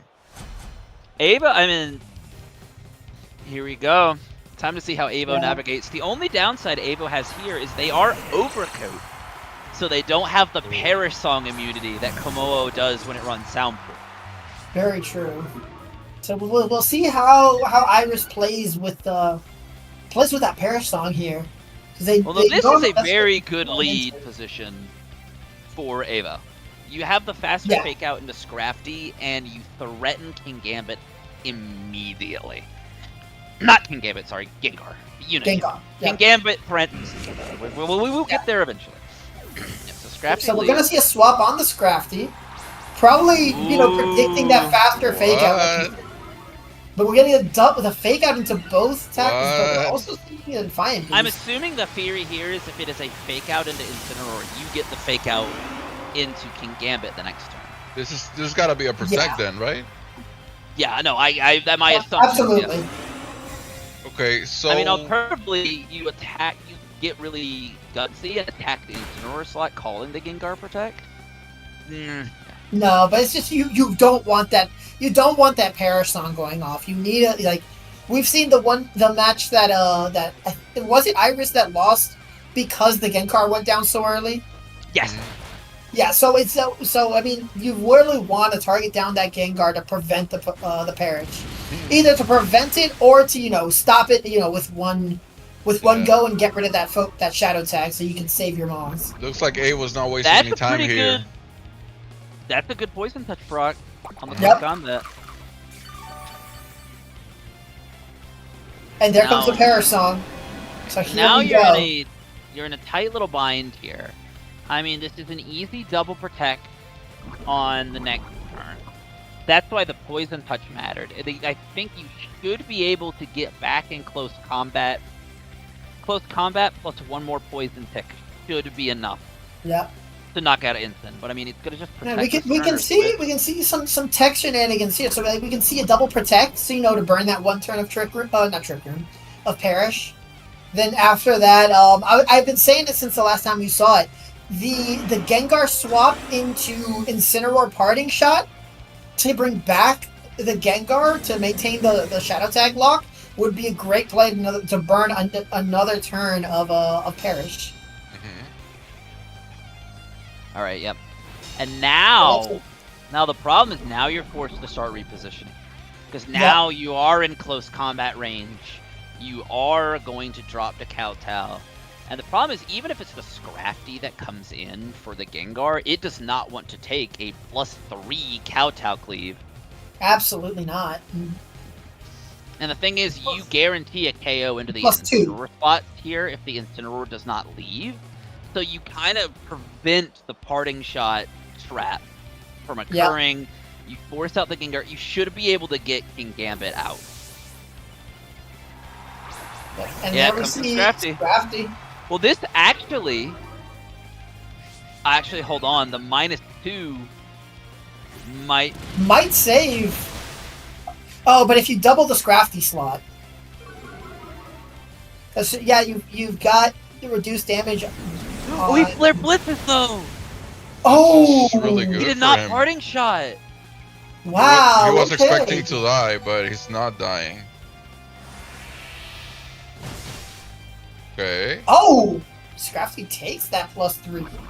Yeah, with the Dark and Fighting typing. Yep. But now you have the ability to pivot around. Mm-hmm. Yes. And I think he could double swap. You can double swap his Pokemon out, save them both from Perish Zone. I mean, the King Gambit's only at 23%, but still, Sneasler's still at full with their sash intact. So it's definitely something valuable to keep. What's frustrating here too is the Gambit's probably the best piece he has to deal with the Gengar, but I guess it doesn't. Well, never mind. There's a Basculegion involved. Yep. We are getting the double. He still preserves the Gambit. It is Metagross. Into Metagross. What okay. if he Flare Blitz that or this? Ooh. Right? If he did it, imagine he did it the other way around, bro. I mean, you wouldn't want to knock off on that slot, anyways. But the parting shot block and seeing Instant die would have been cool. This is an interesting situation. From Shion, we do have one unknown, and Gengar can come back in.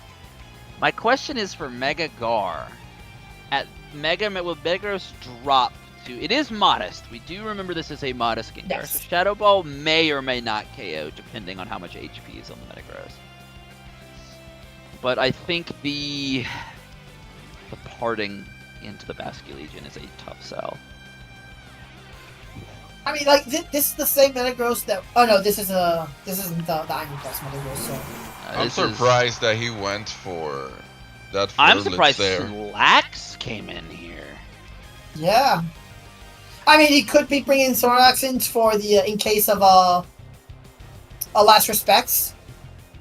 That is true. I mean, but Last Respect is still only at 100 power.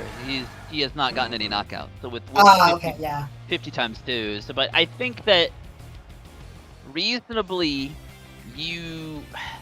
I'm almost tempted to say you Wave Crash into the Scrafty slot.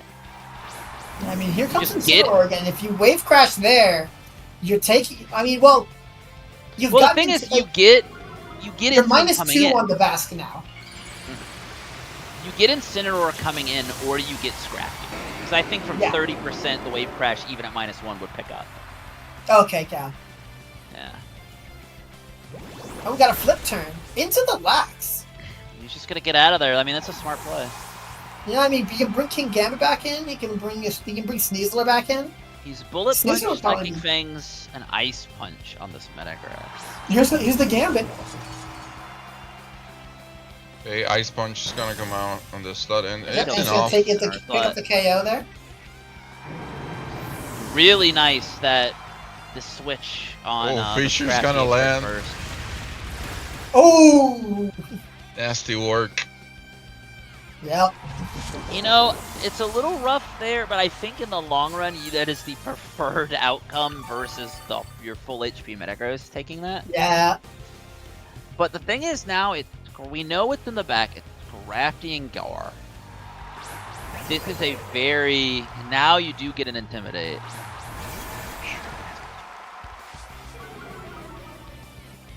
Right. So now I think... not a safe... Problem is this is not a safe flip turn. I mean, if you got Sash and Sneasler, maybe you can flip turn the Scrafty, go Sneasler. And if he goes for Fisher, you can still hang on with the Sash. I mean, you also have the opportunity, you can protect Metagross. Because like, he either fakes out or attacks. And I think... Oh, he did. Is he trying to bait that from happening? Yeah. Is this going to be an attempted Fisher in the Basculegion? Oh, probably. Doubled the Scrafty slot, so now... we're yawn into the Metagross. So now we're going to be having to reposition a little bit. We know that Sneasler's in the back. Yeah. So maybe he's trying to bait the Sneasler into a Fissure. I think it's okay to just cycle around, because with the John... I don't know, man. He needs the Basculegion up. You have to just... The Basculegion is extremely important to deal with the Gengar on the back. And you have... the other problem is you need... Ooh, excuse me.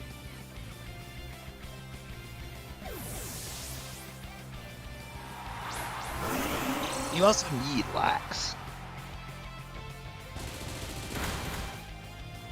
All right. Well, we see a bullet punch go into, and there's a doubling into the Mega Gengar, but not probably. That with is why. preferential.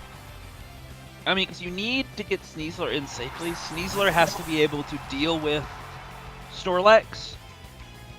And he's a fissure, and And Basculegion there needs goes- to be there able goes to deal sleep. with Gengar.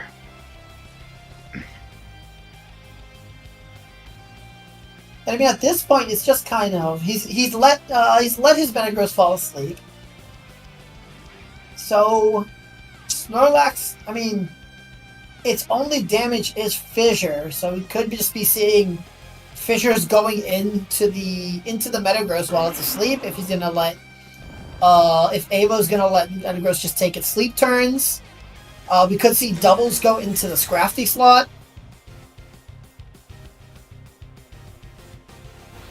Oh, this could be a Perish. No, Nope, it's Shadow Ball into the Mega Metagross, going down. Okay. So now you're in a little bit of a tighter spot. Yep. So now you've got Basculegion in to try and deal with that. I think you can Gengar, only but- luck a water move here. Am I wrong? Gengar should drop Um, to Wave Crash. Yeah. I think Yeah. what you do here is quite literally you Wave Crash into the Gengar. And if Scrafty comes into that slot, it gets KO'd, and then you have to lob a close combat into the Snorlax. Yeah. Any slot Scrafty comes into, it drops this turn. Exactly. I think So still you just have to good be... decision. Yep, there... Oh, and there's no switch! That's Nope, a so big he's KO. Yeah, That's so he really lets the big. Mega Gengar go down. And the close combat into Snorlax is gonna do. Ooh! He's gonna have to fissure. And bank on Yep. the fissure into the Basculegion. That is the out. Yeah, he did not though. That's a good play. Can Scrafty protect? I think I would so. Crafty. It has detect, yeah. Yep, it has detect, so it can protect. So I think I mean, we can see a double protect here. we can see the protect. Let that of the have that Sneasler. have the Sneasler go to sleep, and then you've got 2v1. You can start lobbing fissures at that Basculegion, while just either piling damage onto the Sneasler with Scrafty, or doubling into that Basculegion slot just to make sure something happens. But I think what's difficult here is I think the correct line of play if you're Avo is to Wave Crash into Snorlax. I think because at 24%, I don't think he Knockout- takes it. he's at -1 with the Scrafty coming in. 'Cause I think the thing is the Scrafty's gonna Snorlax. protect. The Snorlax is the long-term threat. Yep. So there's the double protect, so to guarantee that Sneasler goes to sleep and no damage comes in. If he doubled down on the, Yeah. he did a Wave Crash to Snorlax. Now the question is, does -1 Wave Crash knock out what I believe to be impish Snorlax? It's relaxed Snorlax, so. So This it's is a got pretty- 30%. It might be a Well, roll. Well, here I guess maybe you go after the. If you go after Scrafty, you do get. I don't think there's enough turns to guarantee you get 2 fissures into Sneasler. No, so you've got to go into Scrafty. And you get some double protect on the Snorlax. Bro. Oh yeah. Oh no! No, Here comes boy. the So now knockoff. Scrafty comes up. Here comes it. You had to And there goes the kill Basculegion. Scrafty. You had to kill Scrafty. Yep. That was wrong by him. Oh my god. So But now he can wake up now. it's a 1 in 3 chance to wake up this turn. Yep. Yep. And But he's you got, have but the Sneasler is a -1, is a 2v1 now. So do we think, say, assuming the Sneasler wakes up, do we think a close combat takes out a Snorlax at 36%? it should. Yep. Well, No, we're not gonna no. find out. Oh, it doesn't. Here's the roll. Yep. It doesn't misses. get it. Hold on. It's okay. We have another turn of life here. Now this is the problem. I think you unfortunately have to target Lax. I think you're in a Yep. position where you really don't have a choice. Because you can live What else? Does a close Scrafty combat and a have? knockoff from the Scrafty. You one Fisher, it's over. Yep. This is such a like that wave crash needed to go into the Scrafty that turn. It did. As I think it would have picked up the Snorlax in the event it hadn't protected. They didn't double protect that turn, but you're fully incentivized to do so.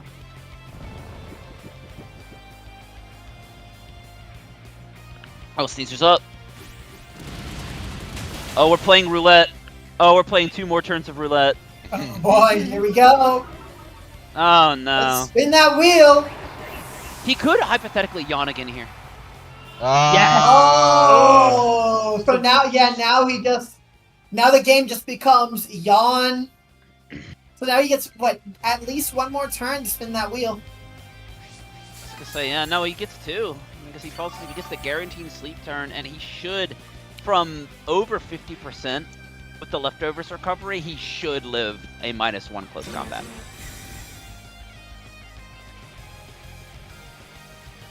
Avo needs the turn 1 wake and to dodge at least 2 of man.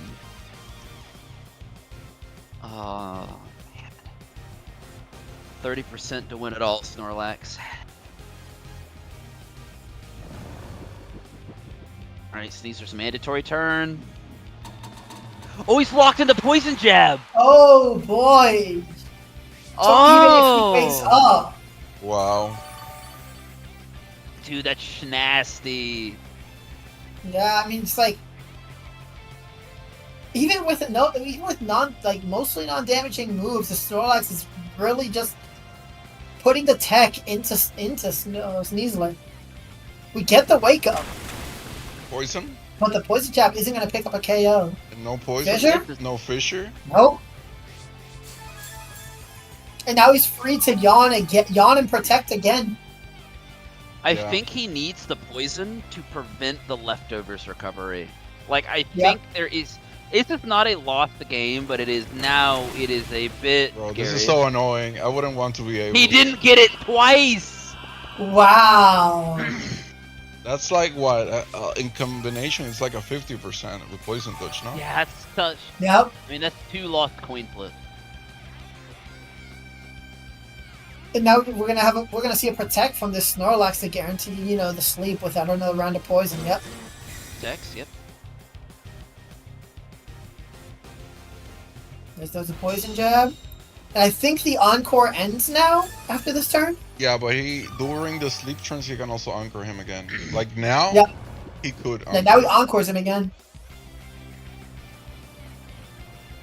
Alright, he needs the first turn wake again, and he has to land the poison, so at least you're doing a little bit more than the leftovers is giving back. Yeah, I think this Yep. is the safest turn to encore Oh. before Fisher. But Oh, there's the fissure! There we go. He couldn't keep risking those poison jabs. Eventually, the poison was gonna stick. I feel So like it was this is just the a thing. one game he shouldn't have lost and still did. Because I was gonna say, no, that was a 1 game if you wave crash the Scrafty. The Scrafty. Can't. Yep. That was a tough sell. And now we're going into game 2 with the Lax are really putting the work. You just let it. Yep. You know, I was looking at the ranking of both of these players, and they're both in the top 1K. One of them is like top 800, the other one's top 500, so really good players.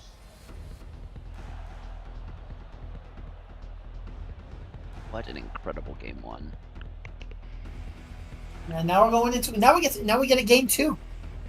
Yeah.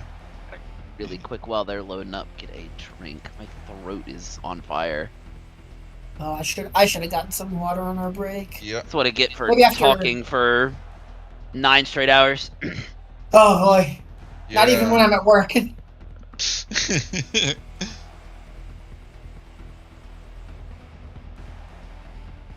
Yeah, I'm just, you know, while they're going, I'm also gonna grab some water real quick. Go. Oh, you guys are left with me here.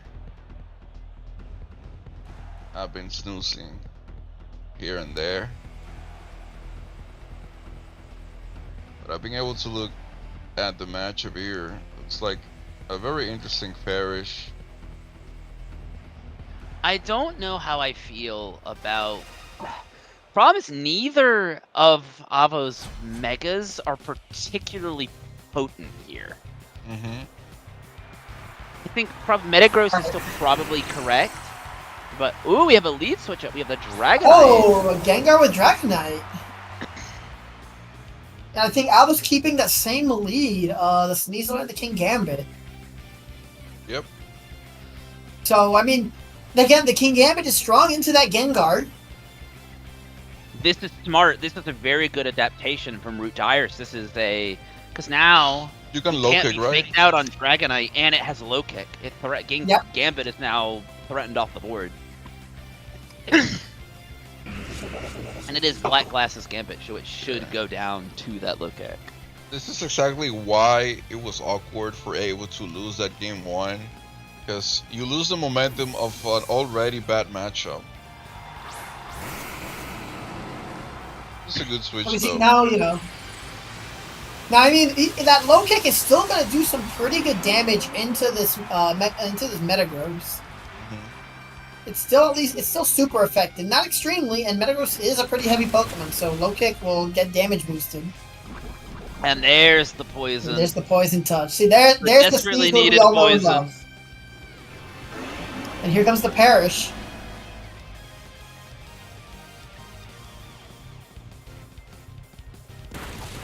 That That still still did hurts. Yep. 59. It still chunked it, I told you. I mean, Metagross heavy. Yeah, Metagross is heavy and it's still a Steel type. So it's doing neutral damage because of the resistance with the Psychic type, but... And what's infuriating here is there's no real... Well, I think he can kind of Shadow Ball into the Metagross slot for free if he really wants to, but I don't... No. I mean, if Gambit comes back in and gets the drop, that's wouldn't bad. he outspeed in Mega though? It's usually how it goes. The Metagross If it's outspeeds if it's Dragonite? modest- Huh? If it's modest Gengar, there's still a chance for And also the Metagross to be Imperish faster. Gengars... The Imperish Gengars run both. they run bulk. Yeah. So we're gonna get an Intimidate off on the Sneasler. And this could be an easy protect from the Gengar here.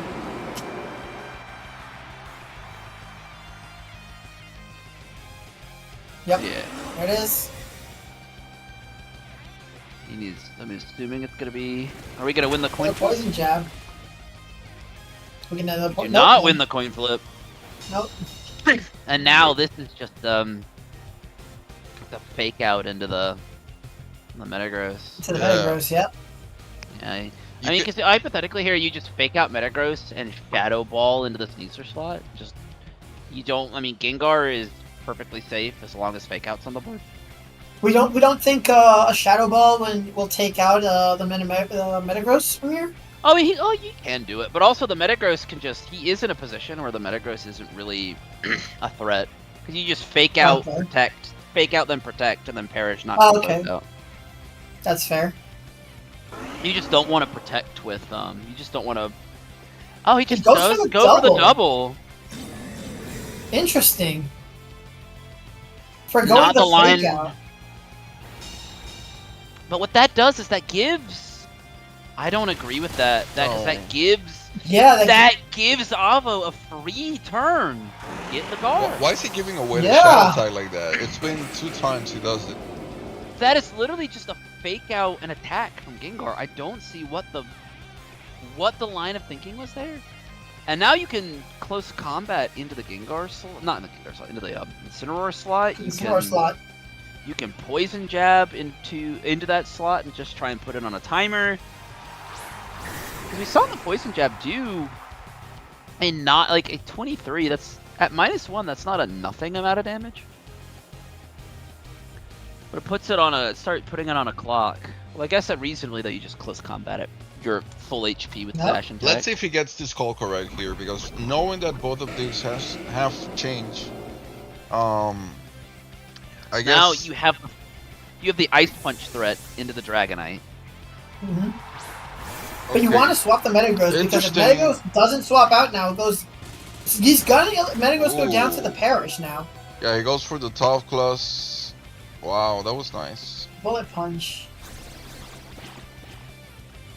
And now he's gonna go back out. And we're gonna see. I thought We're that gonna was gonna be see the- King Gambit on that slot. Do you imagine it? That was game over right there. Yep. And what's crazy now is, He I mean, lax he did. again. You put Dragonite in poison range. Incineroar is forced Yep. to come in. And ooh. Oh, There I goes see a- the vision here. Oh. I see the vision. You bring King Gambit Bring in King front Gambit of in Incineroar, now. where it's forced to get a Defiant. Yeah, Yep. he's getting all the boosts now. Or you get the -1 on Singler again. Huh? Okay.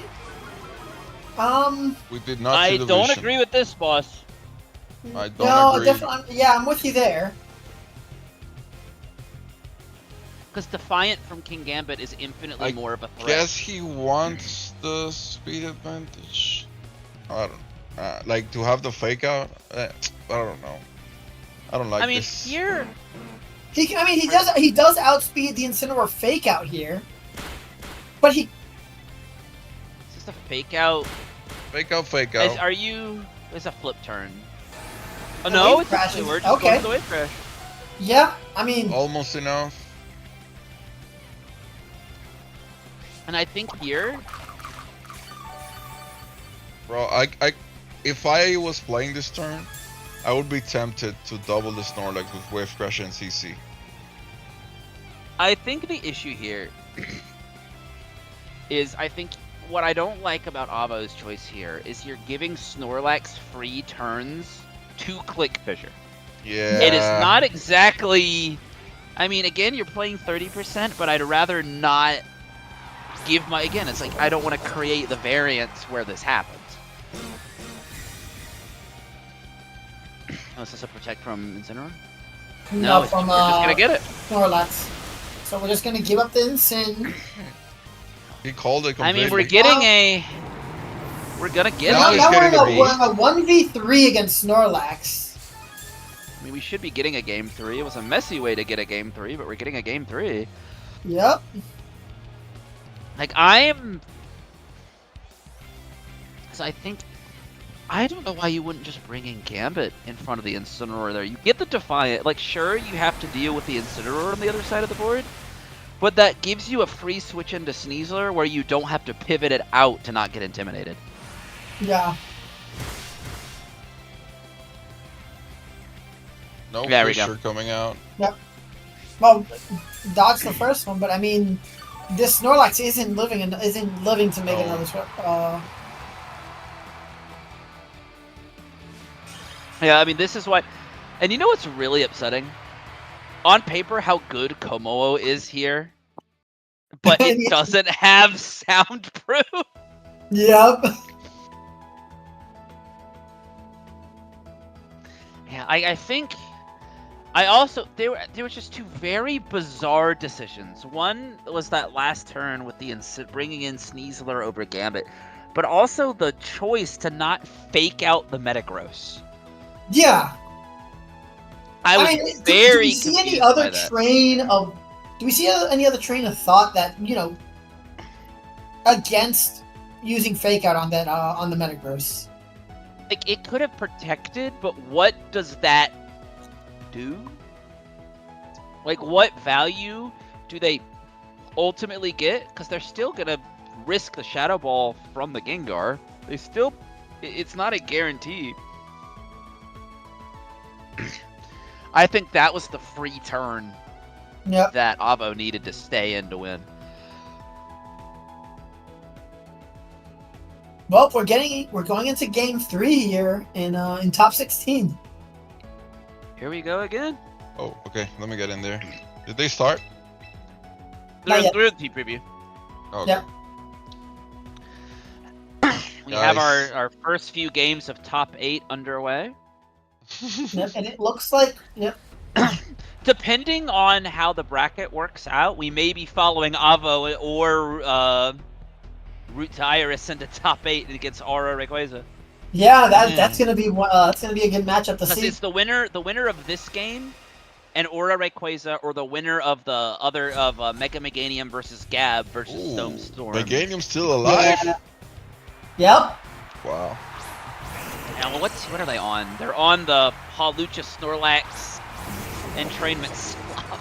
I think we're all Team Metagross here. I think I want to see Ava win this one. Being as unbiased as we can be. He freaking did it. Yeah. There's the Como. Yeah. So let's see what this Como is gonna do now. Como can do a lot. A lot. Oh, definitely can. Because if he's supporting with Instant and Snorlax, that's Aura Sphere. Yep. This is such a... Here comes the Gengar Mega. Now the question is, what is the Scrafty doing? Is it a fake out or a close combat towards Kingambit? Is this the Sable Gengar, by the way? No. Shadow Ball, Sludge Bomb, Perish Protect. Okay, Sludge Bomb. Okay, got it. So we do see Ooh. Clang. And here comes the clanging scale. Ooh. Scales. 51% to both Mons. Is Kingambit gonna be faster? No! Ooh, and here comes the Ghost Bomb. Ooh. So the Gambit goes down immediately. Wow. And if Or he didn't, nothing. if Aldo didn't bring the Basculegion to deal with the, I mean, This is to still, be this fair, is still we've okay. got, This is still we've got okay. this Komodo. You can still- go. It's Basculegion. Mhm. This is okay, because you Wave Crash into the Gengar slot, and you just Aura Sphere into the Scrafty slot, you force repositions. Well, actually, no, you just Clanging again. Scrafty's at You minus can Clang Clang again It's a because it's in +1. range. You clang again It's for a range. free. Yep. If he has Dragonite in the back, it can't come into that. If you Yep. have, and then you just Wave Crash into the Gengar, because it's forcing the Protects. Yeah, I mean, look, we're forcing a Protect on the Gengar. Wave Crash. And clanging, I imagine? Unless he decides Nope. to. Oh, he Oh, he decides just to Force goes Sphere. for it. Alright, and there goes Scrafty. So now we're down here. Down 1-1. I mean, if it's Incineroar, you have to bring it in and fake out the... Like, That's a fake out the Komodo. But then you have to rationalize, like, does minus 1 Wave Crash knock out 49% Gar? I think it does. I think it does. Like, Yeah. considering its I'm adaptability, it's also gonna be like inclined to neutral. believe- It'll be neutral. Yep. Oh, that's true. Mm-hmm.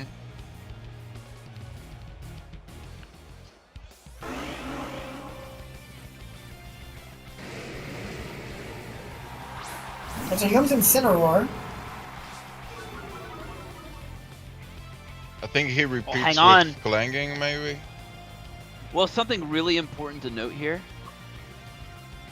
This is Swift Swim Basculegion. No way. Yeah, I'm looking It at the is. sheet. That's- Yeah. It is That- not You're adaptable. telling me that's not a team sheet error right now? No. I don't know. I'm looking at the sheet. That says Swift Swim. It is Swift Swim. Flip Swim Scarf. Swift Swim Scarf. So he wants to be faster than the rain teams, I guess. That's what I am assuming. You always outpace. It's this Clanging. He doesn't fake No, out. it's just Clanging. Okay. If the clanging scales will pick up the Gengar in the event that this does. Okay. Yep. So that there that goes. This And then he's got game if he does clanging, it's a is single target over. clanging. Oh, Force Sphere. Whew. Yeah, you recycle your guy here. Momo is now a nuclear warhead. Yes. Yep. Yo, I'm liking this Como. I will use it even if it's not like this team. I'm gonna use it on another team or something. This is such a cool team. Like, I like It this is. team. I just think that just needs to be adaptability. Yeah. Bad. Yep. I agree. But I understand why, if that is not an error, I understand what the intent is. On paper, I can see why you might want to do that. Yeah, and I mean, when you're going to a tournament with, almost 250 participants, you're gonna see rain. So maybe that choice scar. I mean, we haven't seen all of Avo's matches. Maybe that choice scar Swiftspin did come in handy and help him outspeed.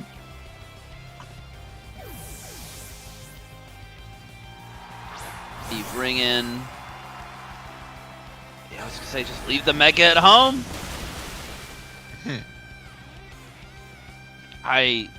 How good of an adjustment the Komoa was is freaking crazy. It's like you said, none of the Megas were good into this matchup. And I think he realized that going into game 3 and was like, what if we did something really funny? Like, there you go. Now you just force. Jan Lennon. Like, Jan is fine. Like, that doesn't stop a wave crash into a center. I wouldn't swap into anything, because what if you swap and it dies from Fissure? Well, he only has one mon to swap in. Yep. I mean, he can technically, he can swap. I mean, the play here. What? I mean, yeah. Really? He's just gonna double protect for the Yawn. Yep. But the thing is, next turn you just wave crash the Incineroar, and then you bring in Komoo for free. You I just don't know. let This play something was go weird, down. and this play was like so weird. Yeah, I mean, you put Sneasel to sleep. You're forcing a swap that you know he can make, and you still protect in front of it. It's just. Yeah, and the thing too is I don't even think you make that swap. You just bring Komoo in for free once Sneasler. Yeah. Like once Oh, something. he gets the double. Is it the double with the Fissure Connect? The double. Is it the double with the Fissure? Ooh. No I see connect. Fissure? No No, connect. no connect. That would have been funny. That's spooky, dude. It would have been funny. We get in the triple I mean, with listen, the Fissure when you- Connect. When you have the funny button, you press the funny button. Which is? And the problem is that's his only win condition. That is Yep, the it really is. only out now.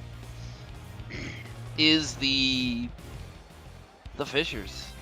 Because now, I mean, triple protect into Fissure?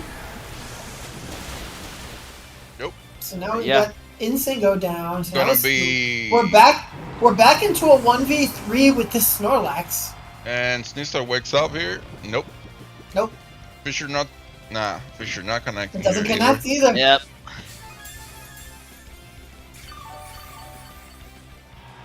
Yep, and that's it. Wow. And Avo pulls through.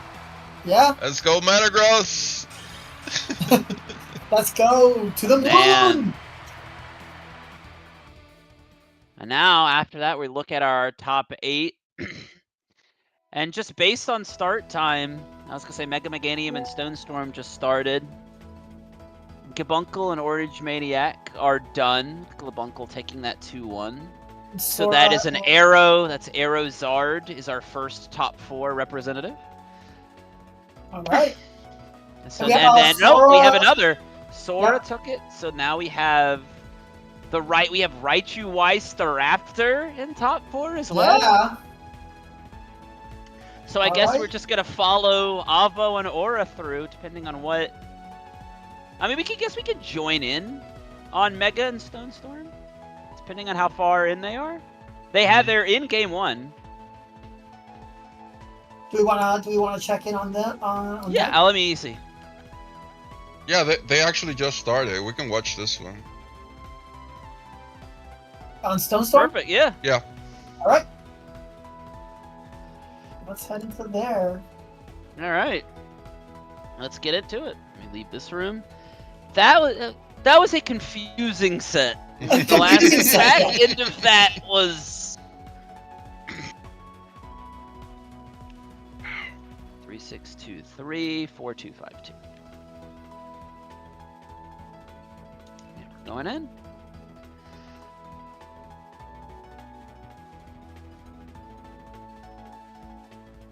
Oh, they're just joining the room. They haven't even started their set Oh, yet. okay, they haven't even started yet, so we'll get a fresh game 1 here.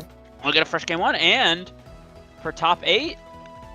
And now, if we look at this, this is the Halucha entrainment Oh, stuff versus a very interesting Staraptor team. what's okay? So let me look at the Staraptor team. What makes the Staraptor team so interesting? To me, this is for what it's less the tech and more this version. Oh, this version Like- is actually cool. This is the more like not setup oriented, but this is like a more traditional like protects the tower Raptor. Okay. So this is a protect the queen kind of situation. So I'm curious because like we're used to seeing like all the Raptors we've seen today, sans the one in top 4 are all been on teams that have a dual mega, that have a flex. So this is the oh no, there is the Mega Venusaur. I missed the Mega Venusaur completely because I am illiterate. So Oh, so there you is have dual to mega here. It's Venusaur Raptor. Raptor does kind of make you think twice about the fissure stuff because again you can't hit it.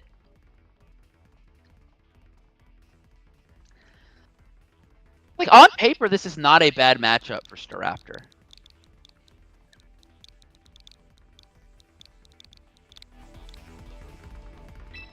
So we're looking at, I think here you can, you get a lot of strange amount of value from Grim Raptor into this, I think, unironically. On the lead.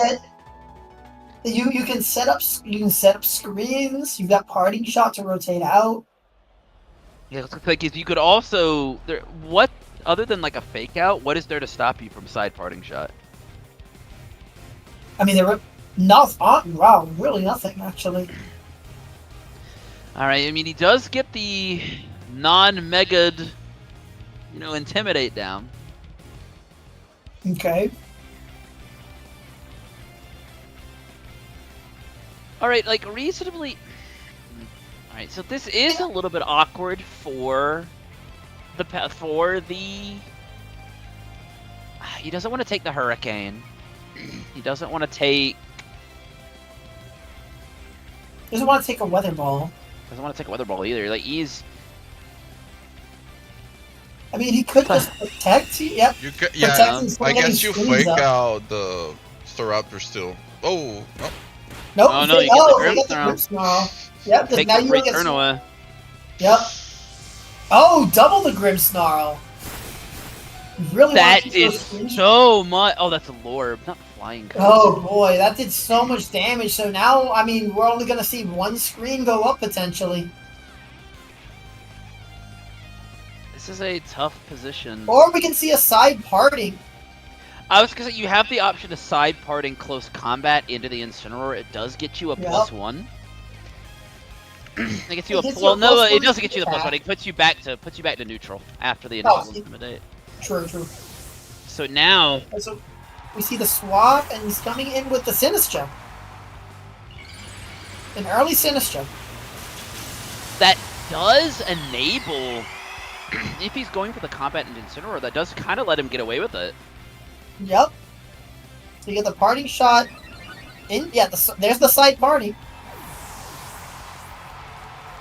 And then you keep Grinsnarl for a later turn. Either potentially do it again or. Do it again, or just have something to sack when you need a clean switch. This is a little difficult. He does have. I was gonna say he does have Throat Chop. He does have Dart damage on Incineroar for Sinistra, and he does have.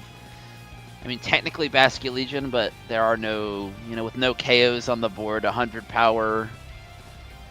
100 power into the Koba Berry is not. Oh, he's Koba. That's flying. I mean, even then, the 100 power Last Respects is not going to be enough to pick up the Sinistra from here. So the question is, what does he want to bring in front of it? I mean, it's not an awful board state for Sylveon. Because I'm assuming No, I if think this is the Sylveon- angle, it's definitely Swampert back, right? It has to be Mega Yeah. Swampert back. So you come in with Bask here.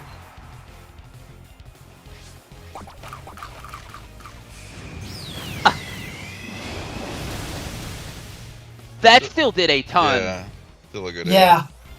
Even with So- the Culper Berry. Actually, you know what? No, never mind. There it goes. I was about to say, well, maybe Yep. the Last Respects can pick up from... Nope, not anymore. Nope, not with an Intimidate. But that does Or, no, excuse me, the present... party.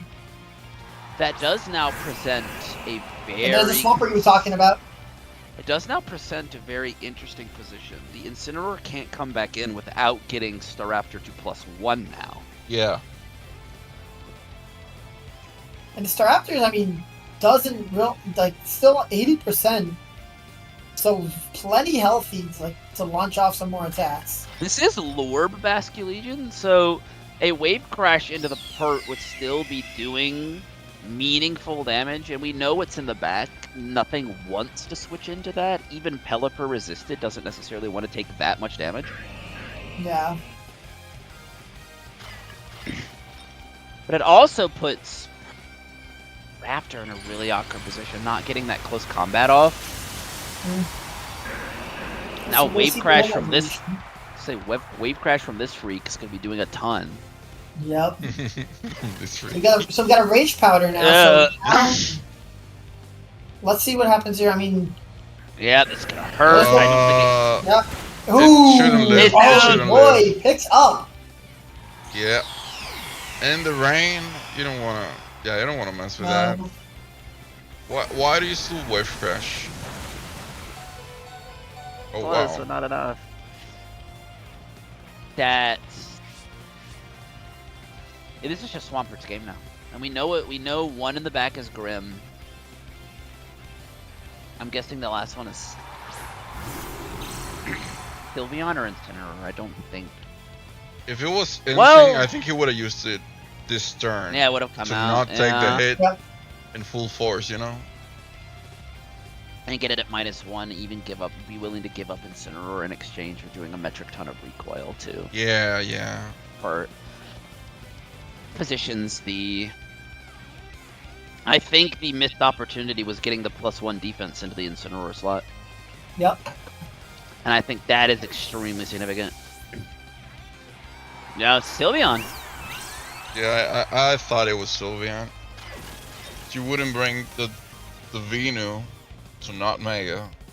Even though Venu's actually super good in this matchup. Except for the Holucia Snorlax stuff. Did Holucia Snorlax really make it this far? I am perplexed. We are. Wow. I guess there's some matchups where you just look at it and go, "I know what I'm doing." I Yeah. know what I'm doing. You just know, like, okay, this is where I bring Holucia, this is where I bring Snorlax, this is where I don't. And the other thing too is Holucia has powerful stab. Yeah, With powerful Bruno stab card. moves. I was for gonna say he's sure. on dual wing beat and cross chop. Yep. Wow. That's really strong.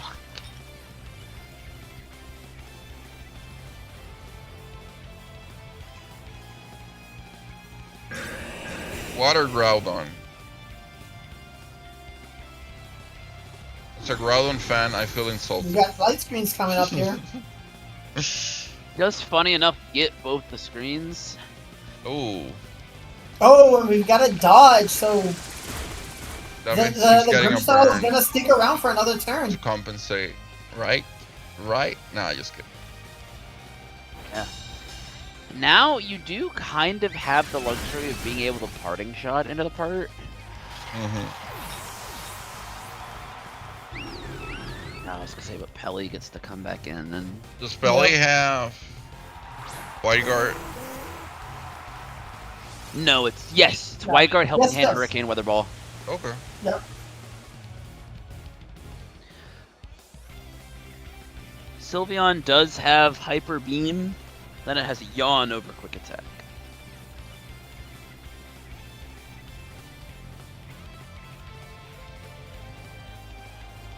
I know that these, is it a citrus, Pelipper? It's Lorb. Ugh. Oh my Yeah, god. it does ludicrous amounts of damage. Yeah, that's why that Yeah. weather ball did so much into the Grim. Yep. I don't know if at 73 Sylveon can actually live. I mean, You we've have got light screens up. Knockoff? Oh, What? Oh my What? god. What? he did not Ooh. go for parting shot. Not only that, He he did foul not attack play? the Sylveon. He foul play. Is he gonna foul play the pert? The yawning. Okay, yawning the pert. Foul play the teleport. Nope. There. Wow. Wow, that's a Okay. really good That turn. is That's crazy. Yeah. Now you Yeah. have to- okay. That was not what I was expecting. Like I didn't see foul play on the team sheet until he used it now, and I was just seeing like a hyper voice coming out, maybe. If anything. yeah. But now, see, now he's gonna. He has to. He's forcing the grab the pert. Huh? Well, he's gonna protect. Huh? And Sylveon detects. There are things happening right now. What Top am I 16. watching? This top cut's been interesting. That is the objective. Absolutely. Okay. I think like another weather ball, even with the parting shot, just explodes Sylveon. Right. Okay, so I guess now you can parting shot if you wanted to. Sylveon's kind of low though.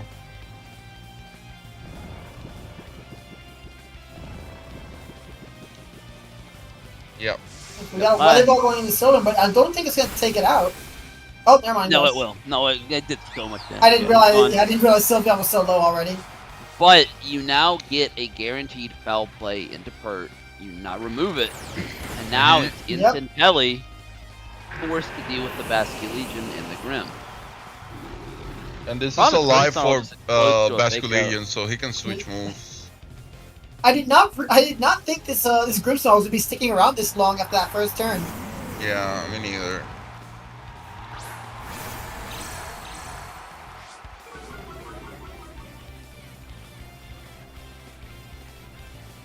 I think you unfortunately have to wave crash. The insane. Well, the problem is the Ensign Darkest Lariat will knock you out, Yeah. and I'm pretty sure Hurricane would knock out Basculegion after a wave crash. Yeah. Oh Give no. him the last respect. There. That Okay. was probably not the play. Let's see the interaction here. Because, yeah, Darkest Let's see what Lariat's just happens. gonna knock you out. Oh, foul play. Oh, well. Foul play's not doing anything. He had to whiff crash. Unfortunately, let's see with Ooh. it lives. We got reflective, It right? lived? So I think. You That's do have a reflect. reflect That's up. reflect. Okay, he did call it right Yeah, there. that's With reflect. reflect up, you do this play always. Yeah. Okay. Wow. Wow. Okay. Okay, we are in what I would like to call a situation. Let's look at the rest. I'm gonna really there it quick go before they goes. turn. Aurora Rayquaza went up 1 game on Avo. Oh. Oh, Metagross. Metagross, come on. We're definitely not biased. I promise you. Bias towards someone, not the player. Mm-hmm. Absolutely. And now we have we have our Stone Storm up a game like Yep. we had. That's crazy. I think there was that in game was fully avoidable if you close combated the Incineroar. Like I think that was probably the. It's like that Brayford turn is tough, but Yeah. like I get why you went for that, but I mean you remove Incineroar, like you're then so far ahead.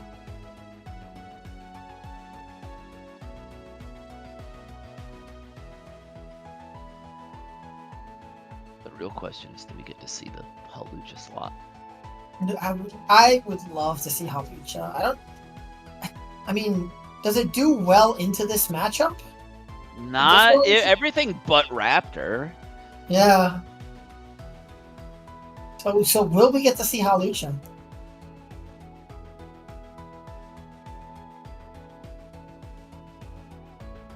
No, we're just going right for this again. Nope. Okay. And we're doing, I think this is the same leads as the first match. It is. Yep, this is exact same leads. So exact same leads. So let's see what these players do differently this time.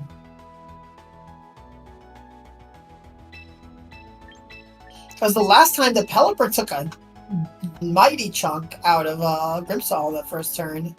Are we going to see a repeat of the Water Weather Ball? Because he protected the Raptor and tried to get Grimmsnarl a free turn, and he got fake out Weather Ball. Yeah, but here we go. This time we're adapting. We're switching. We're going straight into the Mega.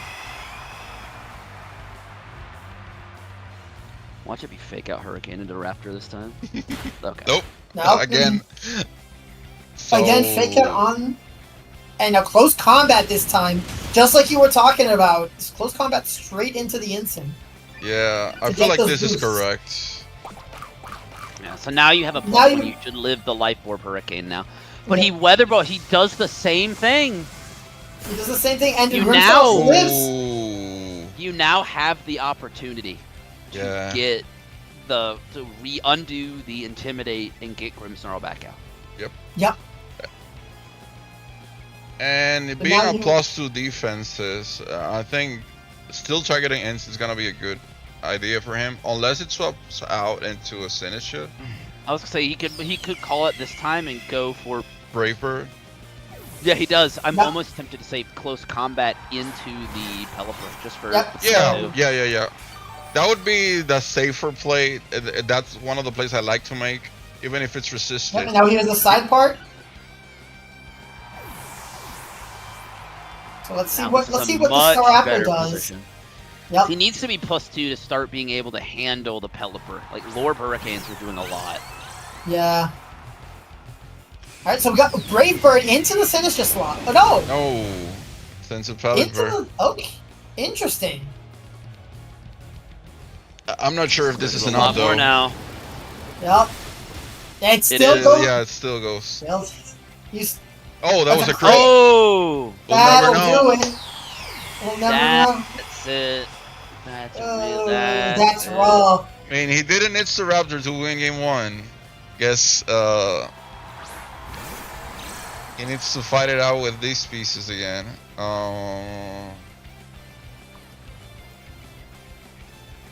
What's the item on the Sinister?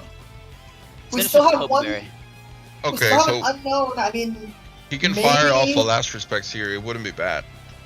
Yep. Now he has the Last Respects at 200 power. Now Last Respects is much more intimidating into that slot. Oh, the Helping Hand? The Helping what now? What? Yeah, you're just letting this happen. Hello? Okay. I have questions about that. I have questions too.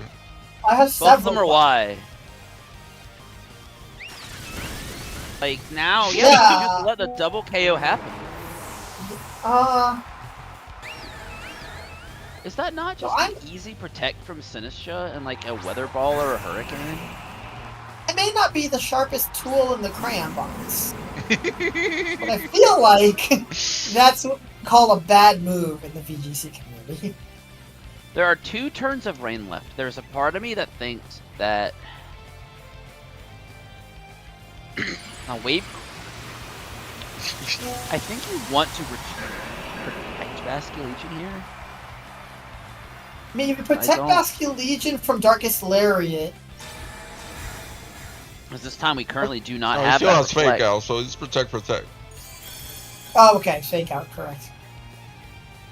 And there's 1 rain turn left, and what I am inclined to argue you do is you switch out Basculegion, reset the Intimidate, give up Grimmsnarl, bring Basculegion in for free after the rain ends. Yep. That feels like the appropriate line. Yeah, that feels like the play, because then you don't have your attack reduced.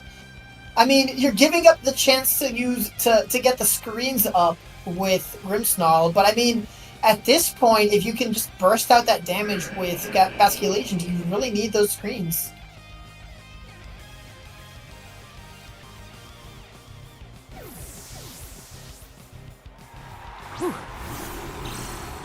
Okay, so resetting the intimidation here. Wave Crash in rain will definitely knock out the Sylveon, but that's gonna be a good amount of recoil damage. And we see the Lariat come out here, which should be Well, enough now you have a I think you needed to go for the double protect on Sylveon. Okay. Potentially, but there's no more rain.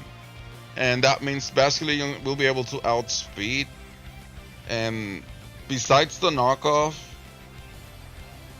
well, yeah, it gets annoying. I don't think Stone Storm can.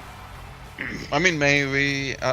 You last respect Swampert, get Darkest Lariated, then you Wave Crash Swampert, get The knocked thing off. is, without Reflect. Yeah, without Reflect, you're not living that Darkest Lariat. I think I would rather live a knockoff, maybe. Because at the end of the day, I mean, I don't know. It's weird. If Instant could die from Aqua Jet, it would be ideal. But you... Okay. Well, hang on, this is it. This is Hold the turn. on. Nah. No! That's it. It would be Darkest funny Light, yep. if it lives still, because it's 90. Yeah. It still lives! He had more HP. He had more health this time, so I guess we know Yeah. now Wow. that from at least 90% and above, it's living that. Yep, and that was... That was the play. I don't think that. Well, no, he would have won either way. So now we're getting a forced game 3. Okay. I'm almost. Problem here is he doesn't have another Mega, and that lead does a very good job of keeping Raptor in check. He did get the Hurricane crit, which mattered a lot, but also. I mean, I think realistically, if you're Mega Meganium, you just bring the same 4. You are fully incentivized to change nothing. Mm-hmm. Question is how...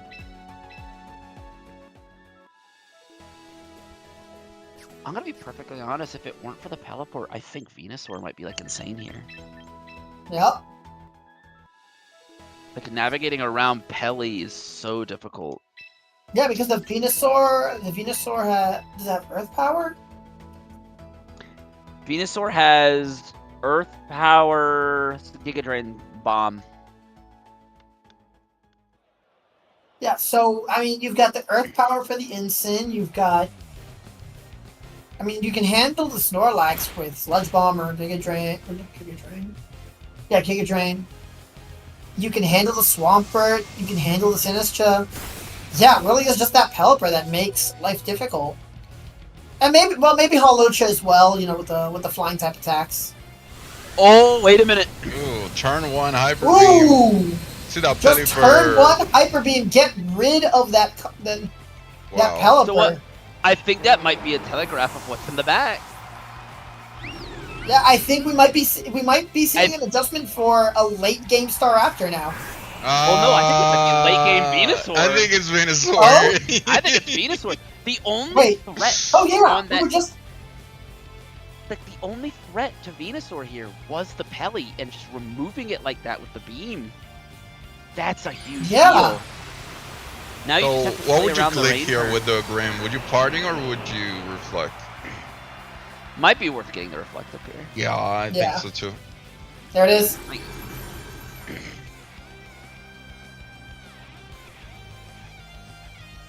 You have the Wave Crash come out now, but that shouldn't kill. Yep. Wow. The reflect. And now we got a party shot on the Grimmsnarl. I'm assuming it's going to be into Cine. I'd imagine. I'm imagining the back is Venusaur Basculation for Stonestorm. Okay. What an incredible play. Wow. I think you just reflect here now. Not reflect here now. Light screen light now. screen. Light screen. Light Yeah, screen you probably give up. use light fine, screen yeah. now. I mean, Swampert. I mean, alternatively, you can just get a free foul play into Pert. But usually we see that Finish is faster than the Grimstone. So if they decide not to Rage Father and go just for Matcha, I think it would just go down. I respect I don't this. I guess.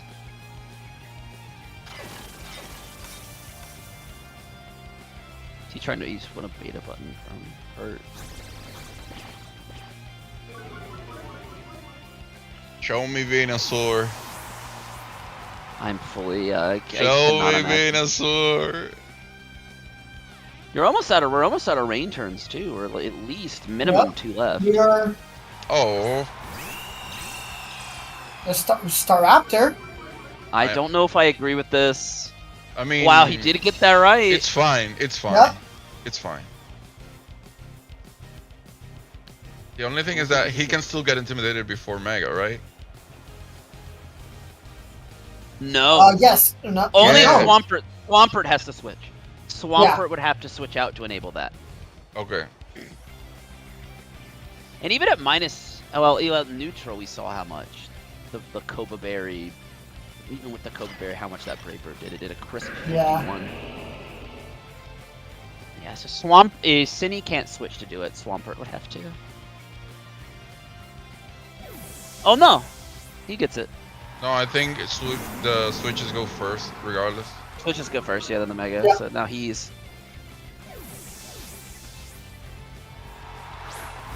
Oh, he does come in with the room style because he could side part to just return to neutral. If he stays alive, that is. Yeah.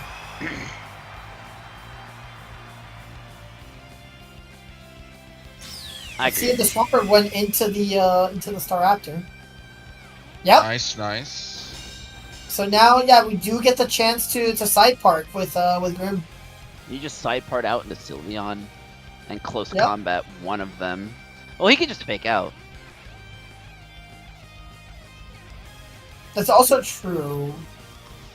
I think you could him to close combat the Swampert just for chip damage. Or you do this.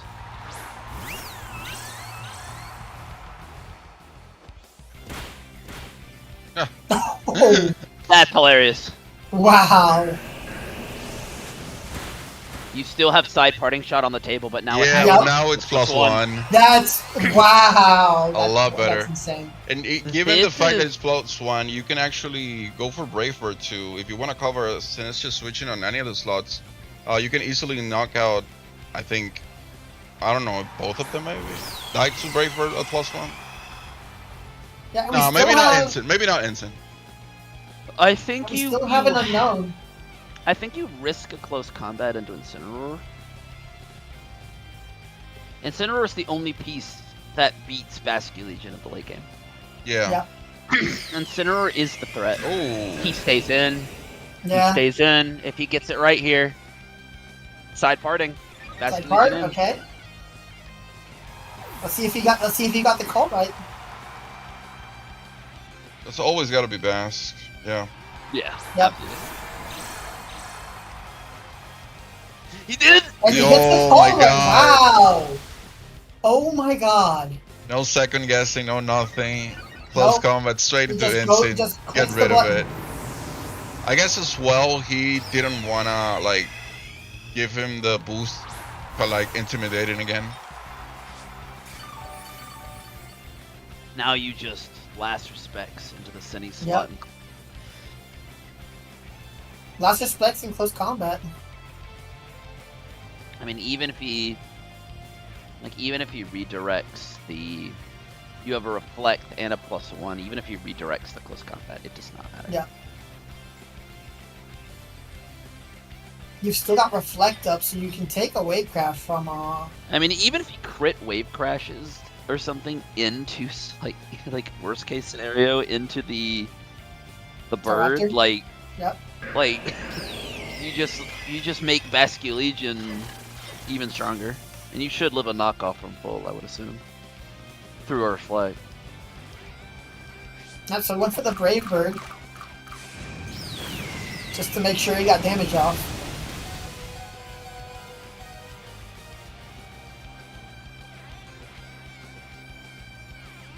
I did 89 through a Koba. Yeah. I was gonna say that was some very good positioning Mm-hmm. from Stone Storm this game. Like that adjustment to just Yup. rip Pelipper was. I mean, like- Pelipper's what was causing him issues before. He's like, okay, you're causing me a problem. Let me push my delete button. Right. This game is done. So we got Stone Storm in top 4? Yeah. Yep. Okay. It's gonna be Vlasenko versus Stone Storm, and then Sora versus the winner of Avo and Aura. They are in game 3. Yep.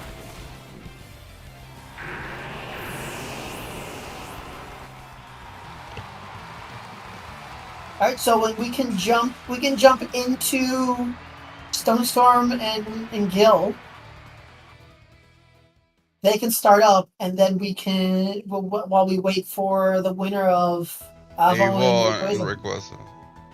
Yep. Is it gonna be oh no, it's not a rematch. Sora hasn't played Aura. I was gonna say, I guess we can try and the back end of this game and see what we see. Yeah. Like that was all right. We have 2 Staraptors in top 4. Made it all the way through.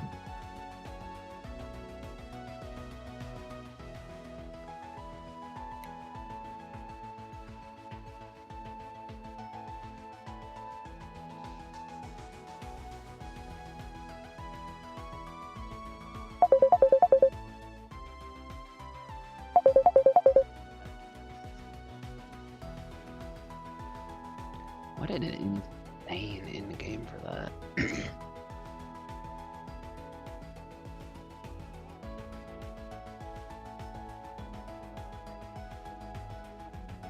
Oh, we are in the in-game. Oh, are we? Yeah, looking like, I was gonna say the Aura has a Whimsicott at 22% and a Garchomp at 9%. Avo has 7%, King Gambit, and Komodo in the back. Ooh. Komodo is at 100. Oh, jeez. I'll talk about having to get your turns right. Does Sucker Punch KO? I don't remember what's the item on Avo's Gambit. It's Black Glasses, yeah? Yeah, I think it's Black Glasses. Black Glasses Sucker Punch should KO Whim, to my understanding. Oh, so it was adaptability in the end for Avo? Well, it's Swift Swing. Okay, it stays a Swift Swing. Yeah. Here we go. It's picked It up. does. Avo win. Avo's gonna win. Oh, we're gonna see Avo. We're gonna see Metagross! Metagross in top 4. So what you're telling me is a Metagross and 2 Staraptors and then 1 Zard Arrow are in. That's crazy. That's wild. It's Avo and Sora and then Glabunkel and Stone Storm. All right, so we have our top 4. The question is who's playing first? I guess. I think we just go top to bottom here. Yeah. Okay.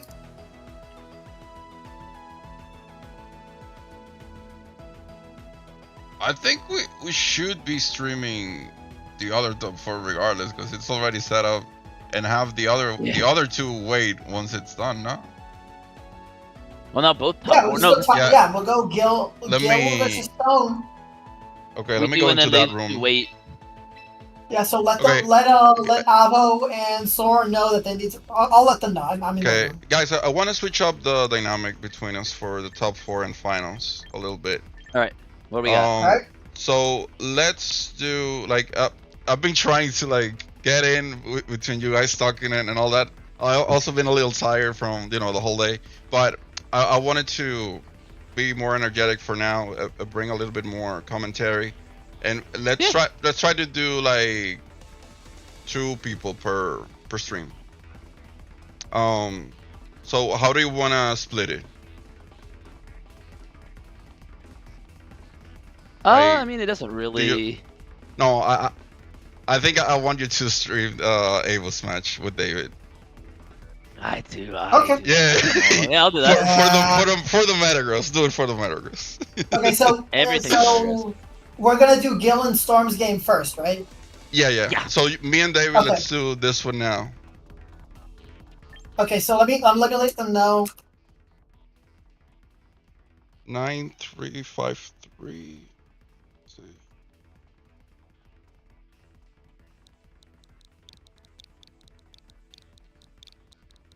Nine, 5, 2, 8.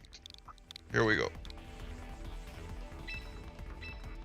All right.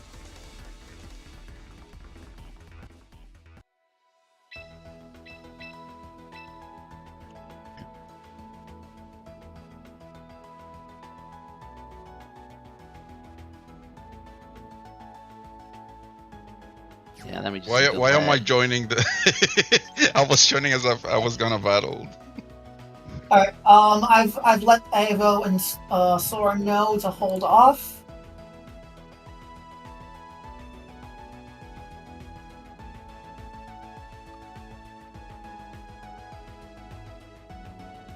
One second. What's the room ID for Gil? Oh, I didn't give it to you. No. So I'm messaging the other two. 9353 9528. 9353 9528. 9528. Mm-hmm. Gotcha. Okay. Oh, all right. So we got a Stone Storm back on stream here. We already see how he approaches the Seraptor archetype here, having the Venus as a second Mega. Though we didn't see Venu in that previous game, it would have been good to see him. It was a favorable matchup. And on the other side, we got the Aerostar Classic. Let's see what the trainers have planned for this. Yep. So I mean, I see here Sylveon we got the Charizard. Charizard. Yep. On this side, we got the Grimmsnarl and the Staraptor and Staraptor. Grimmsnarl lead.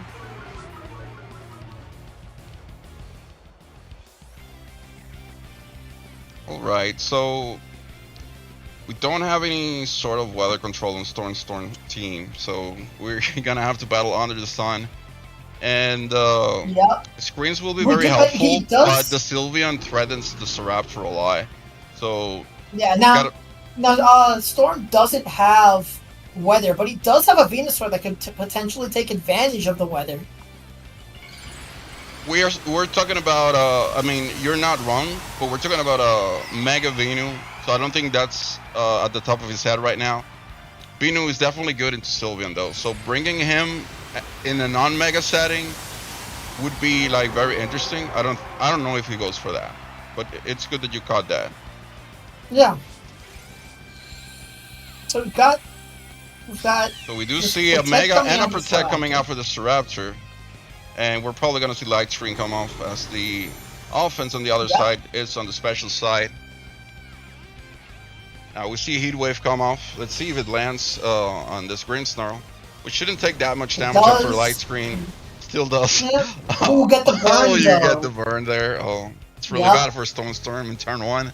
And the Hyper Voice coming out, even through Light Screens and burn, I think Ooh, Grimmsnarl's not gonna survive. Nope. So we've got pretty much a turn 1 KO from Gil. Right, and now we That's see gonna bring the Basculation Bascal. taking the place of the Grimmsnarl. And now there's more options for Sylveon to get some damage if it doesn't protect, seeing as he would probably want to get a Hyper Voice off here. Yeah, but I mean, this Basculation is still adaptability. It's adaptability Now, life wait orb, So it Yeah, so would I mean, definitely do a lot of wave damage crash even in is the definitely sun. not off the table here. Even in the sun, it's a lot of damage. Close combat's Yeah. coming off on the Charizard, trying to boost So we're before gonna see a receiving double the onto Hyper the Voice. Charizard. Most likely a double. Let's see. Last Respect's Oh, coming out Yep, and it's gonna pick up killing the KO on Charizard. Wow. Yeah, so we're definitely, we're trading back and forth here. First we got the knockout with the Grimmsnarl, and now we've got Charizard going down, but Sylvia does get a good chunk out of both Mons with the Hyper Voice. Right, with the help of the light screen and also that boost from the close combat, he was able to live that. But now it's gonna be awkward to stop Trick Room. Basically in the sun, you only got water moves to hit the Fururaf, and the Raptor can only, it could go for close combat for sure, but it's not boosted. And this is a Citrus for Rick, so taking it out, I don't think it's possible. It's gonna be difficult. Yeah. Maybe so, he goes for a boost. Yeah, that's what I was gonna say. The question is, instead of trying to prevent the Trick Room, do you take this turn to try and position for a better Trick Room matchup? Yeah, that's also one of the options you could go for. Having Sylveon or Instant in the back, he could definitely switch any of them out, but he opts for... He didn't proc the Citrus, so could we see a... Oh, no. It's not enough. Just barely enough. You know what I was also expecting to see as an alternative play? Would have been to Last Respect the Sylveon. Given the fact that you cannot KO the Ferric here at all, if you could at least get that boosted Last Respects on Sylveon. Oh, wow. Well, it's only one Mon left after this turn. Yeah, so... Yeah, we saw trades, but that Sylveon pumping out damage really just, Yeah, Gleebonkel seems to have a lot of experience with this archetype and decided to go for damage instead of Trick Room here. Yeah, like I said, that Sylveon pumping out damage is definitely just, just chunked away his team. So it's just, even without the Trick Room, now we've got a 1v2, and we don't know what the last Pokemon is. King Gambit. Yep. At least he was able to reveal the last Mon, but there's definitely not enough HP to battle it out. And it's very likely that this Sash King Gambit will be faster than the Sylveon. Take it out with the Iron Head before anything moves. Yep, there it goes. And a very straightforward match one here. Yeah, like players that use this Aerosar team really wanna end things quickly as they can. Yep. Because it's all out damage and no setup at all. Besides the potential Trick Room and Tailwind that you have with the Aerodactyl, every turn is just something damage or damage. There's no fake out. There's no nothing. So Stone Storm, that's playing a little bit of a slower game, needs to maybe take advantage more of the turns where he's not doing damage, but when he does, he needs to do as much as he can. No, for sure. Potentially things like a boosted Brave Bird in turn 1. I haven't called, so I don't know if Sylveon survives that, but that's something that he can look into. Also, the probability of using Staraptor and Venu in this matchup is very, very interesting, and it would require thinking outside the box, because even Staraptor is just a lot before Mega, even if it's just for a couple of turns, or maybe not at all in the Sand team. So in this context where you have the possibility of Chlorophyll, you could bring it and pressure the opposing Sylveon. Yeah, and that's what I was thinking when I mentioned the Venusaur, because like I said, there was no weather, but you can use Storm can use Gil's Sun against. Here he comes. And there it is. Right, so we got a Grimmsnarl Venusaur lead from Stone Storm, and Gleebonkel stays with the Sylveon Charizard lead, which helped him very much in that game 1. Looking to repeat the defeating. Yep.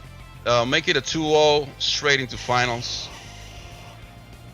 Yeah, he pumped out damage, and that first Hyper Voice dropped both Star Actor and Grimmsnarl to a round half.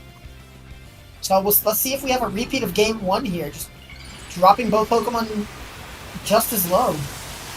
Right. We've got the Charizard come out, which is gonna proc the Chlorophyll on the Venusaur. Right, but in order to stay alive, we need the thick fat. He needs the thick fat. Yep, absolutely. Unfortunately, we have no sleep powder, so if this is straight out damage, we need to go Mega. We need the light screen, and best case scenario, we're launching a Sludge Bomb here. Let's see, Charizard locks in the Heat Wave, double connects. Ooh, not much damage there. Let's see what but he lands the burn on Venusaur. Wow, he's getting so lucky with his burns in turn 1. That Venusaur will not appreciate it. The Sludge Bomb actually connects on the Charizard, does not get the poison. And again, Grimmsnarl cannot survive the combination of Heat Wave and Hyper Voice, even after Light Screen. So we're up in a sort of better spot, depending on what other months were brought here. We do see Bastion Legion again. And I know Last Respect is a lot of damage. Sludge Bomb also on Sylveon would be really bad. He needs to call what defensive plays Bleedbunkle can go for here. Because you can actually swap out the Sylveon, get in the King Gambit, avoid the Sludge Bomb, as it's the immunity. But Charizard doesn't want to take a Wave Crush either. No, so we've definitely got some decisions to make here on both players' parts. Like, is this the turn that that Storm goes on the offensive, or does he try and, he's positioned the Bask to battle this Charizard. Okay, and we see a switch from the Charizard into the Farigiraf. We do see the Farig coming out here. The Sylveon, oh my god, Last Respects was directed that way. Giga Drain, actually good play here. Because you got your Light Screen up, even a Hyper Voice shouldn't be enough to KO the Basket and get some health back. But it's some respectable chip, especially with the burn. So now do we think that Gil's gonna go for the offensive play with the Farigiraf again, or is he gonna try and set up that Trick Room this time? We all know there's no double up in the world that will take out the Farigiraf in this board state. So yeah, but I mean, I guess a call needs to be made. A call needs to be made whether he protects the Sylveon or not. Not firing a Sludge Bomb is it's a choice. Because you really had to do more damage there. I'm sure he's used all the way playing the tour with screens and everything. You're used to slower paced games. Takes out the Sylveon with the Last Respect. The Last Respects there gets the KO. Pulling the trigger. Right, and what's this Vena gonna do? Sludge Bomb. Yep. Get a poison. No poison. Yep. Do you think that was meant to be a double into the Sylveon in case the Last Respects didn't pick it up? It's very likely, but given the fact that it was slow already, he could have done a side target. Now, King Gambit here is in prime position to Sucker Punch any of these ones. They would both die. And I am assuming the last one is Sylveon, which would not have a fun time against Charizard. So this is up.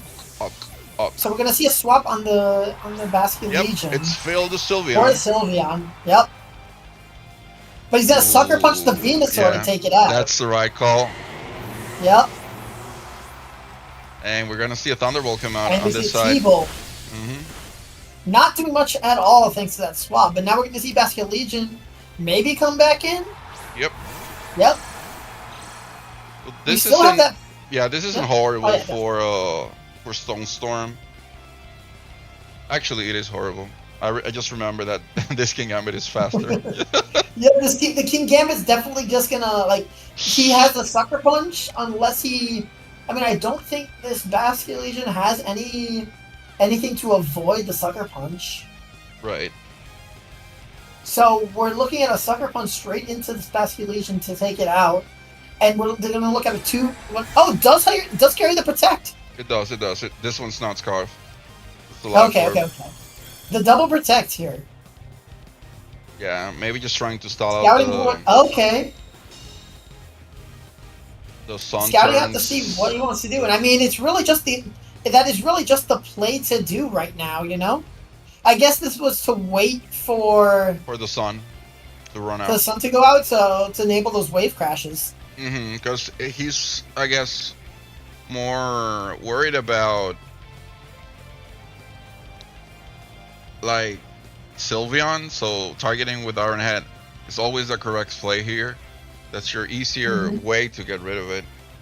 Meanwhile, we see a wave crash come out. And with the life orb, this should be enough. Yep. No Definitely sun. gonna just take out. Yeah, but now we do see the Sylveon get taken out from this Iron Head. I don't think there's any other play than this. There's no stopping that. Yeah. Maybe Stone Storm could have gone for a double protect. That would have just bought him some time, but not a game-winning turn by any means. So it's a 2v1 in the sun, in the sun, and 22 HP, 22% HP left. Yep. Yes, we do have our first finalist of today, and that'll be Vlasenko. A much better game 2 by Stone Storm, I must admit. I did like the adaptation. But Santo Bacalao. Stone Storm did a great job trying to adapt to all that damage that Gil was pumping out, but in the end, just wasn't quite enough. But a great game, but great matches here by from our first top 4 match. Yeah, it was a great run by Stone Storm with this team. Yep, amazing run. So congratulations to Gil for being our first finalist.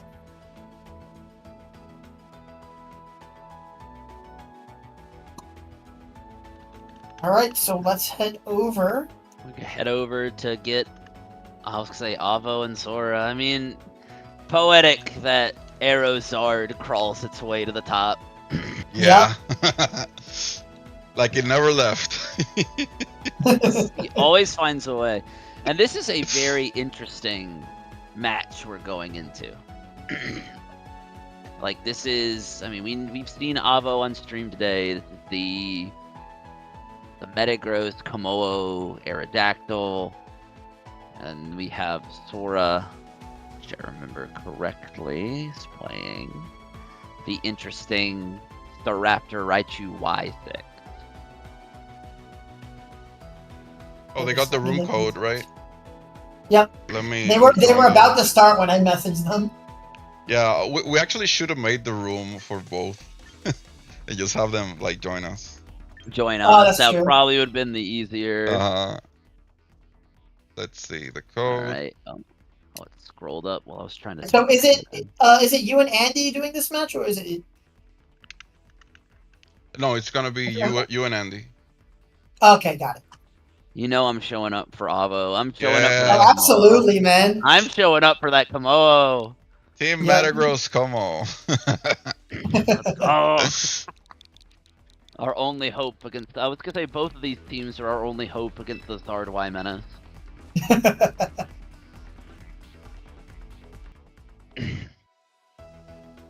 Here we go. The stage is yours, guys. All right. You're here. So we've got, like you were saying, let me pull up my team list Really here. looking at these teams, like the. Yeah. We haven't really gotten a lot of time with Sora's team. It's this very unique combination of megas. You have the Raptor Raichu, and then you have Sash Harkonine with the Rock Head for Head Smash and Flare Blitz.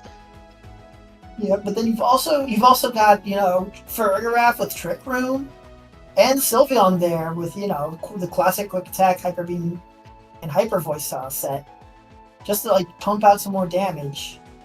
So I mean, like, what are you expecting to see from this matchup here? What do you think? What do you think the leads? Anything like that? I feel like in this matchup, specific from Sora, I think this may be a position to Raichu. Raichu feels very valuable into a lot of this. I feel like spreading the para is extremely potent. I also don't dislike Harkonine into a lot of this. But I think it's very tough to call. I think Como is positioned very well into this. I was gonna say Basculegion. Scarf Basculegion feels good into the Raichu. Well, Yeah, actually, well, again, if it's Swift Swim, I don't think it has the damage to potentially get the knockout that it would need into that Raichu. Yeah, I mean, that Swift Swim might have come in handy earlier in the tournament, but I don't know. I was gonna say right now, the it's damage not. potential. Yeah. It's not seeing anything. Well, Like, I feel like you need adaptability, especially like because I was gonna say where you would knock out the bulkier Raichus with Wave Crash, you aren't now. Yeah, nope, definitely not. Like, look at this. Is so. Like, imagine, like, I can't imagine either of these two are thinking this is what they'd be sitting across from in Top Cut. Absolutely. I mean, they were probably both. I mean, with the Swift Spin Basculegion, you were probably expecting to see more rain in Top Cut, just because I mean the prevalence of those double weather teams, rain teams. I mean, the last thing you're expecting to see is a non-weather Mega Staraptor Mega Raichu team. I know, and then you also have like threats like the Harkonine, which just does incredible damage. Yeah, I mean, You have the option of Trick Room mode on the Farigiraf. yeah, Like, this which is a I mean, very. you've got an Aerodactyl with Tailwind on the other side, so if you play that right and get a Trick Room off as they pop the Tailwind, you can definitely rest back speed control when the other player thinks they have it. And now this is a interesting lead position. Raichu has the ability to Zap Cannon either slot. You can't fake out the Farigiraf. Mm-hmm. You also risk Raichu getting doubled. It can fake out back. Yep. I don't see this is timid Raichu, so there's no reason why you would. Like, you could helping hand Zap Cannon into one of these slots. You could, but I mean, but now does Raichu get outsped by? I don't think Raichu gets outsped by Metagross even in Mega. No, I mean this is also with 100. I was gonna say, isn't like Raichu like 130 speed, and then on top of the fact that it is timid. Yeah, it does just go for fake out. Oh, this could be a fake out Psychic into Sneasler.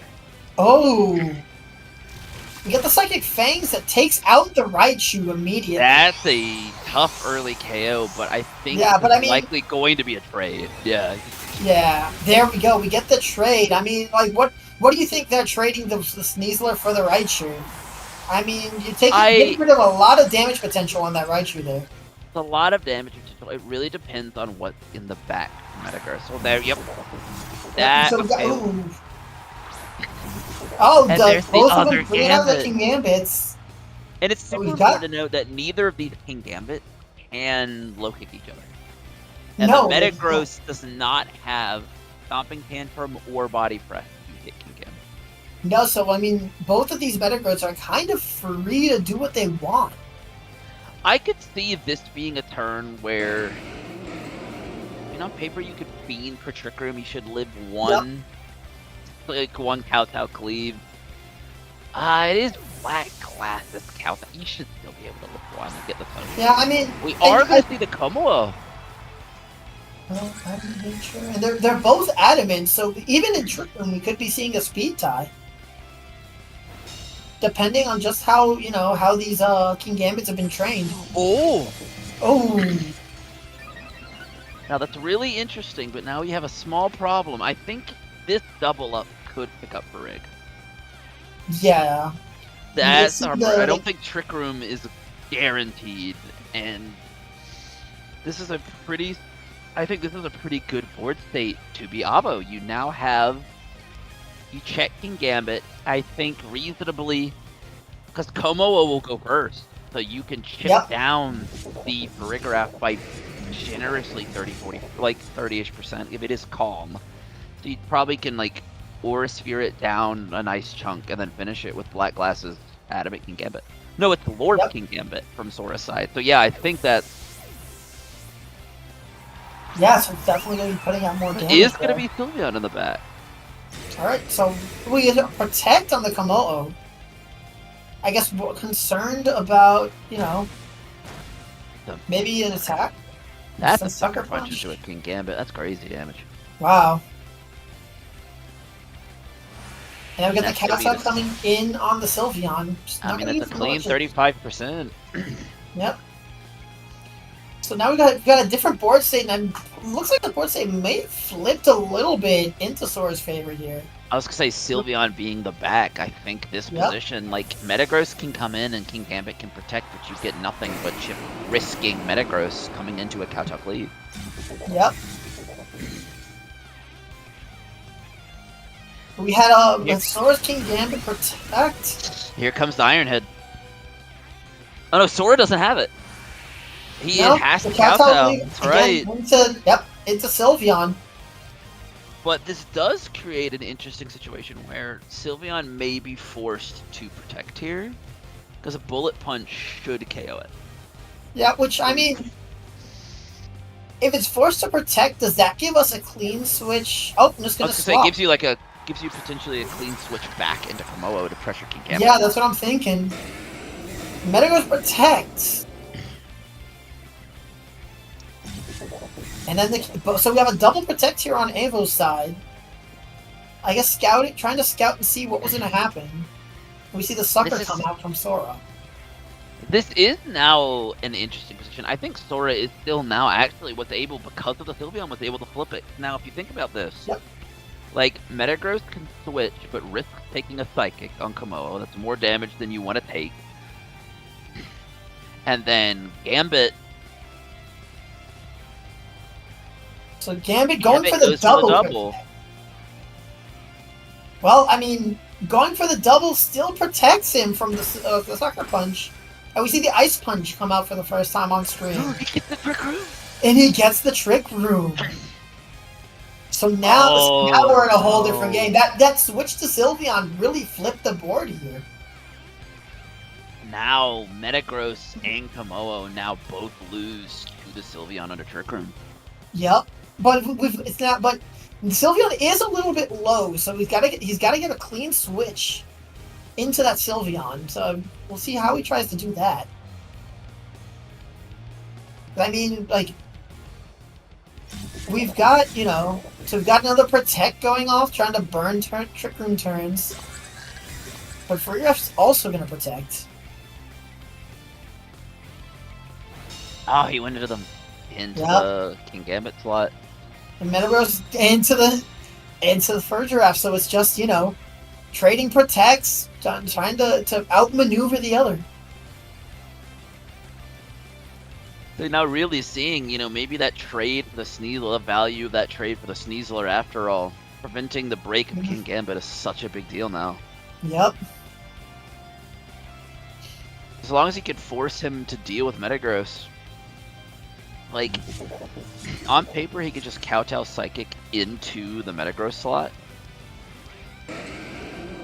You can remove King Gambit this turn. Like, the position is really menacing for... There you go. Yep. That crit didn't matter. No. I mean, we got the sucker punch, and now, one King Gambit is down, and Sora's still mostly full HP on his own King Gambit. Metagross not taking pretty much any damage from that, and responding with an ice punch. Very prop, and now Komodo is forced to come in.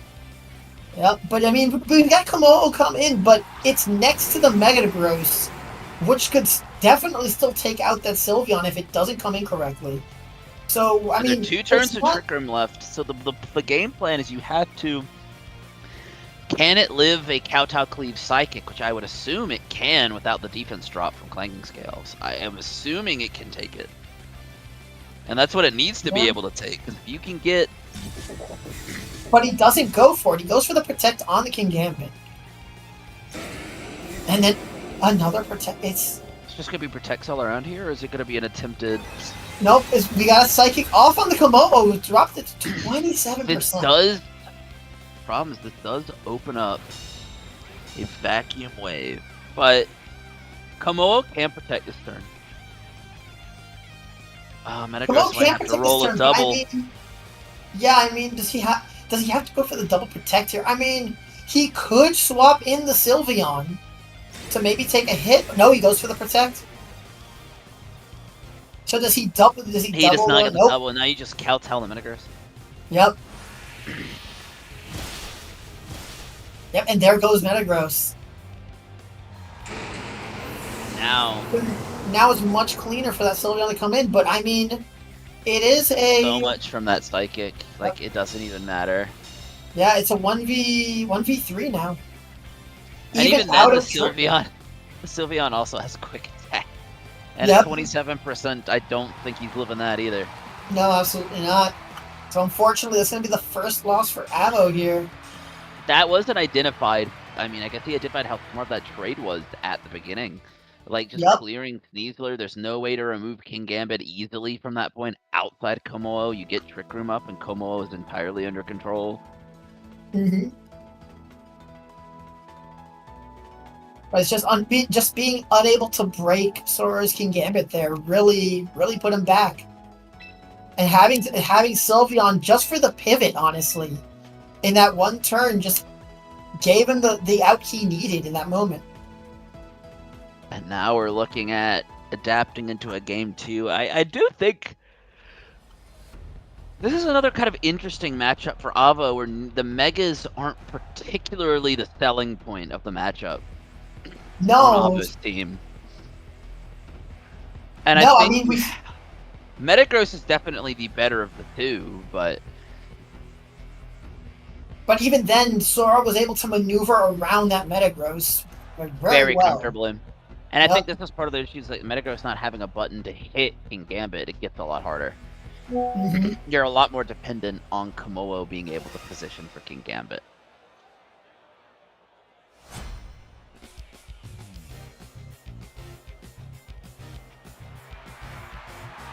Let's see now. We got Caesar Metagross. Yep. Yeah, here we go. For Rid. Yep.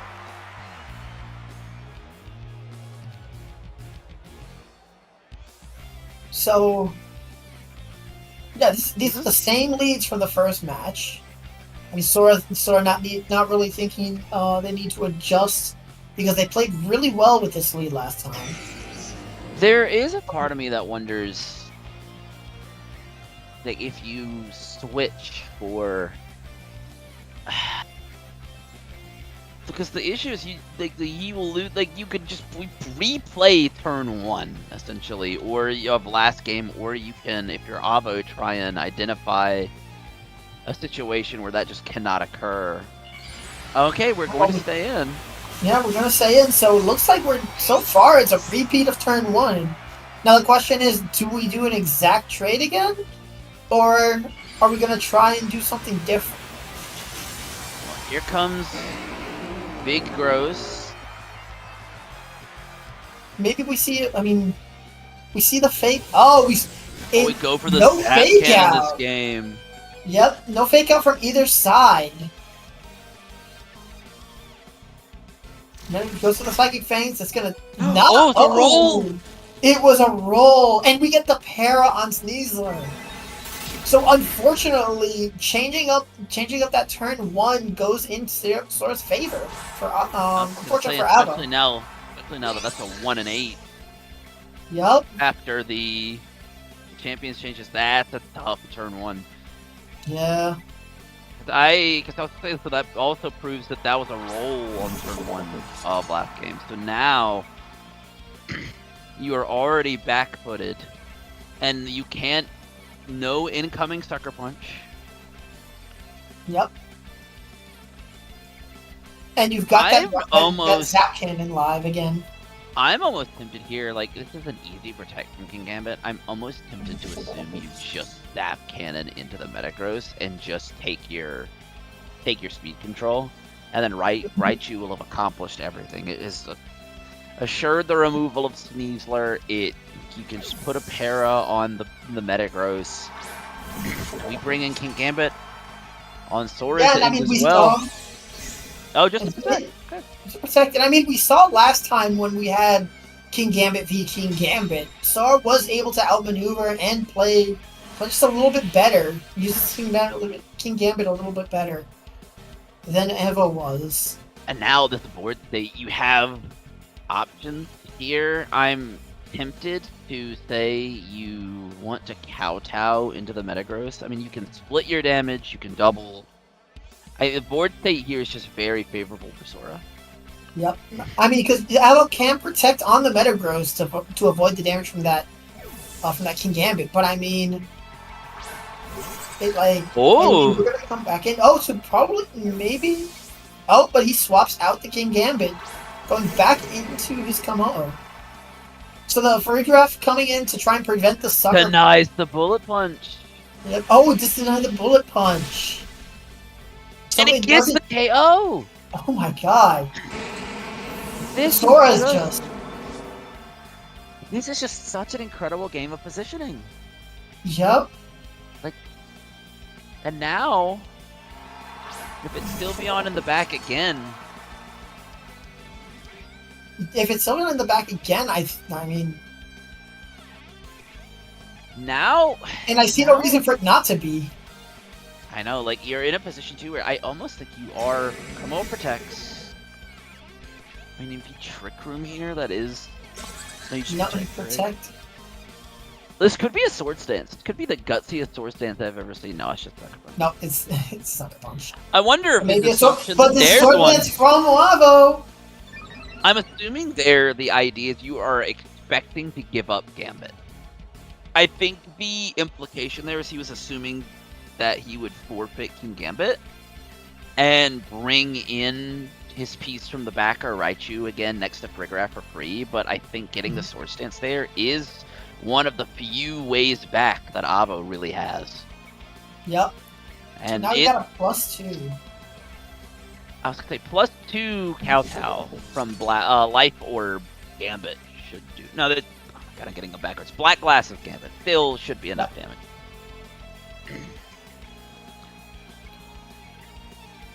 So let's see. So Farigiraf leaves. Farigiraf. Probably, yep, into the Raichu.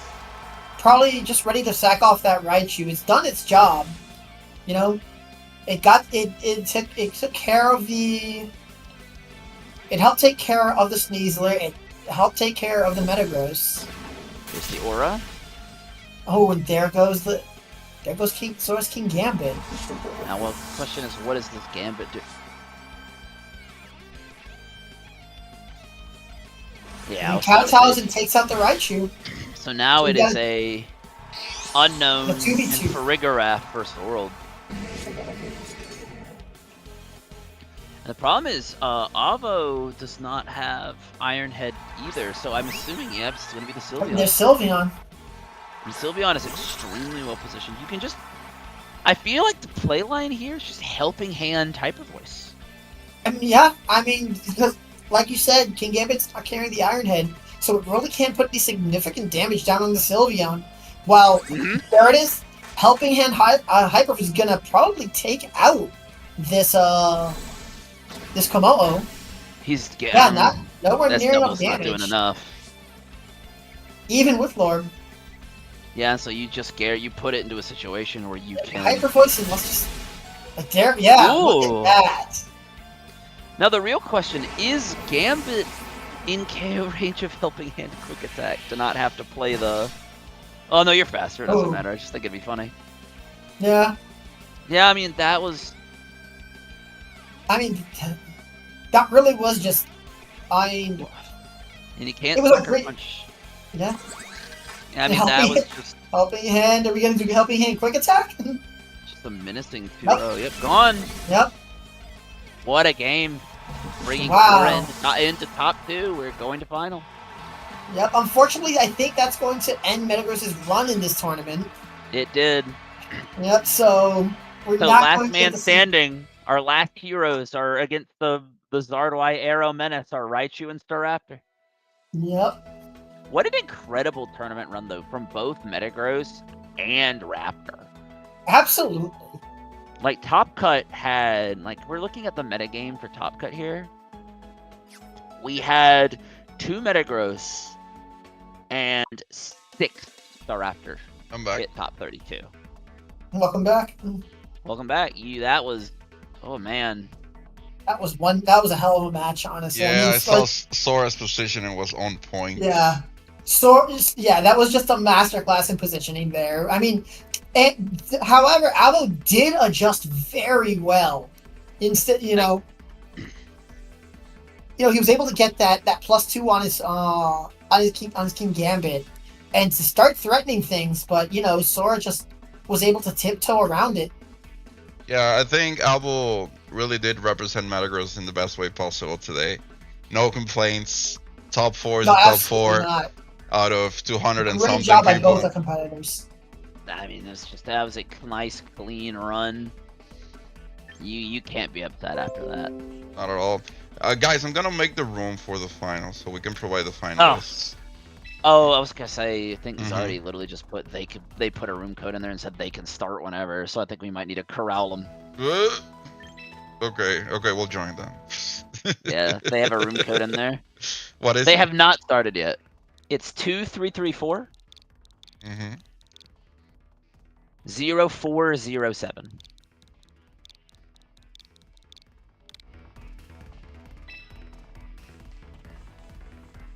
All right. Okay, for the final, let's do it all together. Dream team. Dream Yep. team. What we can do is that to avoid like talking on top of each other, we can go like turn by turn. We can swap who commentates what's happening each turn. Like Just kinda like- in a circle. In a circle. Pass the talking stick. Yeah. Yeah, for sure. Yeah. All right, let's get these team sheets correct. All right, we've got the Zard Arrow, as standard as it gets, versus this very unique Staraptor Raichu Dual Mega. I really wanted to see the Harkonine really bad. Yeah. Yeah, but this might not be the matchup for it though. No, I don't think, know. unfortunately. I don't think so either. I think he did use it a lot though. I want to think so. It has its matchups, and I do like Extreme Speed. I think it's slept on, and those Focus Sash sets for the Arcanine. A lot of people just go ahead, smash Rock Slide, Flare Blitz. But I see the potential in having Extreme Speed, just like it's good on the D-Knight. And then I like the funny positioning change in this game to, instead of Intimidate, you just commit to Rockhead and just click Yeah. big funny buttons. I mean, it's like as ineffective as the funny button can be sometimes. You just love to see it. It would just throw a lot of teams. All right, so it's finals time, and we see the first leads out here. It's Garchomp, Sylveon for Gleebuncle. It's the Hark! And It's the Hark! You get to see your Hark in the Next to finals! Raichu Hark in the All finals! right. So what does the Hark want to do here? So right now, the good thing about Hark is that it can resist the Sylveon, of course, but you can't really do much about the Garchomp in front of you. So this is a great lead for Gleebuncle, and it's actually forcing to reposition the Arcanine. I think not having Intimidate available, this is Rockhead. You're not really doing much in this board state, but you do have a Sash. The only outplay here to get rid of it in one turn would be the Quick Attack, and I'm not sure if that's something you want to do. Like, it's probably better to catch something in the switching with a Hyper Voice, but if he decides to use the Arcanine right now, he can... Nah. I mean, you want to preserve that Sash. You've got that giant damage with Head Smash. You don't really want to spend it without knowing if you're going to get your value out of it. Alright, we do see now the we Mega Evolution. You see the Farigiraf come in, and now if he went for the fake out onto the right edge of the Garchomp, and he did! Stomping Tantrum's gonna fly, connects goes onto into that Sylvie. Sylveon. Yeah, last match we were seeing Sora being the one out positioning, but I mean this time we see Gleebuncle out positioning Sora with that armor tail. Mm-hmm. And something about the Garchomp Sylveon lead is worth noting is it is good into both of Sora's Megas. It covers for both Mega options very, very well. Absolutely. Yep. You deny you have Sylveon burst damage to deal with Staraptor. You have the ground typing on Garchomp to both threaten and be immune to the Zap Cannons. Like, you have such phenomenal, like, reasonably, like, you can just lead that every time and it's still good. Yeah. I mean, it just shows how strong this traditional core is. It's been around since Regulation MA. Yep. We do see Upper Tech coming out from the Farig and a Focus Blast, making use of that speed here to at least deliver that Garchomp down to 41. And Earthquake does come out, but Sylveon has protected, so the only one getting the knockout would be this Raichu here. Pretty didn't matter. Well, I think Garchomp, I was gonna say no, is you don't have the Intimidate on this Hark, so Garchomp just gets max damage potential. Now, Arcanine makes a comeback. Is Arcanine here just for the content, or are we gonna see something cool happen? I mean, I'm really hoping to see something cool happen with this Arcanine. It's made it this far into the tournament, and I don't think that's a fluke. There's a part of me that thinks the Mega was left at home, and it's King Gambit is the last one. Mega being well, left. the Mega. It's a possibility. Oh, okay, yeah. But I also Because see he has Charizard. Sash Low Kick. Yeah. Oh, you know what? Now that you're mentioning it, I think Arcanine is actually keeping Charizard from being brought. Oh. Okay, you do see Earthquake connecting, actually hurting its own Fururaf. And now this Arcanine may go for a head smash here onto Fururaf. Let's see. It does, and it connects. There it goes. Should be enough. And Not he doesn't take it enough. out. Oh. Oh no. Come on, Arcanine. We see T-Bolt come out to finish off this Arcanine here. Arcanine, you had one job. Oh no. No. Not an awful spot either. If there's any way to stop Trick Room, it would be to reverse it maybe, rather than Try to take out the Frig. Yeah, I'm not sure. Really interesting endgame here, where like if they get Trick Room up, it's gonna be very beneficial. But being such at such low health is really not gonna help them out. And also noteworthy is that no KOs have been taken on Gleebunkle's side. Is there a world where you double protect and hope your opponent sets up tricky for you? No. Nah. Well, I don't think so. Well, I don't think this is winning anyways, because isn't Sylveon at full HP? Sylveon is... Huh? Sylveon is low. I thought it was to be a Trick Room turn. So now we're going to see Sylveon and the last unknown from Gleebunkle's team. It And is the it's King Gambit. Gambit. The Mega did stay home. The Arcanine did stave off Charizard Yeah. and Arrow, but... Yep. It's because of the Arcanine. I mean, not only Arcanine, but also like the Raichu. It's really good against both Aerodactyl and Charizard. Yeah, and like you said, it's that lead position from that caused so much from Gleebuncle. He had coverage for both megas, and there you go. King Gambit's going to outpace. Yep. And that should be a hop, skip, and a jump to game. There we go. What a surgical game 1 from Gleebuncle. We are looking at some much-needed adjustment from Sora going into game 2. Yeah, so let's. I mean, looking at Sora's team, how do you think we adjust from here? I mean, That's the hard part. because I mean, it's like you said, Gleebuncle had that lead from Gleebuncle just stops both of Sora's megas in their tracks. So do you adjust from Sora for that lead? This is so difficult. I think that What's the fastest way that they can get rid of Garchomp? That is the. Sylveon I mean, is the most efficient way to do it. Yep, would be Sylveon. It would be Sylveon, but Sylveon has the disadvantage of being slower. It's just awkward positioning. Would that mean that he needs to lead Sylveon then? I Really, think you kind of have Sylveon? to. Yeah. Because what if you lead Sylveon Arcanine?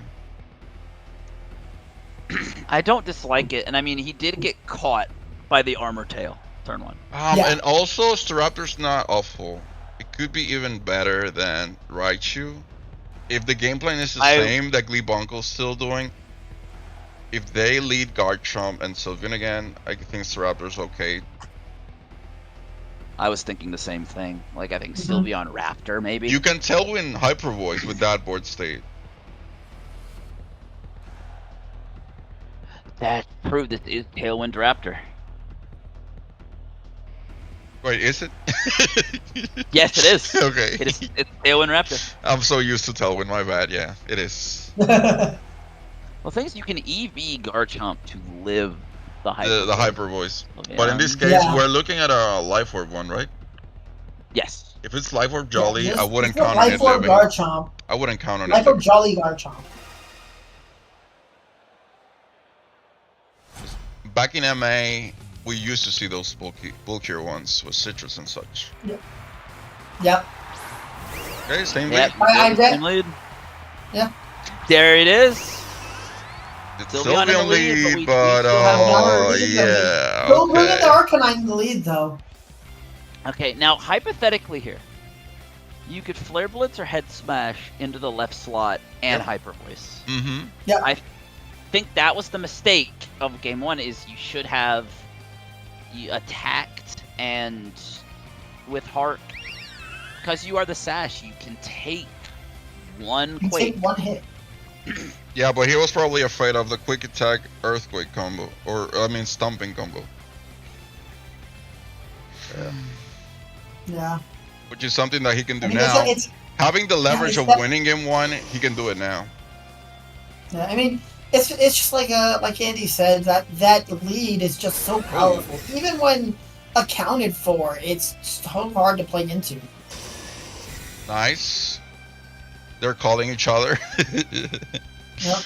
And the So opposing he's got the Sylveon's, hype. it's faster than this one, too. Yep. So are we going to be trading Hyper Voices here? Most likely. Yep. Seems like. We also And saw that's how much damage the Stomping Tantrum did into Sylveon. Yeah, roughly the same damage. So now the question is, do we attack with Arcanine here? I think Or do he's we swap forced it out to, reposition? for a better outcome, he should still attack, even if it dies, because that would mean a double commit on that Arcanine slot, meaning that Sylveon would be free to fire off the Hyper Voice with no damage taken. Mm-hmm. So if you double attack, you guarantee that. And I think that's what he should do. But if there's a Staraptor in the back, Oh, he pulls out with the Arcanine. oh, It is Oh. quick attack is. Quick attack into the Sylveon. I think that. Why? Yeah, minus Oh, Wow. okay. Why? Oh my God! Earthquake. Okay. This was really good for Sora. He's gonna take a Yeah. double KO. 3. You get a You get the double, and you get Sylveon You off get the field. Staraptor Now in for Raptor's free. 3. Yeah, and you So what is didn't it? intimidate the King Gambit, so What is it in the bag? Yeah, so Trigger out Sora- the Gambit?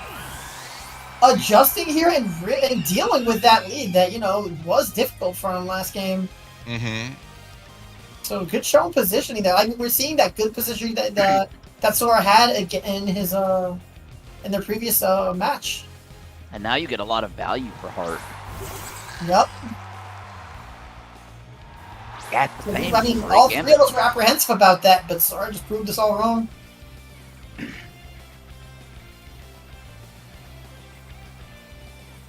Even if Trick Room goes up, they just don't have as good damage for... No, they don't. I think you close combat into the Farigiraf, unironically, just to get the +1 if the King Gambit protects. Yeah. Yeah, because once you Staraptor is basically like again we've been saying all day. Staraptor is that late game sweeper. You can see those defense boosts, then you are ready. You're ready to just take the game.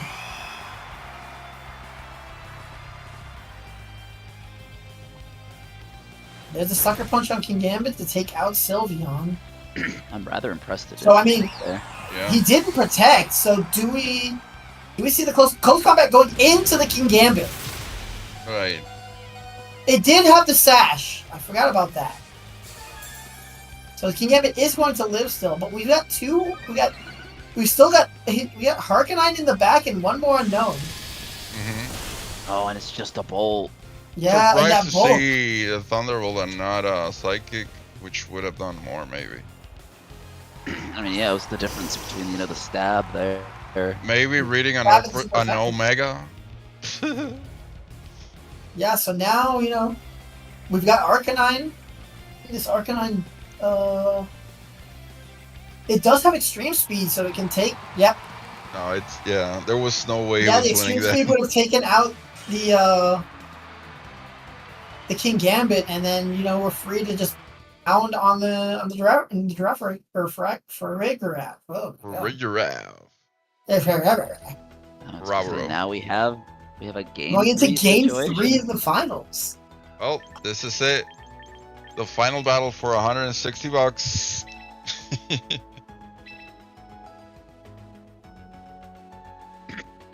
Man, this is not a final I would expect. You got Staraptor, Raichu, Harkonine. Mm-hmm. And we haven't seen, the only traditional members of the Big Six that we've seen are Garchomp and King Gambit. Like that Harkonine is doing its job, keeping both Megas away. And but Gleebunkle's still able to play around that.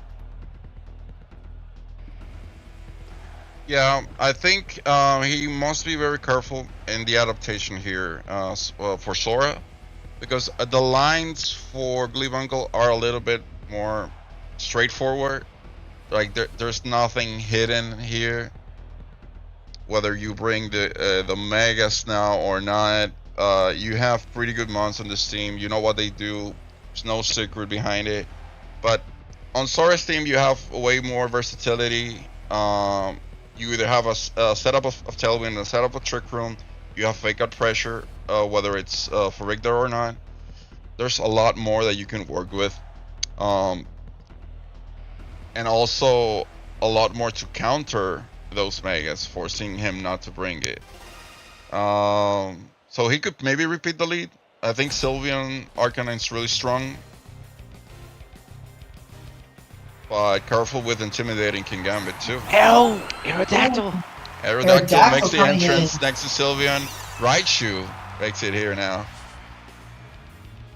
Very, very cool to see Hey, here. interesting adjustment. Now let me double check. Does the arrow have White Guard? It This does one, not. it doesn't. No. No, it's got No, Rock it's the Slide, Ice Dual Fang. Wing, It's the Ice Fang. Oh, it is a. I mean, Tailwind, Hyper Voice. I do not believe knocks out Raichu. This was not the specific adjustment I was expecting. I still think.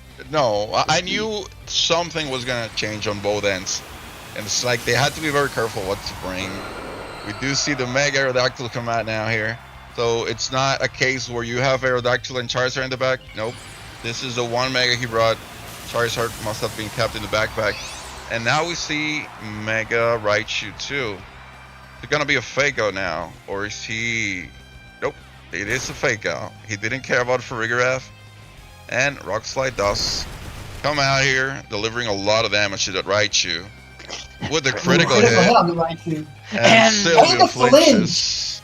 Oh, that was from the fake out. I was worried. That Oh, it okay, was okay. Okay. Oh, it wasn't Sora's. Okay, It was a okay. fake out, yeah. We're Now just so the used to thing- seeing those rock slide finches. Yeah, man, thing is, it's a trauma. Arrow. Problem is, Arrow is faster than Raichu here. Yep. What? Yeah, 'cause it's Jolly And Arrow. that's Yep. without the tail beating up. Because you don't reasonably switch well. I almost think it was preferential to try and fake out into Aerodactyl and just try and not fake out, or just like attempt a raw Zap Cannon. But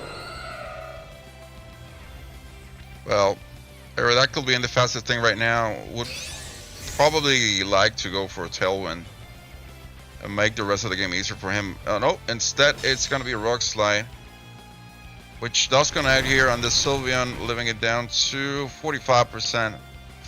And with a flinch chance, probably surviving this Hyper Voice, and like, yep, Just 11%. Yep. Does He gives not it- flinch. Gets up. Ooh, he does get the KO on the Aerodactyl. The Yeah. Mega is down, and I believe our Raichu here is out of Sucker Punch range, out of Quick Attack range, but not out of both. They can combine both attacks here and really do a number on him. There's the King Gambit. Yep. Now, there is obviously a Farigiraf on Sora's team. We don't know if he brought it for this game, but having it in the bag in front of both Sucker Punch and Quick Attack would be ideal for him to start dishing out damage with that Raichu. Potentially getting rid of the Sylveon, or bringing the Kingambit down to Sash with the Focus Blast. Yep. I'm almost tempted to say you go after Sylveon. Yeah, I kind of would too. Yeah. But there's no Protect on Kingambit. There's no penalty to do that. That is true. Nice through. You get it down to Sash and put it in. Yeah.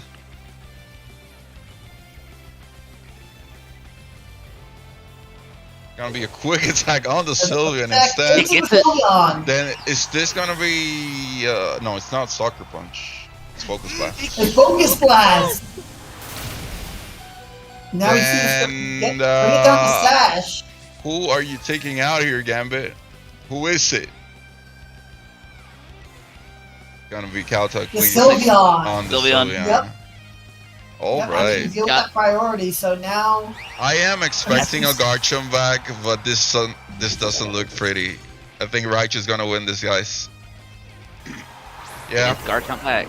it is yep, it's Garchomp, and we do have our We have boy Arcanine. Nico making an This is entrance. just an extreme speed into the Kingambit. It can't protect. it can't protect. No.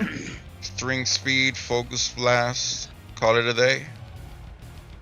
And then you probably have your own Kingambit in the back.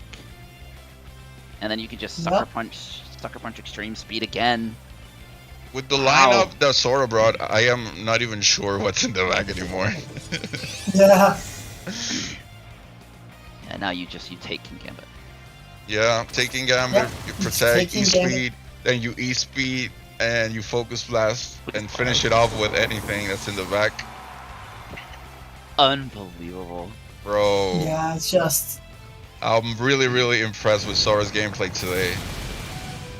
Yep. Now bring down the Sash.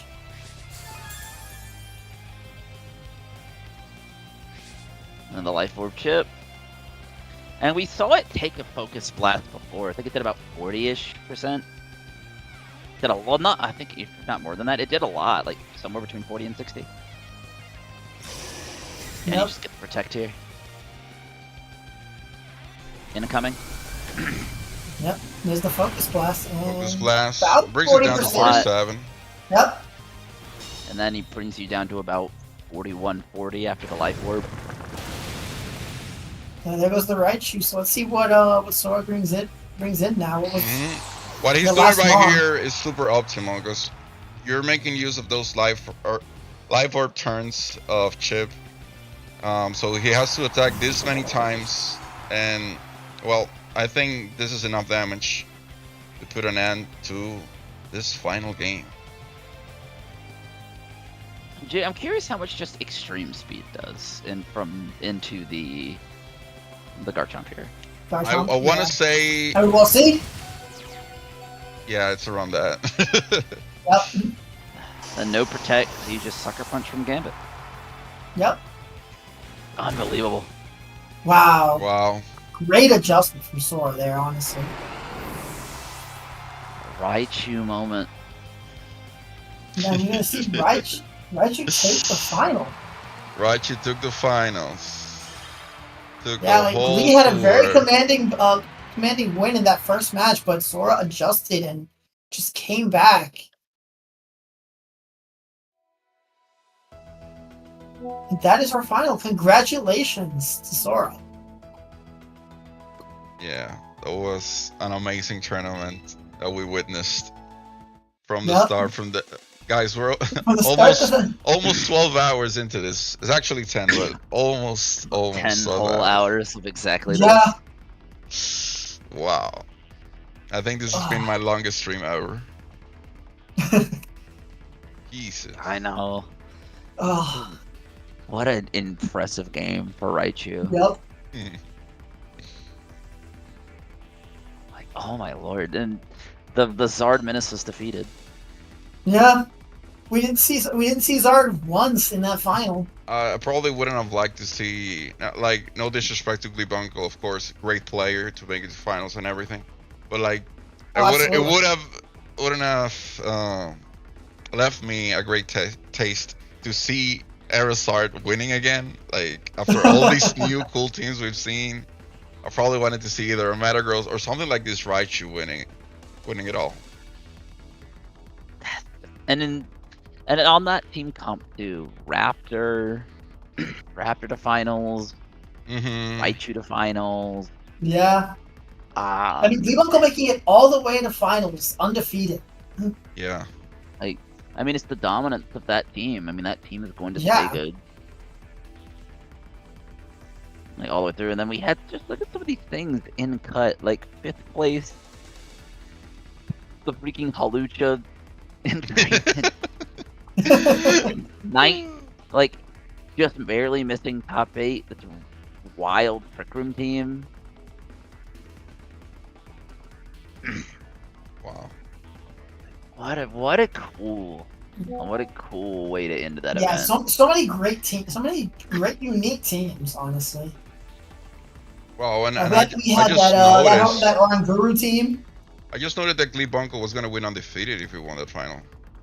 Wow. Yeah, like straight through.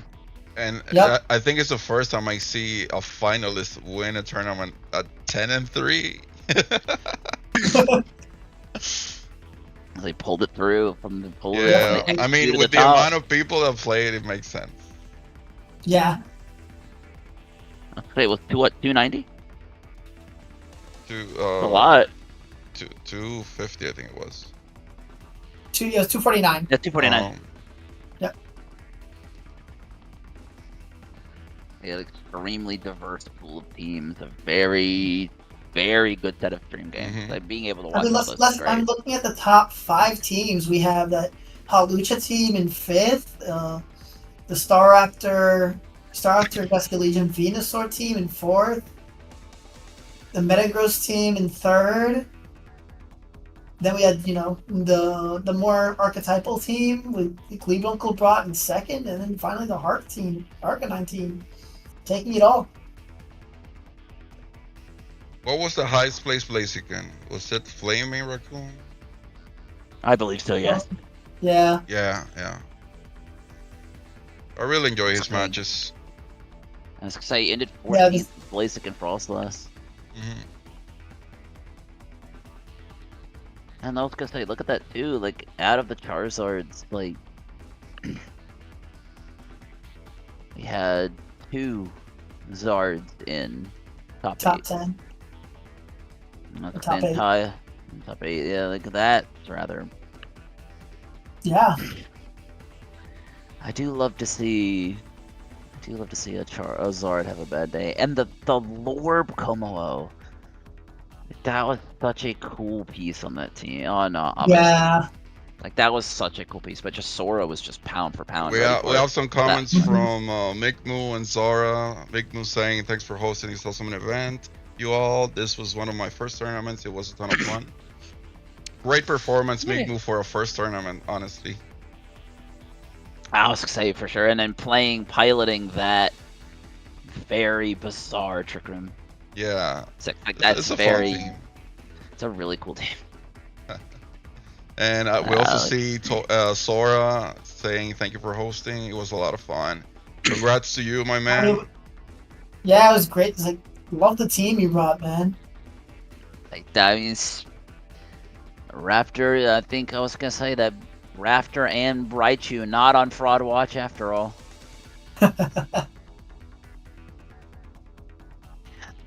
Oh, all right, guys. I think it's time to call it. My voice and my brain could use a break. We are so cooked. I can feel it. Like we're all super cooked right now. Yeah. But I will say it was a lot of fun sitting here with you guys and just definitely barking at game. Yeah. We should do like another tour sometime. Hopefully something as big as this. And yeah, maybe not another 10-hour stream, but maybe next time the play is to have 4 people rotating commentary out so we get more breaks. More breaks, yeah. That'll be good. Yeah, I mean, this was my first time doing commentary. It was a lot of fun. Honestly. It's been a long time for me, so it was nice to kind of get back in the saddle. Yeah, so I'd love to do this again. I mean, I'm definitely the newest player amongst the 3 of us. I really only started playing VGC and now with Champions, but I've been following the scene for a good while, for several years now. So. I mean, you used to breed a lot of Pokemon back in the day too. I did. I used to breed a lot of Pokemon, but I was never really into the competitive, like playing the VGC. I loved following it. I loved watching it, but never really dipped my toes into it until now. Oh my god! All right, I think it's time for a well-deserved break. Yep. I think it's about that time. So, yeah, definitely thank you everyone for showing up, supporting the channel, supporting the stream. I hope you all enjoyed all the matches we put on for you. And I know hopefully you'll see us again soon. Yeah. Yep. All right, gang. With that, we'll catch y'all later. Have a good one.